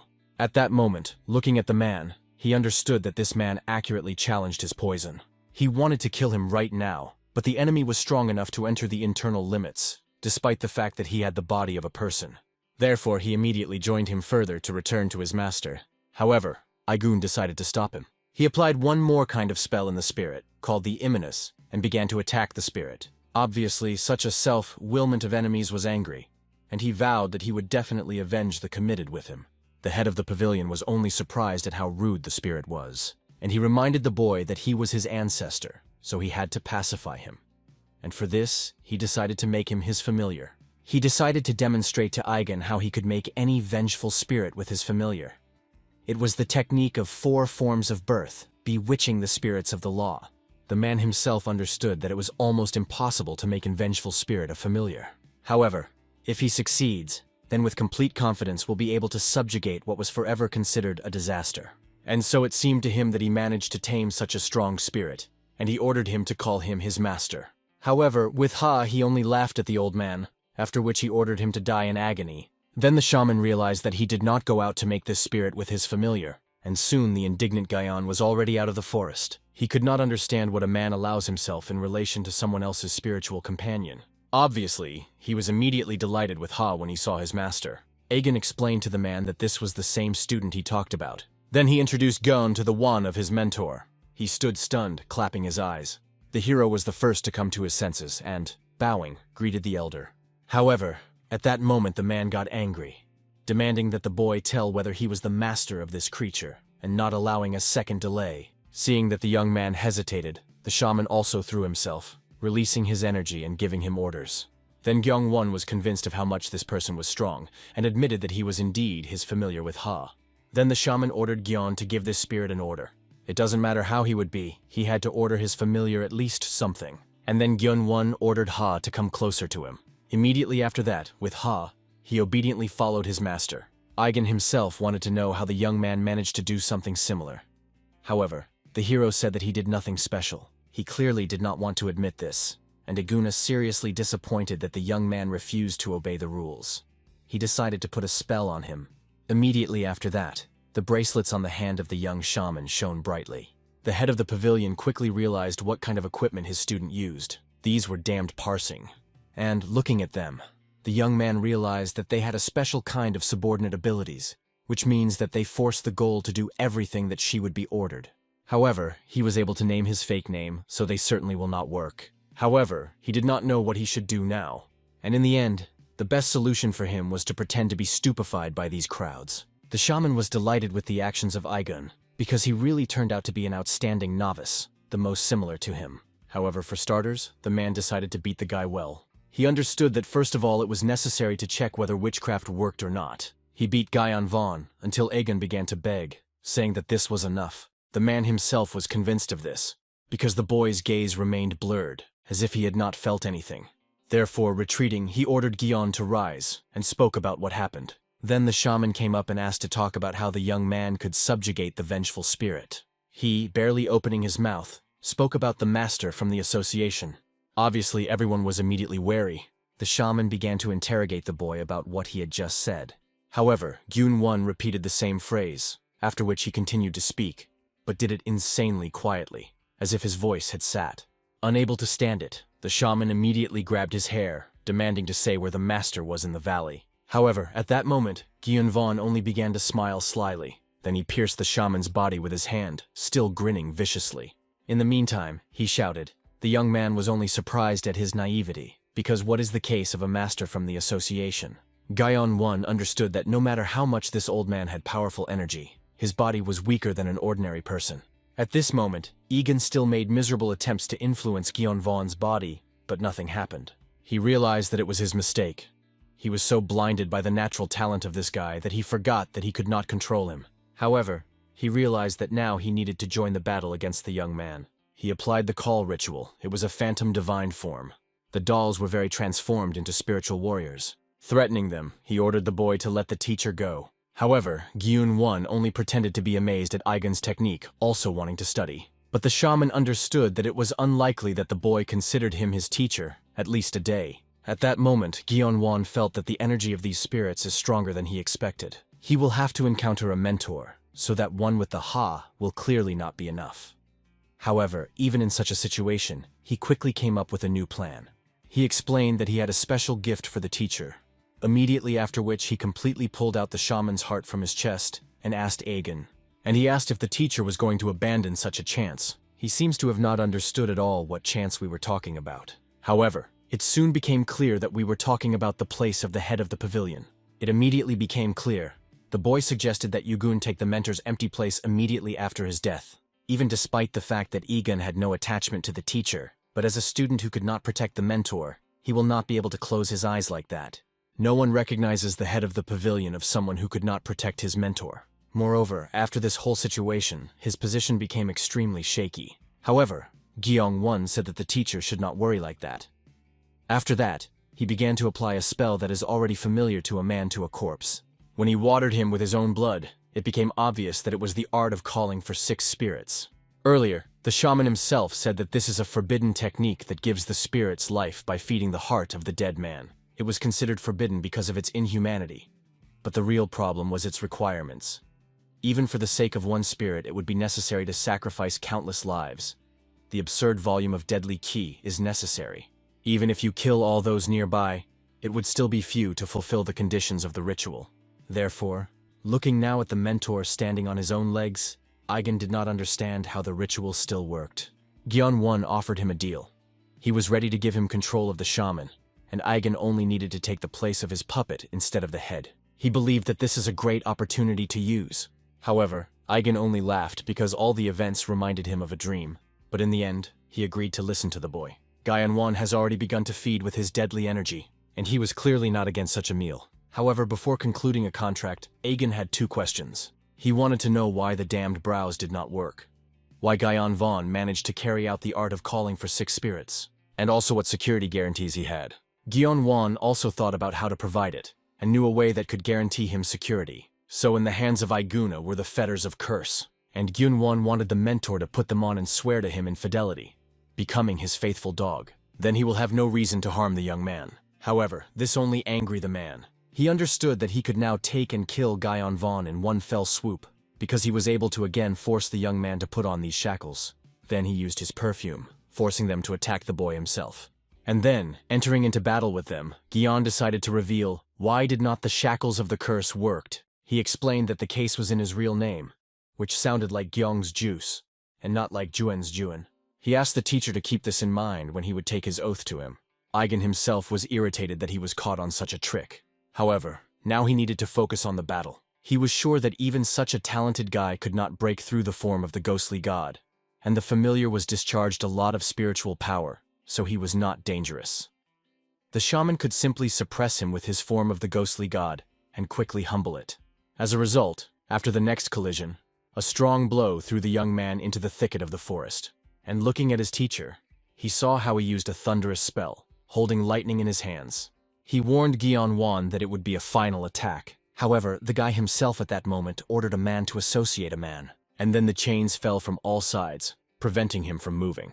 Obviously, the shaman could not believe that the familiar was so quickly restored his energy, and without the absorption of deadly ki. Such an outcome was the result of the stupidity of Aegon, who lost his vigilance. Then he realized that he had finally lost his concentration. And Gyeonwon, dealing with the rest of the puppets, decided to tell why the art of calling for 6 spirits worked, and he revealed that his energy consisted completely of deadly. He did not need to kill people to receive it, which seemed impossible. Then the man realized that he had greatly underestimated the boy. Not only the name was a deception, but the energy was deadly. And now, standing above him, the hero invited the teacher to take him an oath. Initially, he argued, believing that Gyeonwon should not even hope for it. However, at the moment when he saw the murderous gaze of the young man, he realized that it was better not to resist him. Therefore, putting on the bracelet on his hand, he began to read out the spell. He vowed to become a student of Gyeonwon. The hero himself could not believe that the teacher was able to go to this for the sake of preserving life. But Aegon himself, looking at the guy, understood that he had taken a real demon as a teacher. Soon after, Aegon already followed the master back home. However, he did not understand how everything turned out for him. Everything could have been different if he had to deceive someone else. After all, a young candidate, who had already reached the rank of son due to the fact that he had 2 mythical familiarians, would also take the place of the mentor against Aiguna. He was literally a brilliant shaman. Prior to this, Aegon had already warned about the danger of Gyeonwon himself, but he believed that the teacher would be able to become a master of the pavilion if he tried. And only now Aegon realized how large the game began. But even if the hero deceived him, the talent of the boy was undeniable. If he manages to become a teacher of the best existing shaman and the master of the pavilion, then he simply won in this life. However, his sensations were still strange, as if he had forgotten something. However, he could not remember what exactly. The hero himself was amazed at the effectiveness of the oath of these shackles. Under their influence, the man even forgot his own name. Gyeonwon ordered him to forget him in order to experience the strength of the shackles, but did not think that it would really work. He even wanted Aegon to get more such shackles for him. But this was impossible, because they were created by one of the 6 higher shamans with a golden heart. There were 3 more copies, and the hero's teacher received as a gift when he visited the meeting of 64 shamanic pavilions. He studied them for more than 10 years, because he wanted to know what was the secret, and was able to solve him. However, the guy knew that there were 3 more such copies, and hoped that they would meet him. After all, such bracelets clearly will not interfere with him on his life path. At that moment, the head of the valley that awaited him finally approached the guy, and Gyeonwon suggested a man to continue their conversation. He wanted to know the hidden past of the Azure Spirit, which she tried to hide so carefully. The head of the valley was not against continuing the conversation, but he wanted to know from what moment he needed to start. At this moment, the Azure Ghost herself asked the boy not to ask anything about it. He would learn about everything when the time comes. If he listens to her, then in return she will teach him one of the 8 techniques crushing the mind.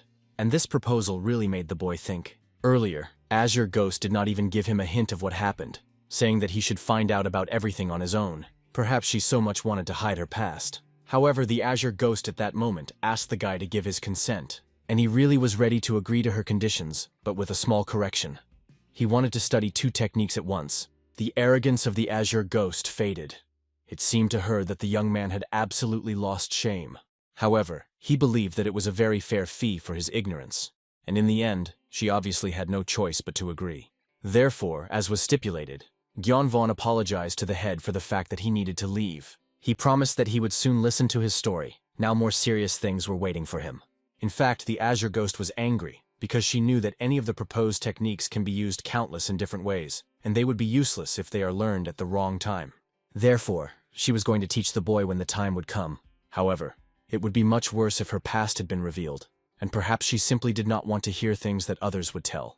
At that moment, suddenly leaving, Gyeonwon decided to find out from the head of the valley at what level he was now. He was interested in the honest opinion of a man. He wanted to know what he looks in the eyes of others. However, he was extremely frank. The man could only say that Gyeonwon was on the first rank. However, Gyeonwon clearly remembered that, according to the Azure Spirit, his internal energy was at least at the peak, and now he realized that the rest were not able to properly evaluate his combat power.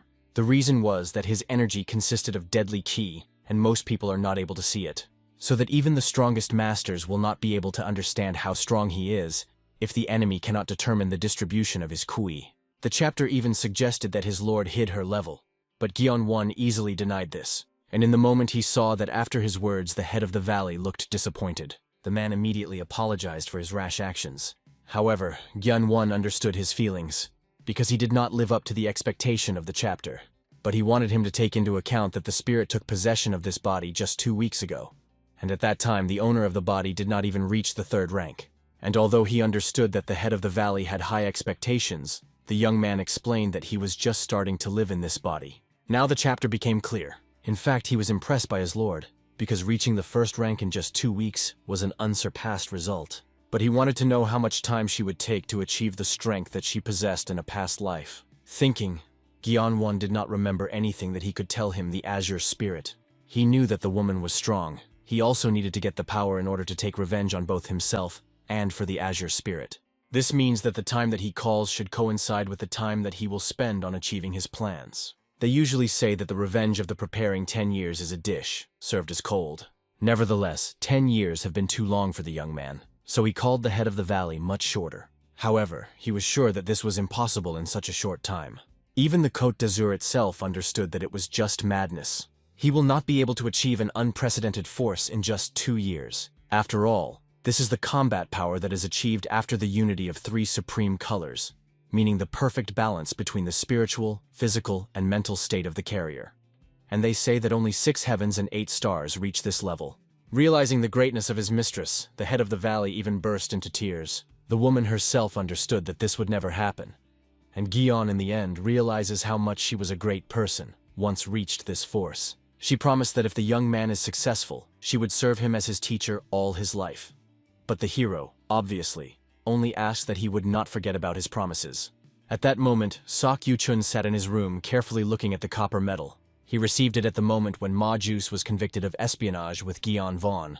Then, running away, he handed him this very medal. He asked that the Juice of Yu-chun would have a medal specifically for him. And now the young man literally burned with anger, remembering this. He knew that Ma Soka should have hated after what happened. After all, he condemned him to death because he did not want to get rid of his brother, all because Ma Juice trusted him. But he did not understand why his brother became such a terrible person. He began to beat his hands into the blood against the wall, trying to pacify hatred. But suddenly he realized what was the matter. Sok Yu-chun perfectly understood that only he was to blame for what happened. His brother was right. He was just a weakling who did not realize what was happening because of his thinking. It was foolish to think that he could overcome obstacles and return to a normal life. Indeed, in the end, that in the clan of the sword is juice. That here, everything was decided in martial arts. Therefore, he had to not only focus on survival, but to gather in spirit. And instead of trying to survive, he should try to become stronger. At all costs, it should become so strong as to put everyone on his knees. To do this, he used the strongest technique of transforming the sword of a wooden heart. Returning to Gyeonvon, the ghost was still indignant, because even it took her 20 years to achieve the evolutionary kingdom. And with the level of the boy, he cannot achieve this in such a short time. However, the hero understood that until he recognizes and tries, he would not recognize the result. He remembered these words and remembered how grandfather told him this. However, suddenly, after these memories, his whole body was chosen by severe pain. He had the feeling that he had forgotten something important. As soon as he remembered his grandfather, he felt pain, like a concussion, or as if someone put the block on his memories. And suddenly the young man guessed that perhaps it was what grandfather did to him. The head of the valley controversial, looking at the state of his mistress. However, Gyunvan quickly reassured the man, explaining that he would like to ask him a few questions. And the first question was whether he knew a man named a ghostly sword. Obviously, the chapter immediately realized that we were talking about a man of 6 heavens and 8 stars. And it was not surprising that the boy wanted to know about the person who killed his family. After all, he remembered very well that this is the only thing that led the young man to the association of heaven and earth. However, Gyunvan justified his curiosity because he was poorly aware of the current situation in Murim. Then the chapter said that the ghostly sword enjoyed bad fame, and no one managed to defeat him to this day. No one knew where he came from and what his name is, actually. He just once came out of nowhere and became famous, fighting with the craftsmen. However, he had another story about one person. It was the king of toad poison, which was one of the 5 kings of the association. There are rumors that before disappearing, he and the ghostly sword clashed in battle. However, Gyunvan looked surprised, because he heard that the ghostly sword was a secret master of association heaven and earth. Sokyushin told him about this, although perhaps he was mistaken. However, the chapter understood such thoughts, since the only one who could defeat the ghost was a member of the association heaven and earth. It was rumored that the ghostly sword is a personal guard of the leader of the association. However, until now, the personality of the ghostly sword remained a mystery to everyone, and perhaps only the king of Jabieo Poison knew who he really was. Thinking about this king, Gyeonwon immediately remembered his next question. He wanted to know what they originally wanted to achieve the Corpse Blood Valley with these trials. As it turned out, the reason is simple. They wanted to collect the most talented fighters to check whether they are worthy of the association warriors. And if the participants pass the last test, they will have a fate to study with the best masters. However, the head apologized for behaving before that. He explained that the mistress had no need to undergo tests. He could free her from this duty. However, Gyeonwon asked not to free him from the test, because they could wrap this situation in their favor. After all, before that, the chapter himself said that everyone who has passed the final can be able to train with the best. He guessed that the head of the valley, like no other, knew that mental wounds were tolerated harder than physical. At this time, Sokyu-chun continued to train the transformation technique. Previously, due to side effects, he stopped doing this, but right now he needed a result. This was the only way to become stronger in the shortest possible time, so that this time he managed to surpass his brother. Gyeong himself understood that he should become a student of King Jabai Poison and get information about a ghostly sword through him. And for this he needed to go through the final trials best. Soon he came to his team, but discovered that among them was one extra. However, Moku quickly realized what was the matter. She with Yeomjie gained people separately, and by chance, it turned out one more. However, Gyeongwon did not see a special problem in this, and simply asked that one of them leave. One of the guys was very indignant, not realizing that the young man had imagined himself to expel them.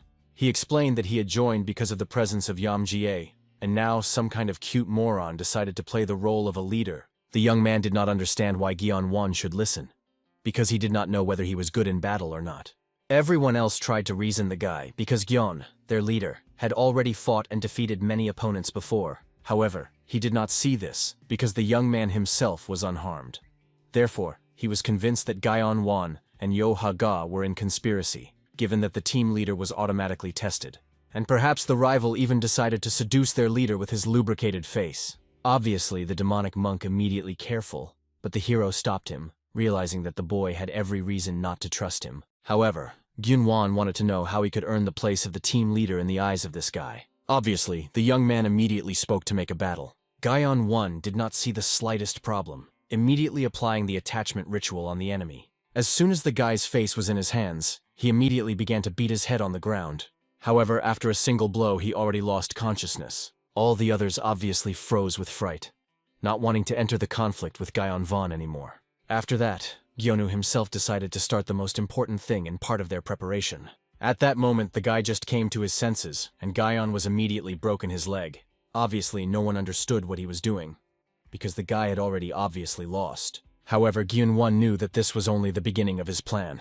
After all, Now he will break the hands and feet to everyone who did not enter their team until the test begins. Immediately after that, the remaining rooms began in the rest of the rooms, which the subjects quickly heard. However, they did not understand what happened when Gian was already entering their premises. They thought that he appeared to recruit the people, and explained that they were already in full force. However, Gyun-won counted their number, only was delighted that he immediately found them all here. Then he began to break the limbs alternately to everyone in the room. At first, the survivors considered that the hero came to avenge that he was not accepted into the team. However, he explained that he himself had already acquired a team, and came in order to break their arms and legs. When he broke the limbs, he even carefully warned the guys so that they would not twitch, so that their limbs would not break off at all. After that, he, as if nothing had happened, left the room. He understood that there were still 64 people left, considering his team, and he really had a lot of things. And the Azure Ghost, located next to him, was only surprised how much he was a demon in the flesh. Soon, the noise of neighboring rooms also heard the juice of Yu Chun. However, to his surprise, he saw how his door was opened by his door. He was sincerely surprised that the juice of Yu Chun even remembered his name. However, a grateful boy could hardly forget the face and name of his savior. During one of the tests, he divided with the guys on the trail and fell into trouble. And then this guy came to his aid. Now he honestly admitted to Yu Chun that one unforeseen problem arose. His compartment at first disappeared, and after he found him in a room with a broken leg. Apparently, someone tried to eliminate the opponent. They say this was a person who received the highest score for the past test. Therefore, he came in order to make Yu Chun an offer. Namely, that the guy joined their team. Everyone already knew perfectly well that his friend was convicted of espionage, and no one suspected this. In addition, the boy also needed a team, so they could unite. He honestly admitted that he wanted to invite Yu Chun earlier, but then he had already rallied with other guys. As a result, after thinking, he realized that he had no reason to disagree, because for the next test, he really needed a team. In addition, alone, he certainly does not defeat his older brother. The young man thanked the guy for deciding to call him. At that moment, he felt the energy of the team leader walked through his hand. It became obvious that this guy is much stronger than him. However, the leader himself understood that the juice of Yu Chun was far from a weakness. Soon they had already begun to think about how to interfere with Gyeon-won in this test, and Yu Chun had one excellent idea. As a result, events moved 3 days later. The time has come for the head of the valley to declare the best participant in the third test. However, the winner clearly became the leader of Lujang-yak and his team. Obviously, they were madly happy that they managed to get such a long-awaited championship. And the Azure Ghost was interested in how Gyeon-won feels when he was betrayed. However, he only grinned, looking at his younger brother, realizing that this feeling seems quite funny to him.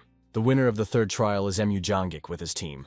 The Emok Jin-won holds dissatisfaction, and behind his winners joyfully celebrate. The boy is approached by a girl who is called a duty ghost, and asks how he manages to be so loyal. He smiles and easily replies that it is really exciting. The events are carried 3 days ago. We stand in front of the mysterious room. Behind the door, the mock the gene of it, and behind him in the room are beaten bodies with broken hands and legs. He knead his muscles, knowing that it is left to overthrow 8. It hopes that the rest of the team works as carefully. The girl watches everything and feels elastic anxiety. Suddenly, people of the mock are bursting into the room, bewildered and alarmed.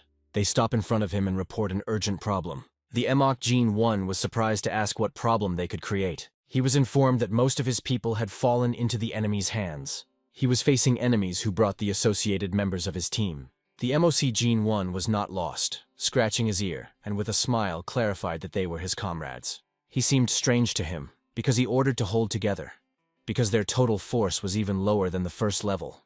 The opponents stood confidently and did not hide their pleasure. Running his head on his head, Mok Jin-won addressed his people and asked how it could happen. He stopped before the associated allies and said he was listening carefully.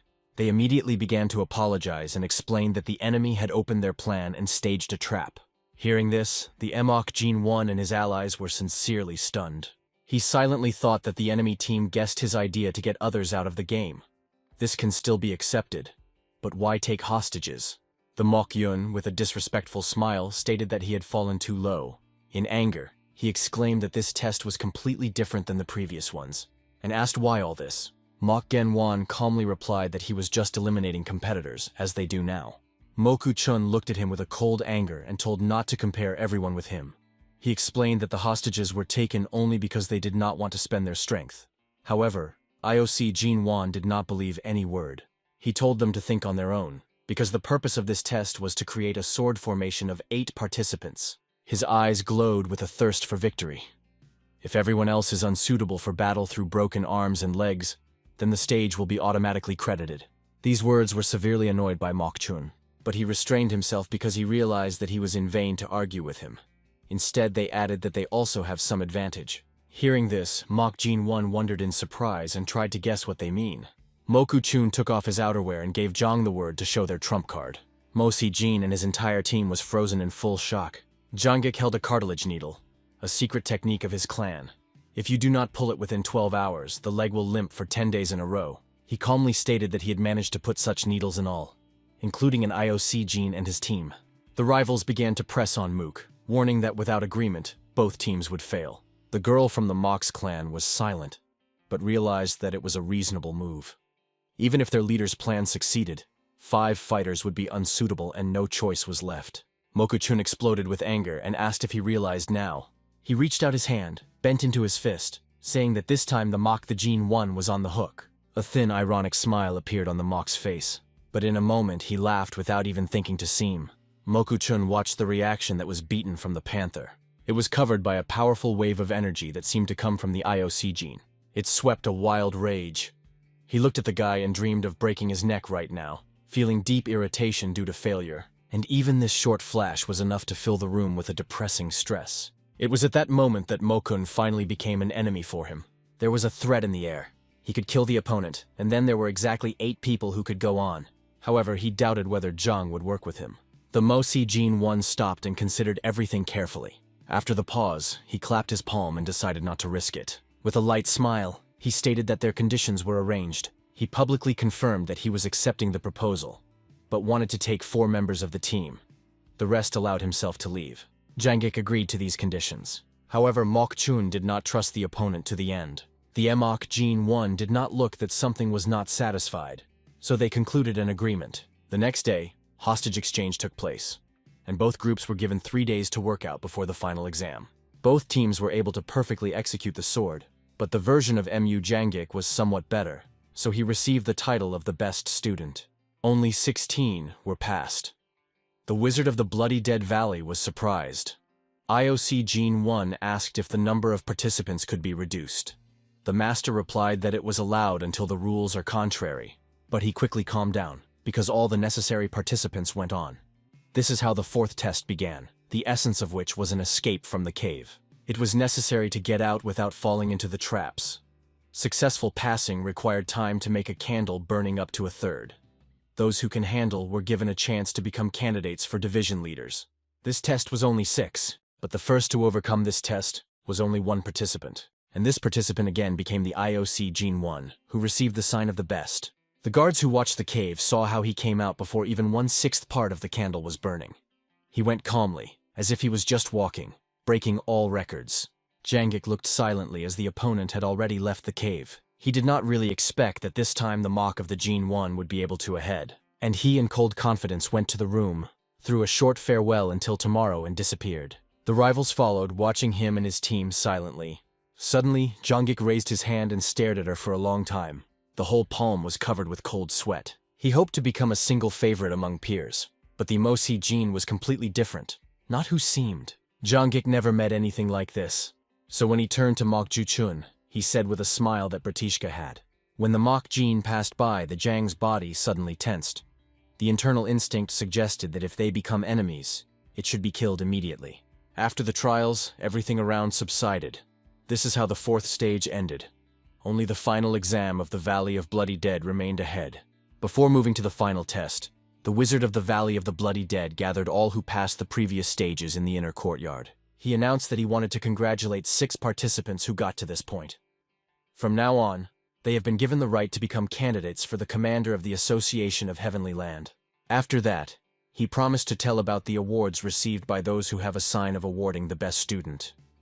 Hearing this, the students froze interested. The Emok Gene 1 held an amulet in his hand, which he had just been awarded. He immediately realized that it was not just given. The master explained that the one who received 1 sign of the distinction will receive a special pill of the Association of Heavenly Land. After swallowing, the body will get the force of these equal to 15 years of meditation. These pills will reach the IOC of the Vona and Mujangika gene. Hearing this, the gang's team reacted happily, but it was not the latest news. The master continued that the one who received 2 signs would be able to visit the treasury of the Valley of Bloody Corpses and find out about the desired martial arts. Hearing these words, Jang and Moku-chun was a little upset. Jangik knew well about this treasury and remembered that it stored copies of the most rare and strongest combat technicians, including secret ones. He became unfortunate to lose such a chance. Mok Gen-won looked at the rivals and saw in their eyes envy. The more signs, the more valuable the reward. Standing with his team, he understood that the study of dozens of technicians does not always make you stronger, but the more knowledge, the wider the outlook.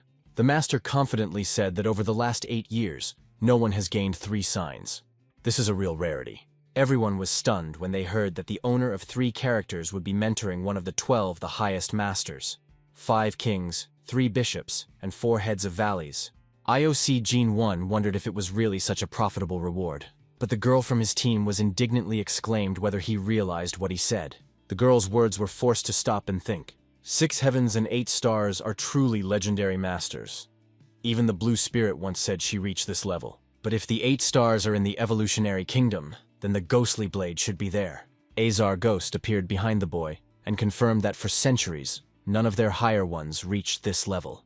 The Valley Wizard was already going to go, allowing the participants to rest a little before the last test. But suddenly, the Mok Gene raised his hand. He asked loudly what a reward for 4 signs. This question was so surprised by the master that his eyes flashed. The master turned to see who dared to ask such a question. Mok Gene it stood calmly, confidently holding his raised hand. The master smiled slightly and said that the reward was a personal mentoring from one of the 6 heaven or 8 stars, the head of the association. Saying it, he turned and left, and the student silently watched his figure until she disappeared from view. The gene of the gene she was really interested in such award. The duty ghost was surprised by his confidence, because having ambitions at such a level is a great courage. In his soul, the thirst for battle was lit. And now the pre-grary between him and the revenge became even more tangible. Clouds were slowly floating over the rock, and magical energy was erupted from its top. The MOC Gene 1 entered the cave, which became his award, and heard one of the accompanying people greeted the head of the detachment, Jan Yao. He looked at the guy and said that it was probably the same one who won 3 marks of the distinction at once. He greeted Mook and added that he was the guardian of the treasury of secret books. Yanmon immediately went forward and ordered him to follow him, and the accompanying person was waiting. Together, they headed to a secret place where magical knowledge was stored. The entrance to him seemed strange to the guy. Jan Mon, holding a lantern, explained that he would find not just books, but a secret inside. However, you can only take one, and you will have to rewrite it manually. The MOC Gene 1 was a little confused and asked if you could see a few books, but the keeper replied that this is so obvious, he would still have to choose one. It was definitely a great luck that fell, but before the guy came inside, Janmon stopped him, saying that he forgot to warn of something important. Inside there is a room marked with a red line. The keeper strictly forbade to go there, and Amok listened carefully to every word. With a gloomy face, Janmon warned that if he steps there, he would see something from which the body penetrates the ants. The Mok was a little shocked. He really became creepy, but the keeper added that recently there was something very strange there, so let him keep it in his head. Going to the room, the Mok the gene of it whispered that he seemed to understand everything. His hand touched the cold door handle that brought him to the same hall. A large library filled with magic books has opened inside. He slowly walked between the shelves looking back, not knowing where to start. Watching books, he did not expect so many secret names and technicians. He realized that in 2 hours it would be almost impossible to look at everything. The voice of Azure Ghost sounded in his head and stated that there is still one junk here. The guy was surprised how she could determine it only by the appearance of books. The girl advised to rise to the upper level first. The guy did not understand why, but still decided to try. The guy watched the keeper from the boy, noticing how he was climbing. He was surprised that the young man immediately moved to the upper floors. Maybe he knows something about this place. Lazur Ghost quietly said that the structure of this library is almost identical to the castle nearby, and the books here, most likely, are just copies. It was unclear why it was another treasure trove. She continued to accompany the boy with a voice and explained that the copies were made in case of attack or capture of the castle. They now have a reserve in case of the worst. IOC Gene 1 considered the shelves and asked what to start with. The ghost advised to pay attention to the book lying on the right. He listened to her and started flipping through the pages. The room prevailed silence. Only the light of the lantern ranged, and the rustle was heard. The ghostly ghost watched carefully, hoping that the guy would come across something really worthwhile, but at the same time it was a little shocked. It seemed to her that he did not read at all, but simply viewed pages. But IOC Gene 1 was confidently looking at the lines, flipping through the pages at incredible speed. Closing the book, he immediately asked what to read next. The ghost pointed to the book on the left below, but noticed that he would not remember anything at that pace. However, the guy calmly replied that he remembered everything and took the next book. He closed his friend, saying that he could remember the text, even if he does not delve into a meaning, just see it. The gutter was amazed. She was ardent surprise. She continued to monitor how the young man watched one book by another. He was extremely resourceful. He was only 2 hours away for staying in the treasury. If the IOC Gene 1 has time to remember the content of all books, she did not even imagine how strong he would be. In the meantime, he flipped the next book and asked again what to take. From the cave came a strange magical energy, similar to fog. The accompanying person was waiting for him at the entrance. One of the guards who kept the entrance to the treasury suddenly noticed something. The young couple approached the entrance. Their faces were hidden by large hats, so it was difficult to understand who they were. The guard immediately stood on the way and strictly ordered to go away, as it was the territory of the treasury of the Valley of Bloody Corpses. However, he did not have time to say more as one of the strangers suddenly grabbed him by the hand. The guard shuddered. He could not understand why he was stopped and who these people. The guard's eyes expanded from the shock. The guy was extremely fast. He calmly said under his hat that he was clear in his appearance that he was a warrior from the valley, so it is worth a little while holding back. The guard still asked who they were without letting. The guy, without removing the hat, reached for the inner pocket. He pulled out the emblem of the legendary King of the Blades. Recording the hat, the young man stated that he was a student of this famous master. Then he lifted his hat slightly and called himself Jobvui Dream, a student of the King of the Blades, a young dream. We find ourselves again in the treasury of books, where Emok Gen 1 continues to read without stopping. He flips out pages at a frantic speed, only holding his eyes on them. But, opening another book, suddenly stops and asks what next. The ghost fades, noticing one unusual book. She does not understand how she got here. The guy reached for her and asked if she was referring to it. The ghost nodded. He takes a book that has been made as a clean black stroke technique. This martial art was created by a brilliant sect of a pure blow that joined the Association of Heavenly Land at the dawn of its formation. The ghost said that if this technique was a little improved, it would have risen to the level of the upper martial arts. Hearing this, the boy's eyes flashed. After all, the blue spirit explained that the techniques that reach the boundaries of the transcendental are called advanced, and those that go beyond, the upper martial arts. The IOC Gene 1 reads carefully in every word, and the ghost notes that in any case it is worth remembering this book. The next book she advised was also nearby. The guy showed one and clarified whether she was. The ghost stood side by side and replied that it was a technique of Taizi Ladoni from the UDAN sect, but she did not advise you to study it. The guy asked why. She replied that it is the highest form of Taoist martial arts created to preserve life, and when used incorrectly, it can conflict with his deaths. However, IOC Gen 1 took the book in his hands and said he would still remember it just in case. The ghost did not understand why. He with a sly smile replied that he may once use it to mask. After all, she said that she could only determine the sect by technique. The Mosi Gene 1 quickly views the book, and the ghost is amazed at its imagination. Reading, he suddenly remembers the blue spirit, and the ghost does not immediately understand what he means. The guy looks at the book and says that she said, "Only copies here." The ghost confirms this. But the book it holds radiates bright magical energy. On it traces of blood. She looks like a real original. Their conversation continues, and the IOC Gene does not understand why the dirty original would be left among the copies. The ghost explained that the original book has its own power. The guy fell silent, looking at her even deeper. The ghost smoked and said that it was the technique that she mentioned.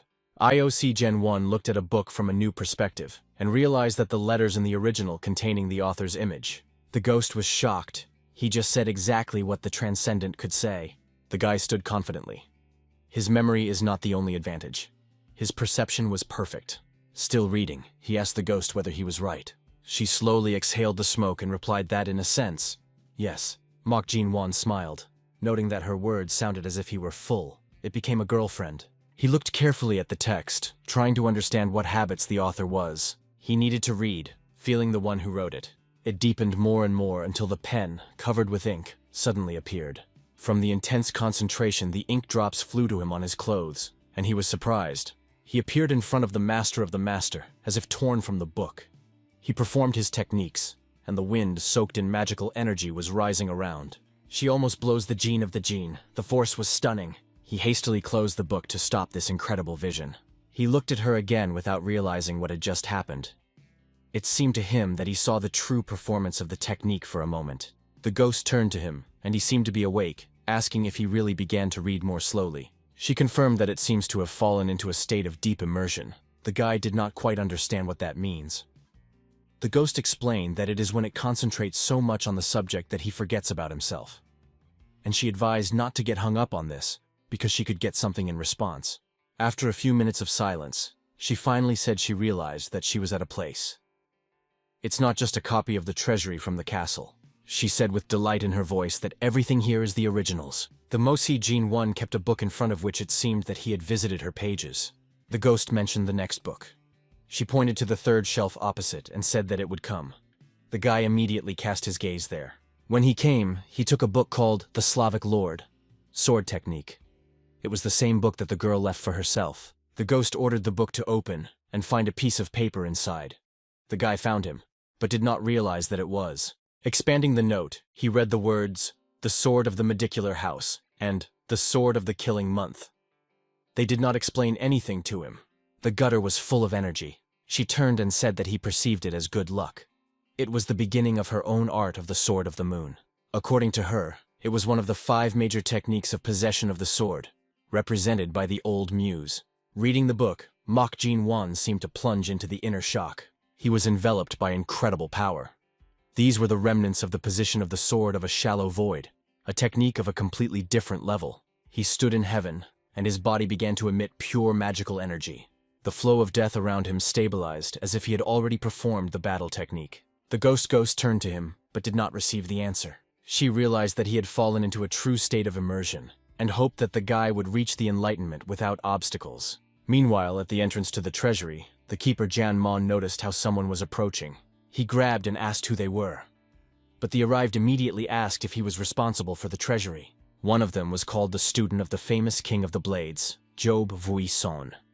It surprised the keeper a little. He has heard about the strength of the students of 5 kings. And if he reached this level at 20 years, everything took place. Job Dream asked if they could enter, but the keeper denied. Even students of 5 kings are forbidden to be included in accordance with the rules of the association. The girl smiled from his words and stretched out the emblem of the King of the Blades, asking if he knew who before him. But the keeper insisted that the rules were the same for all. But seeing the emblem, his gaze changed immediately. He seemed to be confused. The keeper was greeting, but the girl quietly asked not to attract attention, because she came here only to pick up something important. His face was covered with sweat. Looking at the emblem, Janmon guessed that this woman was not a simple person. Its level was difficult to determine. Even standing in front of him, she seemed to be a master that far exceeds himself. The woman asked once again if he could pass, but Jan Mona apologized because there was an IOC Gene 1. Job Dream intervened, saying that he heard about a guy who received 3 signs, but did not consider it appropriate to force a woman to wait for a simple student. The keeper tried embarrassed to explain his position. However, Job Dream with a woman just walked past, saying that they would not touch the student and only take away what is needed. The keeper sighed with relief, although the sweat of the jets from his forehead. He prayed to make nothing happen. Job Dream opened the door to the room and was surprised by its size. They both went inside. The guy noted that everything looks just as in the main castle. The woman agreed.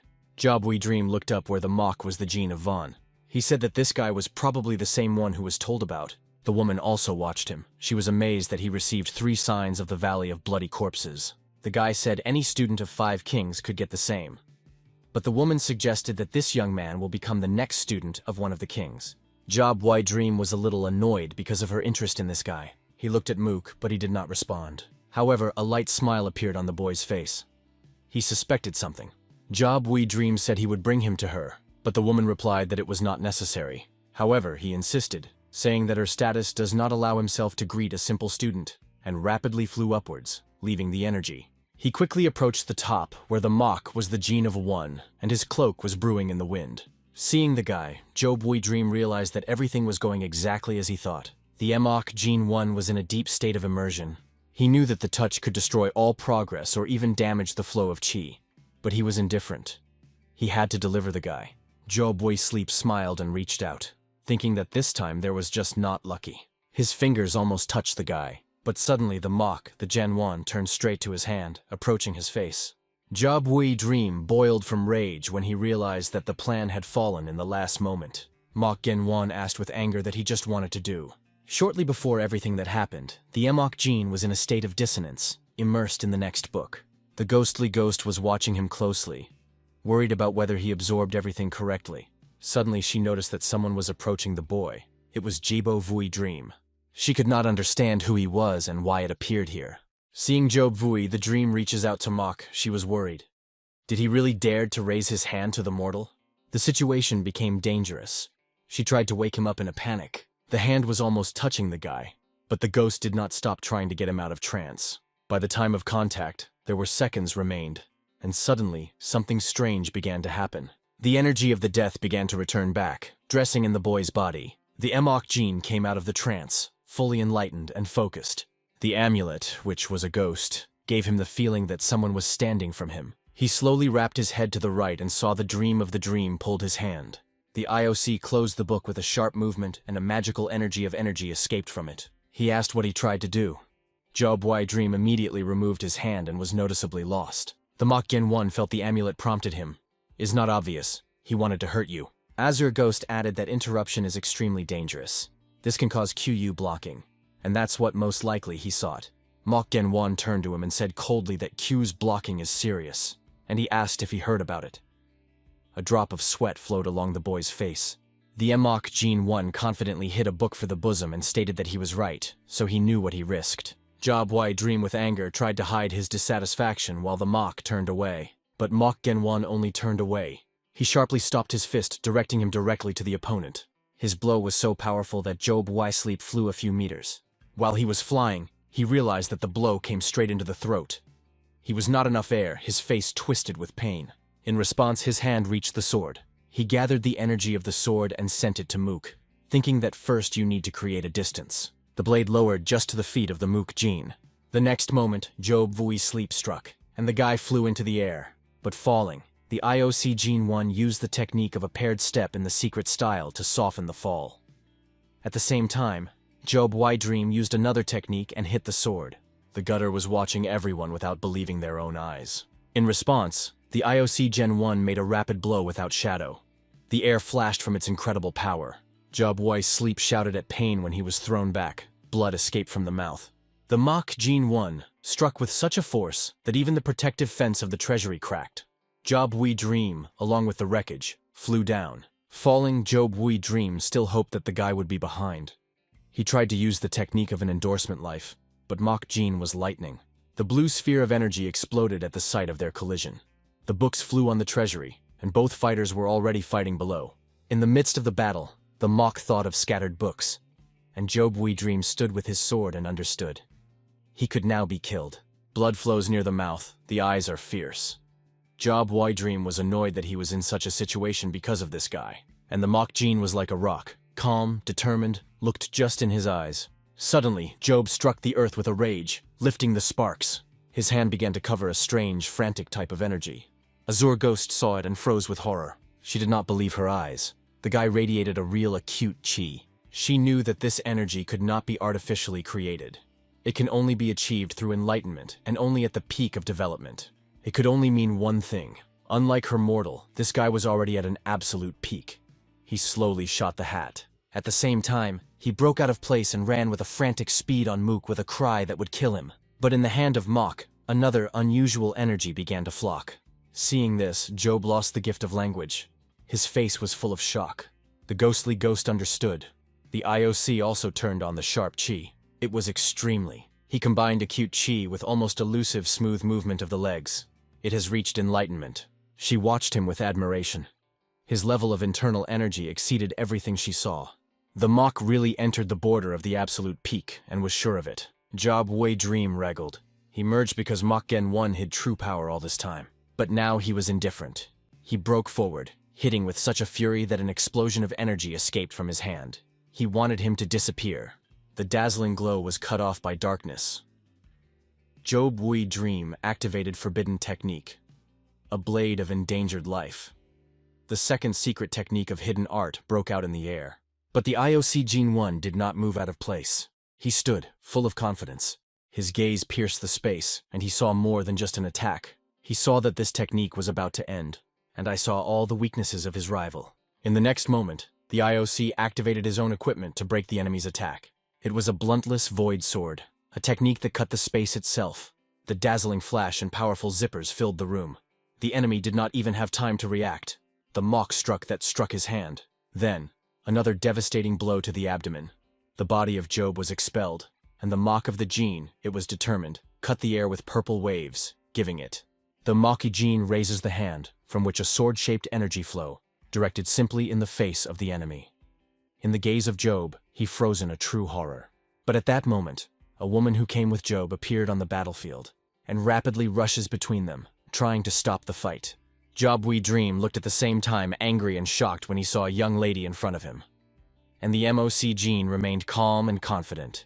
The girl was surprised that the guy was able to withstand her third-level chi. The mock Gene 1 watched her and understood. This woman is extremely strong. From under the hat she said quietly that he was much stronger than it seems. IOC replied that she was also unexpectedly strong for a person with such sophisticated hands.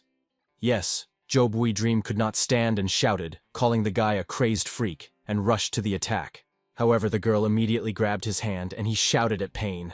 Squeezing his wrist, she said coldly that his stupid act had put her in a difficult position, and warned that if he opened her mouth again, she would kill him right here.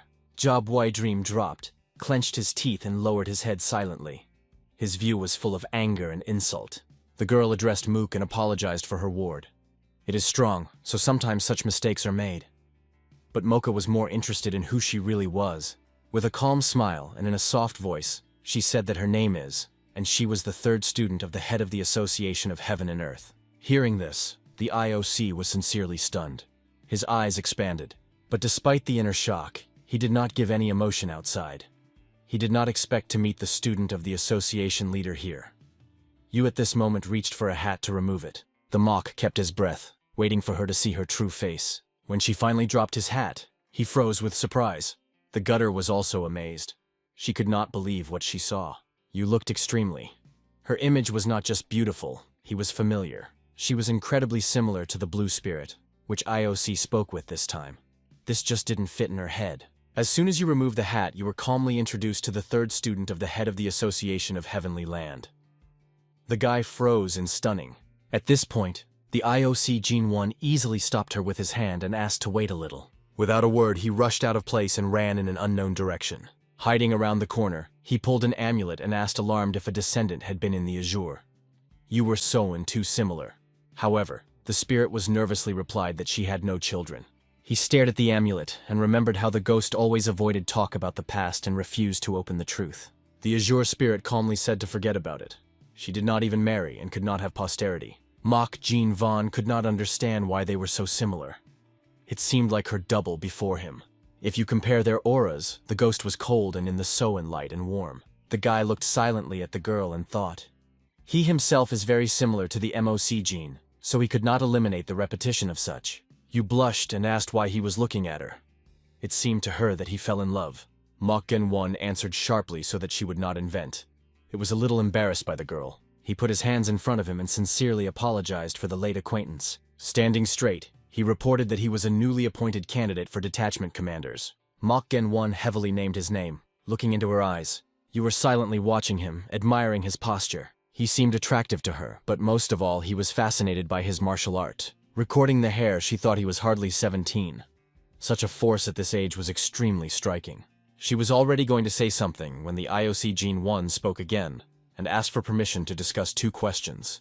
She allowed, and he sincerely thanked her for her generosity. Standing in the middle of the treasury in a huge hall, he said he could only stay here for a short time. You have calmly replied that everything has already provided.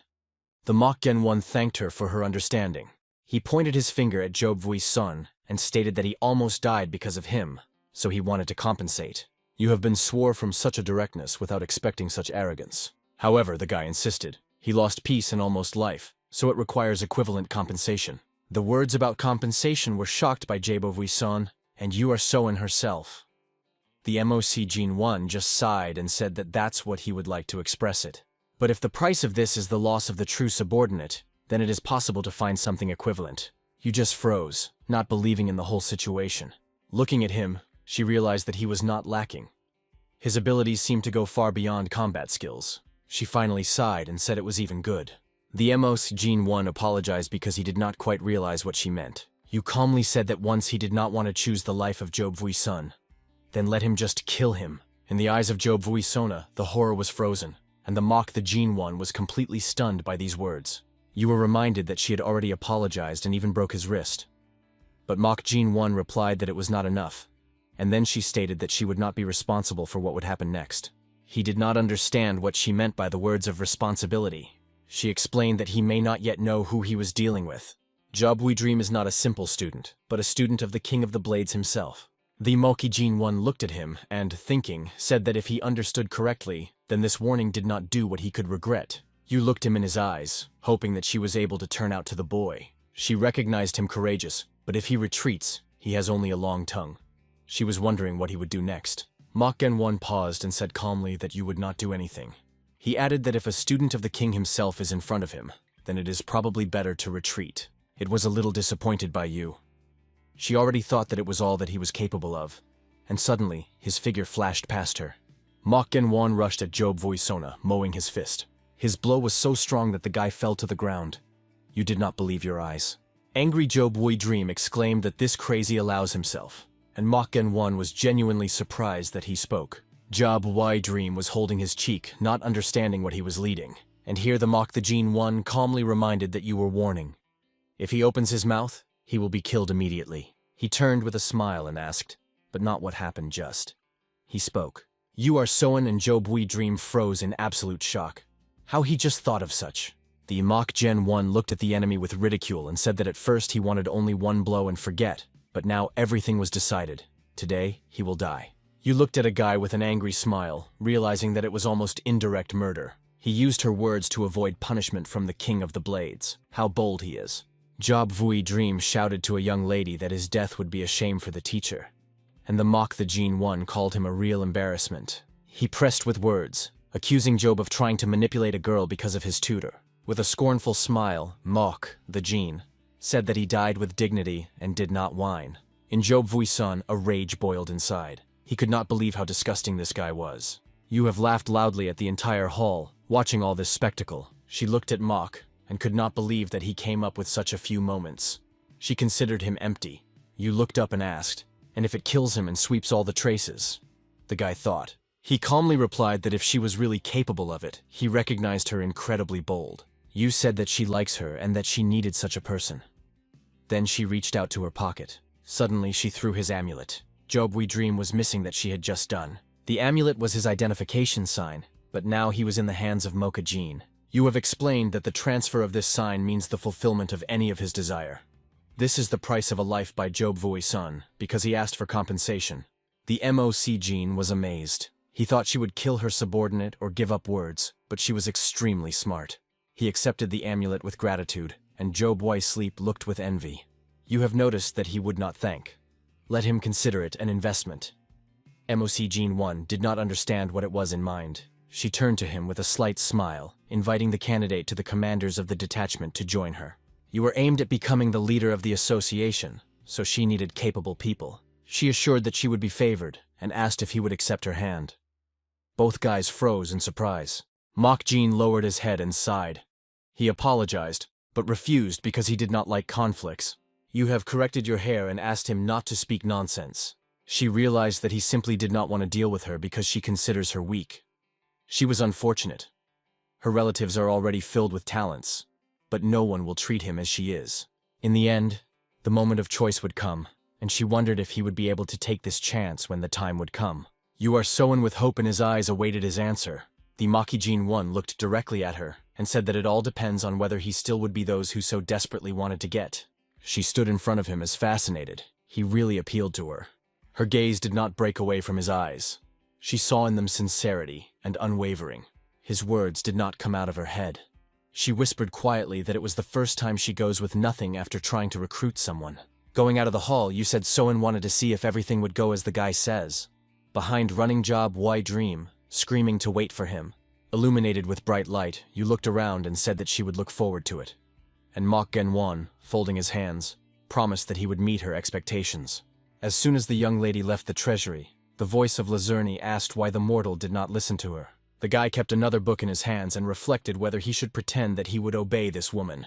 The ghost noted that such an opportunity happens very rarely. Mok Jinwon thought that she was probably disappointed, because she could get a body that looked almost like her. She said that having a student of the association leader is a chance to make a great simplification of their business. But the guy replied that the risk is too high if there was no confidence in her loyalty. The IOC mentioned a conversation with a teacher who warned that the older student was supporting 4/10 of people, so it is not necessary to make an enemy from him. But no change. What is done is not returned. He decided that it was time to come back, and began to descend the stairs. Going down, the guy noticed something strange, which he had not noticed before. He was in front of him to the room where he was forbidden to go. When he looked at the hole, a strange inner feeling appeared in the body. Magic energy was erupted from the door, as if someone intentionally awakened it. His body clearly felt the demonic chi which came out. Azure Ghost remembered the warning of the keeper, that a room with a red ribbon was forbidden to enter under any conditions. But Mok Genwon did not obey and went. What he saw was difficult to describe. In the center of the room was a wooden sounda, from which a dark demonic energy broke out. He looked at him, and all this seemed strange and not quite real. Suddenly he heard a strange cry from above and turned quickly. On the upper tier sat the keeper who collected the damaged sheets of books and looked shocked. The Mok Jinwon watched him silently until he began to scream that many books were injured. And it was at this moment that his leg involuntarily crossed the red line, which was forbidden to cross. As soon as he came in, he felt a voice that Lunko was hearing in his head and forcing him to die. The voice came out of Sunduk himself and called Jaina, complaining that it was very suffocating here. In the eyes of the boy, Sunduk turned into an old man who was asking for help. Mok Jin is frozen. His grandfather stood in front of him. Azure Ghost asked what had happened, and the guy replied that she did not see the same as he. He exhaled with relief. If the spirit does not see a grandfather, then it is only an illusion. She asked if she was not going to succumb to her. Mok Genwon firmly stated that no. He was waiting for something like this, though it is unpleasant to him that someone accepted the image of his grandfather. Sunduk's voice broke out, blaming the ghost of intervention and humiliation, calling it a lower spirit. The ghost immediately boiled from rage. She did not tolerate such an image. The voice ordered the guy to open the chest immediately. Mok Jinwon stood in place, not dare to open a mysterious fort. But his voice promised that if he did, the Bishop of Death would fulfill his desire. The guy put his hands in front of him and said with a slight smile that he would no longer pretend. The ghost added that if the gift failed to save, then how this voice can do something. Sunduk shouted angrily, accusing them of neglect. But the IOC was only cold, interested in the fact that it was before him. Azure Ghost suggested that the monster was sealed in the Sounduk. The crack on its surface was the result of age. Perhaps that is why he could speak. The voice from the inside said he was lucky, because Mok Jin heard his damn voice. But if it goes with a lower spirit, it is probably believing. IOC replied that it could be considered a shaman. Hearing the word shaman, the voice reminded the boy with 3 eyes who came here earlier. International Olympic Committee was surprised, trying to find out who is talking about. Sunduk explained that it was a mythical creature that is born in the human likeness. People believed that such creatures bring misery, so they were destroyed at birth. IOC thought about it. The voice continued that after that no person could neither find him nor to hear. It did not exist. The ghost exclaimed with surprise. Such abrasion of presence contradicts the laws of nature. The voice replied that he knew even the lower spirit. The ghost broke fiercely, forbidding herself to call herself a lower spirit.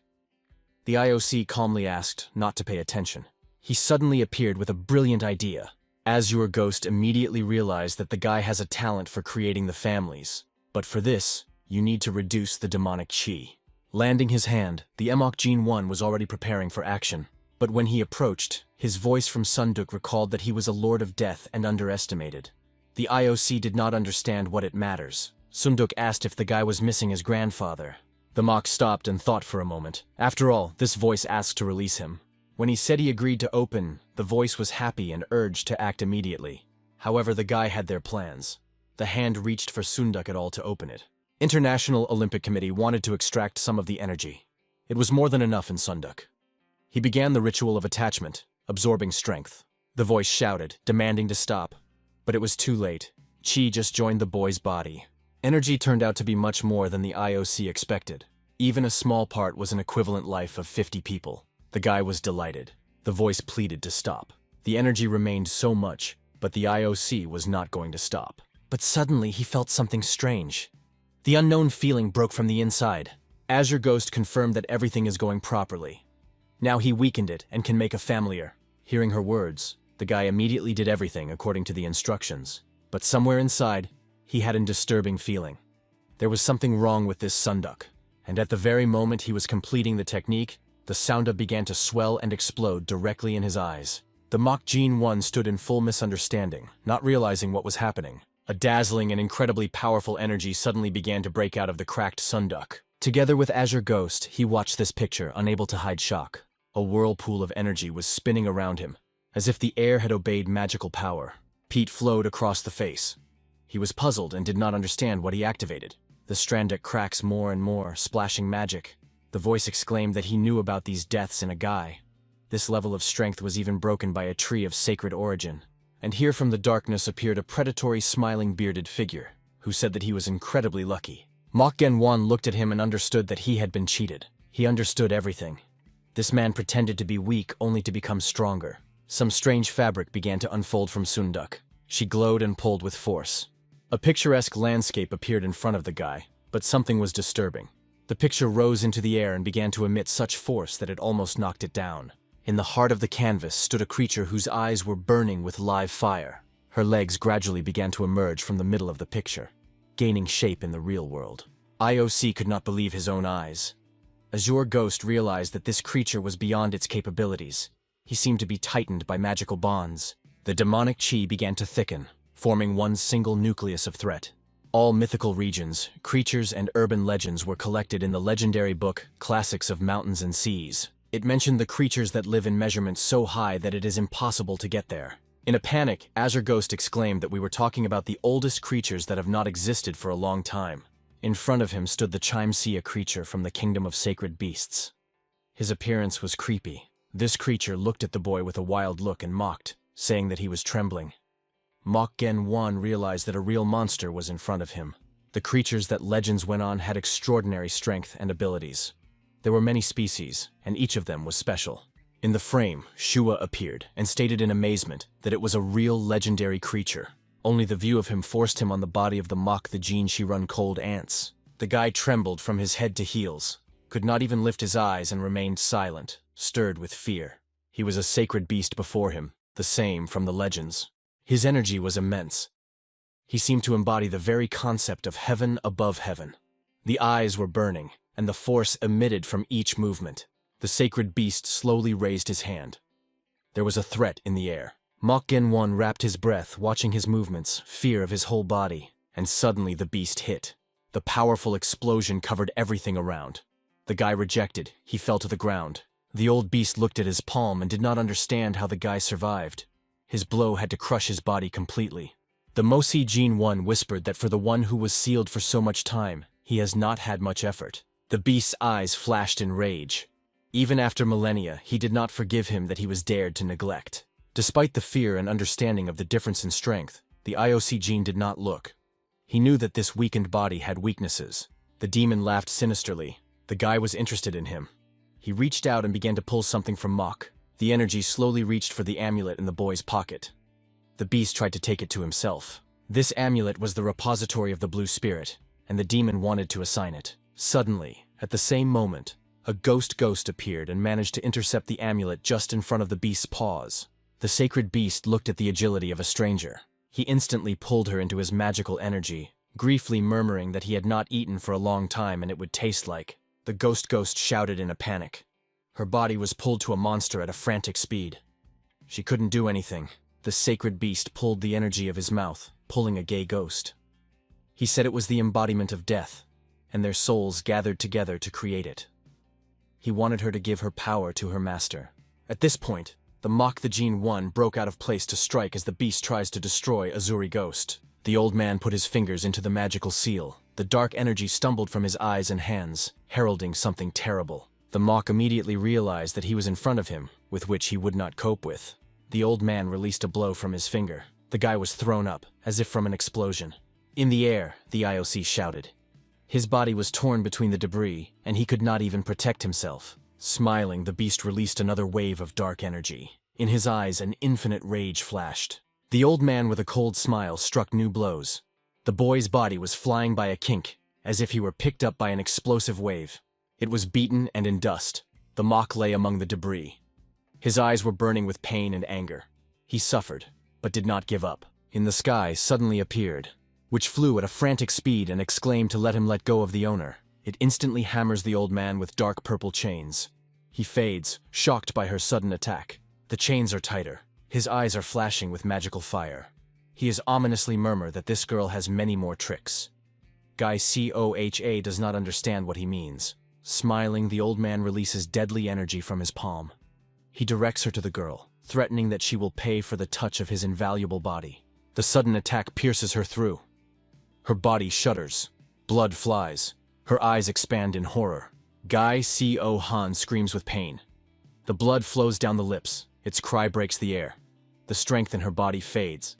Mock Genwon, lying in dust and wounds, looked at all this with despair, could not help anything. Guy Coha lies in a puddle of blood. The Mock fell out. The old man stands in the center, like a winner, looking proudly at the destroyed enemies. Azure Ghost shudders from what he saw. Horror pierces her heart, eyes filled with despair. All in the wounds, the IOC is supplied. He smiles as if mocking, and says that the beast made a great mistake. The beast begins to run up, shouting how this pathetic guy can laugh, and states that he will gladly see how he will twist with fear. The guardian of the treasury appeared from the bright portal, in surprise asking what was happening here. His appearance forced the beast to die. Seeing stunned the keeper. He angrily asked who this old monster was, and anxiety was already in his voice. The sacred beast turned slowly, looking directly into the eyes of the keeper. It seemed that he immediately recognized who before him. His eyes flashed in rage. He pulled his hand forward, murmuring that he would take it without hesitation. But when he raised his hand, nothing happened. In the meantime, the keeper did not understand why the attack did not work. The old beast looked at his hand in confusion. His gaze was blurred by misunderstanding, and here it came to him. Everything through the red line left by that three-haired guy. His energy could not cross it. But the beast did not retreat. He was going to go beyond the line, and the keeper immediately rushed. But just the foot of the beast touched the border. There was an explosion. It was thrown back with frantic force. The keeper looked at it all with horror, not believing that even such a creature could not come out. The beast is skipped from misunderstanding. How is it possible that he could not leave the room? The MOC Gene 1 took the chance and shouted to his own, ordered to flee immediately. All three at the same time broke out of place and rushed to the exit. Seeing this, the beast roared that he would not allow them to leave. Azure Ghost and Guy Coha managed to jump through the red line, but the Mock did not have time. The beast struck it and stopped it just in front of the border. The girls shouted with despair, seeing that he remained inside. The beast lifted the guy into the air, pulling magical power. He said he was thinking too quickly because he had only a second to think through everything. The old man thought. The situation was more difficult than he expected. He did not predict the strength of three, who made him here. Suddenly his gaze stopped at Makova, who reminded him of the proposal made earlier. All the bloody, the guy looked confident. He said he promised to fulfill any desire in exchange for freedom. The old man looked thoughtfully at the young man, remembering the promise. But the IOC did not stop, reminding that it was he who gave him a chance to survive. The beast's eyes flashed yellow fire. He said with a mockery that it was not because of the boy, but because of his own greed. Despite the wounds, the Mock smiled. The blood flowed out of his mouth, but he firmly said that the beast was better to just agree. The old man looked at the young man with a sinister smile. His eyes were burning. He could not understand why this guy would not tremble yet. Without hesitation, the beast released a devastating blow in his hand. The shining lightning broke up the body of Mock, forcing him to shout, but he remained standing. Blood flowed from the boy's lips, but there was neither fear nor pain in his look. His weak smile caused a real annoyance in the beast. He has not broken yet. The old man acknowledged his endurance and threatened to tear both legs. However, the IOC answered calmly. He is indifferent, but then the beast will not be able to leave this place. Winding his beard on his finger, the beast thought, if he spares a guy, he may be able to go out. He still believed that he was valuable with his life. But the MOC Gene 1 said it was not. All people will die sooner or later. The beast was surprised. Why then ask for mercy? Blooded, with a sinister smile, IOC replied that there was someone whom he was obliged to kill. The old man caught fire in his eyes, smiled with curiosity. He understood the true motive. Revenge. The beast turned, saying that he became interesting. It is strange that the guy asks only one life. It did not cost anything for him. But the IOC was not in that position to ask for more. He recognized the cunning of his opponent. Even agreeing, he did not resist the demonstration of force. He hit the guy with a light movement and said he had a good mood today. The Mach Gene 1 exhaled with relief, holding on to the damaged arm. He barely held back the pain. Each movement was given to burning pain. He understood that he would not be able to use his hand in the near future. And here the beast cast a derogatory look and said that everyone would look at those two. The door still stood the Ghost and Hu Xiao. The MOC Gene 1 realized that he had only one attempt. A moment, no more. And suddenly his body began to lift an unknown, frantic force into the air. The old man with an insidious smile asked if he should deal with people at all. Looking at Mook, he realized that he could make his body move as he pleased. At this point, the MOC Gene was realized that the end is near. He looked at this ancient beast and realized that he was even worse. He lived for so long that he does not even give a person any chance. Mach Gene looked at the beast with a tired look. He was aware that for the sake of this he would have to risk his own life. He remembered his grandfather and whispered softly that he would probably not be able to take revenge for him.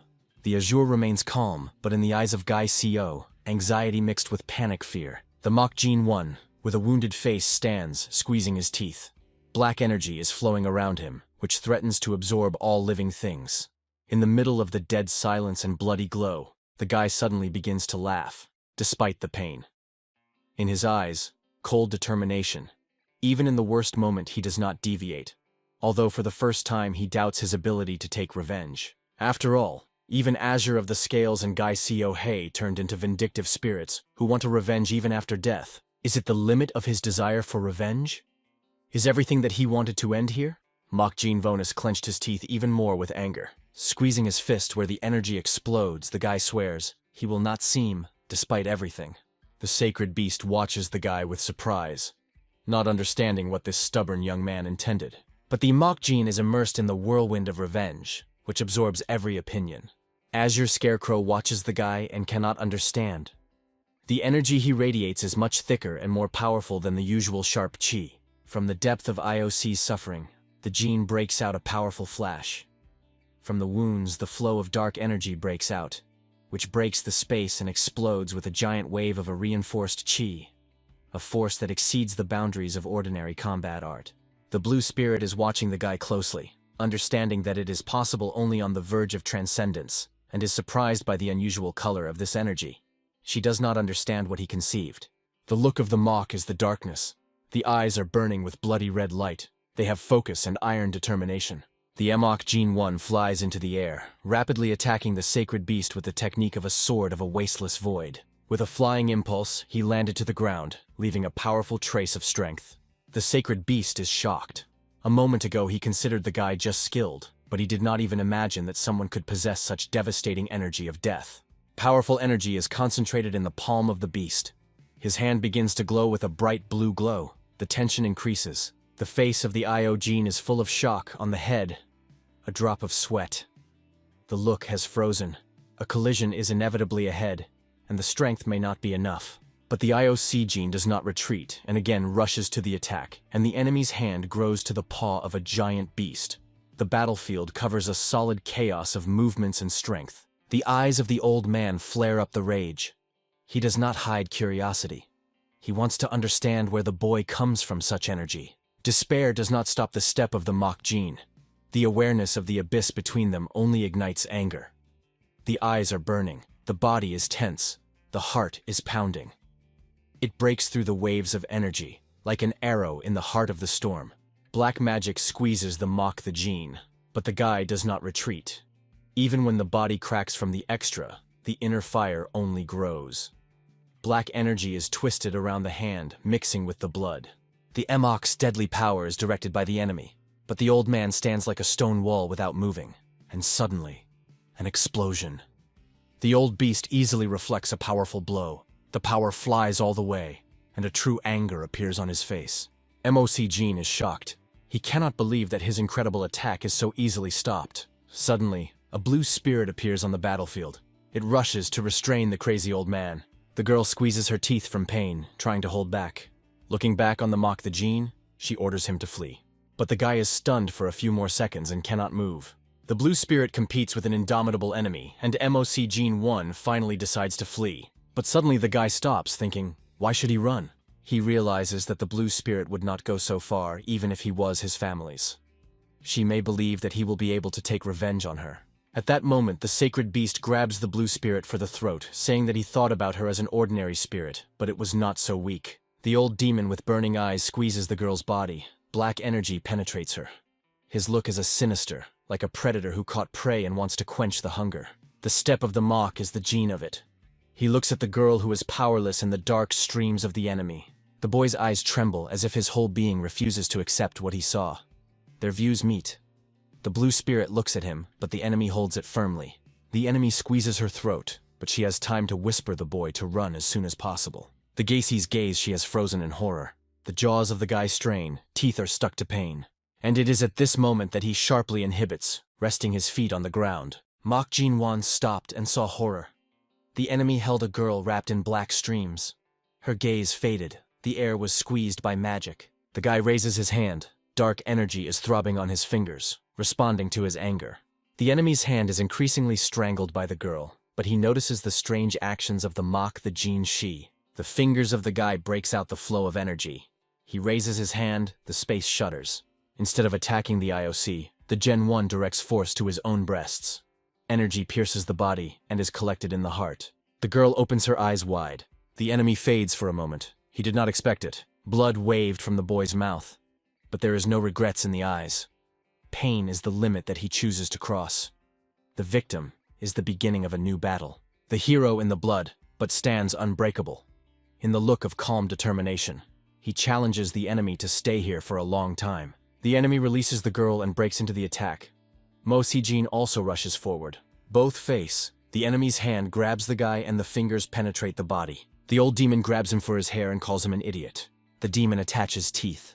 He understands that if he kills a boy, he will not get out, but still seeks to destroy him. Mock Jean 1 sharply grabs the demon by the hand. He did not expect it. He squeezes him firmly and says how difficult it is to keep himself in his hands even once in his life. The demon squeezes his teeth and thinks that the guy has not accidentally grabbed him. Yes, it is. The Mock Jean 1 grabbed him to perform a ritual of attachment. As the guy suspected, the beast did not allow the ritual to be completed so as not to lose control of energy. The adventure worked. Now the beast cannot leave this place without the help of an IOC Jean Shi. The sacred beast grabs the boy after his head. He puts him on the ground and orders him to stop immediately. Holding the guy for his hair, the enemy presses. But in the eyes of the Mock, the Jean is a joy from his anger. When the beast wants to break the guy, bloody hands extend to him. The gaze of the demon flares up the rage when he sees behind the blue spirit prepared for the attack. Anger and rage burning in her eyes.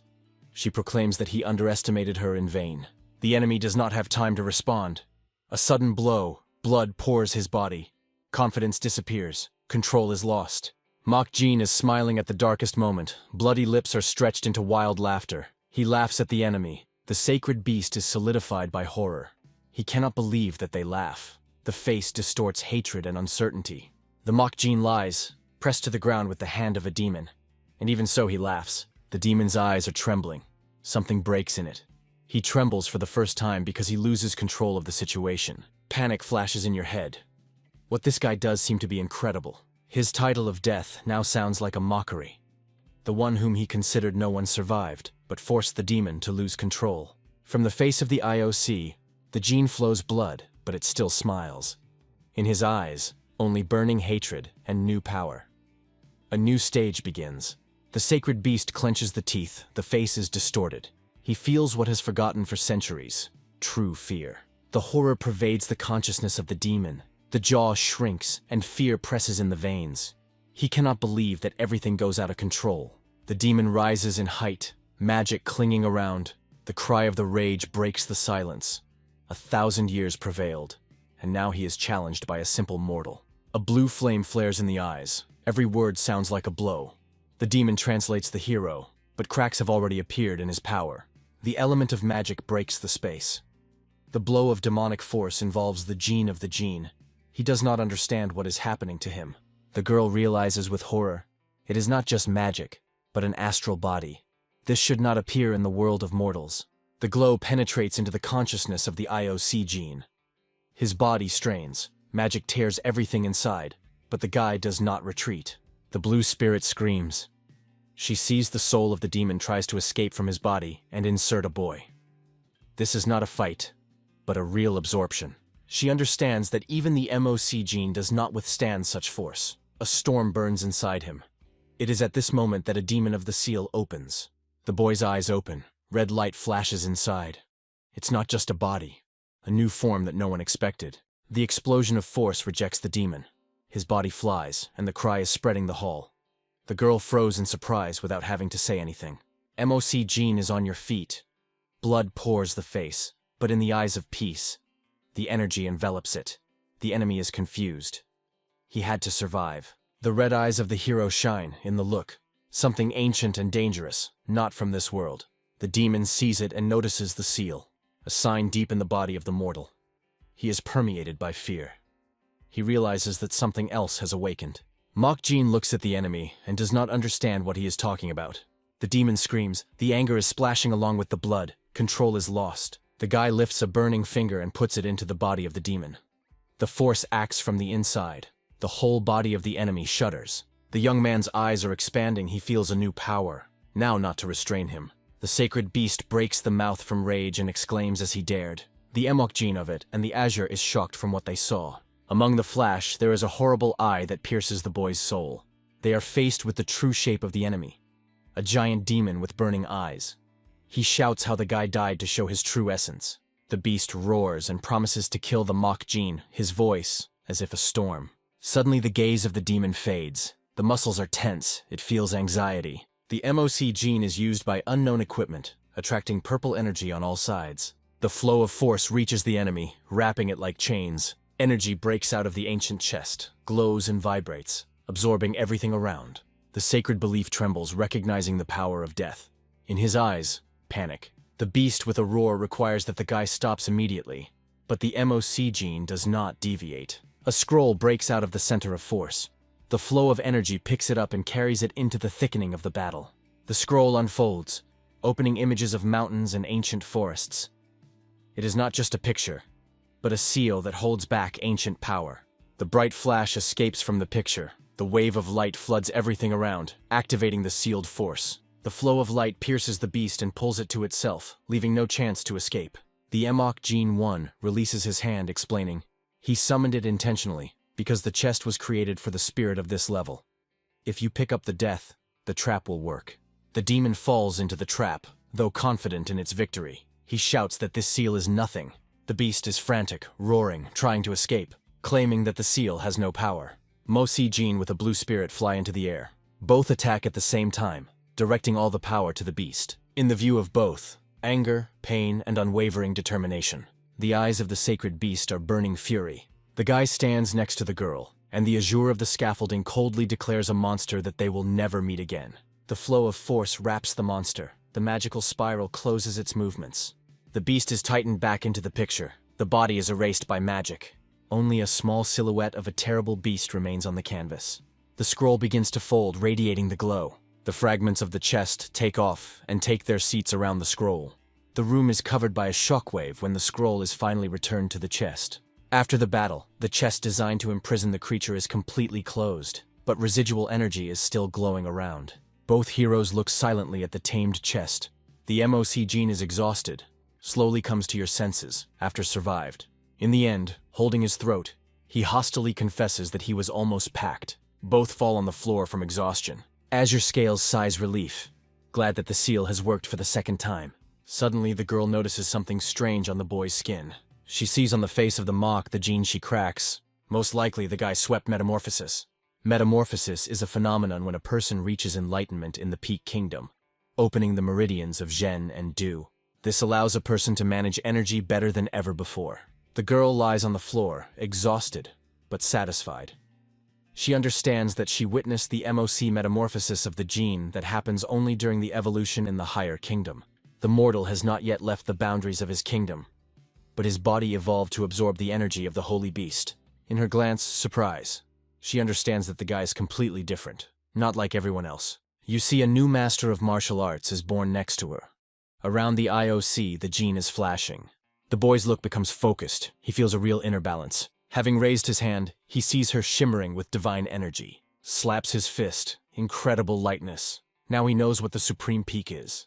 The MOC gene of it stands around, realizing that the pain has disappeared and the strength obeys his will. He feels that he has become stronger, but is it worth giving thanks for it?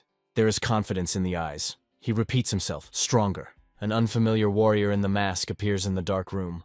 The stranger mysteriously says that no one has managed to make the holy beast familiar. The hero answers, not at all understanding, but the stranger clarifies. He heard that there are two to whom it succeeded. Among the silence, the warrior tells of shamans who conquered the divine beast and achieved an unprecedented power. He emphasizes, such people are extremely rare. One of them may be dead, but they exist. Mok Jin looks at his hand and smiles quietly. He understands that a long way ahead. The voice of a woman who calls the mortal suddenly hears. Mok Jin, his horror, looks at her. On the floor lies the exhausted Azure, cannot even move his hand. On her face cracks appear through which dark magical energy breaks out. Mok Jin is standing above it, tense and confused. The lips are slightly open, and the look is filled with anxiety. Cracks spread across the body of the blue spirit. It begins to dissolve, the gaze hardens in the void. Life fades. The blue spirit, even barely alive, is shocked to the IOC gene. It has undergone a metamorphosis, although it has not changed externally. She says that at such a pace he will reach the evolutionary kingdom in 2 years, but the MOC gene sees that its energy weakens, and it dissolves. The girl replies that she wanted to help and pay for it. You do not have to regret her or thank her. The MOC gene one asks why it helped. Azure Scarecrow says that if the guy died, everything would be over. She could not do otherwise and smiles so that he would not say as if he would be sad. The MOC gene is amazed hearing that it will disappear. But the girl only remained this path. She almost dissolved, but asks not to miss and gives the last request. The girl closes his sad eyes, tears rolling out of them, and asks to promise to take revenge. Mok Gen-won grabs her hand and says that they will talk about it when she recovers. But the blue spirit does not understand him. She preparing to disappear. He holds her hand. A powerful energy breaks out of the boy's body.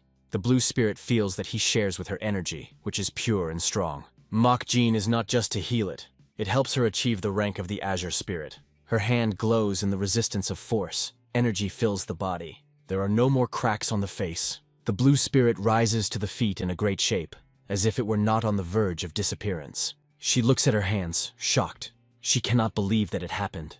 The Mok Jin 1 mentions a book about yin-yang, where it is written, blue spirits are able not only to create illusions, but also to achieve physical demonstration.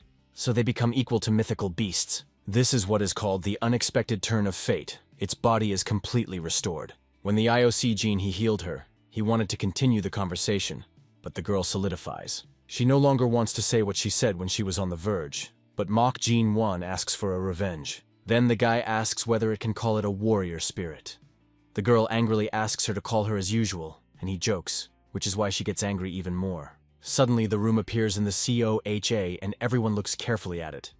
Tense silence. She has fun asking the Mok the gene she to share with her energy. Someone's hand waves for goodbye. This is the guardian of the treasure trove. He reminiscent of not forgotten to return, and the MOC gene is amazing his joy. This is not surprising. Its rank increased, and the body became free.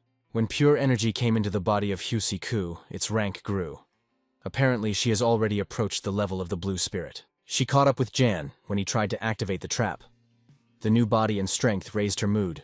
The MOC Gene 1 realizes that most of the Keeper is happy to finally read books from combat technicians, because he once studied the art of battle. Mok Gen-won says it's time to leave here. Jan Mon rejoices, holding a large stack of books he wants to read. Going to go out, he again pays attention to the entrance to the cave with a red barrier. It goes closer, looks inside to look at the box. Jan Mon shocked. The box turned to herself a former look. He does not believe that she really retains the power of the sages. Shortly before that IOC, the Jean Vaughn decided to leave the box here. Seo Che is surprised to ask why he does not use it now. The guy explains, If you absorb it right away, there may be problems. But he does not want someone to touch the box and warns Guy Co. If someone appears suspicious, let them know right away. It is still strange to leave such a dangerous thing here. He is wondering what a three-eyed, whom he mentioned a terrible beast. Jan Mon closes his eyes, plunges into thinking, holding books firmly. In the end, he throws all thoughts and goes from the treasury with books, saying that he can handle. The calm, magical atmosphere prevails. The fog from the cave covers trees. The guard on the street is thinking why there is no Jabo Vui Sun and a woman in a red hat for so long. They warned that they could be delayed, but it was already suspicious. Something could have happened. He decides to check the situation, and there are someone's legs here. The guard shudders, noticing behind the IOC back, the Jean, who asks if he waited. The guard, barely hiding the fright, replies that not, but notices in the boy change. Before going to the treasury of the IOC, the Jean surrounded the aura of the first peak, and now something differently. The Emok Jean is closer, and the guard almost does not feel its presence. Energy has changed. It is interesting what techniques he got there. Mosi Jean is heading forward and says it's time to go. Ahead of the last test. His eyes glow with determination. Curiosity goes near. What is waiting next? Above the forest, the bright moon illuminates the tops of trees. Among the dark forest is a building, flooded with moonlight. Lanterns shine in the windows. The moon is reflected in the water. Everything around looks mysteriously and anxious. Men's legs are carefully stepping on the grass in the night silence. The muscular hand of a man with hoops on the wrist is lowered down. One of the 5 kings appears, Vona Ben Hak, known as a king of a thunderous fist. He stands in the darkness of the forest, watching something closely. His gaze is aimed at building in the fog. He thinks we're the owner of the darkness. The atmosphere here has always been ominous. Suddenly, the owner of darkness appears behind and says that he has a bad premonition. The last time they saw the test 2 months ago, Ben Huck is not too welcome and welcomes her. In the light of the moon appears the owner of darkness, one of the 3 great bishops of the Association of Heaven and the Earth. They stand opposite each other. Ben Kak asks if she is still hiding her face behind the mask, but adds that he is so indifferent. He smiles ominously and says he knows that the dark faction is engaged in espionage and intelligence. Because of this, only the head of the association know the faces and the floor of the darkness. She knew these rules, but still felt uncomfortable, though she stood confidently, and her eyes glowed yellow. The owner of the darkness directly asks what brought him here. At first, Ben Kak extends her a mug and suggests to try the famous variety of red wine Ganvonchonjan. The darkness of darkness asks where he came from, hinting that it looks like a bribe. Ben Kak replies that the last test in the Corpse Valley will soon take place. With an ironic smile, he says he has a very special request for her. The owner of darkness smiles with interest, waiting for his request. Under the full moon, among the night silence, Ben Kak again recalled the last test in the Corpse Valley and asked for a darkness. The owner of the darkness asked if he really wanted to ask her student. Covering her face with her hand, the owner of darkness calmly answered that she had to refuse and had her own reasons. Ben Kak narrowed his eyes without understanding such a refusal, and did not hide astonishment. But the owner of the darkness did not want to completely refuse and suggested that the agreement concludes. Since the owner of darkness received a rare wine, she could not simply refuse the king of the Thunder Fist, and suggested to reveal the names of the chosen ones. Perhaps each of them is interested in another child. Xi's gaze was alert. He realized that he would have to open first, and agreed. Because he asked. He said he thinks of a child from the labor language. To master his art requires a strong body. The unique technique of Thundering Fist is difficult and dangerous. One of the students even became crippled, trying to master it. The owner of the darkness listened carefully, without lowering her hands from her face. She was really interested in this story. The owner of the darkness was glad and moved in the palm. She managed to get the girl she wanted.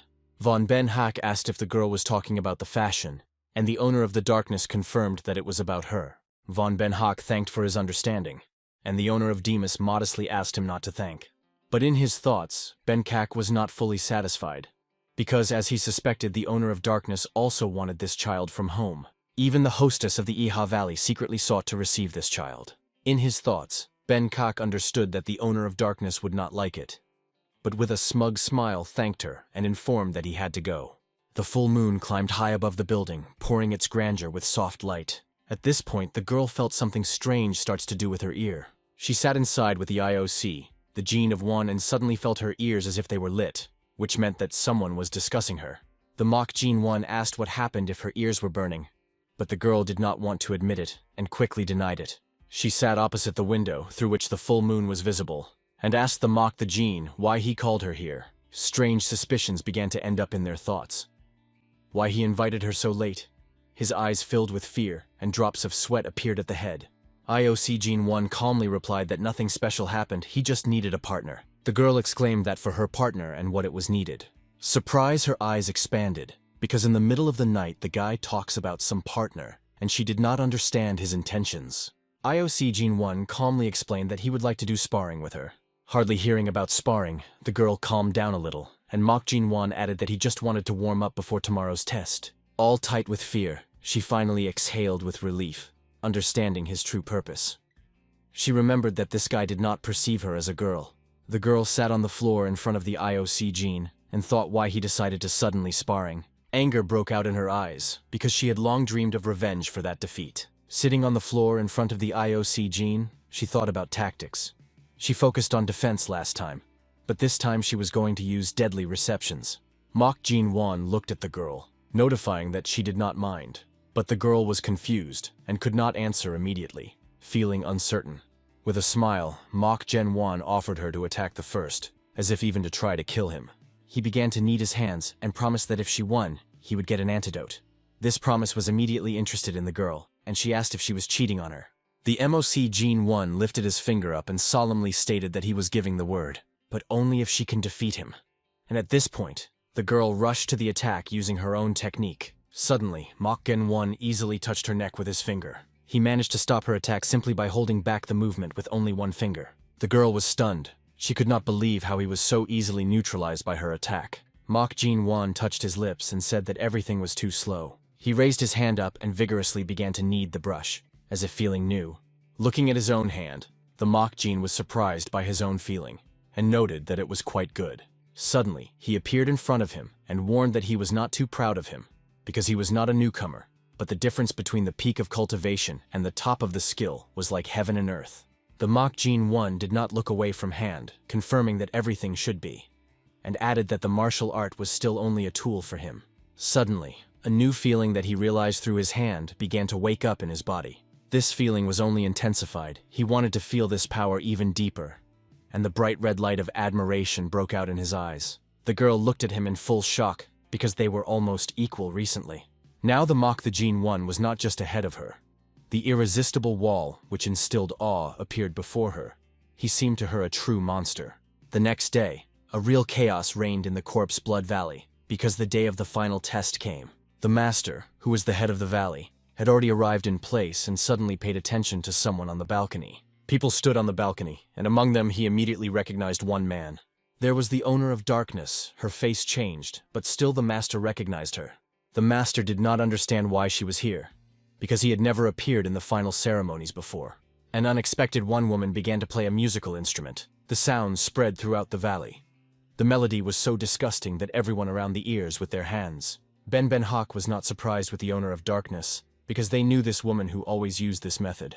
Her tune penetrated into her ears to all present, and no one was glad because she also appeared. It was a charming landlord of the Aha Valley, Khan is wound. People covered their ears and bent, trying not to hear this horrible sound. Only the master stood unwavering, realizing that her weird preferences had not changed at all. He knew well that this woman was always creating chaos using her sound techniques. Even a good deputy head warned her earlier, but she never paid attention to other people's words. She continued to play with a smile, saying that she wanted to revive the atmosphere even more. The people around them could no longer stand. Its tune covered them with their heads, and some even began to get blood from their ears. The master did not dare to take a step.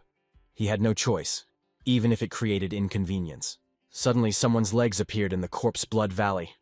Someone went into the hall. Behind Khan's back there was a giant man with a harsh face and sharply ordered her to stop immediately. It was a King of Death. She immediately stopped playing, looking enthusiastically at the King of Death, and sincerely rejoiced in his appearance. The King of Death was not stopping the stares, noting loudly whether he was forbidden here. But the woman hurried to assure that, of course, no. Sitting on a chair, he strictly asked the woman to behave decently, because of her, the owner of the valley could not even start the test. Hearing his rude voice, Khan is wounded. A cold sweat spoke on her face. The King of Death of So Yoon in the past has already encountered the hostess of the Eha Valley, and almost cut off her head. he remained an enemy swallowed for her. The master was interested because the king had already had many talented students, and he did not think that this is an interesting test. One of the students, looking at the mountain, was so impressed that he ordered everyone to pay attention there. 2 of the 5 kings, as well as the owner of darkness, and even the hostess of the Iha Valley, sat at the top. No one understood what talent gathered so many great masters here. The owner of the valley approached the king of death, respecting him and saying that it is a great honor for him to see such a guest at the ceremony. The master held his hands in a welcoming posture, and confessed that he did not expect to see the king here, but he replied that he had his own reasons. Suddenly, a surprise and anger appeared on the face of the king of death. He looked carefully at the students who went on and could not hide the shock. With an evil smile, he confirmed for himself that everything turned out to be true. The gaze stopped at the IOC Vanya, which stood among other students. He thought the guy did not survive in the corpse valley. His face broke out with anger. The king of death was annoyed that the guy remained alive. The king of death watched all the students closely, and seeing among them the mock the Jin, felt severe irritation because he was convinced that he would die after the entrance to the Valley of Bloody Corpses.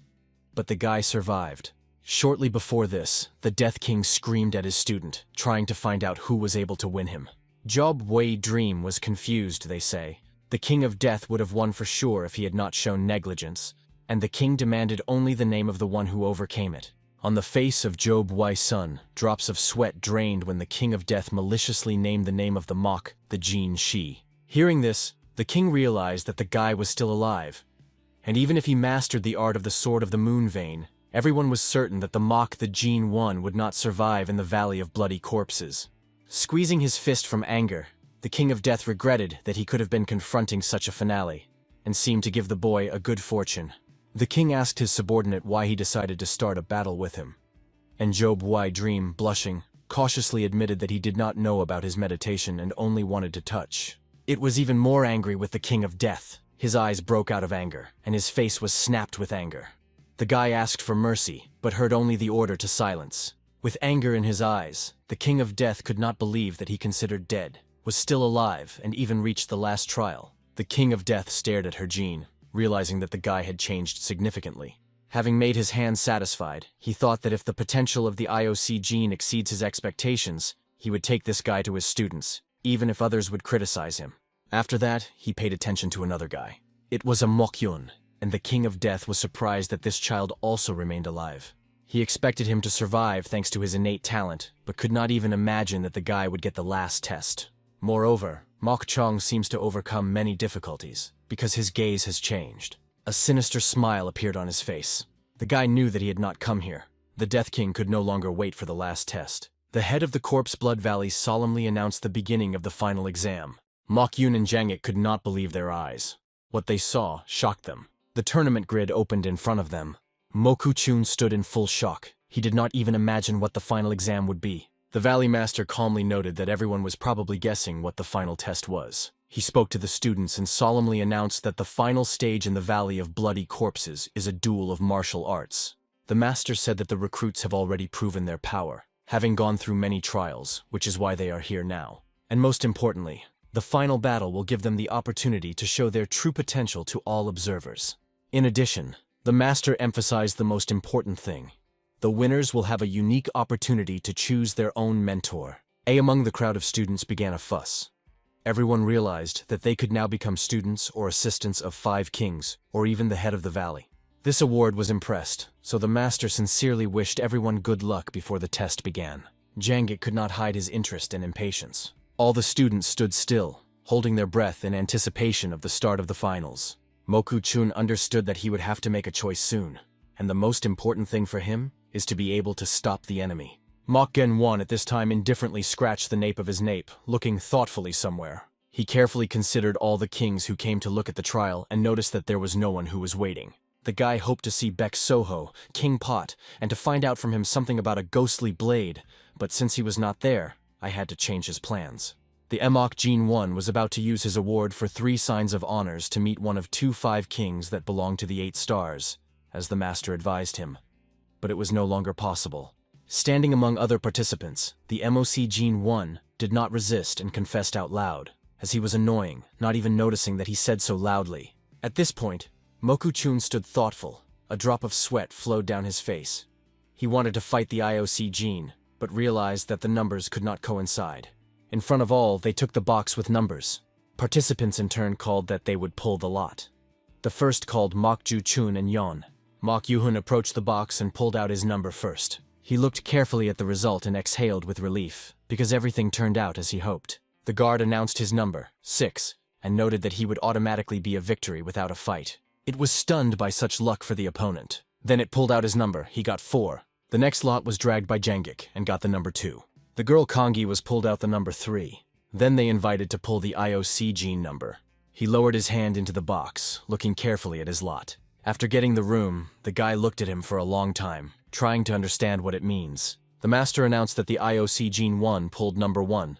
Jong heard it and was not delighted, because he had to fight with the one he considered the strongest. The latter pulled out his number, having received 5 and automatic victory, so the tournament grid was finally formed. The Mok Gene 1 returned to the place, and Jang was escorting him with a hard look and breathing deeply. Jang could not believe in the coincidence. His name was near the IOC gene in the standings. He approached the opponent, realizing that it would be the first match and could not get rid of tension. However, he took a deep breath and confidently tuned. No matter who becomes the enemy, he has a hidden trump card and is not going to play. It was at this point that the voice of Azure Ghost called the IOC gene, noting that the guy did not look interested. Their conversation was suddenly interrupted by Jang, who came closer and stated that fate decided they would compete with each other. When he reached out, Jangik suggested to play honestly and promised that each of them would set the maximum. Mok Gen won without returning to the opponent, calmly threw it that it would not be easy. Jangik did not quite understand what he was about. With a confident look, the MOC Gene 1 said that it would end very quickly if he shows his true strength. These words were annoyed by Jang.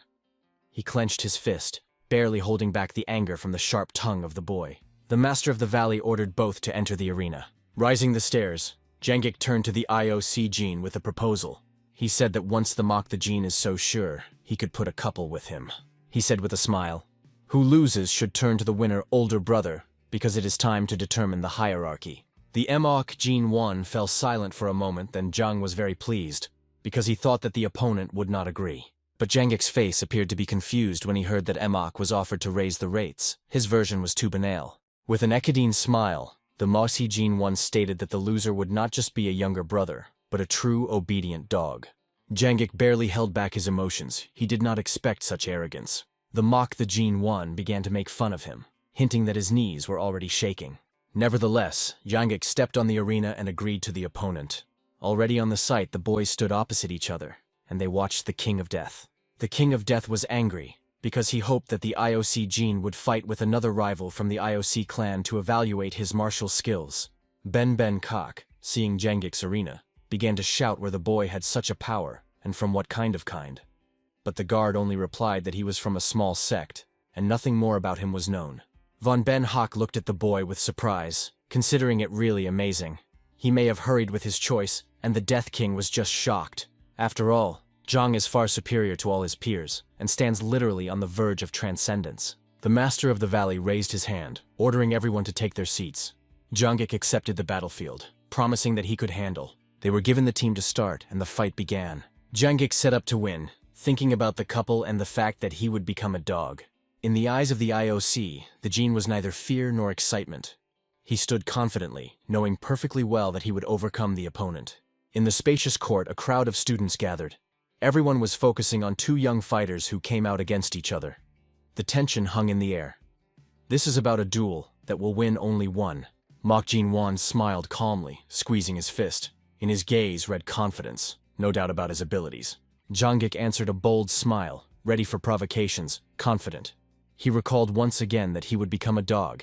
Smiling boldly, Jang said that it was Mok Gen Won that would become this dog. Suddenly, the earth shuddered from the powerful explosion of energy. Jangik rushed forward, charged with determination. He sought to win.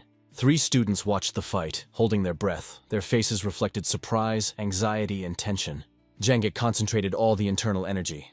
His fist shone, releasing the technique of a powerful blow that he flew to the enemy roar. But Mo Si-jin Won skillfully reflected the attack. The space surrounding was illuminated by a bright flash that broke the air. Despite the frantic pressure, the IOC Gene smiled, confidently stating that he would not be able to lose. His movements became faster. He was rushing forward, full of excitement and advantages. The MOC gene is a powerful blow, putting all the accumulated energy in it. The bright flash testified to the power of this collision. The blow was accurate and merciless. Von Ben-Kak and the King of Death were not surprised. Their eyes expanded. They did not expect such developments. The rest of the students froze from shock, watching a fierce duel. Meanwhile, Jungkook never thought to give up. After a short pause, he retreated, chose the right distance, and raised his hands into a battle rack.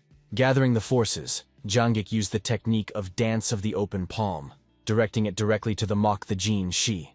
However, even on this attack at the IOC, the gene was the answer. It easily repelled it. After the strike exchange, both fighters retreated several steps, leaving traces of energy that cut the air. Again, the tension was hung between them. Everyone was waiting for the next course. Other participants could not hide the shock. They saw them. Jungkook again accepted the battlefield, deciding to use the technique right fist, left palon. Standing in a fighting pose, Jungkook asked if he surprised his opponent. The Mach Gene 1 kept in defense, silently covering with his hands and carefully waiting for the enemy's further actions. Jungkook was confidently standing in place, radiating powerful energy flows, and announced that he was using his secret technique, the technique of right fist, left palm. Seeing this technique, the King of Death did not hide as a surprise.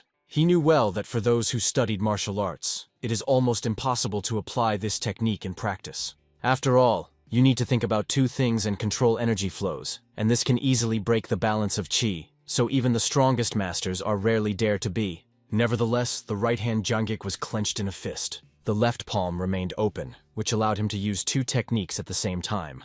Standing in the rack, Jung mocked the opponent that he probably impressed that he was fighting with two craftsmen. The Death King looked carefully at the boy, realizing that the opponent was not really lucky. Among all the talents he met, right now he saw the best. The victory of Jungkook seemed obvious. A strong gust of wind lifted dust and debris when both fighters froze opposite each other. Suddenly she has a strange laughter on the Mach's face. With sarcasm, he began to tease the enemy, noting that it was a really good technique. His words were even more angry. He strengthened the technique, not wanting to endure such mockery. In the next moment, his leg broke out sharply. Jung, with all the force, rushed to the Mach Gene, saying that the bullying would end right now. In his eyes, confidence and victory glowed, and there was a wide smile on his face. Suddenly, Mach, the Gene, one bent one hand into his fist, and the other opened in his palm. He stood in a stable and used the same technique. The right fist, left palm. At the time of Jungkook's attack, the Mach Gen 1 hit his fist with his palm, and his own blow was stopped by his opponent with his fist. The Mach Gene 1 demonstrated the same technique, completely stopping the offensive of Jung. He saw Ben-Kak and King of Death, shock and rage on their faces. The owner of the darkness and the hostess of the Eha Valley was confused by the mouths of surprise, and all the other participants froze, impressed. Jung was stunned. Hope in his eyes went out for victory. Everything broke in an instant. In the air of the corpse blood valleys, a crazy tension prevailed. All the audience kept breathing, watching two students performing a complex technique.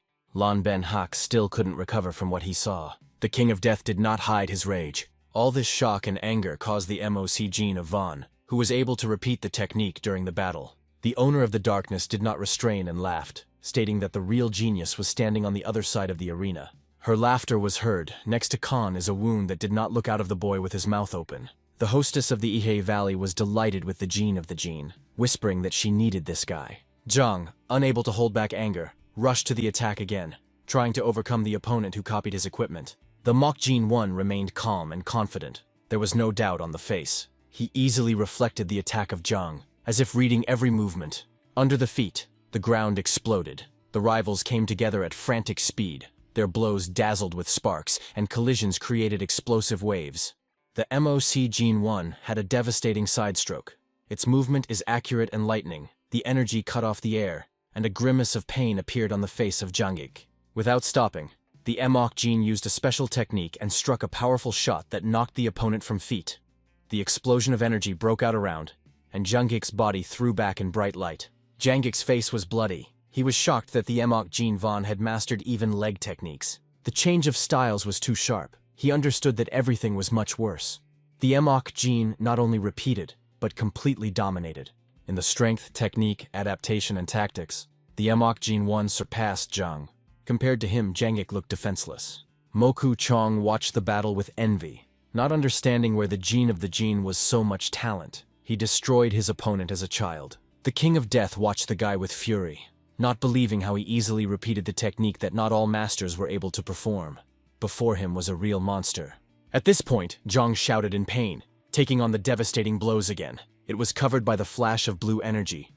He gathered all his forces in the center of the arena.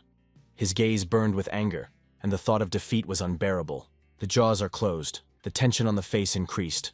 In the soul, it was determined not to seem. The battle was not over. Jangic rushes forward with all speed, tearing the ground under his feet. The last jerk is filled with despair and strength. The MOC Gene 1 stands quietly among the wreckage, unmoved and confident that this inviolability emphasizes the difference between them. Jangic's attack is broken by the unwavering peace of Mach the Gene Shi. Jangic, covered with anger, shouts that he will become a dog, and rushes to a desperate attack. The last attempt to defeat the enemy, who does not think to retreat. It is swollen with a fist. At the moment of impact, the IOC gene is evading the incredible ease. Zhang could not understand how the opponent escaped such a quick attack. With a gaze full of confidence, the MOC Gene 1 replied that first let it bark properly. The next moment near the face of Jangic lightly appears the opponent's foot. The MOC Gene is a devastating blow. Jangic rejects back, and a powerful explosion of light and strength flashes around. Zhang flies in the air, blood is blossoming from his mouth. He does not understand how MOC the Gene 1 has struck such a blow from this position. A mighty blow throws Jangic on the ground. His body with a deft knock falls on a plate of arena, lifting a cloud of dust and debris. The MOC Gene is fixed in front of a fallen rival. Its figure differs against the background of a majestic structure as a symbol of an indisputable victory. The judge raises his hand over the arena, declaring the end of the battle. The sun's beam breaks through the clouds, illuminating the moment of the final triumph. The head of the corpse blood loudly proclaims the result. The winner was the IOC Gene Vaughn. From a height, it is seen as the crowd explodes. The scene is filled with energy. Everyone recognizes the winner's strength. Zhang lies at the legs of the triumphant, exhausted and bloody, unable to even get up. Mok Genwan stands quietly with a light smile on his mouth in his look. The confidence, dignity, and radiance of the victory won.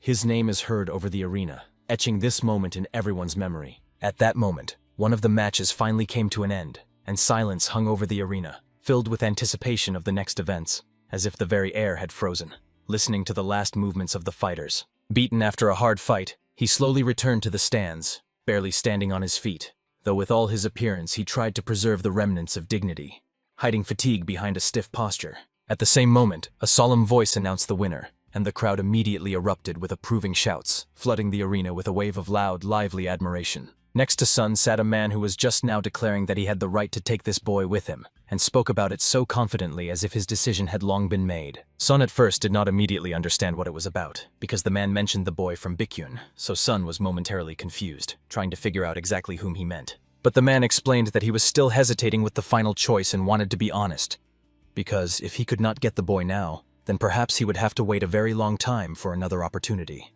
Due to Sun's unexpected interest, he suddenly asked why he was so greedy, and these words so angered Sun that he broke the wooden chair he was sitting on with his hand. Rising at that very moment, he looked at his opponent with a sharp, burning gaze, in which uncontrollable rage had already matured. After that, he asked several times if he really called him greedy, as if wanting to make his opponent feel the full weight of what was said. But the other did not even try to justify himself because, in his opinion, there really was nothing but greed, and he did not hide it at all. Everyone nearby could see how two great masters began to openly quarrel, and their tension was felt even by those standing farthest from the place of conflict. But someone intervened in their conversation, deciding to add their 2 cents as well, and to lighten the atmosphere, which was becoming increasingly heavy. He voiced a simple question to both of them, why they were even arguing when the matter looked so obvious from the outside. He reminded them that the choice would belong to whoever took first place anyway, so arguing now made absolutely no sense. At that moment, Sun for the first time pondered more deeply, suddenly realizing that the interloper's words sounded more than logical. Now both understood that this guy could really take first place with ease, and their dispute seemed completely pointless. They still could not comprehend how it happened that both lost their heads just because of such a charming and promising talent. She suggested they immediately stop arguing and simply enjoy the upcoming matches, because who knows, maybe other kids would also turn out to be no less gifted. After his fight, Gen-1 quietly, without unnecessary pomp, returned to his place and sat down, as if trying to blend in with the crowd and not attract extra attention. But her gaze constantly slid toward him, evaluating every move, and as if savoring the pleasure from what she saw, as if she had discovered a rare gem. Next announced were Moharan and Yon Muyan, and it immediately became clear that this encounter promised to be fierce. The judge raised his hand, signaling, and gave them permission to start the fight, causing the entire arena to instantly fill again with tense anticipation. And then a real duel flared up between them, where every strike sounded like a challenge, and the movements became sharper and more dangerous. Zhenwan watched the fight, but suddenly heard something nearby that made him look around, searching for the source of the strange sound. The voice that sounded right inside his head greeted softly, and it embarrassed him so much that he almost jumped. Not understanding where the voice was coming from, the hero began to look around, trying to notice who was addressing him in such a strange way. Then the question sounded again. Does he really not understand where she is now? And then a statement was made that finding her is not as simple as he thinks. Looking ahead, Jen finally noticed her actions right in front of him, as if someone had drawn aside the curtain of invisibility before him. She was completely surprised that he found her so quickly, and it was read in every expression on her face. Because of this, her desire to possess him only intensified, as if the boy's open talent ignited an even greater passion in her to make him her student and not lose such a rare opportunity. She sincerely praised him for finding her on the first try, and her voice sounded with genuine admiration for how clearly he felt her presence. After that, she asked if he was surprised that she was talking to him without even opening her mouth, as if transmitting words simply by the power of thought. When he silently nodded, his frankness made her act just as honestly, not hiding anything important from him. She explained that between the throat and the root of the tongue there is a point called Yom Chonyol, and it can be activated by light vibrations, as if touching the most sensitive part with a feather. She added that after the correct touch, he should immediately exhale if he feels the point as he should.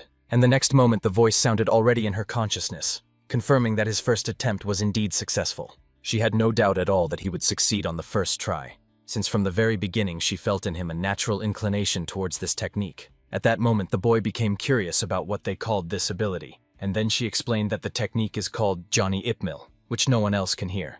So it is perfect for secret conversations. Not wanting to beat around the bush, she immediately offered him to become her student, as if making him the most advantageous offer of his life. She explained that if he is considering two kings, it is better not to go to the King of Blades, because he already has his chosen successor, and with the other, it is better not to have any dealings at all. And if he chooses her, the Master of Sound, he will feel like the first Emperor Qin in his own palace, surrounded by countless women who obey only him. However, if he refuses, she hinted that something unpleasant would happen, slyly asking if the boy nearby was not his younger brother. She coldly warned that then she would take his brother under her control and play with him until he got bored, and then kill him, as if it were an ordinary game. But the boy's answer turned out to be completely different from what she expected, and sounded much calmer than it should have in such a situation. Zhenwan told her that she could do whatever she wanted with him, calling it a kind of payment for teaching him the Johnny technique, showing no fear of her threats. To put it mildly, she did not expect such a reaction, and the boy's words threw her off balance. She even thought that he had completely lost his mind. So calmly and strangely he accepted her threatening offer. But while she was trying to understand his behavior, the fight continued in the arena, and the events did not wait for their conversation. Janga still could not recover from the previous match, and his body looked as if every movement caused him painful tension. And only now did he finally begin to come to his senses, slowly returning to reality after exhaustion. When his brother asked him how he felt, Jangak at first could not even find words, lost in despair from the defeat. Then he exhaled only one short confession that he had lost, and it was clear that this hurt him more than any wounds. Yet he gathered his strength, straightened up, and smiled widely and proudly, although inside he still felt the bitterness of defeat. After that, he confidently moved toward where Jen was sitting, as if accepting a difficult but the only right decision. Kneeling before him, he said, "I lost. No. From now on, I will become your dog," fully acknowledging my defeat. He declared that from now on he would serve him like a servant to his master, accepting this status without any hesitation. Such words were so unexpected that many nearby could not immediately understand whether it was a joke or sincerity. Meanwhile, Harang won the victory in the arena, and his name was heard amid applause and approving shouts. Then the next pair of students to face off in the match was announced, Mokyu Chun and Yon Ga, and all eyes turned back to the arena. The boy walks out to meet Harangu, and in his step there is a hesitation, as if he still doesn't know how to properly start a conversation after everything happening around their fights. He asks her to come to her senses, because he doesn't understand why she constantly stays close to him, reminding that everyone who approaches him eventually turns into servants, as if falling under a strange influence. She passes by him, only casting a brief glance, and quietly replies that it's already too late to change anything, as if the decision was made long ago. The atmosphere between them became increasingly tense, and every new breath only added fuel to the fire, making their hearts beat faster. Due to complete confusion in his head, He approaches Genvona, hoping for at least some answer, because the situation seems more and more confusing to him. "Don't play dumb. Why is everyone only around him?"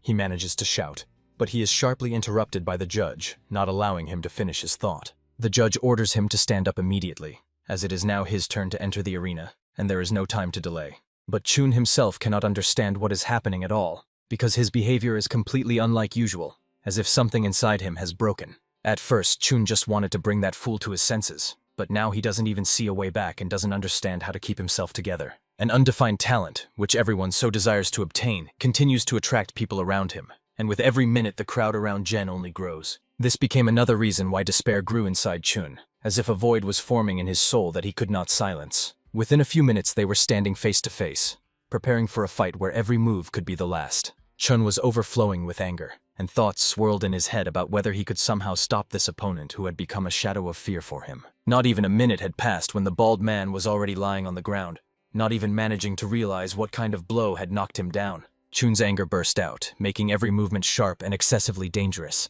as if he was hitting not the opponent but his own weakness. Two leaders sat in the stands, the commander of the Crimson Blood and the head of the demonic tribe, and they considered both fighters truly impressive. Yonga demonstrated the good technique of an experienced master, and Mok Chun, although lacking knowledge, managed to resist thanks to his natural reflexes. And although everyone was used to thinking that experience mattered most, the fact that Chun surpassed him and emerged victorious seemed incredible even to the senior masters. At that moment, blood suddenly rose around Chun, creating a terrifying spectacle that made everyone become alert. The crowd held its breath, not understanding what exactly was happening to the boy, and why his energy was behaving so strangely. But one thing was obvious.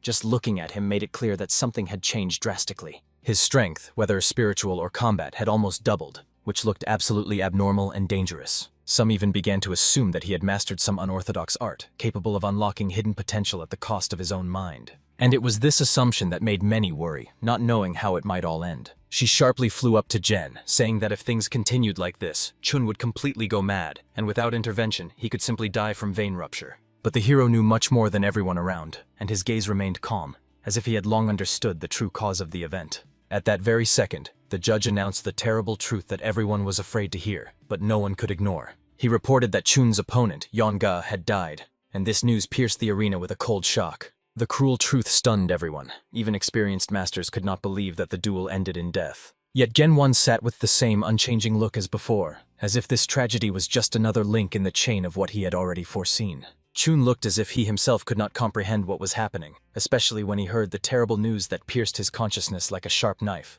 When the judge approached the motionless body, he immediately realized that the boy had not died for no reason, and this feeling of chill passed through all present. He saw that all the old wounds on the opponent's body seemed to have received a simultaneous blow, and tore in a strange, unnatural way that was difficult to explain. Genwon only barely smiled, and called it similar to a random encounter with luck when you walk with your eyes completely closed. He explained that it was precisely the false accumulation technique used by Yonga that caused such a fatal result, and destroyed the body from within. Meanwhile, the trail of blood around Chun took on eerie shades, as if the very earth was reacting to his inner state. Just the thought that the boy died because of him pierced Chun's consciousness and began to eat it from the inside. This terrible truth tormented him more and more, not letting him breathe or escape from his own guilt. The demon inside his soul began to awaken, repeating the same word, kill, as if trying to take control over his will. And somewhere in the deepest corners of his consciousness, thoughts began to emerge that could help him stop this mad train. After all, only they could restrain the terrible feeling that was growing inside him wave after wave. But instead, that feeling of guilt quickly dissolved and turned into a strange, dangerous pleasure. Murder suddenly became a desire for him, as if the voice of darkness inside whispered to him about the temptation of power. Sun sharply stood up and turned to head Lena, asking her to intervene immediately and deal with Chun before it was too late. At that very moment, Chun dropped a small object to the ground, which slid over the stones with a clang. The clang of the medallion on the hard surface instantly returned his memories, sharply dispelling the fog of anger. He remembered the person who gave him this medallion and asked him to keep it as the most precious thing. It was this sound, this thought that made him strain his will to the limit and whisper to himself one word: stop. Everyone around saw that Mokchun still had common sense, and he was trying to hold back from falling into the abyss. In a moment his body began to weaken. He managed to take the demon under control, and the darkness in his eyes slowly started to fade. At that moment she turned to Mokgen-wan, saying, "Mortal, as expected, you will still fight him." For the next match, the names were announced, Mokgen-wan and Moharang, and a tense hum once again hung over the arena. However, Moharang raised her hand and quietly declared that she refused the fight, as if she had made the decision even before the opponent was announced. Sun could not even imagine that everything would turn out this way, and that the innocent amusement of the head would lead to such a dangerous outcome. It was supposed to be a duel in which brothers from the orthodox Batotsi sect could kill each other, repeating someone else's tragic path. And all this happens in this valley of bloody corpses, under the stern gaze of the Heavenly Earth Association. The judge was already ready to announce the next match, and his voice rose again over the arena. In the final, two were to face off, Mok Yu-chun and the invincible Mok Gen-won, and the crowd whispered in anticipation. Their names spread across the arena like shockwaves, creating an atmosphere in which everyone felt the coming storm. Both were asked to prepare for the decisive fight, and all attention instantly focused on these two, who were to put all the dots in this bloody competition. At that very moment, Chun addresses Gen-won, and there is no longer any doubt in his voice. He speaks firmly, as if he has made a choice he does not intend to abandon. You have crossed the line that you dared not step over as a member of the orthodox sect. Because of this, I am going to stop you, he said with burning determination. He admitted that although his skills were far from Gen-won's level, the technique that Gen gave him had a strange side effect that he could not ignore. The side effect was dangerous both for himself and even for the one he attacked, making the situation even more alarming. In this state, I could even kill you. So let's end this right now, Mok Gen-won, Chun declared, standing firm as if before execution. I wonder how Gen-won will react to these words. But he reacted calmly, as if hearing something mundane, and said only one thing. Accumulation technique, you say? He said with cold interest. After these three words, he immediately activated the Phantom Eye technique, without any pause or hesitation. The eye, which opened after meeting the Taoist master Shuo, allowed him to see the invisible, even the chi flow hidden from ordinary people. Thanks to the phantom gaze, he saw the true principle of Chun's accumulation technique. His energy increased more than twice in an instant, and when it entered the opponent's veins, they simply exploded. Such an impressive effect was the result of changes in only a few lines of the technique, which seemed almost incredible. Gen was filled with curiosity, because such an achievement through a few corrections in martial arts truly spoke of the depth and potential of the method. And at the same time, he felt the desire to see what would happen if Chun entered an even stronger state. Gen-won was truly interested in the accumulation technique, so he decided to add fuel to the fire and said that the technology was truly amazing, admitting that he did not even expect such a result. But he immediately warned that she has a serious side effect, which Chun is already experiencing himself, and then calmly spoke the truth. The equipment is not real. At that very moment, the ground seemed to slip from under Chun's feet, and his face suddenly went pale as if someone had torn away his last support. He could not even comprehend what he had just heard. His mind refused to accept what was said. The realization that he was given fake equipment hit him harder than any blow in battle. And of course, it made him think that Gen-won absolutely did not care whether he died or survived. The judge and the spectators were not going to wait until tomorrow for them to finish their disputes. So the judge waved his hand and ordered the fight to start immediately. With a shout of, "Give me an answer!" Chun suddenly lunged forward as if he wanted to beat the truth out of him with his fists. But in response, he received only a loud slap, a blow that instantly stopped him and knocked out all his charging fury. Gen immediately finished the movement with a kick, striking it sharply and precisely, leaving not a second for recovery. And then, as if in a tough action movie, he coldly asked if that was all he was capable of. After these words, Chun stood up, clenching his teeth in anger and humiliation. He immediately launched a new attack, but his fists again flew past, not touching the target even with the edge of his fingers. No attempt to strike ended in success. His attack simply dissolved into the air. "What can you do being so weak? Maybe you'll use the accumulation technique?" Gen disdainfully threw out. And Chun, continuing to attack, did not understand why he could not reach him, as if an invisible barrier stood between them. He involuntarily begins to wonder if there really is such a huge difference between them, that none of his attacks can even touch the opponent. Each of his swings looks as if he is fighting a giant silhouette standing far beyond reach. And it would seem that such a thing simply cannot be, because reality should not so sharply break the boundaries of the possible. He recalls all his past, every day, every breath, every wound. All of it was a path aimed only at one thing, to become stronger than yesterday. At this moment, the thought occurs to him to use the accumulation technique, and the sinister whisper, "Kill, kill," echoes again in his head. But he grits his teeth and firmly says no to himself. He remembers the words of Gen-won, who told him that he could become the best among all if he followed the right path. And immediately after this, another moment of the recent conversation comes to mind, when Gen said with cold indifference that the technique is not real. And at some point, Gen-won got completely tired of it all, as if the battle had lost all meaning. He was tired of dodging, and he decided to simply calm Chun with force, not letting him fall into madness completely. Blow after blow began to strike Chun's body, like iron hammers that were training him to pain. He barely managed to raise a block, although his hands were already trembling from the strain, and the blows were becoming heavier. But again, voices echoed in his consciousness. Kill. Kill. This time much more persistent and louder. He swung with all his might, swinging from behind his own ear, putting everything left into the strike. He managed to touch Gen 1's body, but he only hit a hard, precise block that absorbed the entire impulse of the blow. It was clear that Gen didn't even feel it. The strike seemed so insignificant to him. Gen was preparing to say something to Chun, wanted to convey an important thought, but Chun uttered words that could insult anyone. That's all you can expect from a mere human. His phrase hit Gen's heart sharper than any blow because it sounded like merciless contempt. At first, honestly, I did not believe. Chun began, and his voice became dark and muffled. At that very moment, energy began to gather around his body, as if the air thickened and spun into a sinister vortex. I did not immediately believe that you were telling me correctly about the accumulation technique. He continued, and the energy only intensified. While he spoke, the hero clearly saw how his energy doubled, and then even tripled. The power literally grew before his eyes. And yet, I trusted this technique. Yes, I had no other choice but to trust it.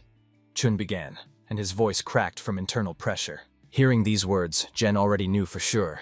Chun was using the technique right now, uncontrollably, wildly, dangerously. Because when I first applied it, Chun began, and his hands trembled. It was then that I became much stronger, he added, and the ground beneath his feet almost cracked. Sun, seeing what Chun was turning into, jumped up and shouted to the head of the valley, demanding to immediately stop the fight before it was too late. After all, every step he took was like an explosion of energy, and the arena tiles cracked and flew off from the shockwave emitted by his mere approach. The masters began to jump out of their places, trying to run further away, because the situation was becoming increasingly uncontrollable. Chun was already accelerating to a speed no one had ever seen from him before, and his power increased several times, as if he had ceased to be human. From just his running forward alone, everything that was underfoot exploded into small fragments, as if the very earth could not withstand the pressure of the mad flow of energy. He accelerated with every step, and at that very moment, Chun prepared to strike, putting into the swing all the strength inside him that was held back only by a thin thread of control. His fist was already hanging a few centimeters from Gen 1's head, and at that moment it seemed that the next instant would decide everything. Then a loud, dull blow sounded, as if a huge stone had fallen on a wooden floor, echoing throughout the arena. It seemed that Gen 1 did not even intend to defend himself. The blow burst right into his head, and his body was thrown back like a rag doll. He flew several meters and, gaining momentum, crashed into the wall, breaking it into stone pieces. Meanwhile, the masters knocked Sun to the ground, pressing him down so that he would not rush forward in madness. Sun only screamed, "Die! Die!"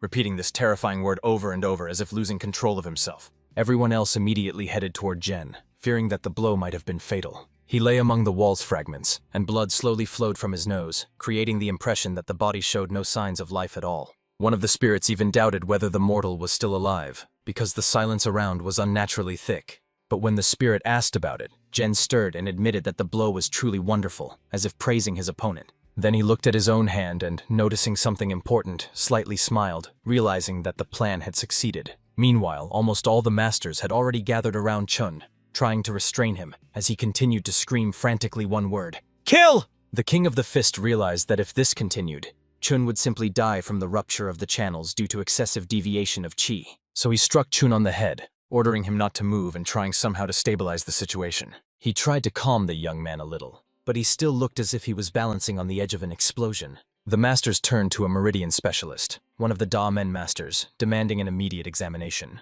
He raised 2 fingers and precisely struck the necessary point, activating Chun's internal channels to quiet the flow. He immediately determined that the young man's blood vessels were twisted, and finding the demonic meridian was still impossible due to system instability. Then she approached him, saying that she wanted to try her own method because she saw another way. She placed one hand near his ear area, acting very delicately and precisely. She placed the other hand in a similar place on the other side, forming a closed circle of influence. Then she applied a technique that instantly laid Chun on the ground, immersing his body in a state of sharp calm. Sun immediately asked her what exactly she had done to him, because the result looked like a miracle. She explained that she made his core tremble slightly, and this stabilized his condition, temporarily stopping the chaos. Sun understood. His meridians were twisted, some even torn, and the dantian had become unstable. He would need to rest for quite a long time.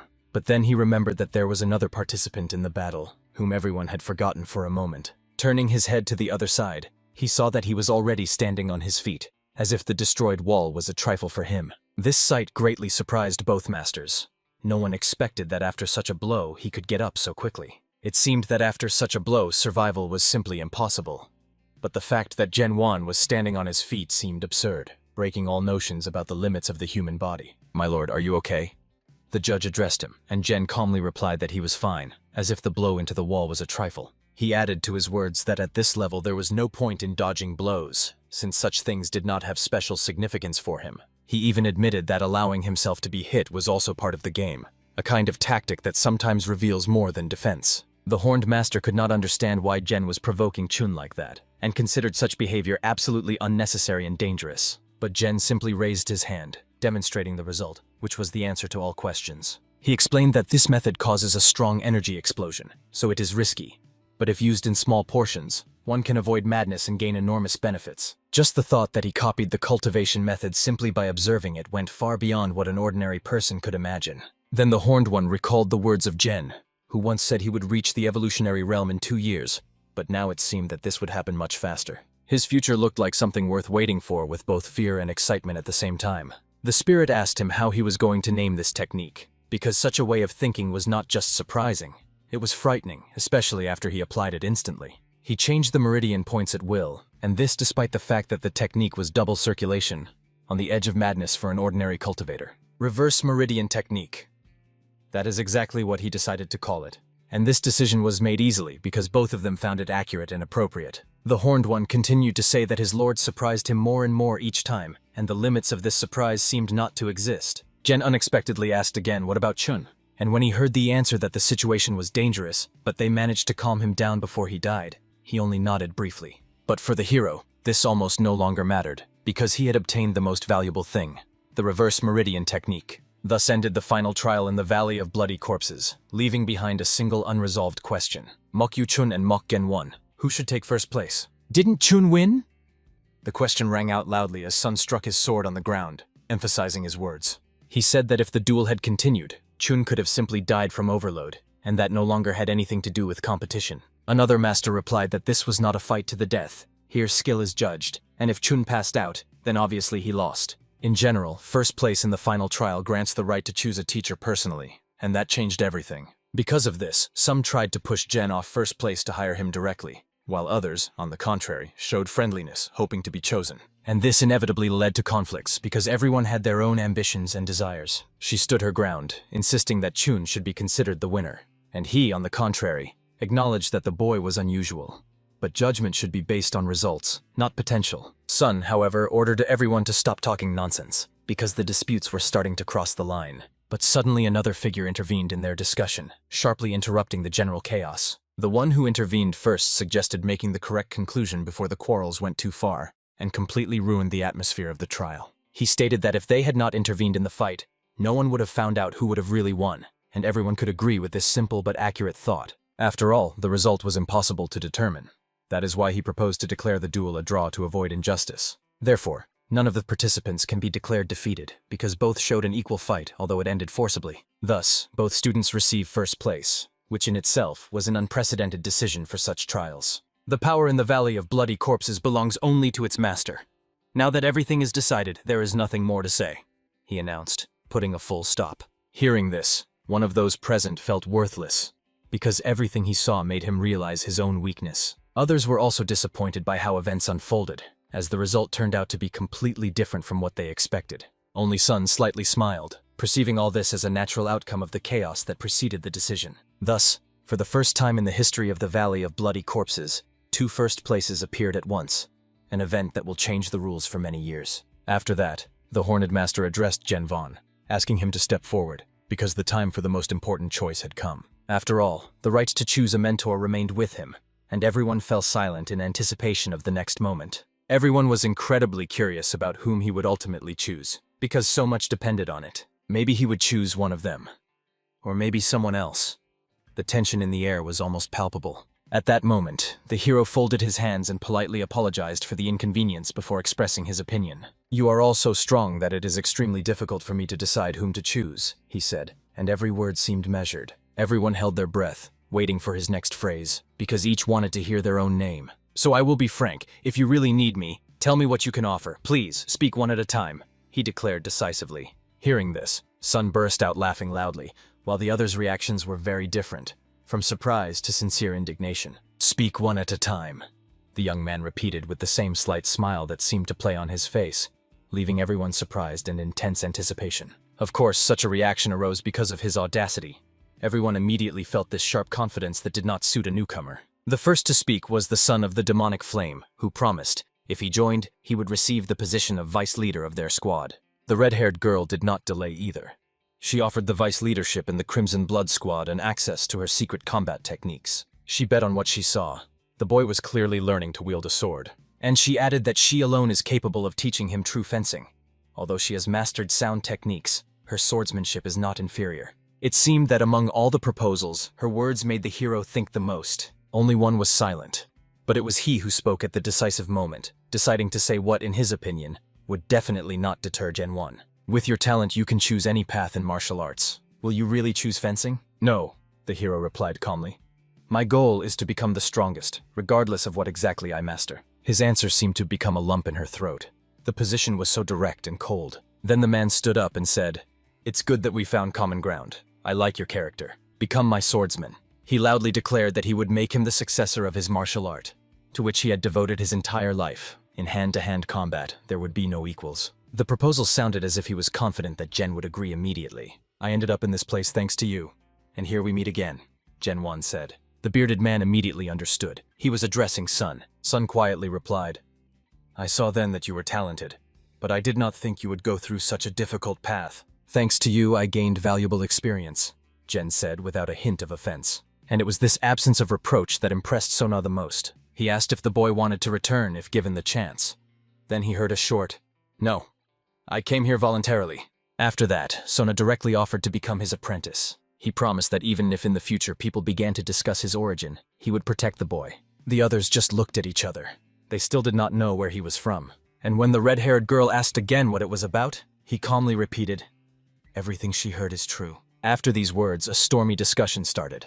What is wrong with the place he comes from? But only she knew this truth immediately. As soon as she heard it, she understood. He is a child from an Orthodox clan. And now he stands among the people of the Heavenly Earth Association. And Orthodox masters are their actual enemies.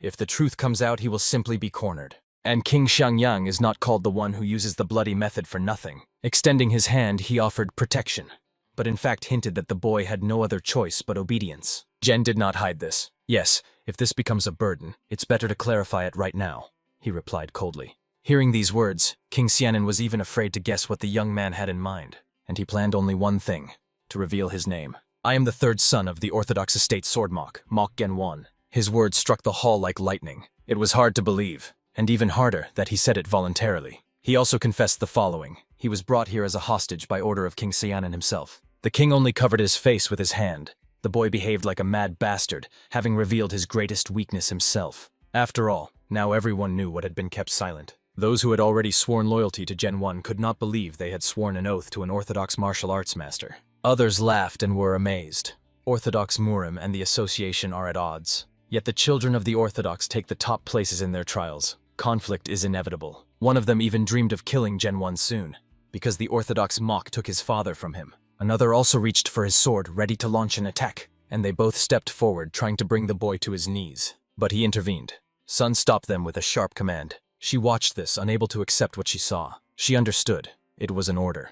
But she did not understand how he could take a child of the Orthodox sect as a disciple. Moreover, everyone knew that he himself lost his sister because of the Orthodox. That is why they wanted to hear an explanation of why he did not tell the truth immediately. She reminded, he sent the boy to the Valley of Bloody Corpses to a martyr's death, but he managed much better than expected. Still, she did not want to see an Orthodox heir among her students. The King of the Fist supported her words. Chun looked at them and understood. All these people are the same. That is why they hate each other. But despite everything, Genvon himself admitted, he is Orthodox. However, he does not reject his roots. He just wants to live differently. That is why Chun decided to risk his own life to protect him. Vaughn continued. He folded his hands and quietly said that he was born into an Orthodox clan, but hates the black and white logic of Murim. He reveals his name to separate himself from the past. These words simply stunned Chun. Then the hero proclaimed the oath. He stated that he was ready to sever all ties with his family and join the Heavenly Earth Association to fight the disgusting Orthodox Murim. It was a bold and frank, almost crazy proclamation. and Chun, after all, just nodded.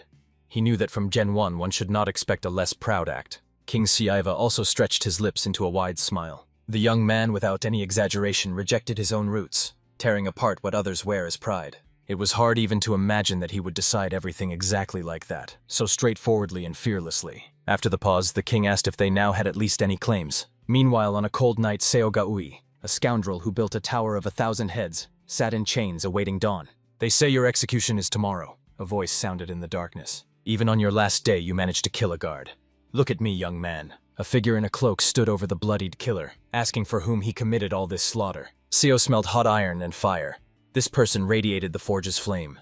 He did not understand the reasons, but agreed to answer only if he could respond in kind. "I do not understand feelings. Since childhood, I have known neither happiness, nor anger, nor joy or sorrow," Seo said. "I killed only because emotions flared brightest at the moment of another's death." He admitted that he sought meaning in these flashes but understood nothing. "Perhaps I will feel it in the last moments of life. Why was I born?" This was his answer. The blacksmith confessed that he might have misunderstood him, but such a distorted desire makes him suitable for what he wants to offer. Seo did not immediately grasp what was being discussed and only continued to listen. "If you are doomed anyway, give your body for something unique, for the sake that will contain human will." This proposal instantly ignited the interest of the exhausted prisoner. Unrestrained heat was raging in the molten metal. Suddenly a hand emerged from the boiling mass. The blonde was immersed in this hellish alloy, and instead of horror, he smiled widely. Because for the first time he felt real emotions. What is this? To the rhythm of the hammer striking the blade, looking at the blacksmith, from whose blows sparks flew, he realized he wants to learn more about feelings, about desires that eat away from the inside, about those longings that sleep deep in his consciousness. Let us return to the conversation between the kings, the masters, and Gen 1. King Siava smiled again, broadly, almost triumphantly. And then he burst out laughing at the very fact. What an absurdity. To refuse one's own ancestral line. It was this audacity that became the reason why King Siava laughed so sincerely, looking at the young man. He perfectly understood. After such words, hardly anyone would dare to contradict him. Now the question of his lineage was practically settled, and the king considered himself the only one who could take the boy under his protection. He was sure that only his hands could receive him. But whether this was really so, remained in question. After all, there was another who had not made his bet, the Dark Lord. After his words, everyone understood he was not going to give up. "You will not follow me even if I teach you fencing, although by rank you are lower than King Siava?" he asked quietly. "Then there remains only one thing that might interest you," he said and snapped his fingers. He began to announce his only bet. The Dark Lord declared that he could give him one of the most enchanting swords ever forged. The servants immediately brought in the heavy box. Inside lay the sword that commands vice. A thick, dark energy emanated from it, almost tangible to the skin. The box was placed before the young man. King Siaiva instantly exploded with indignation. He shouted that the Dark Lord had gone mad. He loudly asked why he had brought this cursed thing here. And indeed, even through the seal, the energy inside the box boiled and raged. The young man looked at him as if before him was the most enchanted sword in the world. He knew. This blade was forged by the legendary blacksmith. It was one of the 3 cursed swords about which legends were told. It was found in the ruins of an ancient royal tomb, by chance by a merchant and an official. After that, the swords brought a bloody massacre to Murim, for it possessed the power to ignite hidden desires. But the Dark Lord emphasized, the most interesting part lies elsewhere. In ancient legends, there was talk of creating a precious sword through the sacrifice of a living person. In other words, Wadzi threw a person into molten steel, forging the sword from their flesh and blood.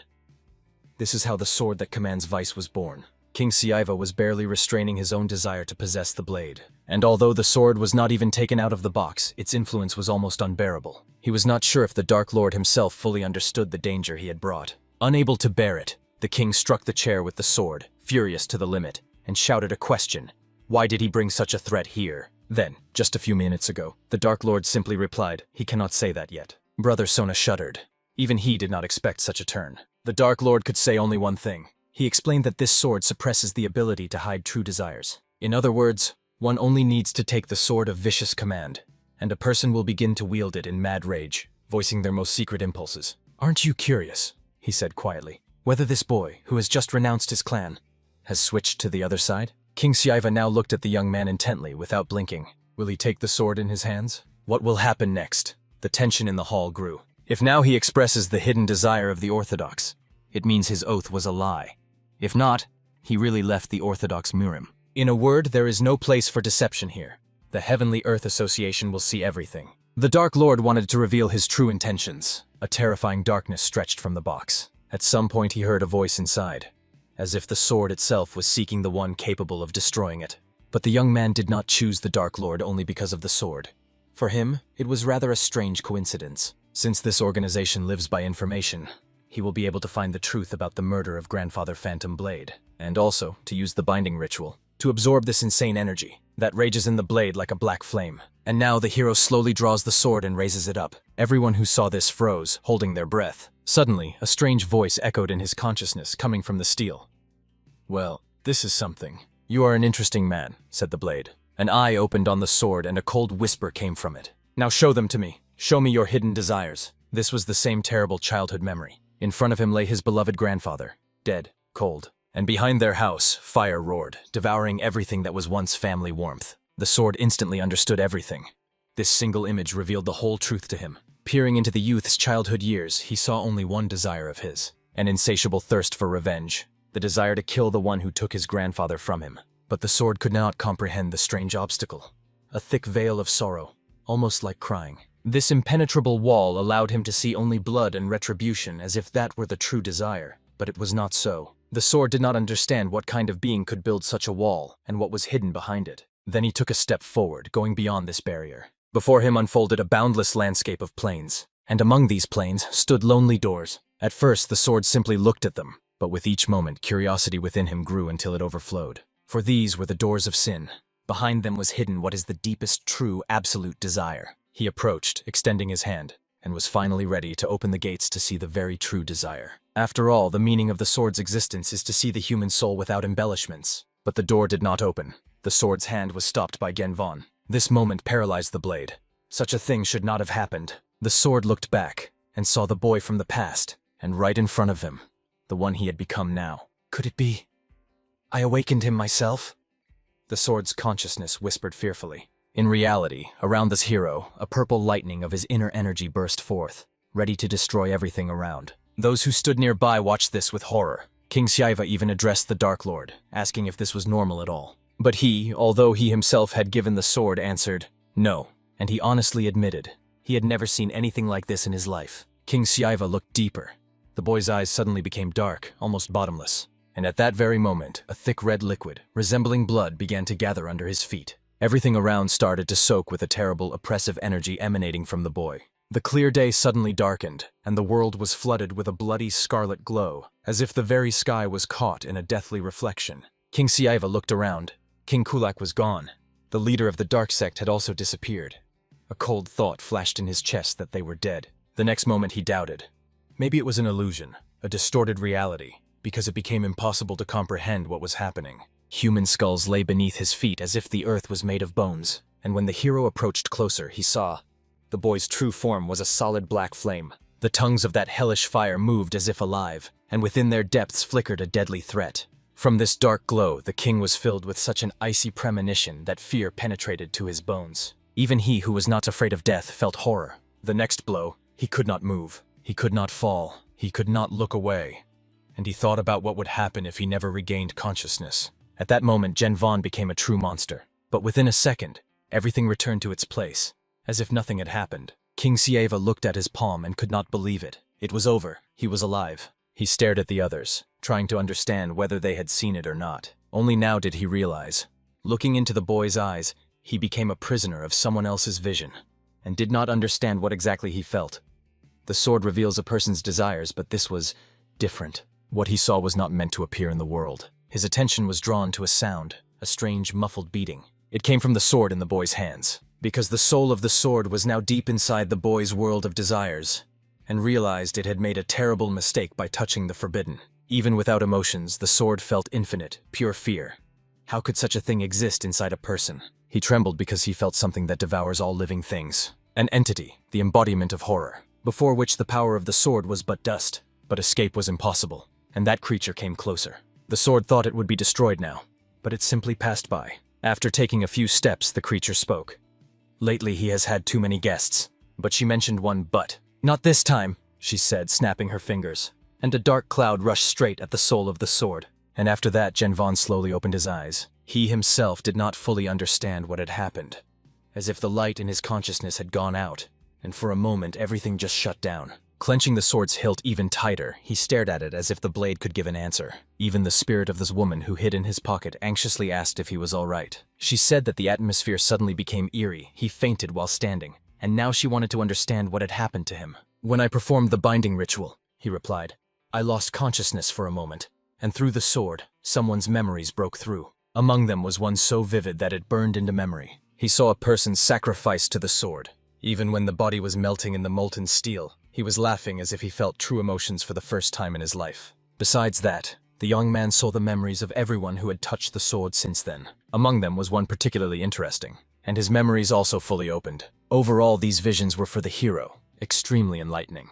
But at the same time, a heavy, sticky tension of horror was growing in the air. The Dark Lord himself could not comprehend the nature of that vision. Glancing aside, he realized others had seen it too. But the question tormented him. Could the sword of the Lord of Vice really be so powerful? It only affects its owner. And the mystery remained unanswered. Because now only Jean Vaughn knew the truth. Only he alone understood what had really happened. And in his eyes, meanwhile, a concealed, interested smile sparkled. Because the Dark Lord's offer no longer seemed so bad. King Siava could not stand it and asked directly if he was okay. And then, what was that anyway, and how was it possible? He stood up and asked for permission to look at the sword for at least a moment. The hero did not refuse. He handed the blade to him. Lord Sun Yun wanted to intervene, but the king asked not to worry, saying he would just check. The Dark Lord sighed gloomily. It was a bad idea. Even the Supreme Master once lost his mind after taking the sword in his hands and killed his own subordinate. That face, distorted by death, he still remembered and did not want a repeat. Even for Lord Sun, a master of the highest level, this could be difficult. But Genwan calmly placed the sword in his palm, and at that very moment, the king froze. A moment ago, the blade radiated pure ominous energy, but now it emitted only the majestic, noble aura of a noble sword. Sun Yun understood everything. It was not his merit. The master of the Sword of Vice had already become another, and that was Genwan. Thus ended the final trial. All present witnessed those strange visions but remained silent, as if there was an unspoken conspiracy among them not to ask questions. They could not admit that they had become victims of illusions because that would mean a blow to their pride. But despite the silence, everyone thought the same. If they ever had to face Mok Genwan again, first and foremost they would need to separate him from that sword. Lord Sun Yun could not hide his regret over the loss of Mok Gen. He did not expect that the demonic blade could so drastically change the course of events. However, Lord Sun Yun took Mok Yu Chun as his disciple. It was Chun's own choice. As soon as he heard that by joining he would receive a valuable opportunity, he chose Sun Yun without hesitation, and so all the masters decided on their disciples and followers. Mujang received the disciple of the King of the Thunder Fist. Moharang took the Mistress of the Valley. Yon Muyin took the future leader of the Crimson Blood Squad. Thus, the trial of the Valley of Bloody Corpses ended without unexpected incidents. Some time passed, and they arrived at the Association of the Heavenly Land. The Dark Lord walked ahead, and behind him walked Gen Vaughn. At the gates, the Lord gestured to invite him inside. Inside, everything looked surprisingly beautiful. One could even feel a slight coziness that enveloped the cold corridors. The architecture impressed with its beauty without any exaggeration. The Dark Lord asked the hero if he was here for the first time and received an affirmative answer. And actually, how else, the sect was nearby, so soon others would also arrive. He even called it an amazing coincidence because going his own way and taking a disciple who goes another way seemed almost impossible. But the hero did not divide people by such signs and said that if the Lord would teach him, then he would learn. These words made a strong impression on the Dark Lord. But then he added that a small fee was required for training and asked if the hero was ready. This question surprised Mok Genona. The Dark Lord explained that the martial art of his sect is based on strong yin energy, and because of this, a man who wants to master it must be castrated. This was the condition stated by the Dark Lord, and the hero even held his breath at these words. Some time passed. The cold, dark atmosphere seemed to press down from above. The deputy head of the Zmong Sochon Association quietly asked how he was feeling. The leader of the Heavenly Earth Association said nothing, only looked at him silently. Then Mong Sochon repeated the question, inquiring how his master's body felt. Receiving no answer, he assumed that perhaps it was worth consulting the great Dr. Tum Yuna. His name was mentioned alongside H. Yeon, the immortal doctor who disappeared many years ago and was considered one of the greatest healers of his age. After these words, the leader slowly stood up, replying that he was fine. He was interested in only one thing: whether the results of the trial of the Valley of Bloody Corpses were already known and what really happened there. He reminded that they had sent that very offspring of the Sword Manor there, Doc. Delving a little into his thoughts, the leader recalled the circumstances. The old man did not know how to explain the truth at all, because he had sent them only to distract attention. but now everything had turned into difficulties that he himself had to deal with. It was hard to tell how everything really happened, but he still squeezed out words that simply stunned the leader, saying that the boy completed everything with the best result. The leader burst out laughing loudly, but the old man asked not to mock this fact. He explained that now rumors were going around that some orthodox sect took first place, and if that was true, it might be necessary to admit that the boy studied the technique of the moon sword. The leader immediately responded with a short categorical no. He said that such a thing could not be allowed, and his voice sounded so terrifying that it sent chills down the skin. He reminded who he was and why, even with this disease, he was still called one of the 6 heavens, the strongest in all of Morim. In the opinion of Mong So-chon, even he himself could not resist his master. After that, the leader ordered to leave the disciples alone, and he was about to ask if he had found it without naming the forbidden thing aloud. The deputy replied no, but recalled one detail he considered important and informed the leader. Stepping into the yard, he briefly raised his gaze to the blue sky. Behind, he heard footsteps. Someone caught up with him and addressed the master. He inquired if he was still in the same state. The old man looked back and noted to himself that if he had not spoken, he would not have even noticed how much his level in martial arts had grown. And among the 3 disciples of their master, he was the second Jang Nin-gak. Although his talent was the strongest among the 3, this only applied to all of them together. Among peers, he had no equal at all. Then Gak asked if he was still obsessed with searching for this. He said he did not even understand why the deputy was so passionate about this pursuit, and added that it would be better if he spent that time searching for a great doctor. The deputy did not intend to explain the details, saying only that he had his reasons for it. Hak responded by stating that he always evades a direct answer, but added that he had learned something interesting, and asked if he wanted to hear it. These exact words made the deputy stop. Hak said that they say an apprentice of an orthodox sect became the best in the trial of the Valley of Bloody Corpses and asked if it was true. That's correct, the deputy replied, and realized that rumors had already begun to spread among the apprentices and senior masters. But he wanted to warn the young master, at least just in case, and Hak interrupted him saying that he probably fears only one thing, that he might intervene. He only noted that the boy was not bad for a native of the orthodox sect. The deputy was well acquainted with the characters of all the master's apprentices, since he had been watching them since childhood. Hak was the one who enjoyed observing others' talent and divided people into only 2 types, useful and useless to himself. He accepted the useful ones, but all the others, and this thought about Hak proved true, because he immediately called it a coincidence, and said he hoped to use this power in the future. Meanwhile, the hero was walking through the streets of the dark faction of the Heavenly Earth Association. With his gaze, he slid over the people, paying attention to everyone he passed by. In the dark faction, almost everyone wore similar black suits that made the atmosphere restrained and disciplined. The spirit sitting in his pocket was delighted that it could finally go for a walk. The hero was even worried whether it was safe for her to appear here, but as long as she did not release spiritual power, everything was fine. Seeing people in red cloaks, he asked the Dark Lord what he was doing. He replied that he was watching over the carrier pigeons and burning all the letters that arrived to the dark faction to maintain complete confidentiality. What surprised the most was that he spoke without a single sound coming out. To her question of how he does it, the hero heard an explanation from the same spirit woman who sat in his pocket. Soon they had already reached the place. The Dark Lord led him to his own training grounds. The hero did not hide his curiosity and approached the sword standing against the wall. "So you decided to learn my unique martial art?" asked the Dark Vladika. "Forgiveness, I don't think I can," answered the hero honestly. "Then I will have to take you as a subordinate, not a student. Can you handle that?" The hero realized that this would actually mean only a name, not true belonging. The Dark Lord needed an answer because he did not understand how one could consider oneself a disciple without mastering the art of the sect. This could really become a problem. The hero realized this, and thought that perhaps it would be more correct to choose one of the 5 kings. But he still asked if castration was really mandatory, and probably this question tormented him the most. The Dark Lord replied that this is because the art of his sect is based on an extraordinarily strong yin energy, and if a man wants to master it, he will not be able to perform techniques similar to the ghostly shadow claws or the ghostly flying sword. Yin energy is the opposite of yang energy inherent to men, and to overcome this opposition, castration is necessary, and only after this can yin be used. The Dark Lord clearly demonstrated a wave of his energy to him. However, the hero asked if yin is opposite to yang, then what would happen if he showed something darker? And he clearly demonstrated his own dark energy, implying that this is not simple yin but the energy of death. In response to the Dark Lord's question, the hero answered that he himself does not know. Every time he trains his inner strength, dark yin accumulates in him. Perhaps this is a peculiarity of his body. The Dark Lord admitted that he undoubtedly has a rare talent for surprising people. The spirit at that moment barely restrained laughter because she had the impression that now the hero has 2 treasures that he definitely does not want to lose, and the energy he just showed confirmed this. The Dark Lord had doubts from the very beginning because it seemed that the hero possessed yin from birth, yet his 5 Zhang organs and 6 Fu organs were in absolute harmony. That is why he could become a full-fledged disciple of the sect without any obstacles. At that moment, the spirit also told him the following truth. Even if he refused castration, he would still become her apprentice, at least for the first time. She already had 3 apprentices whom they called undertrained among themselves. They also refused this procedure.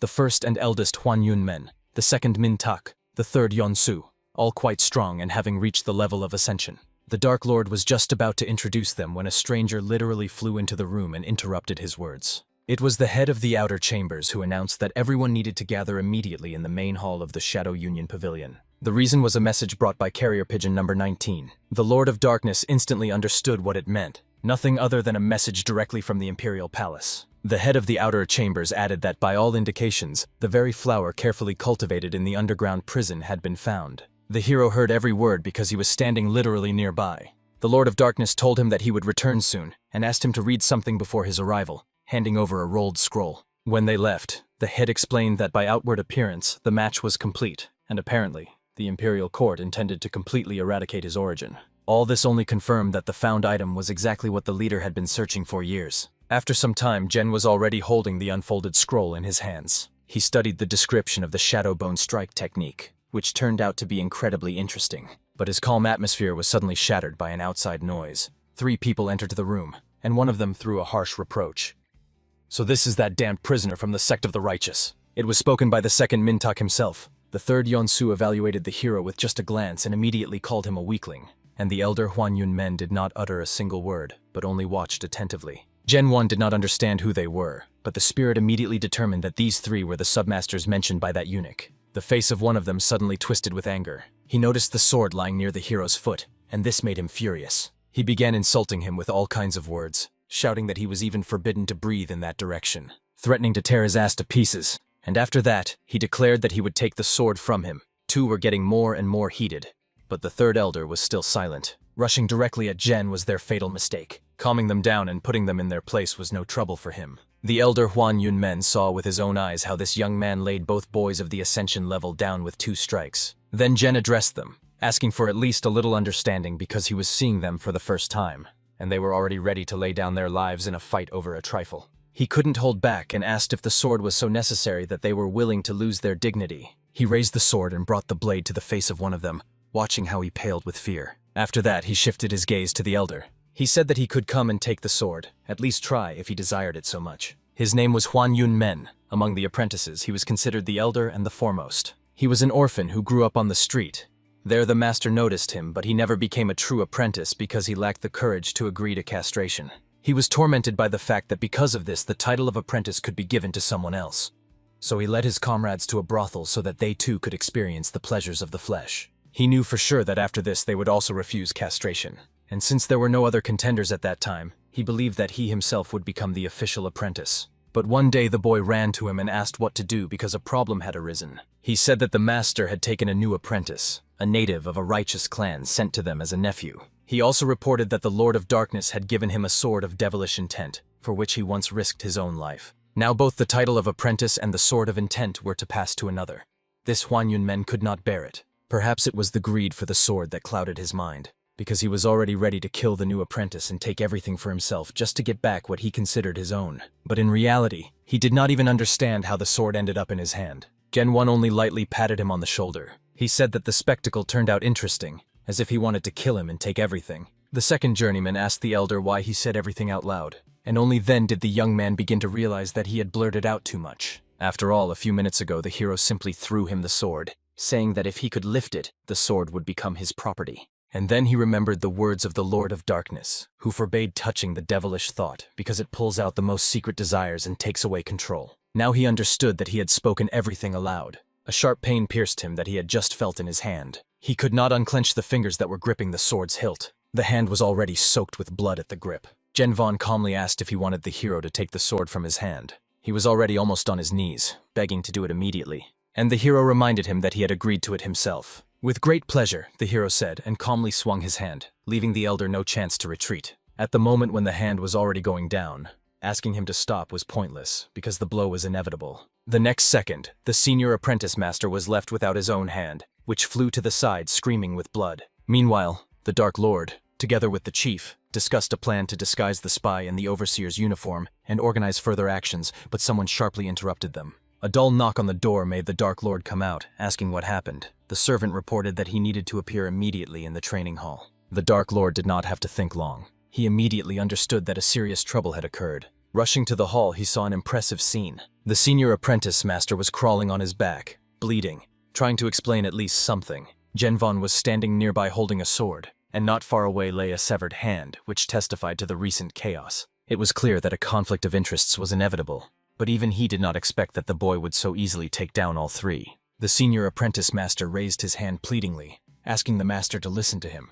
And the most interesting thing, he declared how strongly he wanted to undergo the castration procedure. The second and third also did not hide their desire, begging the master to castrate them as soon as possible. An effortless smile appeared on the face of the Dark Lord. He looked at Genvon and openly admitted how impressive this result was. Just a few minutes ago, when Gen cut off the hand, he mocked them and the flowing blood, not hiding his cold irony. One of them shouted that the boy had gone mad, asking if he really thought everything would get away with it. The hero only replied that he was not worried because he would more likely receive praise for punishing those who showed disobedience. And the elder realized that technically he was right because they were not even official students, unlike him. But he still thought he had one trump card, and the boy before him did not suspect it. After all, they had been here before, so if they underwent castration and became official students, the situation would turn against Genvon. And so he now begged the Dark Lord to accept them as students, if only for the sake of chances. The Dark Lord asked again if they were really sure they would not regret it, and all three answered in unison,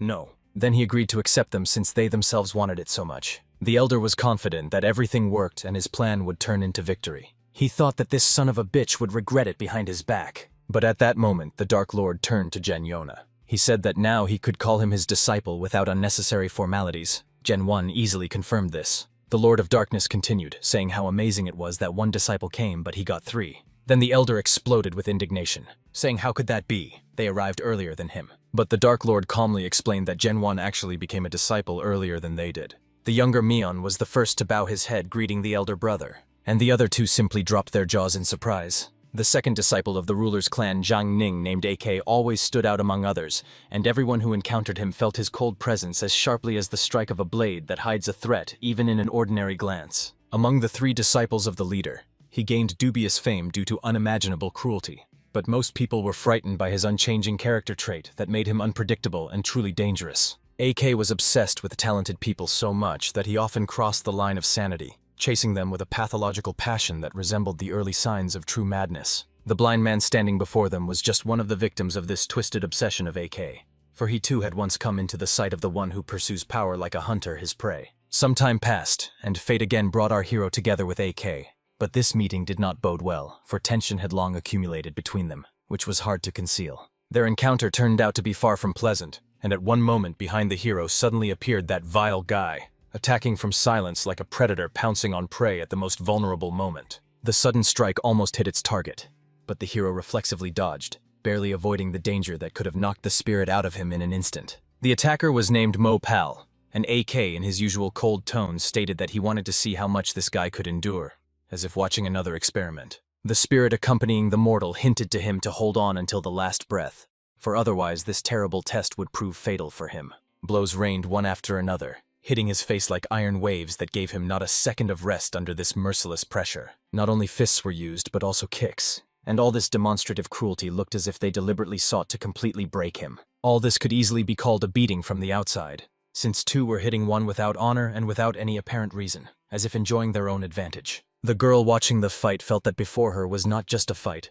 but a real slaughter, in which the opponents looked more like beasts than students of a majestic clan. She understood that this fight quite predictably showed the real level of the hero, even though he once became the first in the trial of the Valley of Bloody Dead, fighting Mopal, who had already reached the peak of ascent and far surpassed him in strength. At some point, AK calmly said that enough was enough, as if the beating was a usual test for him, not a cruel execution. And just as he uttered these words, another man unexpectedly stepped forward, asking permission to continue what the previous attacker had started. Right in the middle of the fight, he drew his sword, and without hesitation, pointed its tip at the hero, showing his intention to finish off the weakened opponent. His stance spoke for itself. He was fully ready to attack, and his movements revealed a predatory pleasure at the prospect of delivering the decisive blow. At the last moment, he shouted that the hero would not be able to hide any of his talents, trying to force out any hidden abilities by strength. But the hero managed to react and raised his weapon to block the strike, stopping the attack at the very moment the blade almost reached his neck.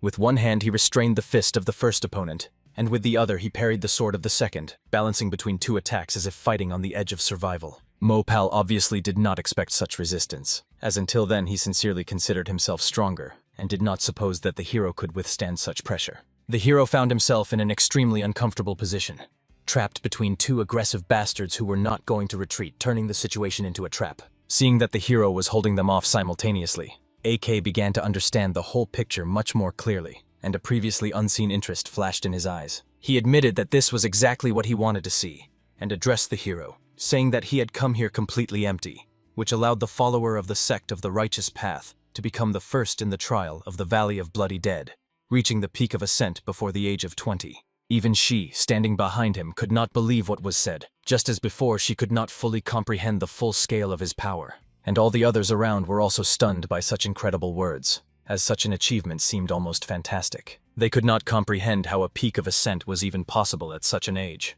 and someone even whispered that it was beyond the limits of healthy understanding.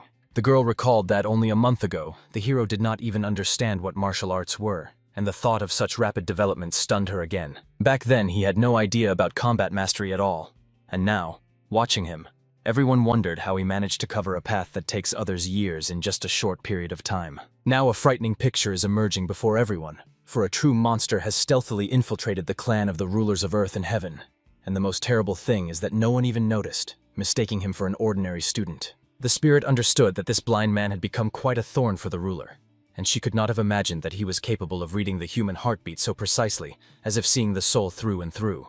That is why AK decided to speak directly and without hints, demanding the hero swear loyalty to him, as if it were something self-evident. The hero, remaining calm, sincerely apologized, but was forced to refuse, because blind obedience to him was unacceptable and even dangerous. Ek spoke coldly, asking if he had heard the refusal correctly, and slowly approached, releasing his inner energy that pressed on everyone present like a stone wall. Or, he added, the hero had let his words go in one ear and out the other, and then the situation took on much darker shades. From the outside, it might have seemed that AK had completely lost his mind. So strange and threatening his insistence appeared, wrapped in fanatical tension. His people did not understand what exactly their young master was thinking, and each of them felt uncertainty, watching the unexpected change in his mood. The hero noted that if they so desperately wanted to establish control over the Shadow Union, then acting blindly could be the worst decision. He suggested that inaction is sometimes a wiser choice, and these words interested AK so much that he asked him to continue, feeling a sudden interest. The hero explained that he could swear allegiance right now, but if he, being from the sect of the righteous, suddenly started acting as if he already had power, would the Dark Lord believe him even for a moment? AK agreed, acknowledging that this was a valid remark, since the Dark Lord definitely would not believe him and would rather decide that the hero was sent as a spy on purpose. That is why he asked the hero to wait a little to avoid unnecessary suspicion and not provoke the Dark Lord's anger. The hero hinted that he would give the promise later and use the time to gain the Dark Lord's trust, and later take his place, acting as cautiously as possible. Then he would hand the Dark Alliance into AK's hands, and this was the whole point of his strategic plan, which sounded strangely logical even in this tense atmosphere. Now AK finally understood that if he took the hero now, he would only arouse suspicion in the head of the Shadow Alliance, which would ruin the entire potential plan. And to get what you want, sometimes you need a little time. So he decided to leave, albeit reluctantly, but beforehand stated that he would wait for this moment with anticipation. Before leaving, he asked the hero to do everything possible to remain unnoticed by the Dark Lord until their next meeting, as much as possible. The fact that the young master suddenly retreated was a real surprise to everyone, as no one expected such restraint from him. However, the matter was not only in the hero's initial weakness, but also in the fact that he was able to read the young master's intentions in advance and took advantage of it. He quickly understood what he desired and loved, after which he pressed the right point with just a few phrases, diffusing the situation without unnecessary noise or conflict. In general, the blind man felt that the hero was hiding something much deeper than it seemed, and this thought did not give him peace. After everything, the hero turned to the Azure Spirit, who had silently accompanied him all this time, and he directly stated that this blind man needed to be killed, leaving him no chance to get out of the situation alive. He repeated this word twice, as if emphasizing the irrevocability of his intention and his inner confidence in the decision. When it comes to death, even a single uttered word sounds eerie, and repeated twice it leaves a cold trace in the air. After some time, The hero was already walking down the street, looking around at the surrounding world and trying to digest everything that had happened just recently. The Azure Spirit asked what he planned to do with that blind young man, since he could become a problem at any moment. She admitted that the hero handled the situation much more peacefully than she could have imagined, because she expected a completely different development of events. However, the hero himself felt that someone was watching them closely, as if an invisible shadow was gliding behind, waiting for the right moment to intervene.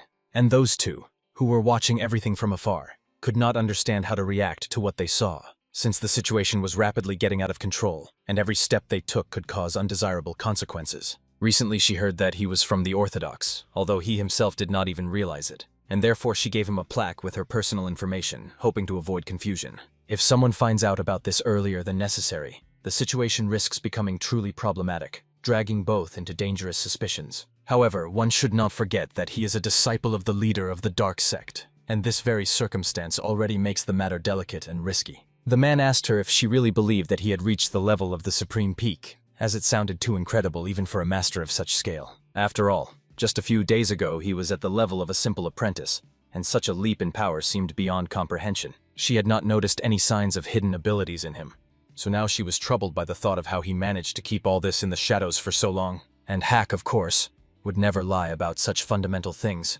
which made this story even more disturbing. Therefore, she came to the conclusion that she would definitely have to act alone, even if it required serious decisions and risks. Because if he really is at the level of the supreme peak, then she must pull him to her side at any cost, as such power can overturn the balance of power in the clans. With this decision, she decided to personally go to him and independently figure out what was happening and who he really was. Meanwhile, the hero arrived at the official estate of the Disciples of the Dark Sect, where he was to begin a new stage of his journey. And they were sincerely amazed at how luxurious this place turned out to be, as such generosity seemed almost excessive for a newcomer. However, everything was simple. The hero had already become an official disciple and gained a much better position than he had before among others. But as soon as he entered, he immediately felt that everyone was closely watching his every move, as if they wanted to read his intentions. There was a guard at the estate, but in reality they were only overseers. And even the servants studied martial arts, which once again proved the Dark Lord's distrust. The hero would have to come up with a way to get rid of their supervision, or at least reduce it in order to be able to act freely. After all, he had already promised the second young master that he would seize the Dark Sect, and now he had to see it through to the end. And he intended to keep this promise, because there was no way back, and retreat would mean losing everything. When he was brought to the room, one of the servants said that his duties ended there, and politely apologized, but the hero stopped him, asking again if his name was really Sok. He addressed him with the request, hinting that he had an important matter to discuss that could not be spoken about in the presence of others. Sok, of course, was intrigued, since it was not every day that a pupil of such status wished to talk to a simple servant. Looking around and seeing that there were too many people nearby, he decided that Sok was unlikely to risk foolishness and agreed to go with him further. When they entered the room, the hero immediately asked what his real task was and what duties were assigned to him. He said directly he had to report about him to the leader of the Dark Sect, and this did not surprise the hero at all. The hero stated that he did not care that he was being watched, but Sok was to report only what he himself allowed to be told. He emphasized this once again, making it clear that from now on the information reaching the leader would pass through his filter. Sok, feeling this, calmly replied that he heard nothing, and the words spoken apparently did not reach him. However, the hero immediately showed his selfish confidence and warned that Sok would regret it if he tried to disobey him. Such a superior attitude towards a person who was specially assigned to watch over him shocked everyone, and some even thought that the hero had become too self-confident after defeating the younger students. He insisted that he should act only on the orders of the sect leader, and no external instructions were mandatory for him, as if wanting to remind about his true subordination. Having said these words, he turned around, showing that he no longer intended to listen to such conversations, and tried to leave quickly to avoid further pressure. But at that very moment, the hero reached out his hand to him, stopping him, and this action made Sok sharply turn around, not understanding what was happening. This is how the ritual of attachment began, and the atmosphere in the room changed sharply, as if someone had stretched an invisible string between them, filling the space with tension. Sok suddenly fell to the ground, almost hitting his nose. So unexpected was the force that pressed him to the floor in an instant. He did not understand what was happening, and how it happened that a sword suddenly appeared behind his back, which made his heart beat faster from fear. He even began to have thoughts that the hero really wanted to kill him, because the situation looked too threatening and unpredictable. But this was not the case, because the hero simply placed the sword in his hand, as if passing something important, although this gesture hardly calmed the frightened Sok. Later, Gen 1 learned that Sok dreamed of marrying a female guardian, building his own mansion in the outer castle, and living a peaceful life with her. He explained that he learned about this thanks to the sword, which, being a weapon that exposes human flaws, possesses the ability to make a person reveal their deepest desires. But he warned that if his beloved dies, then these dreams are not destined to come true. And these words sent a chill down Sok's spine. Because of this, a plan arose in Sok's mind, to pretend that he is loyal to Gen 1, and then to pass all the information to the sect leader, accusing the hero of dangerous intentions. He intended to report that this man should not be accepted as a disciple at all, and that his presence could become a threat to the sect. But suddenly, something quietly tinkled behind his back, causing him to flinch and sharply turn his head. Sok noticed a small detail and saw a tiny ornament, a butterfly that flashed in the light, attracting his gaze. It was a butterfly pin that was once given to that girl, and Sok immediately understood its meaning, which shocked him even more. At that moment, the hero calmly but coldly asked him to understand the hint, which required no further explanation. If he betrays, then next time there will be a head lying on the floor with that very hairpin. And this threat sounded so real that Sok was breathless. The hero ordered not to tell the leader about the fight, but only to say that he and the second disciple simply crossed paths and peacefully parted after a polite refusal. After that, he himself decided to clarify something by asking why Sok looked as if he was about to cry, although nothing had happened. But in Sok's eyes, the hero already looked like a real devil, capable of deciding anyone's fate with a single word, and fear froze his thoughts. He still did not know who exactly had set the hero up with this trap, and this remained the greatest mystery for him in the entire incident. But Gen 1 achieved exactly what he wanted.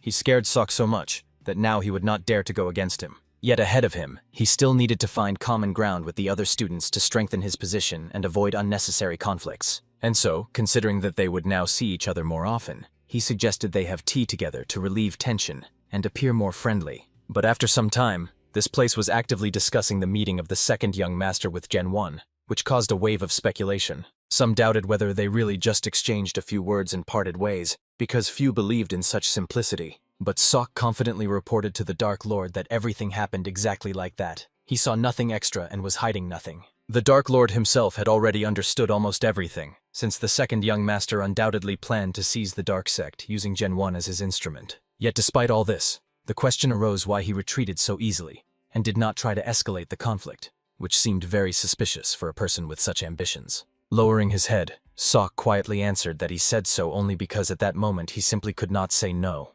as if something was pressing on his throat and taking away the ability to resist. He wanted to confess that this boy was impossible to control, that he was hiding his terrible power, and was the very embodiment of danger that should not be underestimated. But fear and the feeling of an outsider's gaze froze him so much that he could not even open his mouth, so he only said that nothing happened, avoiding the truth. Having felt this, the Dark Lord suddenly laughed, as if the situation seemed even a little amusing to him. He admitted that it would indeed be problematic if those two had done something serious, so he took it as a relief and allowed Sok to be free and go rest. But at that very moment, someone addressed the head of the sect, interrupting his peace. The person said that it seemed Sok's report was incomplete and he clearly concealed part of the information. Then the Dark Lord himself reviewed everything more carefully, noticing that Sok looked too pale and anxious, as if something really remained unspoken. After all, the second young master would not have left just like that without causing at least a minimal conflict. It was clearly not his style. All these suspicions made the leader order to establish covert surveillance on Sok to find out if he was hiding anything, and also on everyone who is in the Gen 1 estate, so as not to miss any detail that might concern this strange youth. Everything they learn must be sent directly to him immediately, without any delays. After that, the Dark Lord approached a small box that he had not opened for a long time. He unlocked it, and inside lay an ancient scroll wrapped in fabric darkened by age. Unrolling the scroll, he began reading line by line, scrutinizing every symbol. There were ancient hieroglyphs written in a lost style that few today could even recognize. What he read made him smile faintly, as if he had found confirmation for his assumptions. A week had passed since then, and the Dark Lord had new reasons for concern, each seeming more serious than the last. The first was a demonstration of Mok Genwan's talent. He was ordered to show everything he knew about the Phantom Shadow Claw technique. The young man performed it so flawlessly, as if he had trained it for years, and this shocked the Dark Lord to the core. He questioned the servants, and found out only that Gen 1 had no opportunity to even touch such techniques,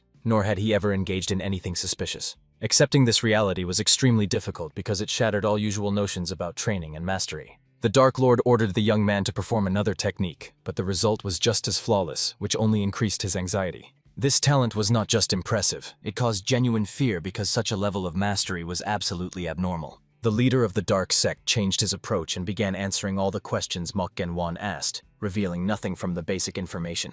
But all his questions were predictable, which made the situation even stranger. The young man inquired who created the mask the Dark Lord wears, and this question seemed quite unusual. He did not ask a single question about martial arts, instead inquiring exclusively about the secret techniques of the Dark Lord himself. This became the second reason for concern, because to teach a person secret techniques, trust is needed, which the leader had absolutely none of towards Gen 1. That is why he did not teach him the third move of the Ice Phantom Blade technique, and did not pass on any secret techniques.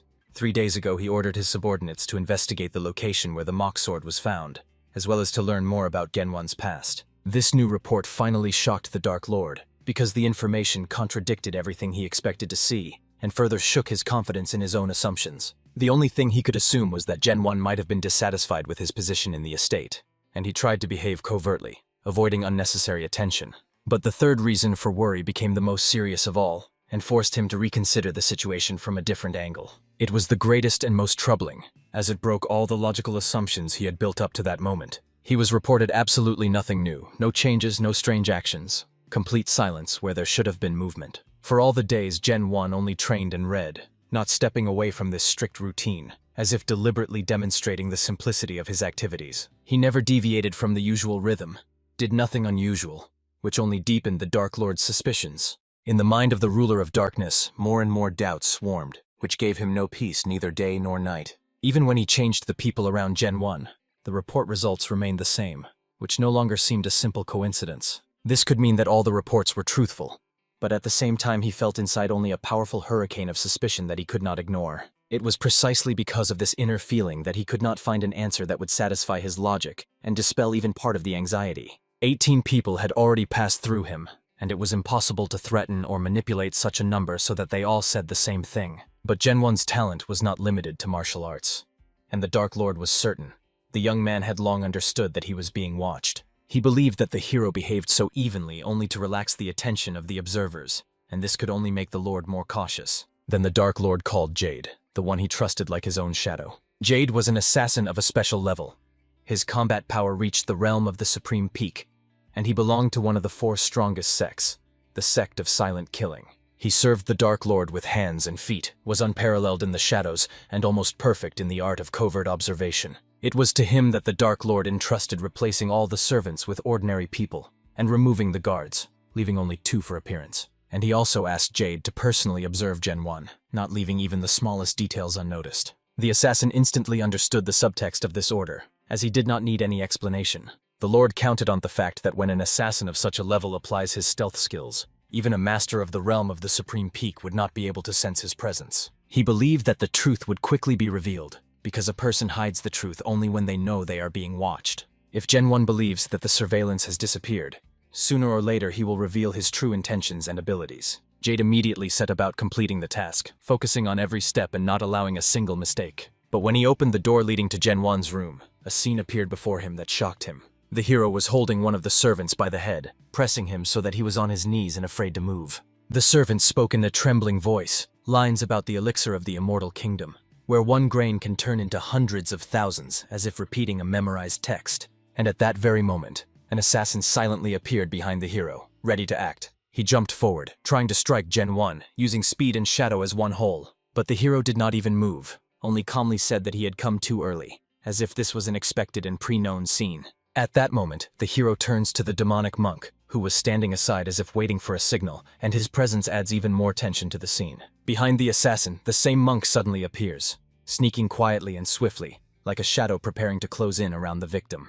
The thing is, 3 days ago a mortal ordered the Azure Spirit and the demonic monk to track down those who possess the powers of the Dark Sect and to check who exactly is watching him. It was then that they came across Jade, who turned out to be the one the Dark Lord had sent on shadow reconnaissance. He was experienced and skilled in stealth, but such tricks are powerless against spirits, so they quickly overcame him and forced him to work for them. As a result, in just a week after joining the Dark Sect, the mortal managed to subjugate a significant part of its hidden influence. And now he had already succeeded in seizing a substantial portion of the sect, advancing further with the same cold precision. After some time, he also wanted to find out one important question that had long troubled him: how the demonic monk manages to be in a new body, since now the assassin's body fully belonged to him and obeyed his will. And the scroll lying in his hands was the very report that the Dark Lord constantly kept before his eyes, trying to understand the situation. Naturally, the hero's curiosity about what exactly was written inside was overwhelming, as the scroll could contain any important secret. The demonic monk approached closer to better examine it, and give the answer the mortal expected to hear.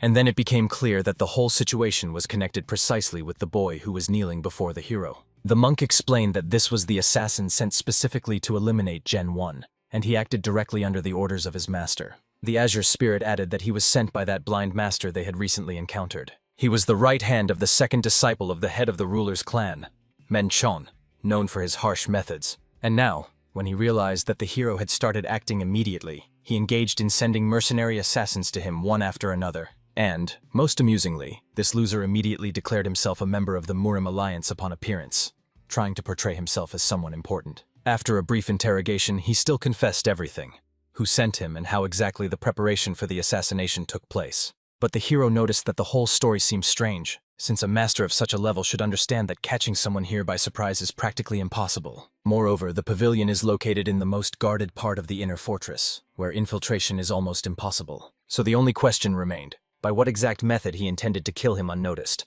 and whether he even counted on success. But then suddenly, a thought came to the hero's mind that instantly changed his understanding of the whole situation. And then it became obvious that all this was not a coincidence, but a carefully prepared scheme. A bright light suddenly bursts into the room, cutting through the darkness and destroying any doubts. Now it was clear. He did not enter here secretly at all. On the contrary, his arrival was deliberately allowed. In a city of this level, no assassin would be allowed without an alarm signal. Otherwise, it would be an extreme absurdity. It turns out he was deliberately permitted to pass. Most likely, it was a trap set by the Shadow Union for potential spies to uncover their true purpose of infiltration.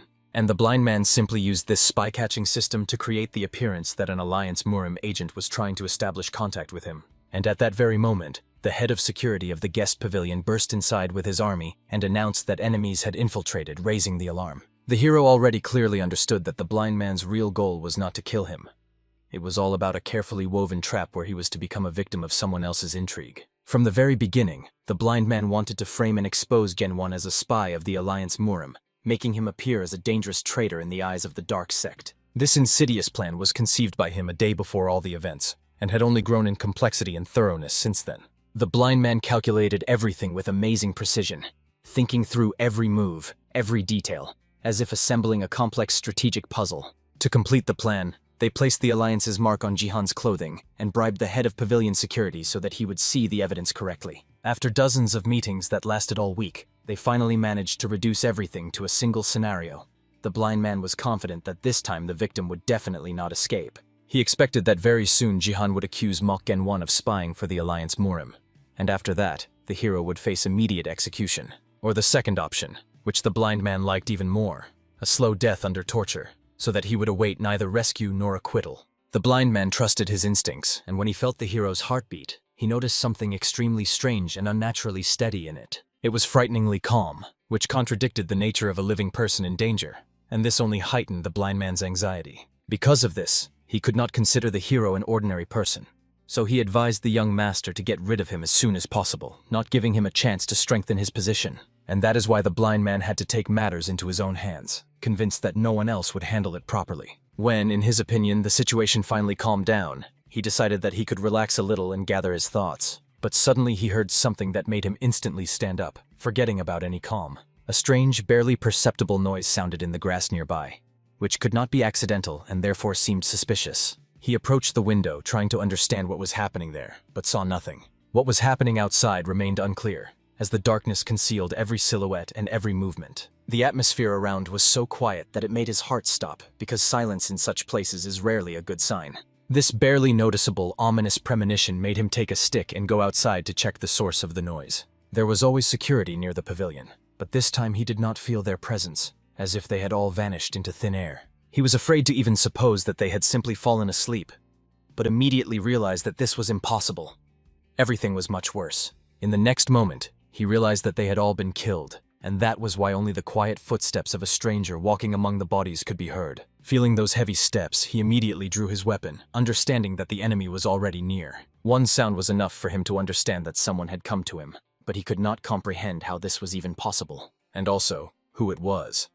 none other than Gen 1, who loudly asked how a blind man managed to maintain confidence in his own tricks for so long. Gen 1 continued to smile, and although there was still blood on his shield, it seemed not to bother him at all. Then he threw the blind man some object, a small gift that made him shudder even before he touched it. Only after feeling the shape under his fingers did the blind man realize whose head it was, and he almost screamed when he understood he was holding the head of Jin Haga. Gen 1 calmly thanked him for all the efforts made in recent days, and it sounded like a cold verdict, and added that now he was ready to repay them fully, without any leniency. Holding the sword before him, this frightened fool could only ask himself what was happening at all, because the world around him began to collapse at lightning speed. In the void, a heart pulsed. An anxious premonition was preparing to shatter the silence. Bare feet rushed forward, striking sparks against the floor. A battle thundered in the hall. Steel clashed against steel. Blue energy tore through the air. The man in white barely held back the onslaught, frantically seeking an explanation for his own downfall. Once, Uriam, a treacherous smile above the go board, was supposed to mark the beginning of a perfect setup. But the plan fell apart. The opponent himself turned into an insurmountable wall. The bloodied youth grinned in a manic snarl and made a decisive strike. An hour earlier, heavy footsteps echoed near the campfire as the guard prepared for the raid. The pavilion was surrounded by dozens of masks. The spy was cornered. The head of security, Cho Yom-hun, confidently demanded that the rat crawl into the light. He did not believe that the infiltrator would really dare to appear in the Shadow Sect's lair. A crowd of warriors filled the courtyard while the captain savored his upcoming retribution. For him, it was the perfect chance to squash an annoying insect under the guise of justice. A cold order sounded to drag the prisoner out by force if he did not want to die with dignity. Suddenly, a mocking voice came from the darkness, making everyone freeze in place. An unknown man roughly held the torn body by the collar, ironically reproaching the guards for their slowness. A dark-haired young man stepped into the torchlight, dragging a real spy behind him. The beaten spy fell at the feet of the guard. The young man intercepted him right at the entrance. He calmly suggested waking the prisoner to extract the whole truth from him. The young man's feigned surprise and cunning smile trapped Cho Yom-hun. Every word indicated that the head of security himself was trying to hide the evidence.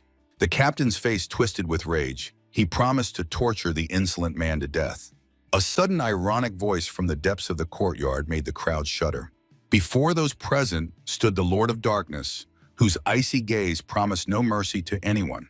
While the head of security was babbling excuses, the prisoner suddenly tore the night apart with a frantic scream. The captive fell to his knees, desperately demanding freedom before the bewildered crowd. While Cho Yom-hun was lost in guesses, the spy begged him for forgiveness with tears. Panic overwhelmed the head of security. He did not understand why the prisoner was playing the role of his accomplice. The bloodied man shouted to kill him, but to spare his kin, while behind his back a sinister smile loomed. Sweating from horror, Cho convinced the Lord of Darkness that all this was just a vile provocation. In anger, he swung his sword, trying to forever silence the inconvenient witness. The blade was stopped by a guard with a burning gaze, ironically hinting at the captain's excessive nervousness. Cho trembled with rage, feeling the noose of accusations tightening around his neck. Whispers spread through the crowd. The word conspiracy sounded like a death sentence. The guards no longer trusted their commander, suspecting him of a dirty game against his own. Tension in the courtyard reached its limit. Control finally slipped from the hands of the head of security. The last desperate scream of Cho drowned in the eerie laughter of the girl behind him. The Lord of Darkness towered above everyone, radiating an aura of inevitable and cruel retribution. The prisoner continued to drown the captain, swearing that he was only carrying out his secret orders. Guard Bayok coldly promised the Lord to personally take the traitor into custody. Cho hysterically called for help, but no one listened to his excuses anymore. A stern order sounded, and the terrible scream of the head of security tore through the night air. The guards tightly surrounded the target, preparing to carry out their ruler's last will. A sudden slash, and Bayok cut the prisoner's throat, splattering the courtyard with hot blood. The Lord of Darkness watched the execution impassively, noting the finale of this spectacle. Drops of blood froze on her face. She strictly forbade anyone to mention this incident. A dead silence fell, leaving no room for doubt or objection. Looking into the void, the ruler felt a strange, disturbing turmoil deep in her soul. Through the flames of torches, she sought answers among the cold masks of her warriors. Her gaze stopped on the young man. A sudden realization pierced the mind with sharp pain. He stood before her, bloodied and calm, with a barely noticeable victorious smile. The hand tightly gripped the sword. The feeling of a fatal mistake grew stronger. The silhouette of Lord of Darkness vanished into the rainy darkness, leaving the bloodied courtyard behind. The heart pulsed blue again. The puzzle of this night refused to come together. The memory broke off. The man in white flew back from the blow, recognizing the same fatal feeling in his opponent. The battle flared with new strength. The young man struck the enemy into the ceiling, tearing the hall with bursts of energy. While he struggled for breath, the boy with the light blade promised to repay the debt in full. The young man's sinister smile confirmed the worst fears. The delight in his talent turned into a burning thirst for murder. The sweaty man fell silent, realizing this audacious one could not be defeated by simple tricks. Darkness swallowed the enemy's silhouette, and in his eyes flashed a blue fire of pure rage. The primary whisper of the woman warned the young man of danger, causing him to hesitate for a moment. A lightning-fast strike instantly threw the boy backward, slicing the air with blue waves. The shadow warned, this enemy turned out to be far deadlier than it seemed at first glance. Despite the new wound on his face, the young man snarled fiercely. The opponent had indeed managed to gain a step forward. The man in white tightly gripped the strange weapon, acknowledging the boy's skill and cunning. He only boldly wiped the blood from his lip, mockingly questioning the reasons for such hatred. The enemy's face twisted with fanatical rage. He swore to personally end the rival's life. The young man only smiled wider. The hunt was becoming truly interesting. The man in white recognized the talent of the young genius, but instantly felt a fatal gap in his skill. He made a sharp lunge, knowing too rapid growth always leaves voids in technique. The blue blade sliced the air, forcing the young man to close himself with crossed blades amid the energy storm. From the powerful pressure, the boy slid across the floor, sparking clouds of sparks under the roar of metal. A dazzling white flash engulfed the hall, shaking the very foundations of the building. A furious dance of steel began. Golden and blue waves clashed under the continuous ringing of kakang. The attacker pressed with golden energy, lecturing that without deep inner strength, technique is just an empty shell. The young man went into a tight defense, while the enemy mocked his superficial and loose energy. The swing for the decisive blow was accompanied by another harsh lesson. The blade tore open the boy's chest.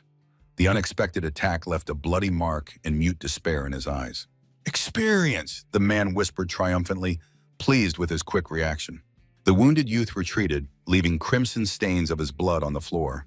Breathing heavily, he pressed his hand to the wound, but his gaze only grew darker and more focused. Light blades grew around as the enemy stated. Due to lack of experience, the boy's strength was rapidly melting away. The light of the enemy's attack reflected in the youth's eyes as a reminder. The world of battles knows no mercy. The man gripped the golden hilt, preparing to strike at the revealed gaps in the defense. The air shuddered. The inscription proclaimed the activation of the fourth form of the spiritual sword. The flare that cuts the moon crashed onto the target with a wall of dazzling golden flames. Blinded by the grandeur of the attack, the young man froze for a moment in sincere, almost childlike delight. Dozens of blades sliced the space. The perfect form of the sword impressed with its deadly beauty. But interest quickly turned into predatory determination. He gripped the weapon tighter. With a fierce cry, the boy unleashed his own wave of strikes, rushing straight into the heart of the destructive element. Two mighty techniques collided in a chaotic explosion, tearing the hall to pieces. Cut by fragments, the young man only grinned maniacally. This deadly dance had finally become interesting. The young man laughed wildly amid the chaos, enjoying every second of the deadly battle. His feet slid on blood, but the thrill of the duel with a true master pushed out the pain. Mad excitement clouded his mind. This fight was better than anything he had seen before. The man in white raged, admitting, in a few years this boy would become invincible. He harshly pressed the defense, preparing to punish the audacious one for carelessness. The deadly strike was supposed to put an end. Overconfidence was leading the young man to death. A dazzling flash marked the climax of the decisive blow. The phantom woman screamed in horror, already saying goodbye to the life of her ward. But in a moment, her despair changed to silent shock. The blade stopped a millimeter from the throat, and the young man only calmly smiled death in the face. The system activated form severance, the technique of perfect evasion. A golden glow passed through the void, never touching the boy's skin. The master froze in shock. His perfect, calculated strike simply missed. The young man instantly counterattacked with a devastating blow to the stomach, knocking the wind out of the enemy. The man flew back, choking on his own blood and disbelief in his own defeat. The boy's bloodied palm froze in a new, even more threatening stance. The blue glow of the sword proclaimed the beginning of the first form. Repelling void. The phantom companion laughed with relief, struck by this pure madness. She watched in amazement as the apprentice mastered the higher rejection technique on the fly. Streams of energy manipulated space, embodying the philosophy of rejecting all existence. The woman noted the technique was still raw, but its effect was truly stunning. The young man admitted, catching the perfect moment against such an enemy was almost impossible. Wiping the blood, he suggested ending the game, as time was mercilessly running out. The man in white realized he had been outwitted, but he was not going to give up. His sword flared with intense yellow flames, causing the youth to tense for a moment. The master unleashed the shining sword, confident that trickery would not work twice. He admitted, despite the strange methods, the young man's technique deserved the highest attention. His own blade cracked from tension. The man felt he was losing everything. Gathering the last of his energy, he kicked the stone for the final burst. Stone of emptiness! The shout of the final technique sounded, meant to put an end. The young man only snarled maliciously, mocking the limited arsenal of the master. Horror froze the man. What he saw contradicted the laws of nature. The boy perfectly copied the seventh form, enveloping it in a frightening dark aura. Two identical strikes collided, but the blue darkness instantly crushed the light defense. The master screamed in pain, not understanding how his secret art ended up in the enemy's hands. This technique had been passed down for centuries only from teacher to student. The secret was trampled. Right in the middle of the deadly fight, the young man not only learned the secret, but fully reproduced it. A hail of black spears threw the man back. The fourth form left no chances. The bloodied master shouted into the void, refusing to believe in his own powerlessness. The young man's devastating turn completely shattered the remains of the enemy's shield. Dark energy engulfed the target. The boy's movements surpassed all theoretical limits. The heart pulsed in ecstasy. The copy turned out to be more perfect than the original. Looking into the eyes of the inevitable, the wounded man finally admitted, before him was a true monster. The youth smiled ominously, and the master's intuition screamed of the future destruction of his clan. With his last strength, he pressed against the floor, deciding to stop the monster at the cost of his life. The man grabbed the bare blade of the enemy's sword, ignoring the fountains of his own blood. A momentary surprise flashed across the boy's face at such a desperate self-sacrifice. With a torn mouth, the master rushed forward, acknowledging the talent but seeking revenge. A gigantic pillar exploded in the hall, the last cord of the master's life energy. He risked everything, turning his rage into a giant blade of light. A dazzling aura hovered over the youth, promising to reduce him to dust. After the massive explosion, a tense silence fell in the ruined corridor. Suddenly, the master grabbed his neck, feeling a sharp, burning pain. A thin red thread appeared on the throat. Consciousness began to fade. A shard of steel fell with a clang onto the stone, marking the end of the duel. The veins on the young man's hand bulged from incredible tension. His chi became tangible. The boy wiped the blood, and the master realized the enemy's strength had suddenly tripled. The sweaty man was gasping from a terrible thought. The young man had still not fought at full strength. The victor leaned over the victim with a condescending smile, asking about the reasons for such foolishness. The contemptuous gesture was the last thing the panic-stricken man saw. The deadly metal smoothly slid into the sheath under a short "and now." The young man walked away, and behind his back a bloody fountain burst from the decapitated body. The bloodied figure of the master froze on the floor. The fight was over, but the price of victory was high. The ghostly woman smoked a pipe, acknowledging the enemy's strength and urging the student not to stop at what had been achieved. She thoughtfully exhaled smoke, amazed at the speed with which the young man crossed the chasm between levels of mastery. Suddenly the room filled with swirling dark energy, a rare sight for mortal eyes. From the black fog emerged a giant figure. The spirit of the deceased began to take on its true form. The master died, filled with regret for the deeds he never managed to complete. His ghost flared with a blue light, crying out about the cosmic injustice of his fate. Anger overwhelmed the spirit as he saw the face of his killer, again, Mokyonvona. The dead man's eyes ignited with otherworldly fire. He vowed to turn the boy's life into endless hell. The young man only smiled contemptuously. The ghost's threats were not even worth his attention. With a lightning-fast movement, he extended his hand, wrapped in a blue aura, straight to the surprised spirit's throat. The ghost froze in deadly paralysis, unable to believe that a living being could touch him. To the brief question, "Do you see me?" the young man answered with an icy confirmation. The grip was dead tight. The ghost screamed in panic, trying to break free from the mortal's hands. The boy ordered him to be silent, while behind his back appeared his ghostly mentor. She looked at the fresh spirit with a sneer, who had forgotten his place too quickly. Despair gripped the master. He never understood what kind of monster he was really facing. The question was brief. What to do with this energy? The answer: absorb and cleanse. The youth looked at the prisoner with feigned pity, preparing the final act of execution. With a predatory gleam in his eyes, he advised the enemy to seek peace in the next life.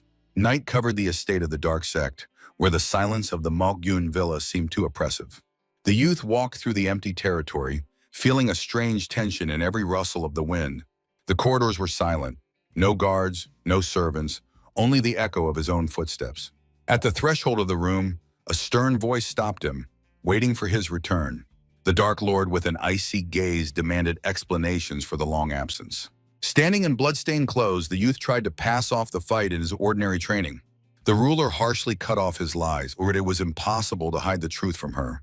The young man tried to justify himself with a guard, but the Dark Lord only suspiciously echoed his words. She asked if he was familiar with the feeling of wrongness. The boy was momentarily surprised. The more inconsistencies accumulated, the stronger her inner discomfort became.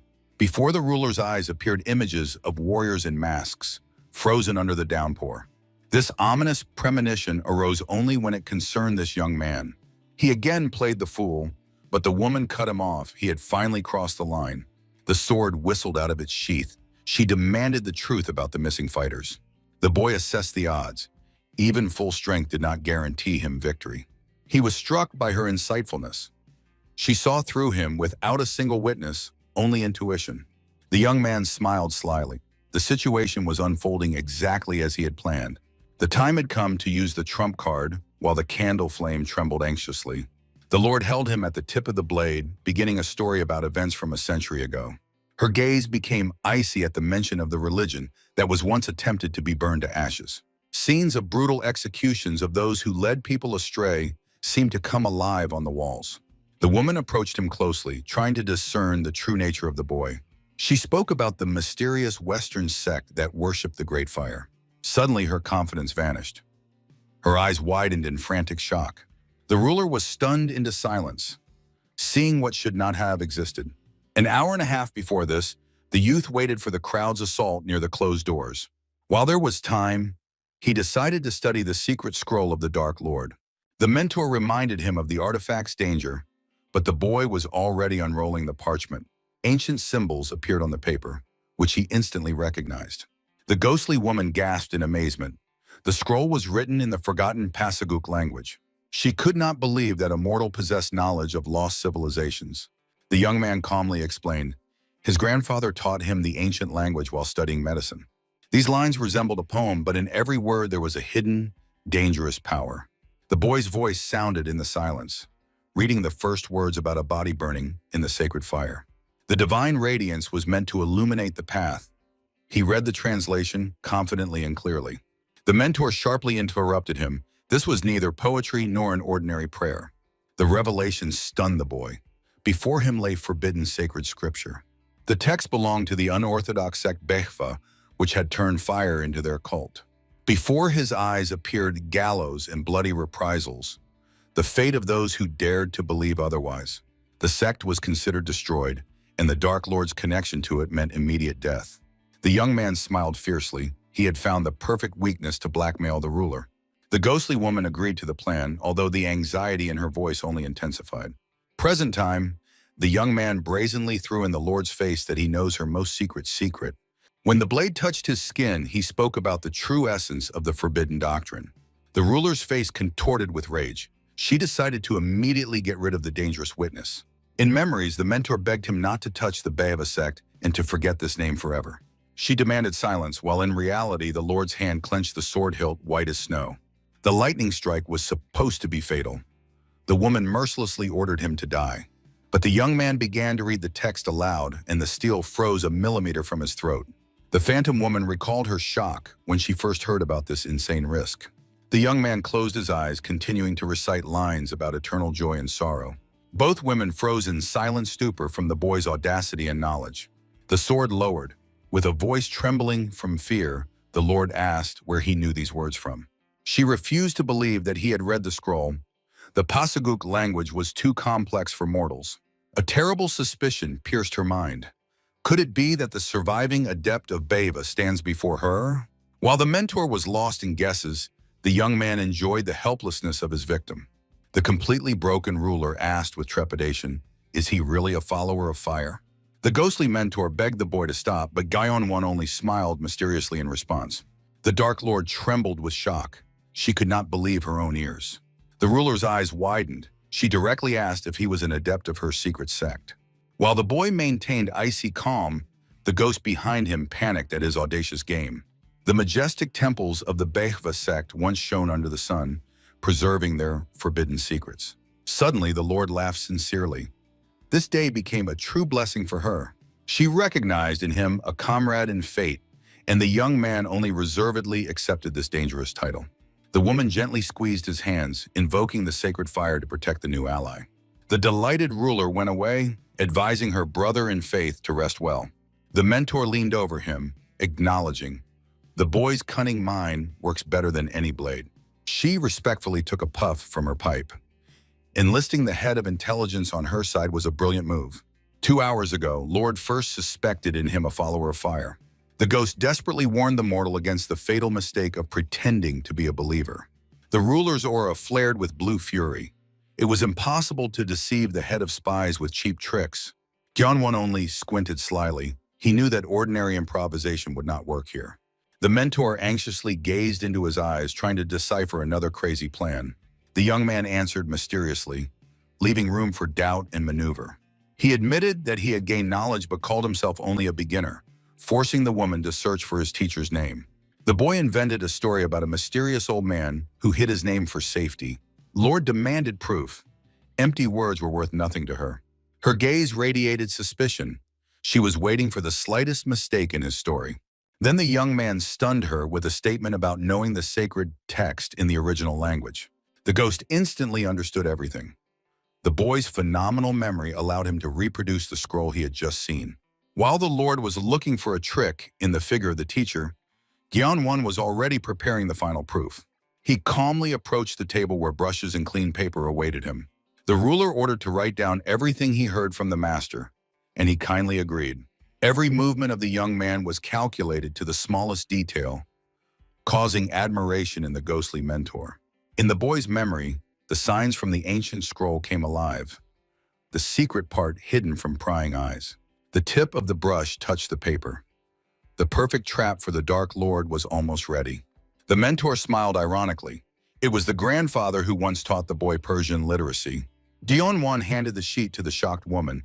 One audacious lie was intricately layered over another. The Lord recognized the sacred revelation in the lines. The fiction perfectly fit the fabric of truth. A tear rolled down the fanatic's cheek. She believed that only the great elder could have given this knowledge. Illuminated by golden light, she recognized the young man as the true heir of her faith and teachings. The ghost released thick smoke, stating, "Blind faith is the most terrible and destructive weapon." The woman, in ecstasy, grabbed Gyeon-won by the shoulders, proclaiming him a full-fledged member of the secret brotherhood. She begged to name the location of the teacher, but he cold-bloodedly lied about his mysterious disappearance. While the Lord wiped tears of happiness, the ghost only mocked her ignorance about the identity of the true elder. The deception succeeded brilliantly, but Gyeon-won suddenly remembered another critical detail. A sharp strike on the table made both women flinch at the unexpected turn. The mentor fell into slight panic, trying to guess the limits of her protege's new trick. The young man drew new symbols on the paper, pretending not to understand their secret meaning himself. The Dark Lord's gaze instantly filled with primal horror at what was seen on the paper. The calligraphic inscription testified to only one thing: Phantom Sword. The mentor sincerely admired the boy's audacity. He was playing with fire on the edge of complete madness. The killer of the grandfather in the straw hat became the main target for the unsuspecting intelligence. The Lord tightly clenched the sheet. Now all the power of her spies was thrown into the search for the young man's personal enemy. Jeon-won snarled maliciously. He skillfully made the enemy army work for his own revenge. Shedding the bloodstained clothes, Yeon-won unfolded a plot that went far beyond human understanding.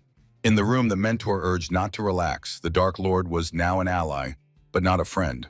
The Lord's fanaticism made her unpredictable. She was ready for any sacrifice for her beliefs. The ghost fearfully recalled her burning eyes, hoping that the boy would not get stuck in this sect. The young man took a new crimson mantle, savoring the irony of his precarious position. Every move he made was part of a great performance that was only beginning. Dressing in the outfit, he teased the mentor for her prejudice against foreign sex. The boy's straightforwardness made the phantom woman awkwardly blush from surprise. She turned away displeased, hiding her embarrassment behind her usual grumbling. Eventually, the spirit reluctantly admitted her judgments were indeed clouded by old grievances. Jeon-won smiled warmly. He liked the mentor's honesty above all else. The woman quickly returned to business. Despite all the tricks, she would have to act alone. A cold determination flared in the young man's eyes. It was time to track the Phantom Sword. Previously, the Dark Lord had disappointed him. Even the head of intelligence had no data on this assassin.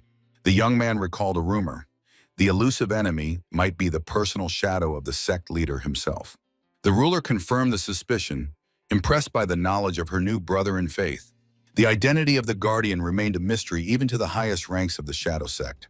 Jeon-won clenched his jaw. The enemy was hiding behind a wall of absolute unknown. Suddenly, a new plan flashed through his mind.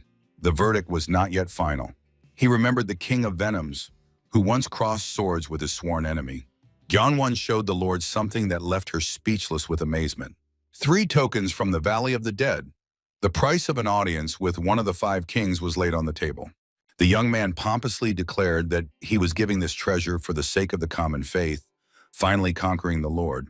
The touched woman accepted the sacrifice, promising her full support and assistance. While they exchanged pleasantries, the mentor wearily observed this hypocritical game. The departure was scheduled for tomorrow. The Dark Lord's haste was a surprise to the boy. The feast at the elder's estate was the perfect excuse for a secret meeting with the King of Poisons. Hearing the name of the legendary master, the young man focused. The goal was very close. A predatory smile appeared on his face. The path to the true goal had finally opened. He understood the risk of a solo game, but there was no other way to obtain the information. Together with the bearer of the gift, Jeon-won set out on the road, not ceasing to think about the grandfather's killer. The image of Baek Saha surfaced in memory, the only one who knew the true power of the Phantom Sword. The time had come to hear the story from the first person and learn the price of his future revenge. Under the first rays of the sun, the young man was climbing the stairs to the estate where fate awaited him. Mock Jeon-won arrives at the destination. Behind him, a burly servant with a valuable gift. Before them, the estate of the legendary poison master, Baek Saha, carved directly into the rock. Jeon-won recalls old legends. It is hard to believe that this monster of the past is still alive. A sharp voice interrupts the thoughts. Time to move on. There is movement near the gates. Familiar figures make the young man tense. Ui So-yeon freezes in shock. She did not expect to meet Jeon-won here. No emotion. Jeon-won passes by, radiating icy calm. A heavy pause. Both sides instantly calculate their chances in this political game. 2 camps, 1 destination. The tension becomes physically palpable. So-yeon breaks out in a cold sweat. She understands. He came to take what belongs to him. The calculation is simple. Support of the Poison Master is a guaranteed victory in the struggle for power. But anxiety does not let the girl go. Why is everything going off plan? The air smells of inevitable conflict. There is no turning back. A sharp change of scene. Assistant Jong-im is suffocating in a steel grip. In front of him, a madman with a predatory snarl craving explanations. The body is thrown to the floor like trash. Pleas for mercy are futile. A cold order. Get rid of everyone. The executioner is already raising the axe over the guards. A bloody bath. Screams instantly fall silent under the blade of steel. The last survivor trembles with horror. Death is already looking him in the eyes. The leader's rage materializes into a heavy, deadly aura. The conclusion is unequivocal. The attacker is a master beyond human capabilities. The head of the Changji Association's security is dead. The killer left no trace. The leader's predatory snarl. People of such caliber in this world are few. An oppressive silence prevails. The hunt is officially underway. The echo of his words makes those present shudder at the scale of the threat.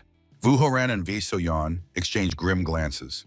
The atmosphere becomes suffocating. San Yun, the king's blade apprentice, erupts with a destructive blue aura.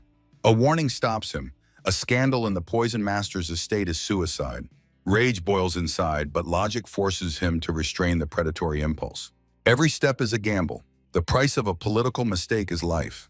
For Vi Soyan, this is the last chance to gain support in the fight for the throne. Her rival seeks only revenge and power. He will not back down. Faction leaders take the stage. The game has begun. Jian Wan follows, maintaining icy calm amid the chaos. A guard's hand crosses the path. Stop! A stern official demands an answer. Who dared to come without an invitation? One phrase, apprentice of the Dark Lord, and pride turns into a deep bow. He is offered a brush. The guest's name must be inscribed in history. Instead of a reception, a cold order to leave. The Master of Poisons is in mourning. Entry for outsiders is closed. Only the special are allowed. Gyeonwon is not on the list. The official enjoys the moment, arrogantly refusing the envoy. The verdict is final. Go back. Gyeonwon only smiles. He has a trump card that no one suspects. While the chosen are led to the annex, the young man prepares his night's move. Inside, refusal reigns. The master of the estate does not intend to support anyone. The decision is made. Guests must immediately leave the territory. The doors open. The matriarch of the family appears in the hall. Bows and polite smiles conceal the true hostility of those present. The air becomes heavy with hidden threats. Ninhak plays diplomacy, but So Yan sees through his vile nature. Red energy sparks between the rivals. One move, and the slaughter will begin. The matriarch sighs resignedly, trying to keep peace in her home. The ceremony is interrupted by a servant's panicked scream. Something has gone wrong. The Dark Lord's apprentice has arrived. The words strike like thunder. 3 silver tokens, an artifact that makes the matriarch's heart stop in shock. The lady's tone instantly changes to pleading. She asks the guests to wait. A time bomb. The enemies will have to share the table with their worst nightmare. Jianwan confidently strides down the dark corridor. The path is open. 3 tokens are the right of the victor. His request is now a law that cannot be broken. The doors slide open. He stands before the elite without a shadow of fear. Traditional greeting. The official declaration of war has begun. The matriarch assesses the audacious one. This is not just a student. This is a threat to their entire world. Gyeonwon instantly evaluated the new situation with an icy gaze. The servant politely but firmly ordered everyone to wait by the entrance. The competitors froze. The sudden appearance of a dangerous rival threw their plans into disarray. The patron's joyful laughter confirmed the youth's status. He was expected here. The girl measured the boy with an openly contemptuous and cold look. She venomously reminded him of the hierarchy, trying to put the audacious one in his place. The guard dryly warned those present against unnecessary noise before the gate. The heavy doors of the hall thunderously opened, inviting the guests inside. The servants realized it would no longer be possible to expel the new favorite. The mistress only sighed resignedly, anticipating inevitable problems. The clan matriarch personally came out to meet them, surprising everyone with her presence. The woman reluctantly allowed the group to meet her legendary husband. To the wave of outrage, she responded briefly, accept it or leave. Just the mention of the master instantly silenced the crowd with fear. The guards froze in silent shock at the mistress's decision. The contenders moved toward the gloomy annex where the king of poisons lived. The guide abruptly stopped before the massive sealed gates. He coldly advised everyone to prepare for the worst-case scenario. This warning sounded like a direct threat to the life of everyone present. The gate to the monster's lair finally creaked open. The lungs burned. The air was thickly soaked with deadly poison. A dense green fog instantly engulfed the space, erasing the boundaries of reality. The competitors panicked, realizing the full cruelty of the first test. The girl tensed and froze, feverishly calculating her chances of survival. It was the Black family's signature poison, a substance that dissolved flesh with no chance of healing. The contenders were petrified with horror before the poisonous veil. Gyeon-won was the first to cold-bloodedly step right into the deadly fog. The matriarch mentally buried the audacious one, expecting his instant death. While the guards shouted for a doctor, the young man inhaled the toxic fumes with pleasure. He flawlessly listed every ingredient of the mixture as if reciting a tea recipe. The onlookers were left speechless by such audacity and skill. It seemed even the poisonous air bowed before his absolute confidence. The young man modestly attributed everything to a simple passion for herbalism. The matriarch realized before her stood a true genius, not just a lucky guy. To recognize such a composition by smell alone was an unattainable art for mortals. Gyeon-won moved on, leaving no chance for doubt or fear. The mistress instantly changed anger to mercy, seeing in the boy a wild advantage. The guide cast a contemptuous glance at the competitors left behind. The rest of the contenders feverishly prepared to cross the threshold of the death zone. An order sounded: immediately disperse internal energy to protect the bodies. The remnants of the group cautiously stepped into the green hell, trembling at every breath. The dark corridor led them to the very heart of darkness, where the king of poisons reigned. The guide dryly stated they had reached the designated place. Ahead, the concentration of toxins was off the charts, burning everything alive around. This poison was supposed to dissolve any flesh within a radius of tens of meters in seconds. The opponents were suffocating, struck by the colossal combat power of the legendary master. The servant respectfully reported the arrival of the entire trio of contenders. From behind the massive doors came genuine surprise. The guests turned out to be tougher than expected. The master's voice pressed physically, filling the hall with his devastating power. One step, and the inner energy flared, tearing the space apart. Zhongning Hak was the first to fall to his knees, desperately begging for an alliance. The brazen straightforwardness unexpectedly appealed to the master. The competitor devotedly bowed before the living legend, acknowledging his own insignificance. He swore to capture the sect, just to obtain the coveted alliance. The walls shuddered from the terrifying, loud laughter of the master. An icy voice demanded proof. Strength had to be proven in battle. The master promised to fulfill any wish to whoever simply stood on their feet. A devastating wave of poison instantly swept away the weaklings, smashing them into the floor. The contenders spat blood, vainly burning their last crumbs of energy. The master's son realized with horror his father had finally crossed the line.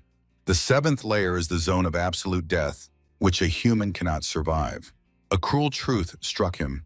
The father had planned their execution from the start. The doors of the throne hall epically shattered under the pressure of colossal force. The master sat relaxed in the eye of the storm, mocking the pitiful attempts to survive.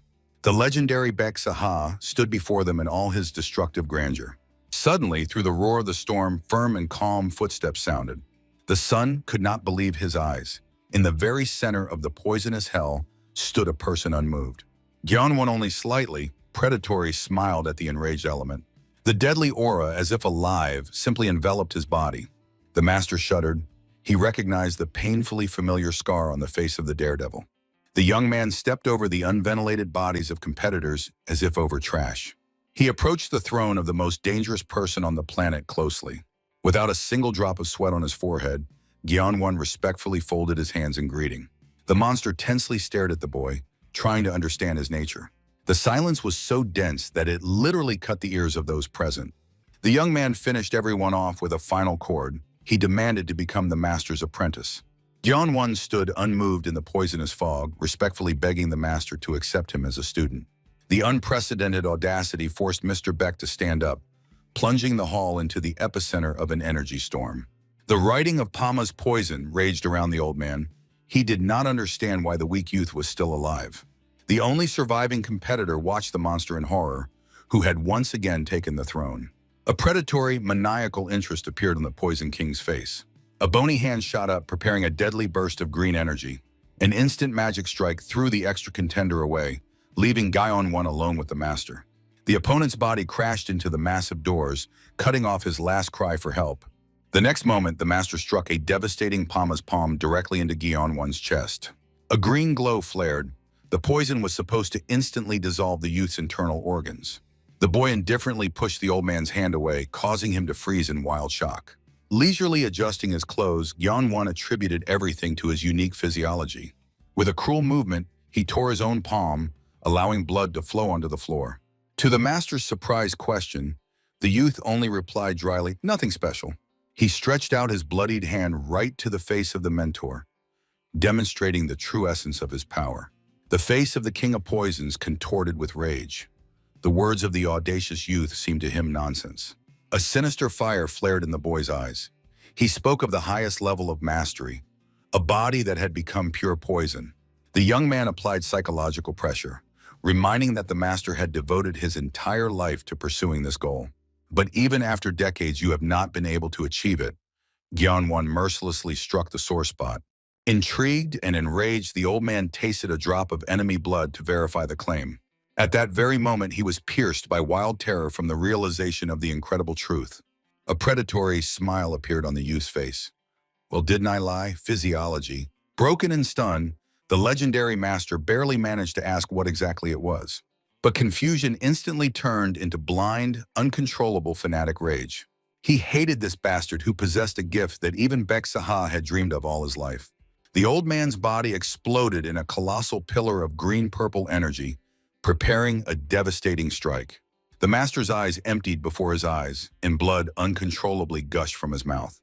The old man broke into a cough while his aura flared with an ominous violet flame.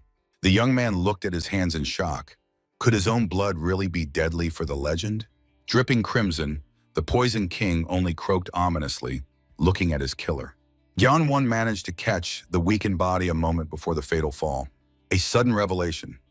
The old man had been paralyzed for years, hiding his helplessness behind a wall of poison. The golden eye illuminated the verdict. Toxic energy relentlessly broke through to the brain. Gyeonwon could not allow him to throw. The secret of the Phantom Blade was too valuable. The last trump card was played, the divine pill Cheonji, received from a demonic messenger. The glowing artifact ended up in the master's bloodied mouth as the last hope for salvation. The elixir instantly flared inside, engaging in an uneven battle with the destructive force. The old man's body arched in agony, releasing blinding rays of pure fury. Gyeonwon tensely watched the vibrating body, sensing something was wrong. Streams of pink magic burst out along with blood. The old man was burning away the remnants of his life. Memories transported him to the past, where little Baek was taught only one thing: obedience. He spent his whole life trying to catch up to the unreachable back of his majestic father. Baek, the founder of the clan and creator of the ruthless, poison scripture of Pam. He built the clan's greatness on blood, being the first to grasp the mysterious 8th layer. But the path to the top was strewn with corpses. The brilliant firstborn died in terrible agony.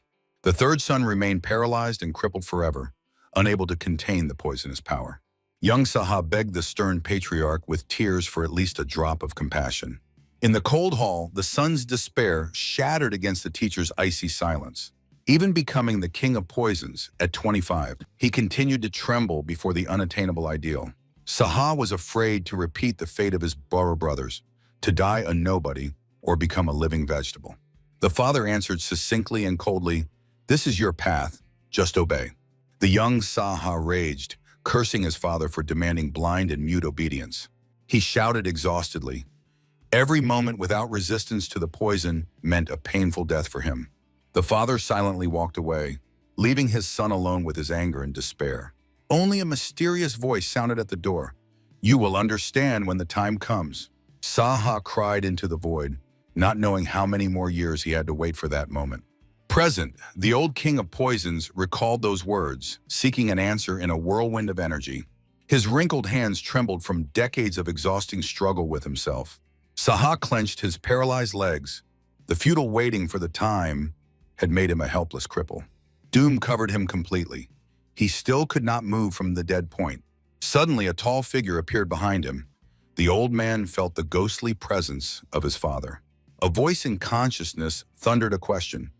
"Why do you fight? What is your essence?" Divine light flooded the room. Gyeonwon became for him the embodiment of an ancient instruction.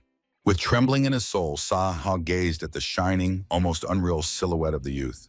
The vision transformed the boy into a majestic ancestor who gently spoke the son's name.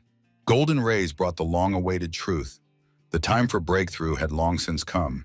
A grand realization pierced the mind. He had fought all his life against his own perfect nature. The master's body soared into the air, finally dissolving in a wild stream of pink magic. Saha finally understood his body had been ready for rebirth many years ago. The only obstacle was himself. Gaeonwon watched the miracle of evolution frozen. The youth realized the essence. The master ceased resistance and allowed the poison to become his blood. The mistress watched the old man's triumph with a smile. He finally had enough courage.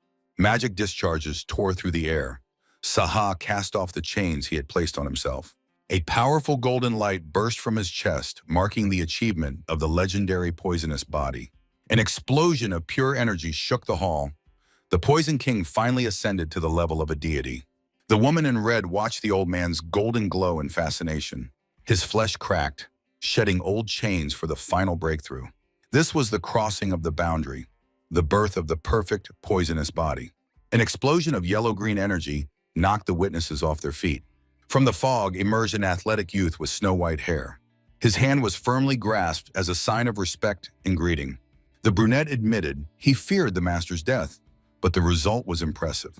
The master accepted the clothing, enjoying the unexpected compliment. The former elder realized his new form with surprise. Touching his face, he recalled an old dream, simply to walk again. The young man noticed that help was no longer needed, touching the old man's pride. The master sincerely thanked the boy for saving him from lifelong paralysis. The boy respectfully bowed his head, causing the master to fall silent. The experienced warrior saw through the young man's trick and called him a scoundrel. The reward could be any treasure, from gold to forbidden techniques. The boy's gaze became icy. He demanded only an answer. The mention of the phantom blade made the master shudder in shock. The determination in the young man's eyes left no room for refusal. Hiding his anxiety, he finally dared to reveal the truth. The air in the room thickened with the weight of ancient memories. Before starting, the master voiced the main warning. The true identity of the enemy remained a mystery even to him. The opponent wore a mask that concealed any features. Memories painted a picture of defeat, the master on his knees before the red cloak. Covered in blood, the master felt such devastating helplessness for the first time. The phantom blade easily redirected the deadly poison back. The gaze of three eyes on the mask foretold divine power. The phantom blade sheathed the sword, stopping the fight at the peak of his advantage. To the opponent's rage, the warrior only asked if it was worth continuing the fight while wounded. The master froze. He did not notice a single scratch on the invincible enemy. The swordsman opened his clothing, revealing a chest ravaged by purple poison. Shock turned into despair. The enemy fought on the brink of death, yet still dominated. The bloodied master admitted defeat. He was never equal to him. The question of who managed to wound the monster remained unanswered. Finally, the name of the culprit was announced, Yaksha Haeyeon. The old man shuddered. This man was only a healer, not a warrior. The swordsman threw him a mysterious red object, ordering him to accept it. The fight lost its meaning, and the figure in the cloak turned to leave forever. He ordered to return the item to its owner and tell about their fatal encounter. Returning to reality, the master admitted these rumors were only a shadow of true power. The young man was interested in only one thing. What exactly did the old man receive that day? The atmosphere instantly became tense. This secret was not meant for foreign ears. A plaque appeared before his eyes, the symbol of the leader of a great association. The suspicion that the swordsman was the leader's personal bodyguard hung in the air. The order was clear: deliver the item and forget about what was seen forever. A shadow fell on the boy's face. The puzzle in his head finally came together. All the threads of the investigation led to one of the most powerful warriors in the world. He was one of the 6 supreme masters whose power reached the heavens. Before them stood the majestic image of the leader of the Heavenly Earth Association. The goal was set. The young man had to meet this legend in person. The boy bowed and was about to leave, stunning the old man with his haste. The offer to learn martial arts caused only an awkward pause. The master burst out laughing. He had finally figured out the true intentions of the audacious boy. A guilty smile confirmed the real motives of the guest had been revealed. The old man embraced him in a friendly manner, promising a special gift upon farewell. The master's sly smile foretold something that would change the young man's fate. A powerful explosion of green energy blew the doors off, throwing back the witnesses. The blonde froze in fear before the might of the unknown monster. The poison was neutralized. The deadly gas was escaping out of control. In the center of the dazzling vortex appeared the silhouette of a man in blue. The woman rushed forward, hoping for an urgent conversation. Bare feet appeared from the fog. The master irritably demanded silence. The rejuvenated warrior emerged from the glow, shocking those present with his appearance. Sogan recognized his father. He had finally achieved the perfect, poisonous body. The sect shuddered. A new invincible monster had appeared in the world. The woman instantly changed horror to flattery, seeking the master's support. The old man cut in with a brief, "not worth it," plunging the hall into stupor. A heavy, oppressive silence fell. The master sternly called his son, causing him to flinch. He embraced the young man like a master, declaring him his official successor. This was the only way to pass on to the boy the secret art of the paw poison. So Han's protests were in vain. The father's will became law. The presence of another mentor did not stop the master from making a bold decision. The young man silently accepted his new dangerous role. His back was burned by looks filled with pure envy and rage. The boy instantly understood the true reason for this performance. He was made a living target to unbalance the enemies. The old man smiled slyly, paying for the rescue with new problems for the apprentice. The cunning master triumphed. He professionally outwitted the young man. At sunset, the majestic building of the Pavilion of Assassins towered as a symbol of absolute power. Choengan confidently strode toward the goal, leaning on his staff. The security confirmed. The target is already inside and waiting for the meeting. The leader's fist involuntarily clenched. The moment of triumph was one step away. He froze before the door, enjoying his own power. The return of the senior disciple was unexpected, but Ngan was ready to take the risk. His ambitions knew no bounds. He aspired to both the status of the best shaman and the leader's seat. The mystery of the teacher's murder was to remain forever at the bottom of the deep lake. Only the mighty aura of Taechun and his demonic familiar caused slight unease. The man convinced himself that there was no fear, only cold calculation. The gaze through the helmet slit became icy and focused. The corpse of the true mentor rotted beneath the water's surface, securely hidden from the world. The confident trader ordered the guards to step back, leaving him alone with the enemy. The door opened, and the hall was filled with the false greeting of the brother, but the words stuck in the throat. The room was filled with dense purple energy. The guest brazenly settled into the leader's armchair, showing complete contempt. Cho Taechun radiated devastating superiority, despite the bandage over his eyes. Ngan suppressed his rage, trying to maintain a mask of calm. The senior student lazily recalled the secret mission of his colleague. His sarcastic question about entertainment in the pavilion sounded like a direct threat. The leader in the helmet suspected a trap, but decided to continue his performance. He began the game, modestly justifying the seizure of power by orders from above. Taechun only ironically repeated his words, intensifying the atmosphere. Ngan pompously declared his appointment was the direct will of the murdered teacher. The guest asked in surprise, as if savoring every word of this audacious lie. The traitor went all in, claiming that the mentor personally deprived Taechun of his rights. After a tense pause, the bearded man demanded confirmation of these words. Ngan firmly confirmed the deception, sensing a close victory. He even suggested questioning witnesses, confident in his control over the pavilion. Taechun suddenly cooled down, pretending to have accepted this bitter truth. A bloody aura flared around Taechun, revealing a predatory snarl. A wooden coffin with a dead body inside fell onto the table with a crash. Ngan froze in horror, recognizing the deceased teacher. From the coffin stared the gaunt face of the elder, the very one the imposter had personally hidden. The traitor swiftly jumped back, creating distance. Covering himself with protective seals, Ngan realized this was a fight to the death. Taechun cold-bloodedly summoned his most powerful spirits, Toru and Himwan.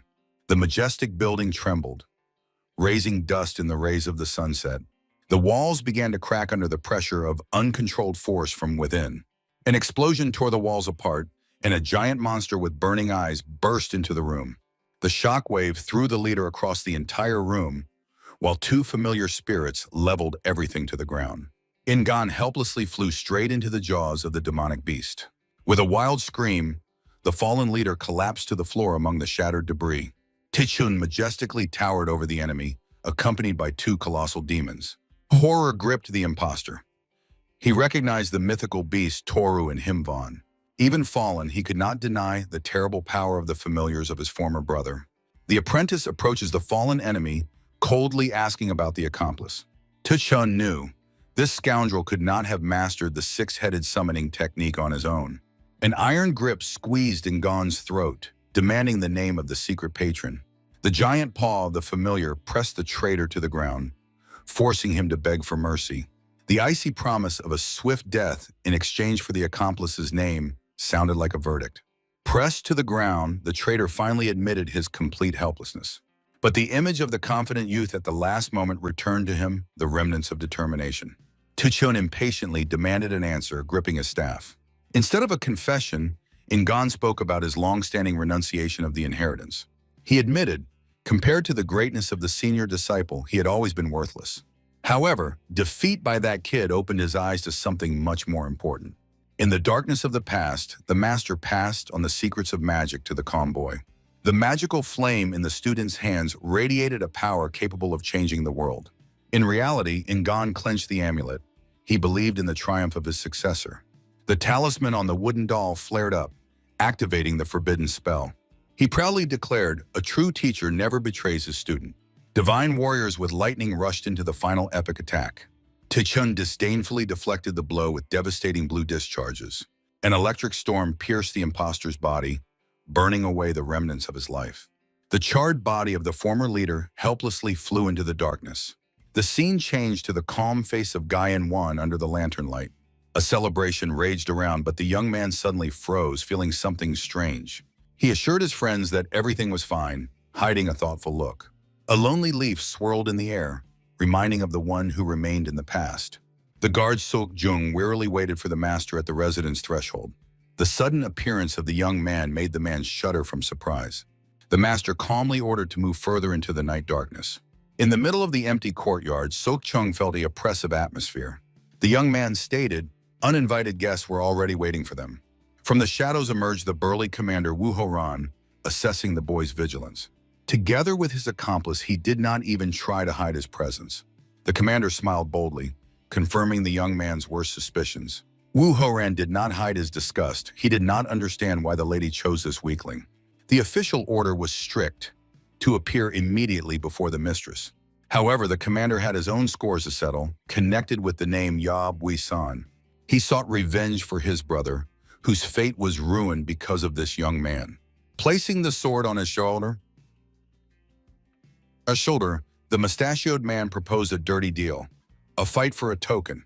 With a predatory snarl, he prepared to finally settle old scores.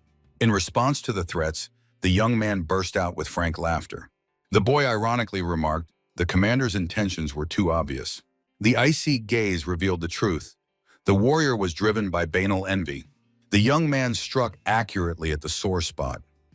The commander saw in the lady not a leader, but a desired woman. The offended ego threw Wu Horan into a furious attack with a massive sword. The boy dodged lightning fast, saving his guard from the blow. Blue energy tore through the stone floor, but rage clouded the attacker's mind. While retreating, the young man calmly explained, the warrior's personal feelings only hinder the sect's grand plans.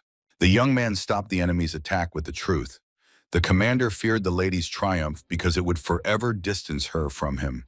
He caught the blade with bare hands, finally crushing the attacker's pride. Poisonous green aura flowed from his palms, paralyzing the warrior's will. The young man smiled fiercely, unleashing a deadly technique. The poisonous whirlwind engulfed the courtyard under the watchful eye of the spy on the roof. So-hyo's evil hand shuddered at the impossible spectacle. She did not expect that the object of observation concealed such monstrous power. Before her fell the legendary tiger of the association, the heir of the Blade King. The invincible Wu Horan collapsed to his knees, dropping the sword from his hands. The commander choked on a cough, and the spy woman was stunned by the speed of his defeat. The smoke dispersed, revealing the terrible scale of the incident. She realized they had fatally underestimated the boy and had to flee immediately. But the icy voice behind her made her heart stop. The woman turned around, meeting her own nightmare face to face. The young man was already standing before her, ironically greeting the old acquaintance. His presence was elusive. He had seen every step she took from the very beginning. Tears of despair clouded her eyes as he made a meaningful pause. The cold order to rest was the last thing she heard. The boy returned to the commander, who was gasping in the remnants of the aura. The warrior coughed up blood, vainly trying to cope with the effect of the poison. The young man harshly declared, foreign romantic feelings absolutely do not concern him. He showed the token for which the commander risked everything. With an icy smile, he crushed the symbol of power into pieces right in front of the enemy. The fragments fell into the dust, becoming a symbol of the collapse of all Vuhoran's hopes. The young man glanced at the unconscious spy. Her aura had completely faded. The feeling of anxiety grew with every second. A sharp sound made him turn around. The loyal guard Sok Jung had fallen unconscious. The commander also finally lost consciousness, collapsing face first into the dirt. The boy froze in the midst of dead silence. He stopped feeling any signs of life around. In the middle of the empty courtyard, the young man realized he did not feel a foreign presence. The unknown instantly knocked out both fighters, remaining completely unnoticed. The space around vibrated, but the darkness kept a deathly silence. From the void materialized a man in white. The boy cautiously asked the guest's name. The figure only smiled predatory, arrogantly offering to guess who he was. The young man's eyes widened from a sudden, terrible suspicion. A ghostly silhouette loomed over him, mockingly questioning his vigilance. In his memory, the image of a blonde woman in red instantly surfaced. He remembered the moment when she was about to reveal to him the most important secret. The informant described a man whose one eye was completely ordinary, but the other, pale and tinted as if covered by a gray veil of oblivion. The Poison King Yan-won respectfully folded his hands, acknowledging the hierarchy of power. Before him stood the one before whom even the highest ranks of the sect trembled, the first disciple of the head of the association, whose body was adorned with a magnificent golden tattoo. Yan-won remained calm, greeting the first young master, Nayul Ryan. The guest's blind eye flashed predatory. He appraised the boy's composure with interest. A mighty torso and a dead gaze confirmed. Before him stood the legendary heir of the Heavenly Earth Association. The demon mask prophesied, 4 tablets granted the right to personal training with the leader of the association. A noble woman confirmed, only the first young lord managed to collect all the relics. Yan-won did not understand why such a titan would even compete with others. The youth felt something was fundamentally wrong with this person. The woman's golden eyes foretold the truth. The First Lord did not belong to the world of humans. In the night courtyard, Yul Ryan met these words with a mad smile. Their gazes met. 2 monsters recognized kindred spirits in each other. Blue energy pulsed beneath the feet of Yul Ryan, who deciphered the enemy's motives. He rushed past, whispering, the Orthodox world was too boring for such a thirst for blood. Yan-won dismissed the pretense, directly asking about the opponent's true goals. The senior student shuddered. The young man even noticed a spy hidden in the shadows.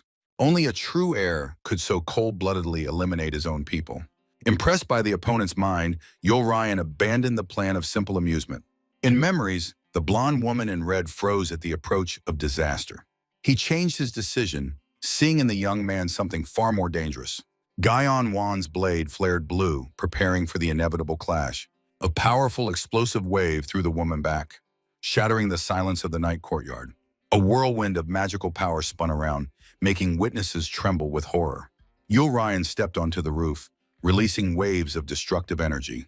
Looking from top to bottom, he enjoyed this strange kinship of souls. Purple sparks in his hand foretold death and unbearable hatred. Bloodied, Yan-won clenched the sword, feeling respect turning into rage. The blonde screamed about danger. This bastard had started something terrible.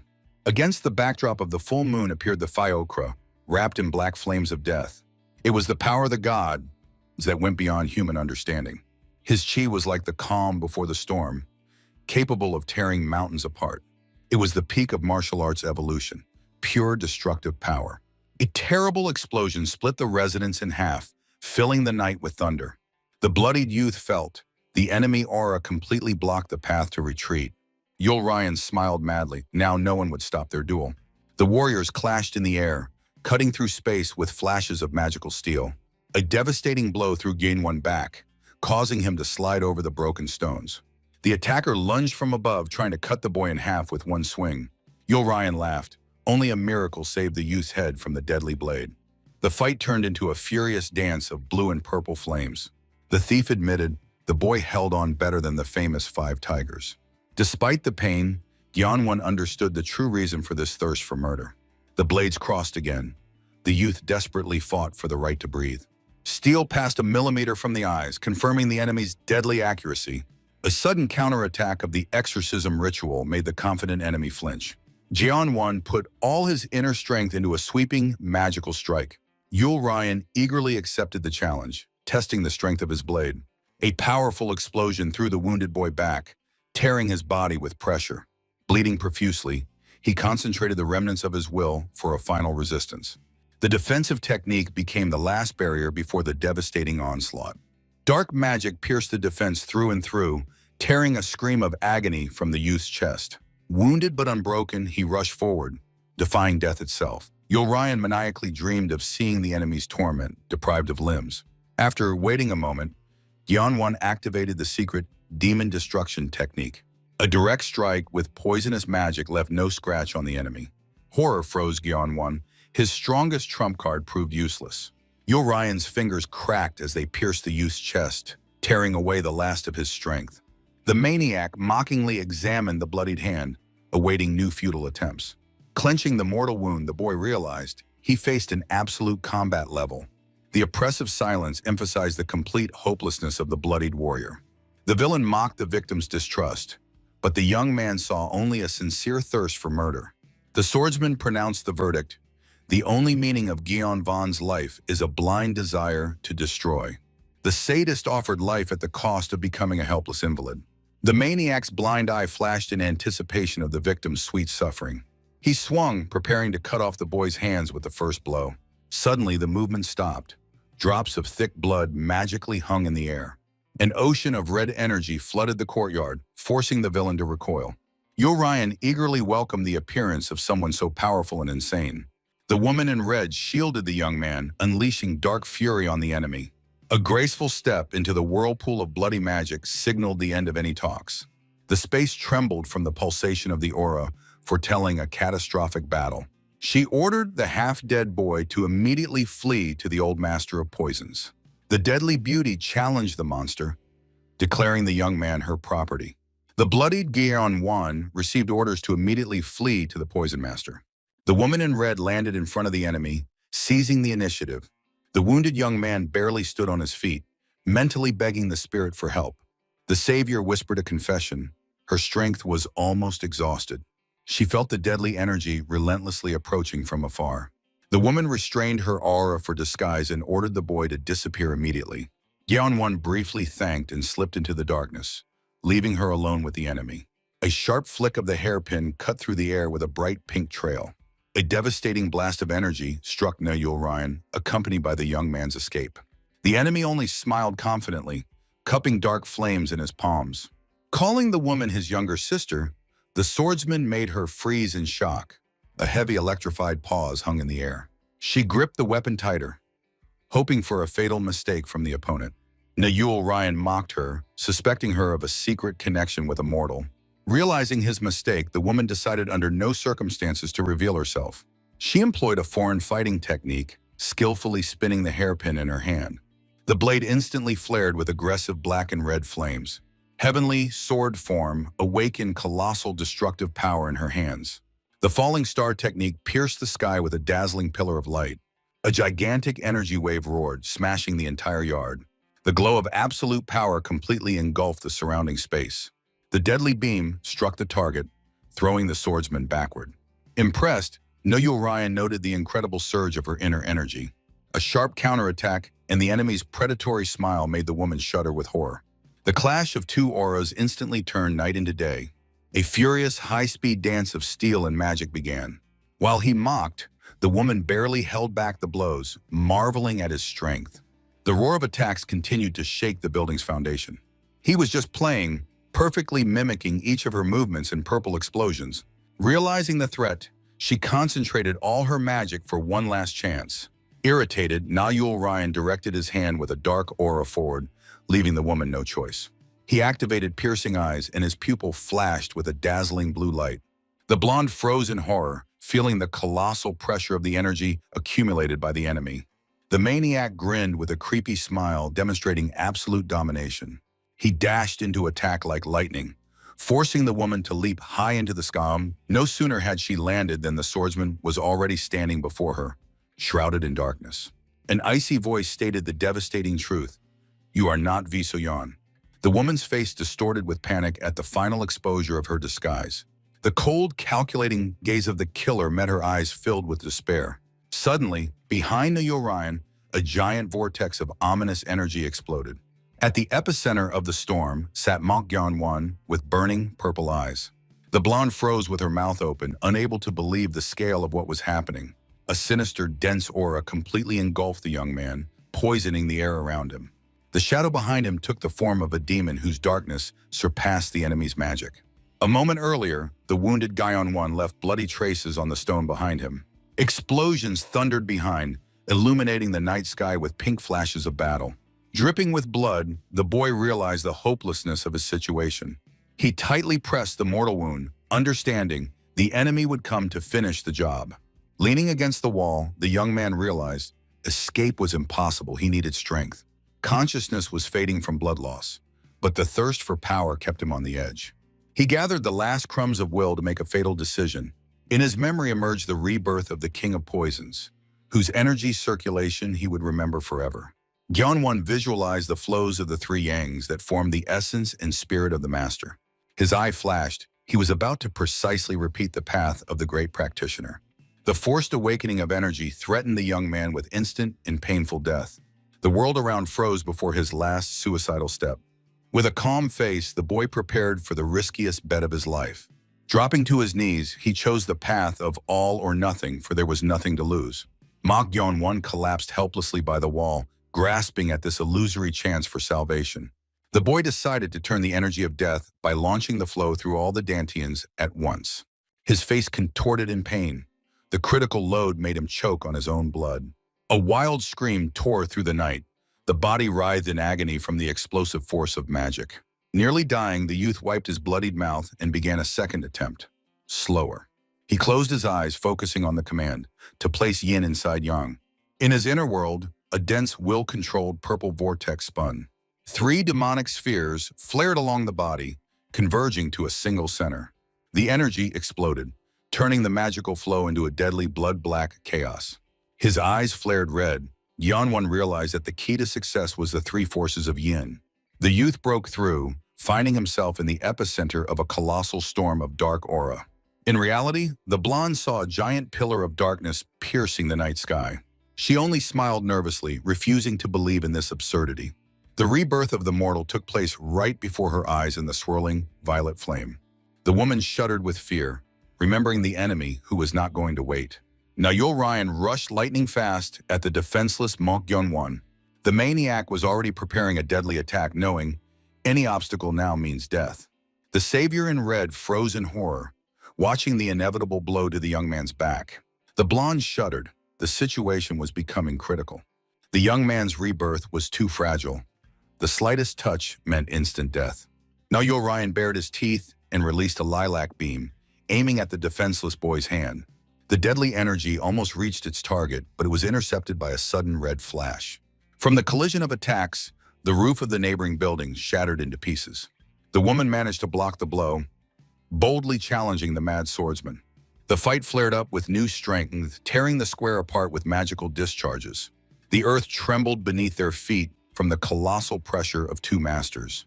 The magical net shredded the battlefield as the opponents soared into the air. Ryan hysterically laughed, easily deflecting every attack with his shining eye. The blonde activated the heavenly sword form, concentrating the remnants of magic. A barrage of pink beams from the falling star crashed down on the enemy like a devastating hail. The exhausted woman breathed heavily. Her internal reserves were almost depleted. The silhouette of a mysterious old man with a staff flashed before the eyes for a moment. The maniac only laughed harder, drawing bloody arcs in the air. The deadly battle turned into an ordinary amusement in the sky for him. He promised a swift death, distorting his face into a grotesque grimace of madness. A wild roar accompanied the giant wave of energy that engulfed the woman. The residents turned into hell under the strikes of fiery pillars of light. A powerful attack tore apart the tower, engulfing the building in a devastating flame. Amid the chaos appeared a figure with a staff, summoning 2 terrible monsters.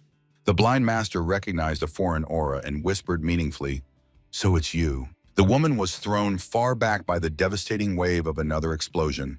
The blind elder spoke a cold command, preparing to enter the game. His summoned beast soared into the bloody sky, leaving a magical trail behind. The woman clenched her teeth, Her disguise was finally and irrevocably exposed. She made a radical decision to unleash all her hidden power. Against the backdrop of the crimson moon, dozens of sharp energy blades materialized. Yul Ryan watched with interest the new technique of his opponent. She unleashed the full power of the forbidden moonsword form on the maniac. The swordsman blocked the strike with a violet blade, acknowledging the real threat. In the air, two elements of the heavenly sword form collided, blinding everything around. A white-red explosion tore through space, turning buildings to dust. The blonde landed among the ruins while the enemy calculated gaps in her technique. She charged into attack again, recalling centuries of observation of this style. The girl delivered a wide strike, aiming at the single weakness of the perfect form. Yul Ryan cold-bloodedly dodged, not taking his shining eye off her. His purple energy easily cut the enemy's attack in half. The woman was stunned by shock. Her flawless plan crumbled before her eyes. A powerful beam threw her back. The enemy personally corrected the vulnerability of the technique. Suddenly, a giant fountain of black-purple power burst forth between the fighters. The blonde froze. She did not believe a mortal was capable of this. Jeon-won sat in the center of chaos, wrapped in eerie tentacles of darkness. From the darkness flashed red eyes. The young man chose a too dangerous path. Now Yul Ryan did not wait and instantly attacked the epicenter of the explosion. Even the maniac admitted, the boy's aura became truly deadly. The swordsman swung the heavy blade to immediately finish off the reborn. The woman intervened in time, casting the spell, Bloody Shackles. Red threads magically entwined the blade and the maniac's body, stopping his movement. The magical bonds firmly blocked the enemy right in the air.